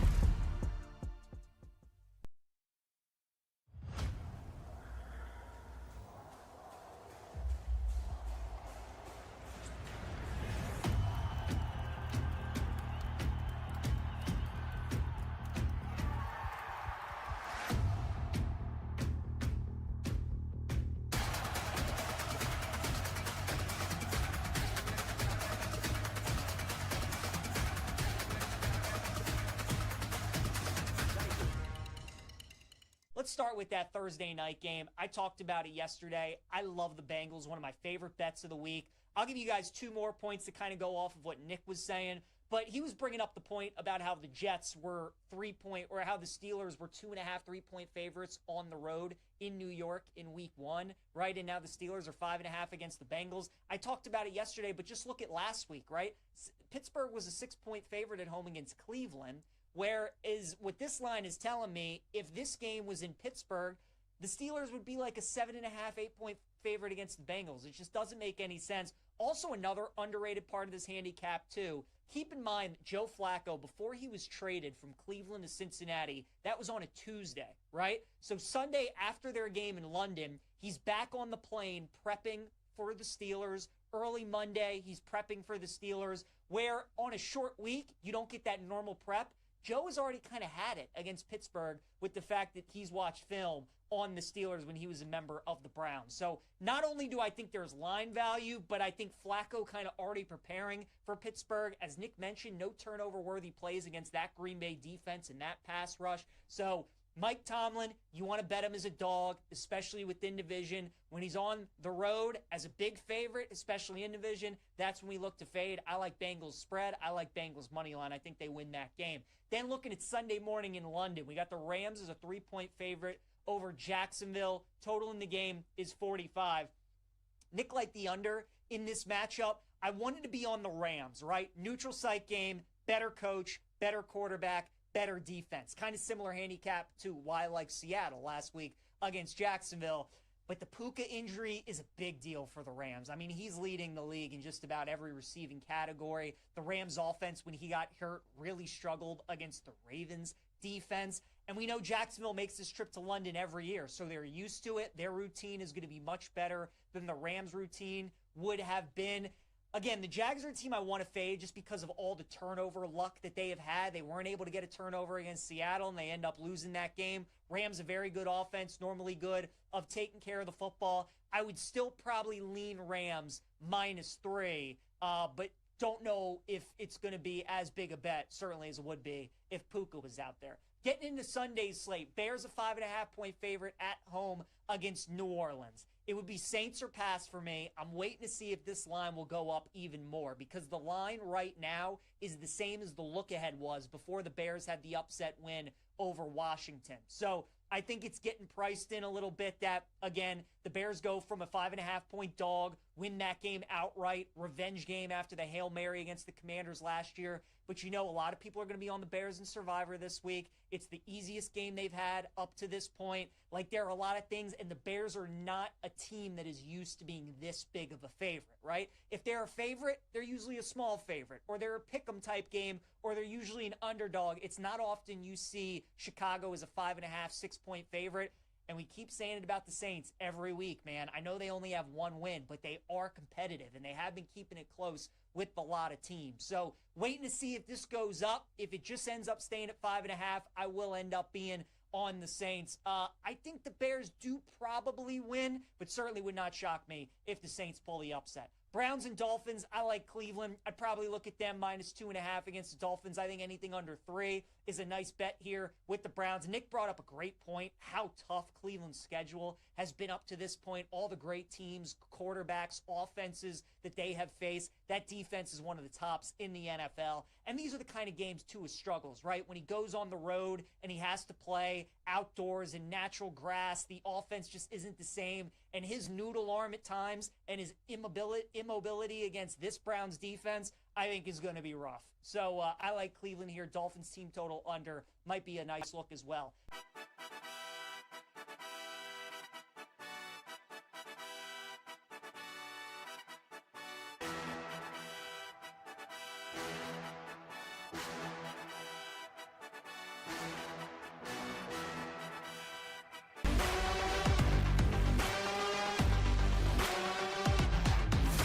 It's time to place your bets. This is BetMGM Tonight on the BetMGM Network. Welcome back to BetMGM Tonight. Brad the Big Noise Evans with you. Ryan Horvath in the house on this hashtag Team Huevos Tuesday. And I just watched Max Muncy hit a solo shot as the LA Dodgers extend the lead 3-1 in the top of the 6th inning against the Milwaukee Brewers. Man, I thought it was going to be the Brewers' night, quite frankly. Still time for them to come back, but Yoshi Yamamoto has been quite good outside of the leadoff man, in which he gave up a bomb to Jackson Chourio to start the game scoring off, and the Dodgers have answered and have not looked back, as again, Max Muncy, that was an absolute bomb over the center field fence, barely got over, but still eclipsed the yellow line, much to the dismay as Freddie Peralta go ahead and leans over and grabs the knees, and he has exited the game as LA up 3-1 right now, top of 6th inning, 2 outs in Game 2 of the NLCS. Again, Brad the Big Noise Evans with you. Ryan Horvath in the house on this hashtag Team Huevos Tuesday. We're also keeping our eyes peeled on everything going down in the world of college football. Always kind of wild and wacky with some of these smaller conference games. Always difficult to handicap them, too, when they're played on a Tuesday night. Case in point, look at what New Mexico State's doing right now to Liberty. They were down by a sizable margin this game. They have roared back. They've taken a lead. They're up 27-20 with just over 12 minutes to go in the game. Meanwhile, Arkansas State got a shot to score here. They're right now 3rd and goal against South Alabama as USA up 7-3 on Arkansas State. And then meanwhile at halftime, Florida National up 19-6 on the Western Kentucky Hilltoppers. So again, strange things indeed unfolding in the world of college football, but dims the brakes here on a Tuesday this time of year every single fall. We're going to review our cards here momentarily. But before we do that, a friendly reminder. One, if you have any questions for us in the world of fantasy football, maybe you're sorting your waiver wire priorities, maybe got a trade offer on the table, maybe you're already starting to think about your start, sit decisions ahead of week 7. We are here to help. We will act as your Sacagawea, act as your guide, be your guides overall, and hopefully get you, to that promised land and the W. So if you got any questions for us, whether fantasy, maybe you got a bet you want to share, or some betting advice, we're here to help. So all you got to do is pick up the phone and dial us fools at 833-732-3875. 833-732-3875. You can also hit us up on the X or the Twitter at BetMGM tonight, where we have our pole dancing poll question of the day. Let me go and shut that down right now. It's asking you this: among the most traded fantasy football wide receivers over the last 2 days on Yahoo, who would you deal for? Again, for right now. Your options are, or were, A.J. Brown of the Eagles, Brian Thomas of the Jaguars, Stephon Diggs of the Patriots, or DK Metcalf. Got to be in action on Thursday. He, of course, plays for the Pittsburgh Steelers. Officially 235 votes cast. Horvey, who led the way? I'll go with Brian Thomas Jr. Yes, in a romp in resounding fashion. 53.2% of the audience out there said, I would love to go out and try to buy low on Brian Thomas, probably right now like 70 cents on the dollar approximately in the open trade market. In second place, DK Metcalf at 21.3%, a little bit higher price tag because he had a nice touchdown grab last week and has played extraordinarily well alongside Aaron Rodgers, who continues to spin it at his advanced age. Number 3, A.J. Brown. Massive disappointment so far this season. Only got 13.2% of the vote. And last, and I was a bit shocked by that, Stephon Diggs at 12.3%. Brandon Combs, our outstanding EP, as always, chimes in, dropped in his 2 cents and said this: Stephon Diggs is my pick. Something is clicking there with him and May. Brian Thomas would be the second choice, but I do not trust his quarterback or their schedule down the stretch, especially in the playoff weeks. Kind of agree on Diggsy with Drake May starting to enter the MVP conversation on You Better You Bet. I believe it was either today or yesterday. Nick Costos is arguing that Drake May is firmly in that conversation and is worth firing a bet on. So Brian Thomas is winner chicken dinner. But who would be second on your list? Is it A.J. Brown, DK Metcalf, or Diggsy? Personally, I want some Diggs stock because Drake May, he ain't slowing down. Yeah, Stephon Diggs, man, right? This was always in the cards. Last year, he was on pace for the seventh consecutive season, going over 1,000 yards, and then he got hurt. He tore his ACL. Even at 31, he could get open. He could create separation, and Drake May only continues to get better, more familiar with the Josh McDaniels system. So for me, it would be Stephon Diggs. Even a year removed from that injury, I think he only continues to get better and look more like himself as the season progresses. All right, there you have it. The pole dancing poll question of the day. The results already out there. Give you our insights on that. We'll have a brand spanking new question, which will demand for you to participate. At least vote in it. You could drop us a comment. We're going to read it. We'll give you a shout out on air. We do that every single episode here on BetMGM tonight. So we'll have a brand new one tomorrow on Hump Day, along with some Hump Day Hail Mary bets. Hopefully, we'll do predict the prop tomorrow. No prop lines are out other than just a smattering and not even the full offering for Thursday Night Football. Just a rash of injuries as the injury imp ravaging, fantasy football in that world right now. So many guys falling by the wayside. Puka Nacua, the latest. We'll have to wait and see what the practice reports are tomorrow. If he's going to be able to gut and fight through the ankle injury and other big names names that are out there who are highly questionable. Calvin Ridley as well. We're still waiting on news. And his hamstring, same with Emeka Buka and his hamstring. Both those guys probably trending more to doubtful than anything else. All right, let's go to review our cards tonight in the world of sports betting. Your top 3 plays, some tonight, maybe some looking ahead. Horvath, how you looking so far this evening?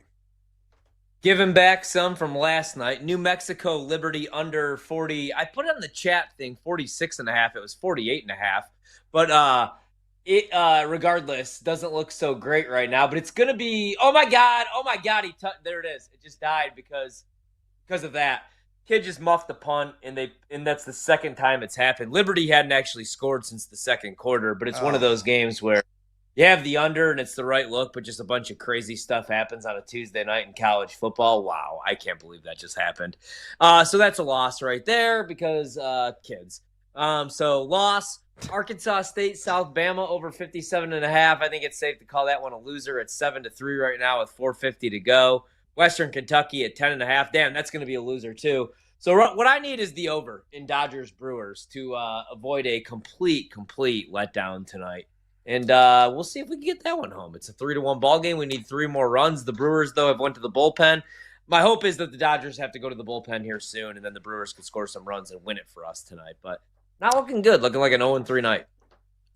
Hey, well, look, that's going to happen when you have limited options to choose from. We hate Tuesdays this time of year on the show. We fully admit that. I hate them. Because there's not a whole lot of offerings. The good news is this. eBay is going to be starting next week, so we can at least dabble in the player props market there, some sides and totals in that sport. At least we know for the first couple of weeks or maybe the first month of the season, guys are going to be motivated, and then it gets a little wild and wacky, the NBA. You don't know who was out partying the night before and who was actually healthy and willing to play a full 40 minutes of action from beginning to end. But, hopefully, next week things will pick up, and then college basketball right around the corner. And we're going to be firing off all kinds of bets every single day here on BetMGM tonight. All right, my card tonight, numero uno, had the Brewers on the mud line, still kicking, but the pulse is growing fainter and fainter at the moment. I had a plus 110. Again, they're trailing 3-1. Play number 2, New Mexico State and Liberty under 55.5. Again, the live total at 60.5. That may not come through, but I had New Mexico State plus 14.5, and they're up 7. So I'm going to hit at least half of that, but may sink that under on the old total, the bet in its entirety. However, I have South Alabama play number 3 on the money line, and the under 65.5. The under is definitely going to hit. We're almost at the end of the third quarter. It's still 7-3. I just need USA to bring it home, and at least I'll go and salvage a win tonight. Crew to cash, already a loser thanks to me because Freddie Peralta did not have the over on 5.5 strikeouts, only had 4 in the game before he had exit stage left. Sledgehammer, looking ahead, I had the under on Bengals, 17.5 points. In the battle of old men at quarterback against the Pittsburgh Steelers on Thursday. Also took Jackson Dart, seduced by the juice, anytime touchdown at plus 330. And the main slate against the Denver Broncos. And then bonus time, Jamar Chase over 71.5 yards at a minus 115. However, you ran out of time earlier in the show about that Chase bet. Wanted to get your thoughts. Are you strongly over, under, or indifferent on that 71.5 receiving yards? Oh, I'm over on Jamar Chase, man. Right? I really liked him in the matchup against Green Bay, and I like him even more probably in this matchup. Came through on the anytime touchdown. He's got a serviceable quarterback, right? Like Jake Browning. I thought Jake Browning was the best backup in the league. Turns out I may have been wrong. You could blame the Bengals offensive line, but Flacco looked pretty good, man. So I really do like Jamar Chase in this matchup against the Steelers. I do think their pass defense is going to improve, but there's a lot of veterans out there like Jalen Ramsey. I think he takes advantage. I could see him having a huge game here. I'm going to toss out a couple of anytime touchdown markets. Pick a game. Any game, NFL Sunday, real quick. Let's go to, you know what? Let's go to the Jacksonville game. Let's go to the Jags game. All right, we got Jacksonville, and let's see if we actually have any markets. No, that's on one game we don't have markets, and believe it or not. Oh, there it is. Kyron Williams, minus 180. Anytime touchdown, Devontae Adams was at plus money. Now at minus 115. Travis Etienne at plus 105. And Brian Thomas at plus 170. Nice value there. All right, I'm going to exit stage left. Ryan Horvath sticking around for a bonus hour at BetMGM tonight. Until tomorrow, adios, amigos. Wake up, Brewers. Wake up! Wherever you go, we're there. Listen to the BetMGM Network live on Odyssey. Tune in and now on the iHeartRadio app. Wagertainment for every fan.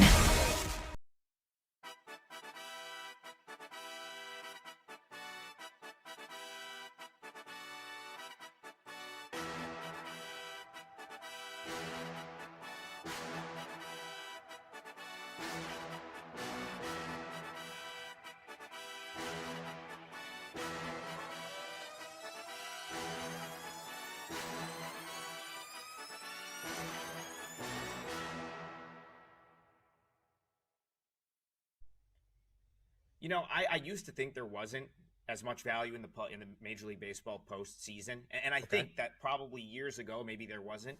Now I feel like there's so much more public money in the playoff market that it does create spots in the playoffs that are as good as any spot you're going to find during the regular season. I'll give you an example. Game 1.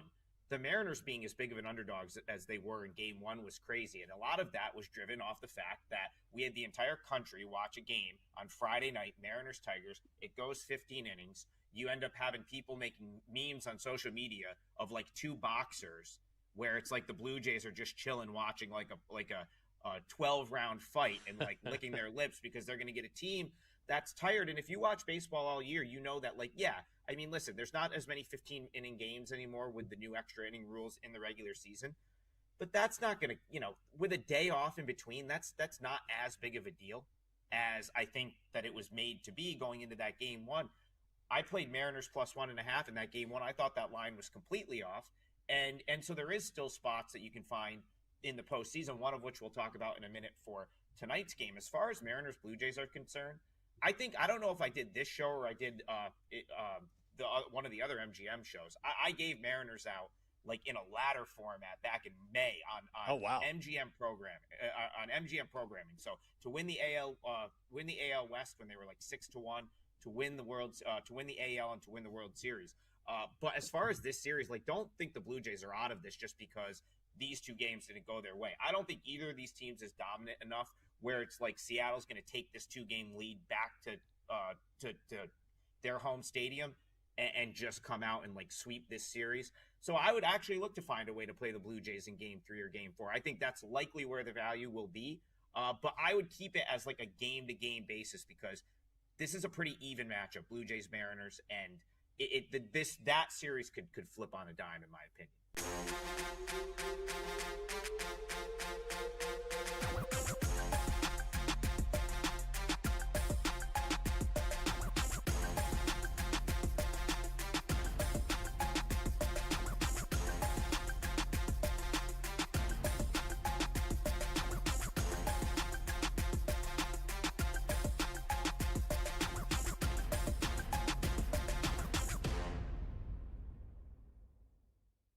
I don't think 10-1 on Oregon's a bad idea considering they were, 5-1, 550 literally 3 days ago. So that would be a good entry point, I think, on Oregon.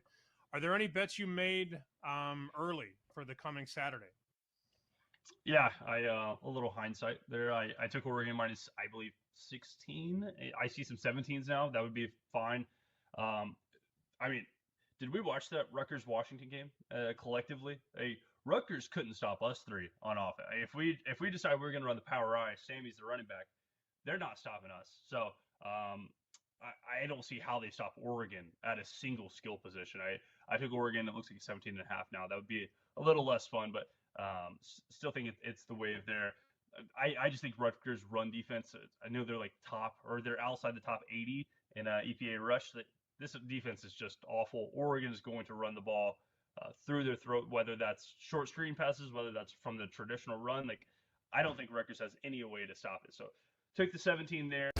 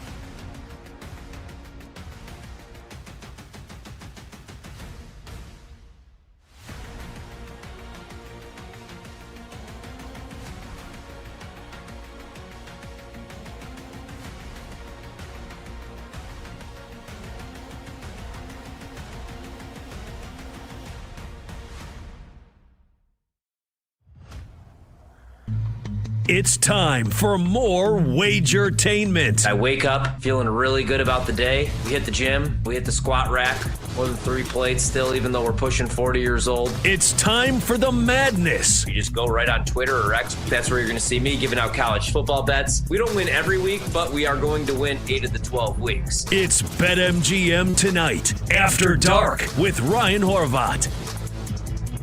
BetMGM Tonight, After Dark. Ryan Horvat solo hour with you here for the next 60 minutes on this Tuesday, October 14th. Last night we had not one but 2 Monday Night Football games that we're going to recap here from a betting angle and look forward to the future if there's any futures to play with some of these teams. We're actually going to do that with every single game because last night we were focused on what was going down Monday Night Football. Right now we do have the NLCS in Milwaukee, where the Brewers trail 3-1, top of the 7th. The Brewers right now on the live line to make a comeback are better than the 7-1 price. They're plus 700. They trail by only 2 runs. If I were to make a bet in this game, which I'm not going to here live, it will be the Brewers live. We've seen them come back multiple times this season. The difference was that was in the regular season, and it wasn't against this Dodgers team. Now, I bet the Dodgers to win the World Series, not only before the season began, but right before the postseason because they were nearly 6-1. They were plus 550. They dealt with a ton of injuries, especially with their rotation all season long. But at the end of the day, they're the Dodgers. They have Shohei Ohtani. If there's such thing as a clutch gene, he has it. You know who else has it in Major League Baseball in the postseason? Freddie Freeman, one of the all-time great playoff greats in Major League Baseball. So I like the Dodgers. Our executive producer, Brandon Combs, I'm not going to have him defend himself right now because I want to talk football, but he told me that the Dodgers weren't going to win it all. Now, the Mariners look good, of course. We'll see what Toronto could do in that series in the ALCS, but I don't think I don't think the Brewers have a shot in hell at coming back in this series. What I'm trying to do right now is reverse jinx that because I have the over in this game, over 7, and I'm hoping that the Brewers could score a couple runs here and make this a ball game. 3-3 puts us in extras and at least gives us a push. 99 out of 99 times. All right, college football action right now, Tuesday night games. We got New Mexico State up 27-23 on Liberty, fourth quarter, 7:56 to go. And then we have South Alabama up 7-3 on Arkansas State. This total closed 58.5. I was dumb enough to bet the over. And right now it's a 7-3 ball game with only 2:05 to go in the third quarter. So that game's definitely going to fly under. Also, Western Kentucky at home is a 10-point favorite. Trails Florida Atlantic 19-6. Before we do get to the NFL and recap what went down week 6, got to talk about what went down college football. And that was Penn State for the second straight week. Third straight game, loses. But for the second straight week, loses is a 3-touchdown, better than a 3-touchdown favorite. We saw it against UCLA, which some people thought maybe just a letdown spot because the week before that, Oregon completely snatched their soul. And they lose as, what was that, a 24.5, 25.5 point spread? Then this week, I actually bet Penn State. The case that I made, usually James Franklin, you could trust him in those sort of spots. James Franklin, up until the last couple of weeks against UCLA, and then against Northwestern, Chicago's Big Ten team, Chicago's Cats, you could trust him against those type of like mid-tier, bottom of the basement Big Ten teams. You didn't trust him against Ohio State. You wouldn't trust him against Oregon. You wouldn't trust him against Michigan. That was the knock on James Franklin at Penn State. He couldn't win the big game. But I thought he would be able to cover 3-4 touchdowns against this Northwestern team, who also, side note, shout out to Northwestern, because many people called me crazy before the season. I bet them over 3.5 wins. And I said, Northwestern, for the last decade, if they have a losing season, they always, 80% of the time, they go over the next year on their win total. Decent program for having to actually have academic standards. Even after Pat Fitzgerald was fired for no reason whatsoever. Let's talk about that here in a second because I'm going to bring him up. Northwestern finds ways to win football games. And last year they had a top 25 defense. And I liked the pickup this offseason of Preston Stone in the transfer portal. And then game one, he throws 3 interceptions before I even turned the game on. So thought I might have been wrong on them, but boom, just like that, over 3.5 wins. I didn't think it was going to come, though, before October 14th because they were 3 touchdown favorites to Penn State. Penn State loses that game outright. They lose their starting quarterback, Drew Aller, for the rest of the season. Now, he was a little bit of a disappointment. A lot of people thought he could be a top 5, top 10 pick, one of the first quarterbacks taken in next year's draft. Never really lived up to the hype, and now he's out for the year. You got to feel for the kid because he was going to be drafted, and now this is going to affect that. So now they're on to their backup. They don't even have the good backup because he is now the starting quarterback at Missouri, and Bo Prabula, who's playing great football, and Missouri's a one-loss football team in the SEC. So you already have to be kicking yourself if you're a Penn State fan for not maybe holding on to Bo, because so far this season, and it's going to turn out he's going to have a better year by default, regardless, than Drew Aller, because Drew Aller's not going to play the rest of the year. But James Franklin loses again. Penn State loses again to Northwestern. And so James Franklin gets fired, gets canned, gets bought out. Nobody thought that this was going to be the case.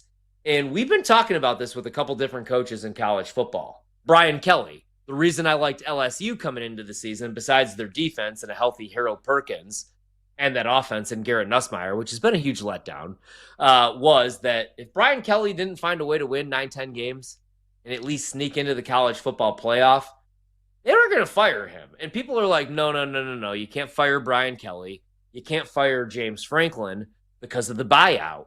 And after that loss on Saturday and the loss the previous week to UCLA, my buddies were texting me and were like, well, Franklin's safe for another year because of that buyout, which is close to $50 million. It turns out to be, $45 million was the buyout on James Franklin. But teams are going to continue, like big programs, college football right now with the NIL and the transfer portal and all these network deals. And really, it's becoming minor leagues, right? And no longer, like we call it the P4, but pretty soon it's going to be the SEC and the Big Ten, I feel. But there's so much money. Like, look at Texas Tech. $250 million upgrade to their stadium. All that money that they spent in the portal for a shot to get into the playoff, which it looks like they're going to make the playoff. But that's Texas Tech. We're talking about Penn State, right? We were talking about a couple of years ago. Remember Jimbo Fisher's buyout? What was that? Close to $100 million. These big programs, if you don't win, if you don't produce with a ton of pressure, they're going to buy you out and they're going to fire you. So at the end of the day, we could clown James Franklin, right? He couldn't win the big game at Penn State. But while we're on the internet, on our computers, I'm on this microphone clowning James Franklin for losing me money, he's $45 million richer. To do what? Sit at home and do absolutely nothing. Right now, James Franklin has the 4-box, the quad box going. He's watching the Dodgers with a 4-1 lead. Ooh, we only need 2 more runs for the over. That's probably what he's saying because he's got $49 million now to gamble with. He's probably watching Dallas with a 1-0 lead over Minnesota, NHL regular season. He's probably pissed because he had the under in New Mexico State Liberty and it's 27-23 because the kid can't field a punt. We've had 2 special teams touchdowns. But he's getting paid to do nothing.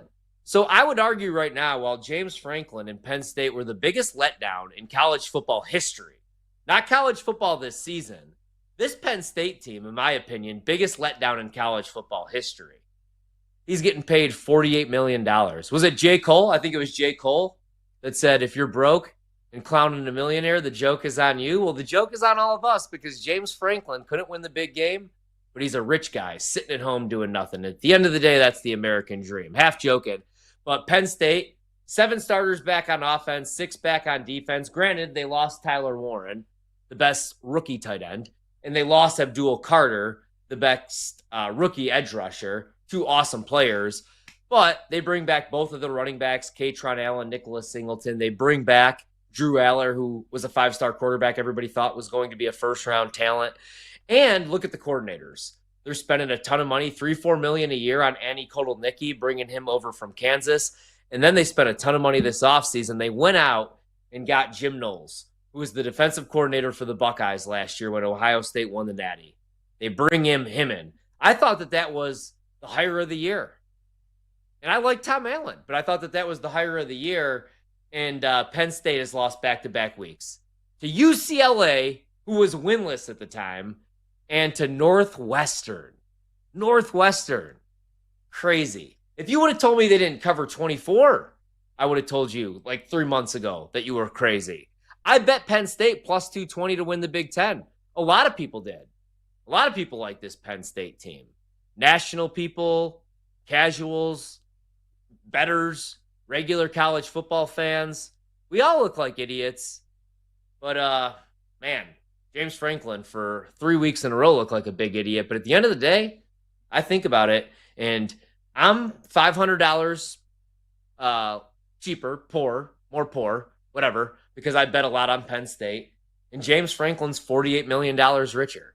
So I lose 500, and James Franklin should at least Venmo me, Zelle me, whatever, at least half, 250. I would call it even on 250. I spent 500 on Penn State. I believed in James Franklin. Everybody clowned me. You know, James Franklin can't win the big game. Ha, ha, ha. And I said, you guys said this about Ryan Day. Back in the day, you said this about Dabo Sweeney, right? We always do this with a lot of these coaches. Lane Kiffin, and he beats Georgia last year. Don't think he's going to beat him this year. Wink, wink. But, yeah, just a complete letdown. I would call this Penn State team with all that talent, all that five-star portal talent and that coaching staff, all the money that they were spending, a $48 million buyout on Franklin. You're paying your offensive coordinator almost $4 million. I don't even know how much Jim Knowles is making. It's out there. It's more than $1 million, I'll tell you that. And they lose to UCLA and Northwestern. And they were one of the favorites to win the Big Ten. So one of the bigger disappointments in college football history, I would argue the biggest. And James Franklin, he's going to find a new job. He's going to have a new job. Now the big question is, who does Penn State hire? A lot of people are throwing out all these names that they can't have, frankly, right? Like Dan Lanning would never leave Oregon. If he didn't want to leave to take the Alabama job, he sure as hell isn't going to leave for Penn State. Kurt Cignetti, why would he leave Indiana to go to another Big Ten school? Like if Cignetti's going to leave Penn State, it would be for Ohio State, right? It would be for an Alabama type job. Why would you leave? It's kind of like people keep talking about Marcus Freeman leaving Notre Dame. Unless he goes to the NFL, why would he leave for another college program? Notre Dame's a shoo-in every year for the playoff. This year, they're most likely going to be a 10-2 football team unless they blow it this week against USC, which I hope they don't. I don't even want to speak that into the universe. Why would he leave Notre Dame, though, right? They're not in the conference. Now, obviously, Indiana is, but this year, they don't even play Ohio State. I thought their next toughest matchup was against Penn State, and they're going to roll them most likely, unless it's an epic failure and disaster. So I don't think Cignetti would leave. If Penn State, I think a good hire for Penn State, and I think I heard Greg McElroy talk about this, big fan of his work. He brought up Pat Fitzgerald. I liked Pat Fitzgerald at Northwestern, and the conversation was always imagine what he could do if he was at a top program, could actually go out and recruit 5-stars and not people that are going to be eventual journalists and doctors like you have to at Northwestern. No shade, but you know what I mean? That's where those are the Mike Greenbergs of the world. Imagine what he could do if he was at a Penn State. I think that would be a decent hire. There's a lot of guys out there, though, right, that don't get enough recognition. I like Golish. Some of these smaller schools. Summerall, I thought Summerall actually should have got a job last year, a bigger job. Tulane's coach. So we'll see what Penn State does, but there's no chance in hell that they're going to get one of these big names. Like Nick Saban ain't leaving his comfy job on College Game Day to go coach Penn State, and they might be cursed. We spent way too much time on that, but I had to talk about that. Quick recaps on some of these NFL games that I actually care about. So the Giants beat the Eagles 34-17 on Thursday night. I can't believe I'm saying this. The Giants might be, right now, as far as just visuals, watchability, the most fun team in football, right? Cam Scattaboo is out there scoring touchdowns, running into brick walls, literally. We'll see if that's sustainable. And then doing backflips. And then ripping his shirt off on Thursday Night Football. Jackson Dart looks pretty damn good. Looks like the best rookie quarterback. We talked about that a couple weeks ago when it was better than 6-1 and he won that starting job. Rookie of the year. It's sure as hell not going to be Cam Ward, but a 34-17 upset win over the Eagles on Thursday night. Scattaboo and Jackson Dart, they combined for 4 touchdowns. And now the Eagles have lost 2 straight. I love the Eagles going into the year last year. I bet them to win the Super Bowl. I bet Saquon to win Offensive Player of the Year. This year, I wasn't calling for a Super Bowl hangover, but I didn't pick them to win the NFC. And right now, Jalen doesn't look right. Saquon obviously doesn't look right, which was to be expected. That workload, that's not sustainable for a running back that's pushing 28, 29 years old. The defense also has taken a step back, even with all those young players on the defensive line and in the secondary. Eagles are in trouble, man. And I'm mad at myself because Brandon and we talked about this. Everybody was so down on the Giants. They're going to have the worst record, that schedule. And I just wanted to take them over 5.5 wins, but I didn't have the balls to do it. When we come back, I want to recap everything else that makes sense, that doesn't make sense, that went down in the NFL. And then we'll do a little overreaction makes sense. It's BetMGM the night after dark. BetMGM tonight will be right back on the BetMGM network. Make it legendary.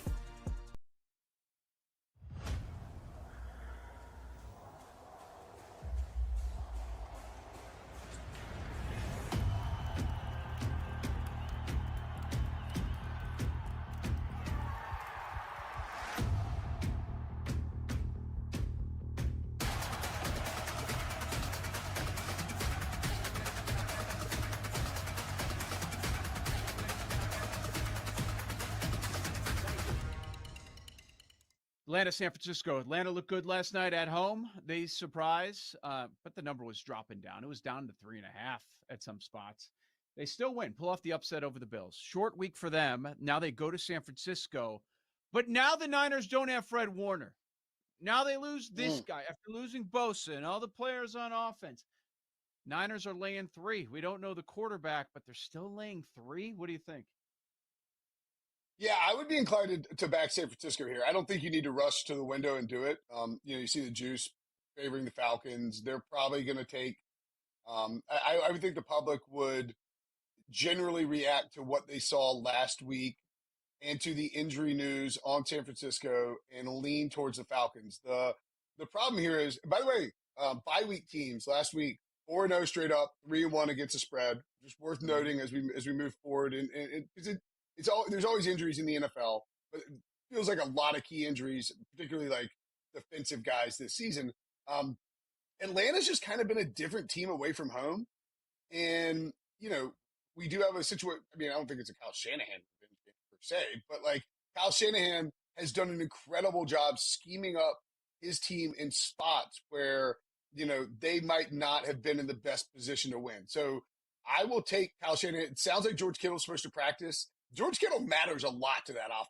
Like, he's a guy who is, not the best blocker, but he's the best blocking pass catcher. And when they do that play action stuff, he's able to fake like he's blocking, roll out. I mean, it's just part of that Kyle Shanahan scheme. He's kind of the fulcrum of that offense, in my opinion. So if you get Kittle back, I think that's a big deal. The Fred Warner thing is massive, of course.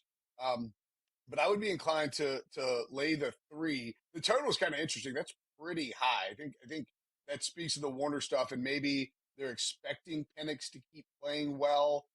He just hasn't been the same quarterback away from home, and that worries me a little.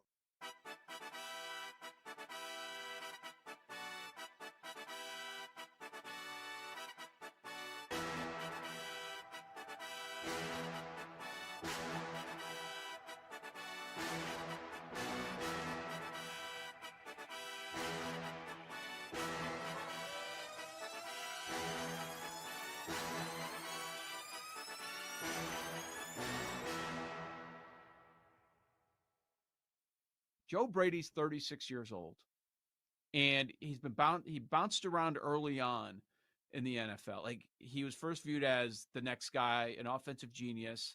Then he went through his troubles, and then he landed in Buffalo. Then he ends up taking that job over when they fired Dorsey as the OC, and he's been phenomenal there.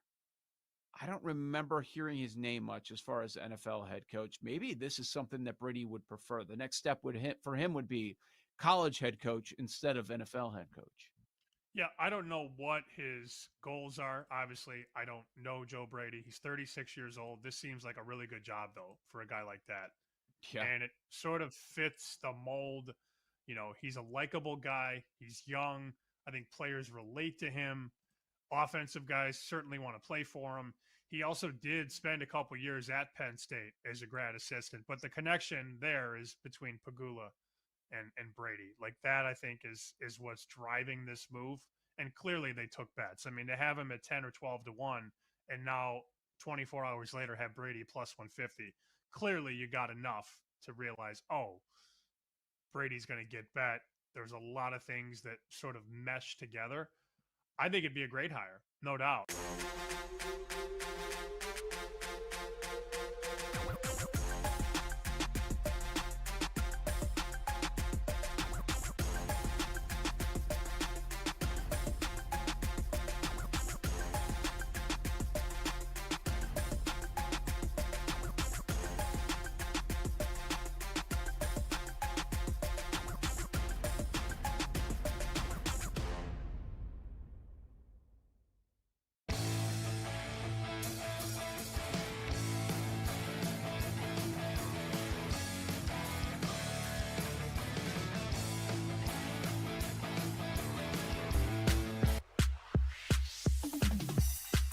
Let's get back to the madness. It's BetMGM Tonight After Dark with Ryan Horvat. BetMGM Tonight After Dark. Ryan Horvat with you here on this Tuesday night. You can listen to BetMGM Tonight, by the way, live anywhere with the Odyssey, iHeartRadio, or TuneIn apps. You can find the podcast wherever you find your podcast. All you got to do, search BetMGM Tonight, like, subscribe, review, rate. All that fun stuff. Right now, 4-1 Dodgers, NLCS, top of the 8th. Max Muncy at the dish. He's 1 for 3 tonight going against Tobias Myers, who is on pitch number 4, a 1-2 count. 4-1 Dodgers, doing the math in my head. I'm on the over in this game, and I'm going to be selfish and cheer it on here. Hopefully, the Dodgers could tag on a couple more runs because I don't expect the Brewers to do a whole lot. A whopping 1 run again against the Dodgers. 1 run again tonight against the Dodgers. And I like this Dodgers team quite a bit. Spoiler alert, I think the Dodgers win the World Series because they got all the good players and a big payroll. They're not even paying Ohtani any of his money yet. Also, college football on a Tuesday night, which is always weird, but we'll take it. South Alabama 14-6 right now on Arkansas State. Liberty leads New Mexico State at home 30-27 with 24 seconds to go. Again, Max Muncy at the plate, 3-2 count. Against Myers. Myers on pitch number 6. Muncy 1 for 3 tonight. Let's see what goes down here. That one is low. Muncy will take. And now we got runners on first and second. No outs. And if the Dodgers hit a 3-run shot, I'm a couple $100 richer. So say a prayer if you're into that sort of thing. What we're doing right now is recapping everything that went down this week in the National Football League Week 6. If you're a Giants fan for the first time in a long time, you got something to be excited for, man. Scadaboo and Jackson Dart look damn good. They look like the 2 best rookies on the offensive side of the ball. They combined for 4 touchdowns. Eventually, I think that defense is going to be good, especially the pass rush. Abdul Carter is going to be a stud.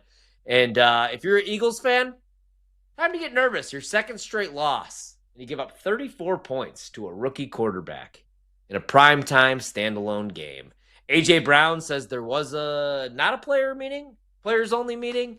Jalen Hurts and Saquon Barkley said there was, and A.J. Brown was there. So, I don't know, man. That situation continues to get weirder and weirder and weirder. How about the Broncos? 13-11 winners over the Jets. I think the Jets pick up their first victory of the season next week. I bet them +2. Broncos are good, but I still don't fully trust Bo Nix. That defense is good. They had 9 sacks, including the game sealer on the Jets' final drive. Again, Jets 0-6, but I do think that they pick up their first victory of the season next week. Chargers 29-27 winners over the Dolphins. I think the Chargers are going to be just fine.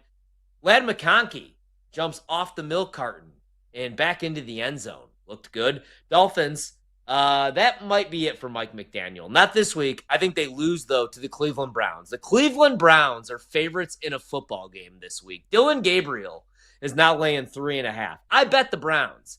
I think it's over for Miami. This team is soft. You have that offensive line that struggled, and they're going to try to protect Tua against this Cleveland Browns defense. Good luck. Speaking of the Browns, they lose to the Steelers 23-9. I bet the Steelers before the season to win that division. People called me crazy. Mike Tomlin, all he does is make the playoffs. Aaron Rodgers actually had a really good year last year. Nobody gave him any credit because he played for the Jets, and they are a pile of crap. and they always will be. Rodgers, though, throws for 235 yards, 2 tutties, no picks. And right now, he's looking good, man. Spread the ball to 8 different receivers, avoided pressure all afternoon long. And that Steelers defense, at least the pass rush, showed up to play. Now, granted, they were going against rookie quarterback Dylan Gabriel, but they sacked him 6 times, and they couldn't find the end zone. So Steelers looking good. And also today, I bet the Ravens not to make the playoffs plus 105. We've seen a team since the NFL started the whole playoff format back in the 30s start 1-5 and make the playoffs 5 times. It just doesn't happen. And the Ravens defense, even with Lamar and Derrick Henry in that offense, the Ravens defense is historically bad. My favorite stat so far this season, and I'm going to keep bringing it up, they've given up more yards before week 6. More yards and more points than the 2000 team that won the Super Bowl gave up the entire year. So they're in trouble. You know who else might be in trouble? The Dallas Cowboys. They lose at home to the Carolina Panthers. In that game, Bryce Young, 3 touchdown passes. We all liked Rico Dowdle in the revenge game. He racked up a franchise record, 239 all-purpose yards. 2 straight weeks now, Rico Dowdle has went over 200 yards. He does it again against the Cowboys. They're screwed. Panthers, Brando, I'm going to have you on here in a second. You might have been right on the Carolina Panthers. I was right last week. My biggest bet of the week was the Seahawks. I love them against the Jags. Sam Darnold looks like the real deal once again this year. It wasn't just Kevin O'Connell, that offensive system. Sam Darnold, another 2 touchdown passes. You know what helps? He has Jackson Smith and Jigba. JSN right now, if I had to make a bet offensive player of the year at current price, I bet Jonathan Taylor, but when it was 22-1. Now he's plus 165. If I had to make a bet today and you get over a 6-1 price, JSN right now is creating separation, getting open on every single route, 162 receiving yards. He looks like the best receiver in the league other than Puka Nacua, who's going to miss time now. Seattle also dominated in the trenches. They sacked Trevor Lawrence 7 times. They held Travis Etienne at 27 rushing yards. And JSN had a 61-yard tutty, and he burned their new defensive back, Greg Newsome, who they just traded for. So, Jags, tough loss. Seahawks look really good. Won't be surprised if they win that division. You know who ain't going to win the division, but I thought they could? The Cardinals. They suck. They lose to the Colts 31-27. And while the Colts still look like the team to beat in the AFC South, I would maybe buy low on the Texans. You know, CJ Stroud, I get that he's regressed every year since, 2 years ago, his rookie year. But if you look at their point differential, they might get hot. Patriots are getting hot. I guess there is a reason why their win total was 8.5. Drake May looks really good, and the Patriots have won 3 straight. They beat the Saints 25-19. Raiders beat the Titans 20-10 because somebody had to win that game. Tampa Bay, 30-19 winners over the 49ers. I am going to sell some of my Baker Mayfield and Tampa stock this week. I bet the Lions at 4.5. I still like them at 5.5. Bad spot for Tampa. They're only plus 14 in point differential. They're 5-1. But they keep winning on these fourth quarter heroics from Baker Mayfield. They get it again. 2 touchdown passes, has that key drive, that 3rd and 14 scramble, which sets up the 45-yard strike to Tez Johnson. Seattle's banged up, and I really like them coming into the year. They play the easiest schedule in the league, but how many more injuries can they survive, especially on the defensive side of the ball? Without Nick Bosa, they're getting pressure only at the 27th rate, just not getting after the quarterback. And now they lose one of the best inside linebackers in the league, Fred Warner. He has a season-ending ankle injury. Mac Jones looked good again. He threw for 347, but he also got picked off twice. Niners are in trouble. Bucks are a team to beat, one of the teams to beat in the NFC, but they lose this week to the Lions. Packers beat the Bengals 27-18. Josh Jacobs, 2 touchdowns on the ground. Matthew Golden, if you got him in fantasy or you bought in on him, this rookie season, had his career best day, 102 scrimmage yards. I thought Matt LaFleur finally got creative and got the ball in his hands. Bengals are going to stink all year because Burrow's dead. Chiefs 30-17 winners over the Lions. I keep talking about this. Get your Kansas City Chiefs AFC futures now. At worst, and you want to bet against them in the AFC Championship game, whether it's with the Bills, who lose to Atlanta 24-14, and I think they're in trouble. More on that in a second. But man, Mahomes and that offense are starting to click. Mahomes had 250 passing yards. Travis Kelce, maybe he's not washed. This is what happens when somebody out there, a famous singer, biggest singer on the planet, makes a song about, your you know what. Well, anyway, he had 78 receiving yards. And Kansas City's offense found its rhythm, and now this week, they get their number one receiver, Rashee Rice, back. Lions will be fine. I think they win this week again. I bet them. Atlanta, my biggest bet of last night, other than the Bears, they beat the Bills 24-14. And I said, Atlanta's going to win this game because they're going to get constant pressure on Josh Allen. Josh Allen, best quarterback in the league from a clean pocket. Under pressure, falls outside the top 15, completing less than 50% of his passes. And big winner with Drake London last night, goes over all the receiving props. And Bijan Robinson looked like an offensive player of the year candidate last night against this Bills defense. 176 total yards, had that breakaway touchdown. Like I said, Penix Jr. played decent. Drake London had a big night. I don't know about the Bills, man. I know everybody loves them in the AFC. That defense is beat up and shaky. And every year, the team I want to bet Super Bowl futures on has the best defensive and offensive line. And I don't think you could say that right now about the Buffalo Bills. And then we got the Bears. Not only did I bet the Bears at 5.5, we went money line. Revenge game. Last year, the Bears were heading towards good things. Even Eberflus would probably still have his job. They lose on that Hail Mary to the Commanders. The Commanders use that momentum all the way to the NFC Championship game. They ride that momentum. Bears ride it all the way to the toilet. Last night, that run defense actually bounced back. They forced Jaden Daniels into not only a fumble, but an interception. And now the Bears have won 3 straight games, 25-24 winners over the Commanders.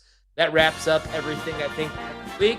Brando, we're going to hit a little overreaction or make sense, but Brandon Combs, executive producer of the show, diehard Bears fans. We both liked the Bears last night against the Commanders, but right now, man, buying futures, I'm looking at the Chiefs in the AFC. Bears might be a year away, but I feel pretty good about my win total. Your thoughts on last night's victory and the Bears moving forward and the whole Ben Johnson, Caleb Williams dynamic, man. We all said it. I think the Bears will have their first 4,000-yard passer this season. Yeah, no, I agree with that. And I like what I saw last night from the Bears. Look, what we've seen from this Bears franchise over the last, I don't know, ever since Lovie Smith left, is that these coaching staffs, they don't win these types of games. And this Bears franchise loses these types of games. The same types of games that they played against Las Vegas, the same type of game that they played last night against Washington, they tend to lose. And they flipped the script, and they've won these games. And what I'm seeing from this Bears team, man, is they got healthy in the bye week too. And Kyler Gordon made a huge difference in that run stopping yesterday. And that entire defense looked completely revamped, rejuvenated. And I like the game plan. I like the way Dennis Allen was coming at Jaden from every which angle. So I like what I saw. I like your win total because it's, 8.5? I could see this being a 9-win football team, especially since, I mean, look, the schedule that we thought was going to be a gauntlet now turns out that you have the Cincinnati Bengals with Joe Flacco under center and no defense. Yep. And it turns out that you get the Baltimore Ravens with maybe an even worse defense than what the Bengals have. So I think 9 is definitely reachable. Now, I'm with you. They're not a team that's going to compete this year to win the NFC. They're not a team that's going to go to the Super Bowl, but they can be a team that competes for 9 wins for sure. Maybe they are a team that's going to compete for the Super Bowl. Maybe we should be looking at some don't do it to me. Let me look at Caleb Williams' stats. They're not terrible. No, I mean, they're decent. I mean, 9 touchdowns, 2 picks, 1,179 passing yards, completing 61% of his balls. We'll pump the brakes on that. Baker Mayfield's doing ridiculous things, and he's throwing the ball to wide receiver 6. All right, really quick baseball update. If you did bet the over, or if you bet the Dodgers, you're looking good because it's a 5-1 game. If you bet the over, like me, over 7.5, whatever you got, I got 7 juice, minus 115. 5-1 game, the Dodgers got the bases loaded. They had 1 away. We got a little pop out, so now 2 outs. Brewers are making a pitching change here. You know how this ends. They're about to strand the bases loaded. Brando, I'm praying to the baseball gods right now. Kevin Costner, right? Mr. Baseball. Hell, Tom Selleck. Give me these 2 runs, man. Give me this winner. Give me this winner. I need it. I got a little irresponsible with the over in this game tonight. It was my favorite bet. And, I love the starting pitching matchup, but if the Dodgers were to not win the World Series, ultimately probably to the Mariners, I would pick the Mariners because of their pitching. It would be the bullpen. That's the only thing I don't trust about the Dodgers. Now, they do have the luxury of, if they want, they could just throw Glass now out of the pen. And, Kershaw doesn't have his best stuff, but it's still Clayton Kershaw out of the pen. Although haters will say that Kershaw, notorious playoff choke artist. But are you walking back your Dodgers comments now? Because I told you all year long they were winning the World Series, and you were trying to get cute and bet against them. Now you're down to what? The Mariners? They're going to beat the Brewers. They're not going to beat the Mariners. The Mariners pitching staff is too good. No, they're not. No, they're going to beat them. We're gonna have a show bet. If it ends up Mariners Dodgers in the World Series, we're gonna have a show bet, you and I. Either way, Brando, I'm cool with it because I bet both teams right before the postseason. another little. I was like, the Mariners are 8-1. This don't make sense. Chirp. And then we had the Dodgers all year. I'm actually with you. I want the Mariners. One, they're my mistress team as a Cubs fan.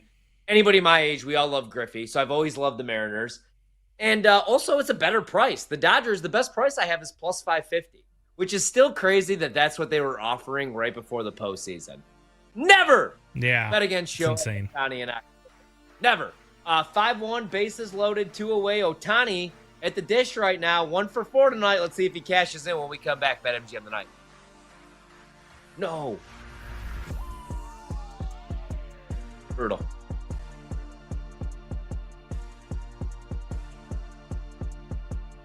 We're bringing the Wagertainment wherever you are. Stream the BetMGM network live on Odyssey, iHeartRadio, or TuneIn. Open the app and listen now.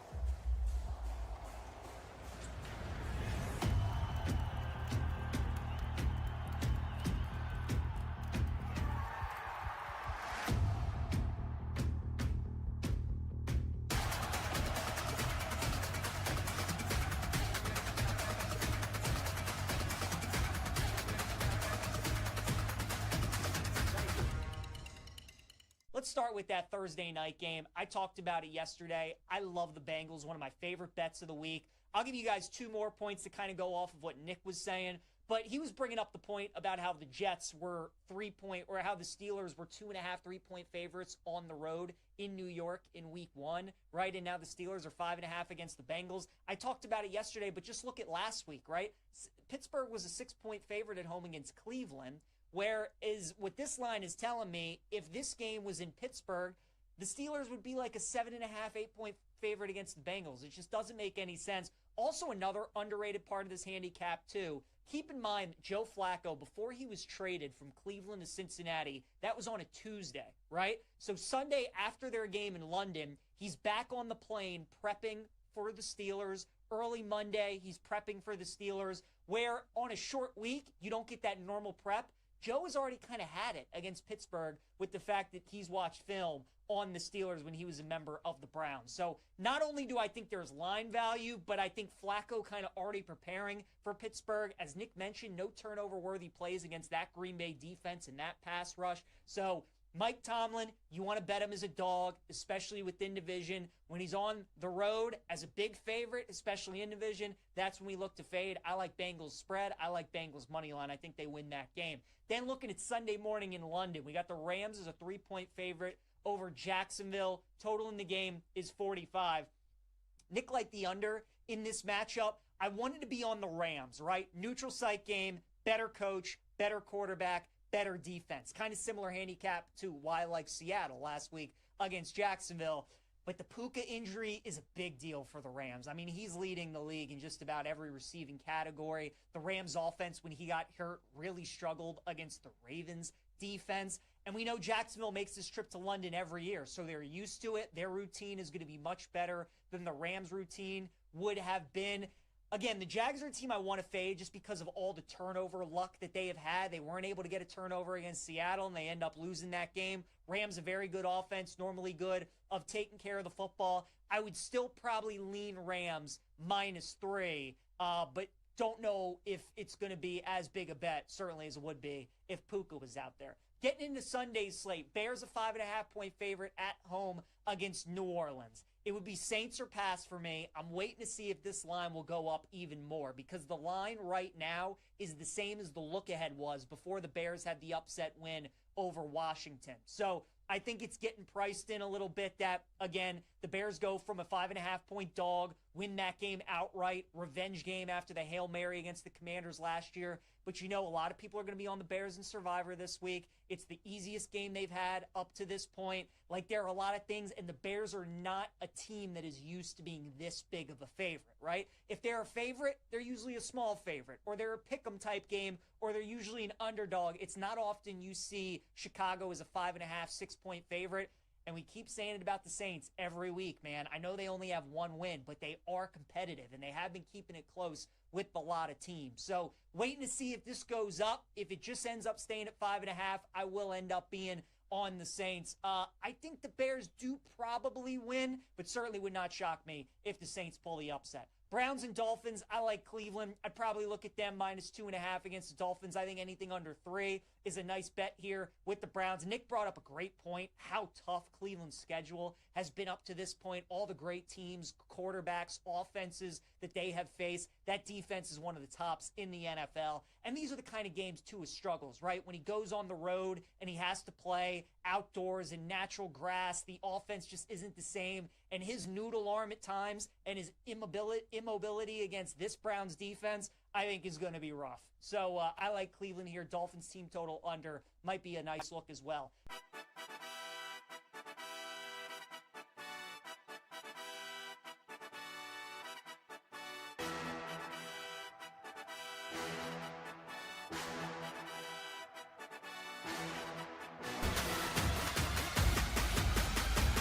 Let's get back to the madness. It's BetMGM Tonight After Dark with Ryan Horvat. BetMGM Tonight, Ryan Horvat with you here. One more segment to go on this Tuesday night, and then we're back on Wednesday, 7 to 11 p.m. Eastern here on the BetMGM Network, the Odyssey app, as well as the iHeartRadio app now as well. Brewers do absolutely nothing in the bottom of the 8th. 5-1 game. Dodgers had the bases loaded for Shohei Ohtani. And we're still sitting here, 5-1, the over. We got one more inning. We need one more run at least for the push. And the Dodgers looking to take a 2-0 lead in the NLCS. Mariners have a 2-0 lead in the ALCS. There's your baseball coverage here on the BetMGM Network. Brandon Combs, executive producer of the show. I am Ryan Horvat. As I said, my co-host Brad Evans. We're back with you guys tomorrow, 7 to 10, and then solo hour, of course, 10 to 11 here on the BetMGM Network. All right, Brando, we haven't got to it yet. We this hour have hit on James Franklin and Penn State being the biggest letdown in college football history, but James Franklin also being lucky and blessed because he's a very, very rich man. To sit at home and do absolutely nothing, he is going to make over close to $50 million, which I find to be insane. What a country. We talked about, recapped every single game in the National Football League. I hate to do it, but I do think it's time to buy in on the Chiefs once again in the AFC. And Mahomes, I mean, before the year I played him to win the MVP, which I usually don't do, but I think this offense is about to take over with Rashee Rice coming back from his suspension. NFC, Bears are fun. The Giants are fun. It's almost like kind of like what I'm seeing right now in like wrestling and the WWE. You have all these new guys that are about to take over. And I think that's kind of where we're going in the NFC, right? Because the Eagles, and like maybe it isn't so crazy to think of the Bears as a contender. Right now they look like a different team than that first game. And in the first game against Minnesota, let's not forget they look really good. And that was Ben Johnson's first game. I was more concerned with what I saw against Detroit. I felt like I was watching a game of Madden. Detroit just went up and down the field. They could have scored 70 if they wanted in that game. But, dude, like we saw the same thing with the Commanders last year. They win that game against the Bears, and then they make a run with a rookie quarterback. It doesn't happen very often, but they make a run all the way to the NFC Championship game. So, like, I don't think it's crazy to say that could happen again. You know, everybody likes Tampa, but Tampa keeps winning these games in the fourth quarter on game-winning drives. Is that sustainable? Bears, young team, Ben Johnson looks to be the real deal, only going to continue to get better. And I don't think there's that guaranteed lock in the NFC anymore because the Eagles have lost 2 straight, including to a rookie quarterback. I really like the Niners coming into the year, but now no Nick Bosa, no pass rush, and now no Fred Warner. So I don't think it's crazy maybe to take a stab with a team in the NFC. In the AFC, I think we know who it is. It's the Chiefs. We want it to be the Bills, but Josh Allen just doesn't have the horses, man. And Burrow's hurt, and Lamar's on a 1-5 football team, and I love Rodgers and Tomlin. I would love to see it for the Steelers, but let's be realists. That's the AFC Championship game. Who you betting? I'll take Mahomes and Reed. So NFC though, do you think it's crazy? There's an overreaction. You know what? I'm going to go first. Overreaction or makes sense. The Bears could be contenders, or one of these other under the radar NFC teams, the Bucks. The Bears I'll say is an overreaction. The Bucks, I think the Bucks are for real. I think the Bucks could be the team to beat in the NFC. Baker Mayfield is an absolute dog. I think he should be the number one. He should be the top for MVP because he just doesn't let his team lose. And that's what you need, right? That's what you get out of guys like Patrick Mahomes. That's what you used to get out of Tom Brady. That's the mentality that those guys had, and that's what made them so great. And I think you're seeing that right now from Baker Mayfield. I think you're seeing a quarterback that, look, all right, fine. We got the lead. Defense gave it back. All right, got to go back out there one more time. Got to put more points up, and he gets it done. And I think that they're able to sustain that because Baker Mayfield is that guy, and he's a tough dude, man. So he's going to play hurt. He's going to play through aches and pains. I like the Bucks a lot. I would definitely put some money on the Bucks to come out of the NFC. That's it. I've heard enough. Bears NFC futures after the show. I'm betting them, and then I'll throw them on the card tomorrow. Hit me with a little overreaction. Makes sense. So we got a runaround for the Dodgers. Freddie Freeman at the dish. 5-1 game. So technically this isn't a clutch situation, but for the over, could be pretty clutch. A 2-run shot gives me a winner. What do you got for me tonight, Brando? Hit me with a couple before we get out of here. Betting the Bears futures in the NFC is kind of like betting South Alabama, Arkansas State on a Tuesday night. I'll do it right now. Yeah, right. No, that one. I mean, honestly, and I was only my model, I was only showing a point of value, so I should have stayed away. Anything under 2.5, I should, but it was a Tuesday night, and we do content. We do. That's so I true. figured I'd bet it. We do. I wasn't I was selling the pick or telling you guys to bet it. I just liked it. Hold on, because now I'm doing it. I need the Bears future prices. We're going to the futures. Hold on. We're doing this live on the air. First overreaction or makes sense. The Bears are a playoff team. You know what? Let's just do this. Bears to make the playoffs, plus 220. Yeah. Overreaction makes sense. Bears are a playoff team. I had it written in there. That's where I thought we were leading into. Wow, they're scared. So you're going to say makes sense, I'm assuming. Brando, they're so scared they won't let me They won't even let me bet $2,000 on this. They say no. My max I could bet on it is $500. That's how worried. You know what? That's it.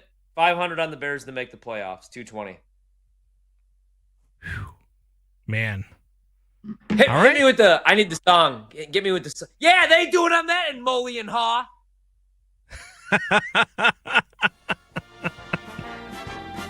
it is.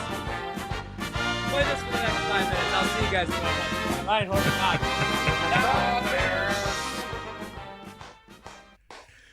All right. So you think the Bears are a playoff team? So $500 plus 220. Bears making the playoffs. I've seen it. Ben Johnson's taking this team to the promised land. Caleb Williams throwing for 4,000 yards. Yeah, baby. Oh, Brewers, bases jammed, no outs. If I don't at least get a push, Brandon, if we don't at least get a sack fly to score a run, I'll pick up this computer because I'm doing the show from home, and I will launch it into the wall, and then you get to host the rest of the show. I need one more run. Nobody out, and you need one run. Yeah, I mean, I need 2 for the win. I'll even take the push. That's what kind of night it's been. Did our Maybe with one overreaction it makes sense. Oh no, Mookie Betts walked. I was gonna say, did our bet hit? But Mookie Betts walked. All right. Overreaction makes sense. Let's go to your team, your real NFL team, not your adopted NFL team of the Chicago Bears. The Jags? Let's go to the Green Bay Packers. Jordan Love will not be the Packers starting quarterback in 2027. Overreaction or makes sense? Major overreaction. Major overreaction. Jordan Love is fine.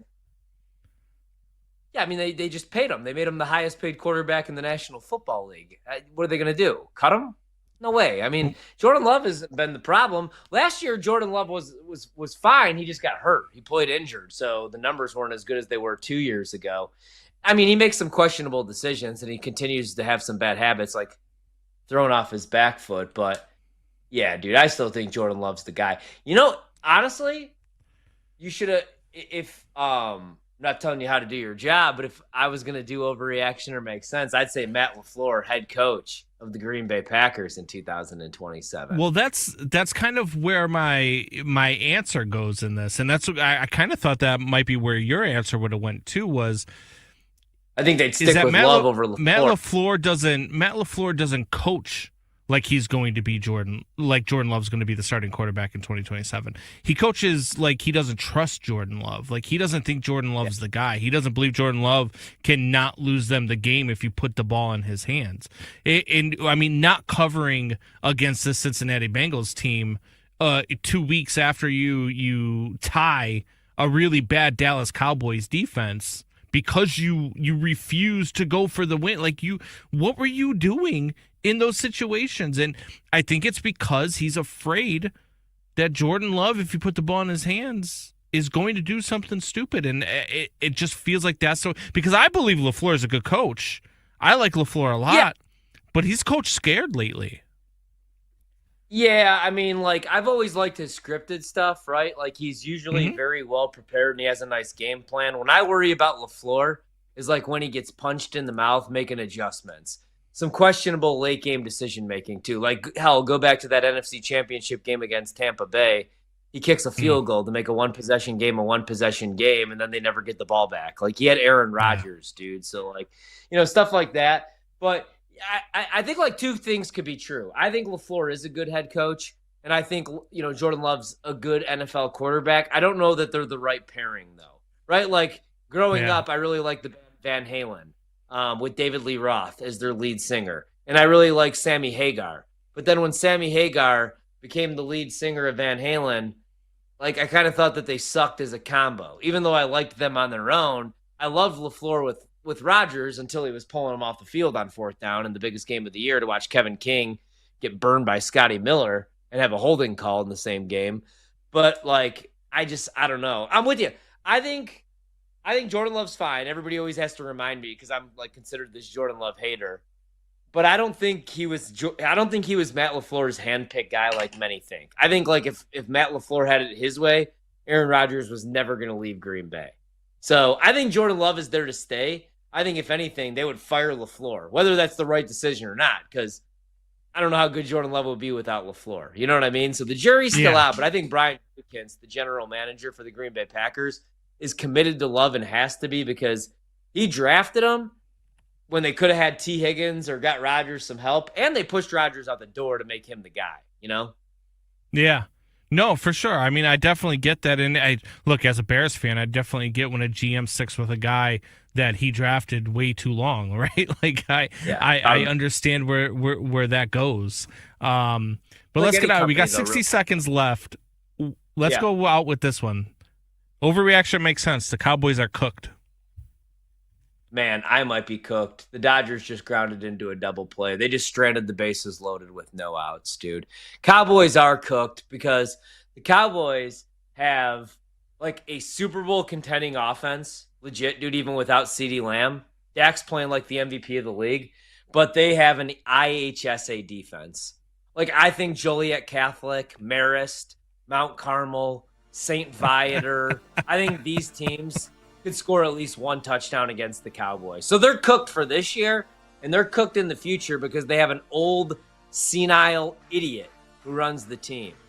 That said, I don't know. Let's see what they do with those 2 first-round picks they got for Micah. And they got a lot of money because they didn't give it all to Micah. So maybe Jerry, like, knows more than we all do, right? Even at 180. I don't know. I can't believe the Dodgers just did that to me. I'm going to reconvene, and I'll be back tomorrow night. Yeah, just, wow. BetMGM That's a tonight. wrap. Come back for more Aces loaded. Wagertainment on BetMGM tonight, Monday to Friday, 7 to 11 p.m. Eastern on the BetMGM Network. Make it legendary.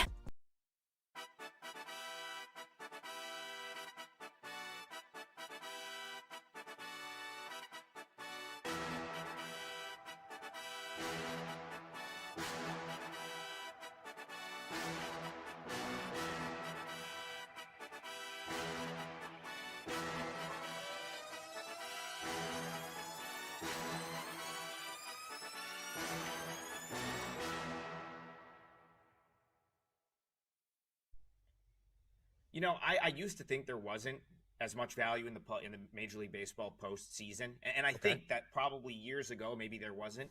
Now I feel like there's so much more public money in the playoff market that it does create spots in the playoffs that are as good as any spot you're going to find during the regular season. I'll give you an example. Game 1.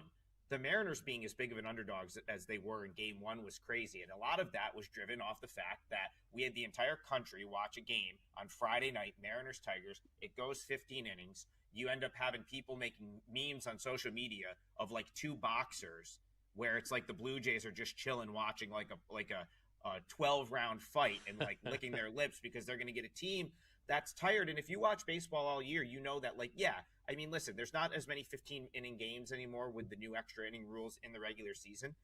But that's not going to, you know, with a day off in between, that's not as big of a deal as I think that it was made to be going into that Game 1.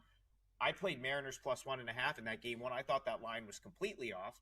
And so there is still spots that you can find in the postseason, one of which we'll talk about in a minute for tonight's game. As far as Mariners Blue Jays are concerned, I don't know if I did this show or I did one of the other MGM shows. I gave Mariners out like in a ladder format back in May on MGM programming. So to win the AL West when they were like 6-1, to win the AL and to win the World Series. But as far as this series, like, don't think the Blue Jays are out of this just because these two games didn't go their way. I don't think either of these teams is dominant enough where it's like Seattle's going to take this 2-game lead back to their home stadium and just come out and like sweep this series. So I would actually look to find a way to play the Blue Jays in Game 3 or Game 4. I think that's likely where the value will be.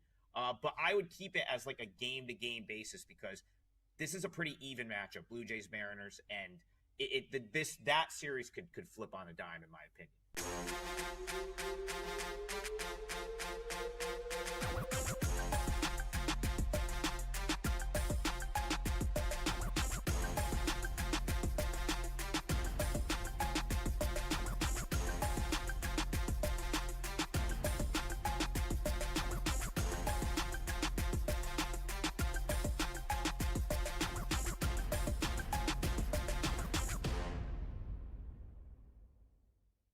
I don't think 10-1 on Oregon's a bad idea considering they were, 5-1, 550 literally 3 days ago. So that would be a good entry point, I think, on Oregon.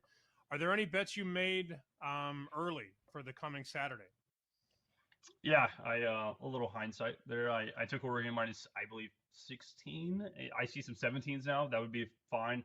I mean, did we watch that Rutgers-Washington game collectively? Rutgers couldn't stop us three on offense. If we decide we're going to run the power I, Sammy's the running back, they're not stopping us. So I don't see how they stop Oregon at a single skill position. I took Oregon. It looks like 17.5 now. That would be a little less fun, but still think it's the wave there. I just think Rutgers' run defense, I know they're like they're outside the top 80 in EPA rush. This defense is just awful. Oregon's going to run the ball through their throat, whether that's short screen passes, whether that's from the traditional run. Like, I don't think Rutgers has any way to stop it. So took the 17 there.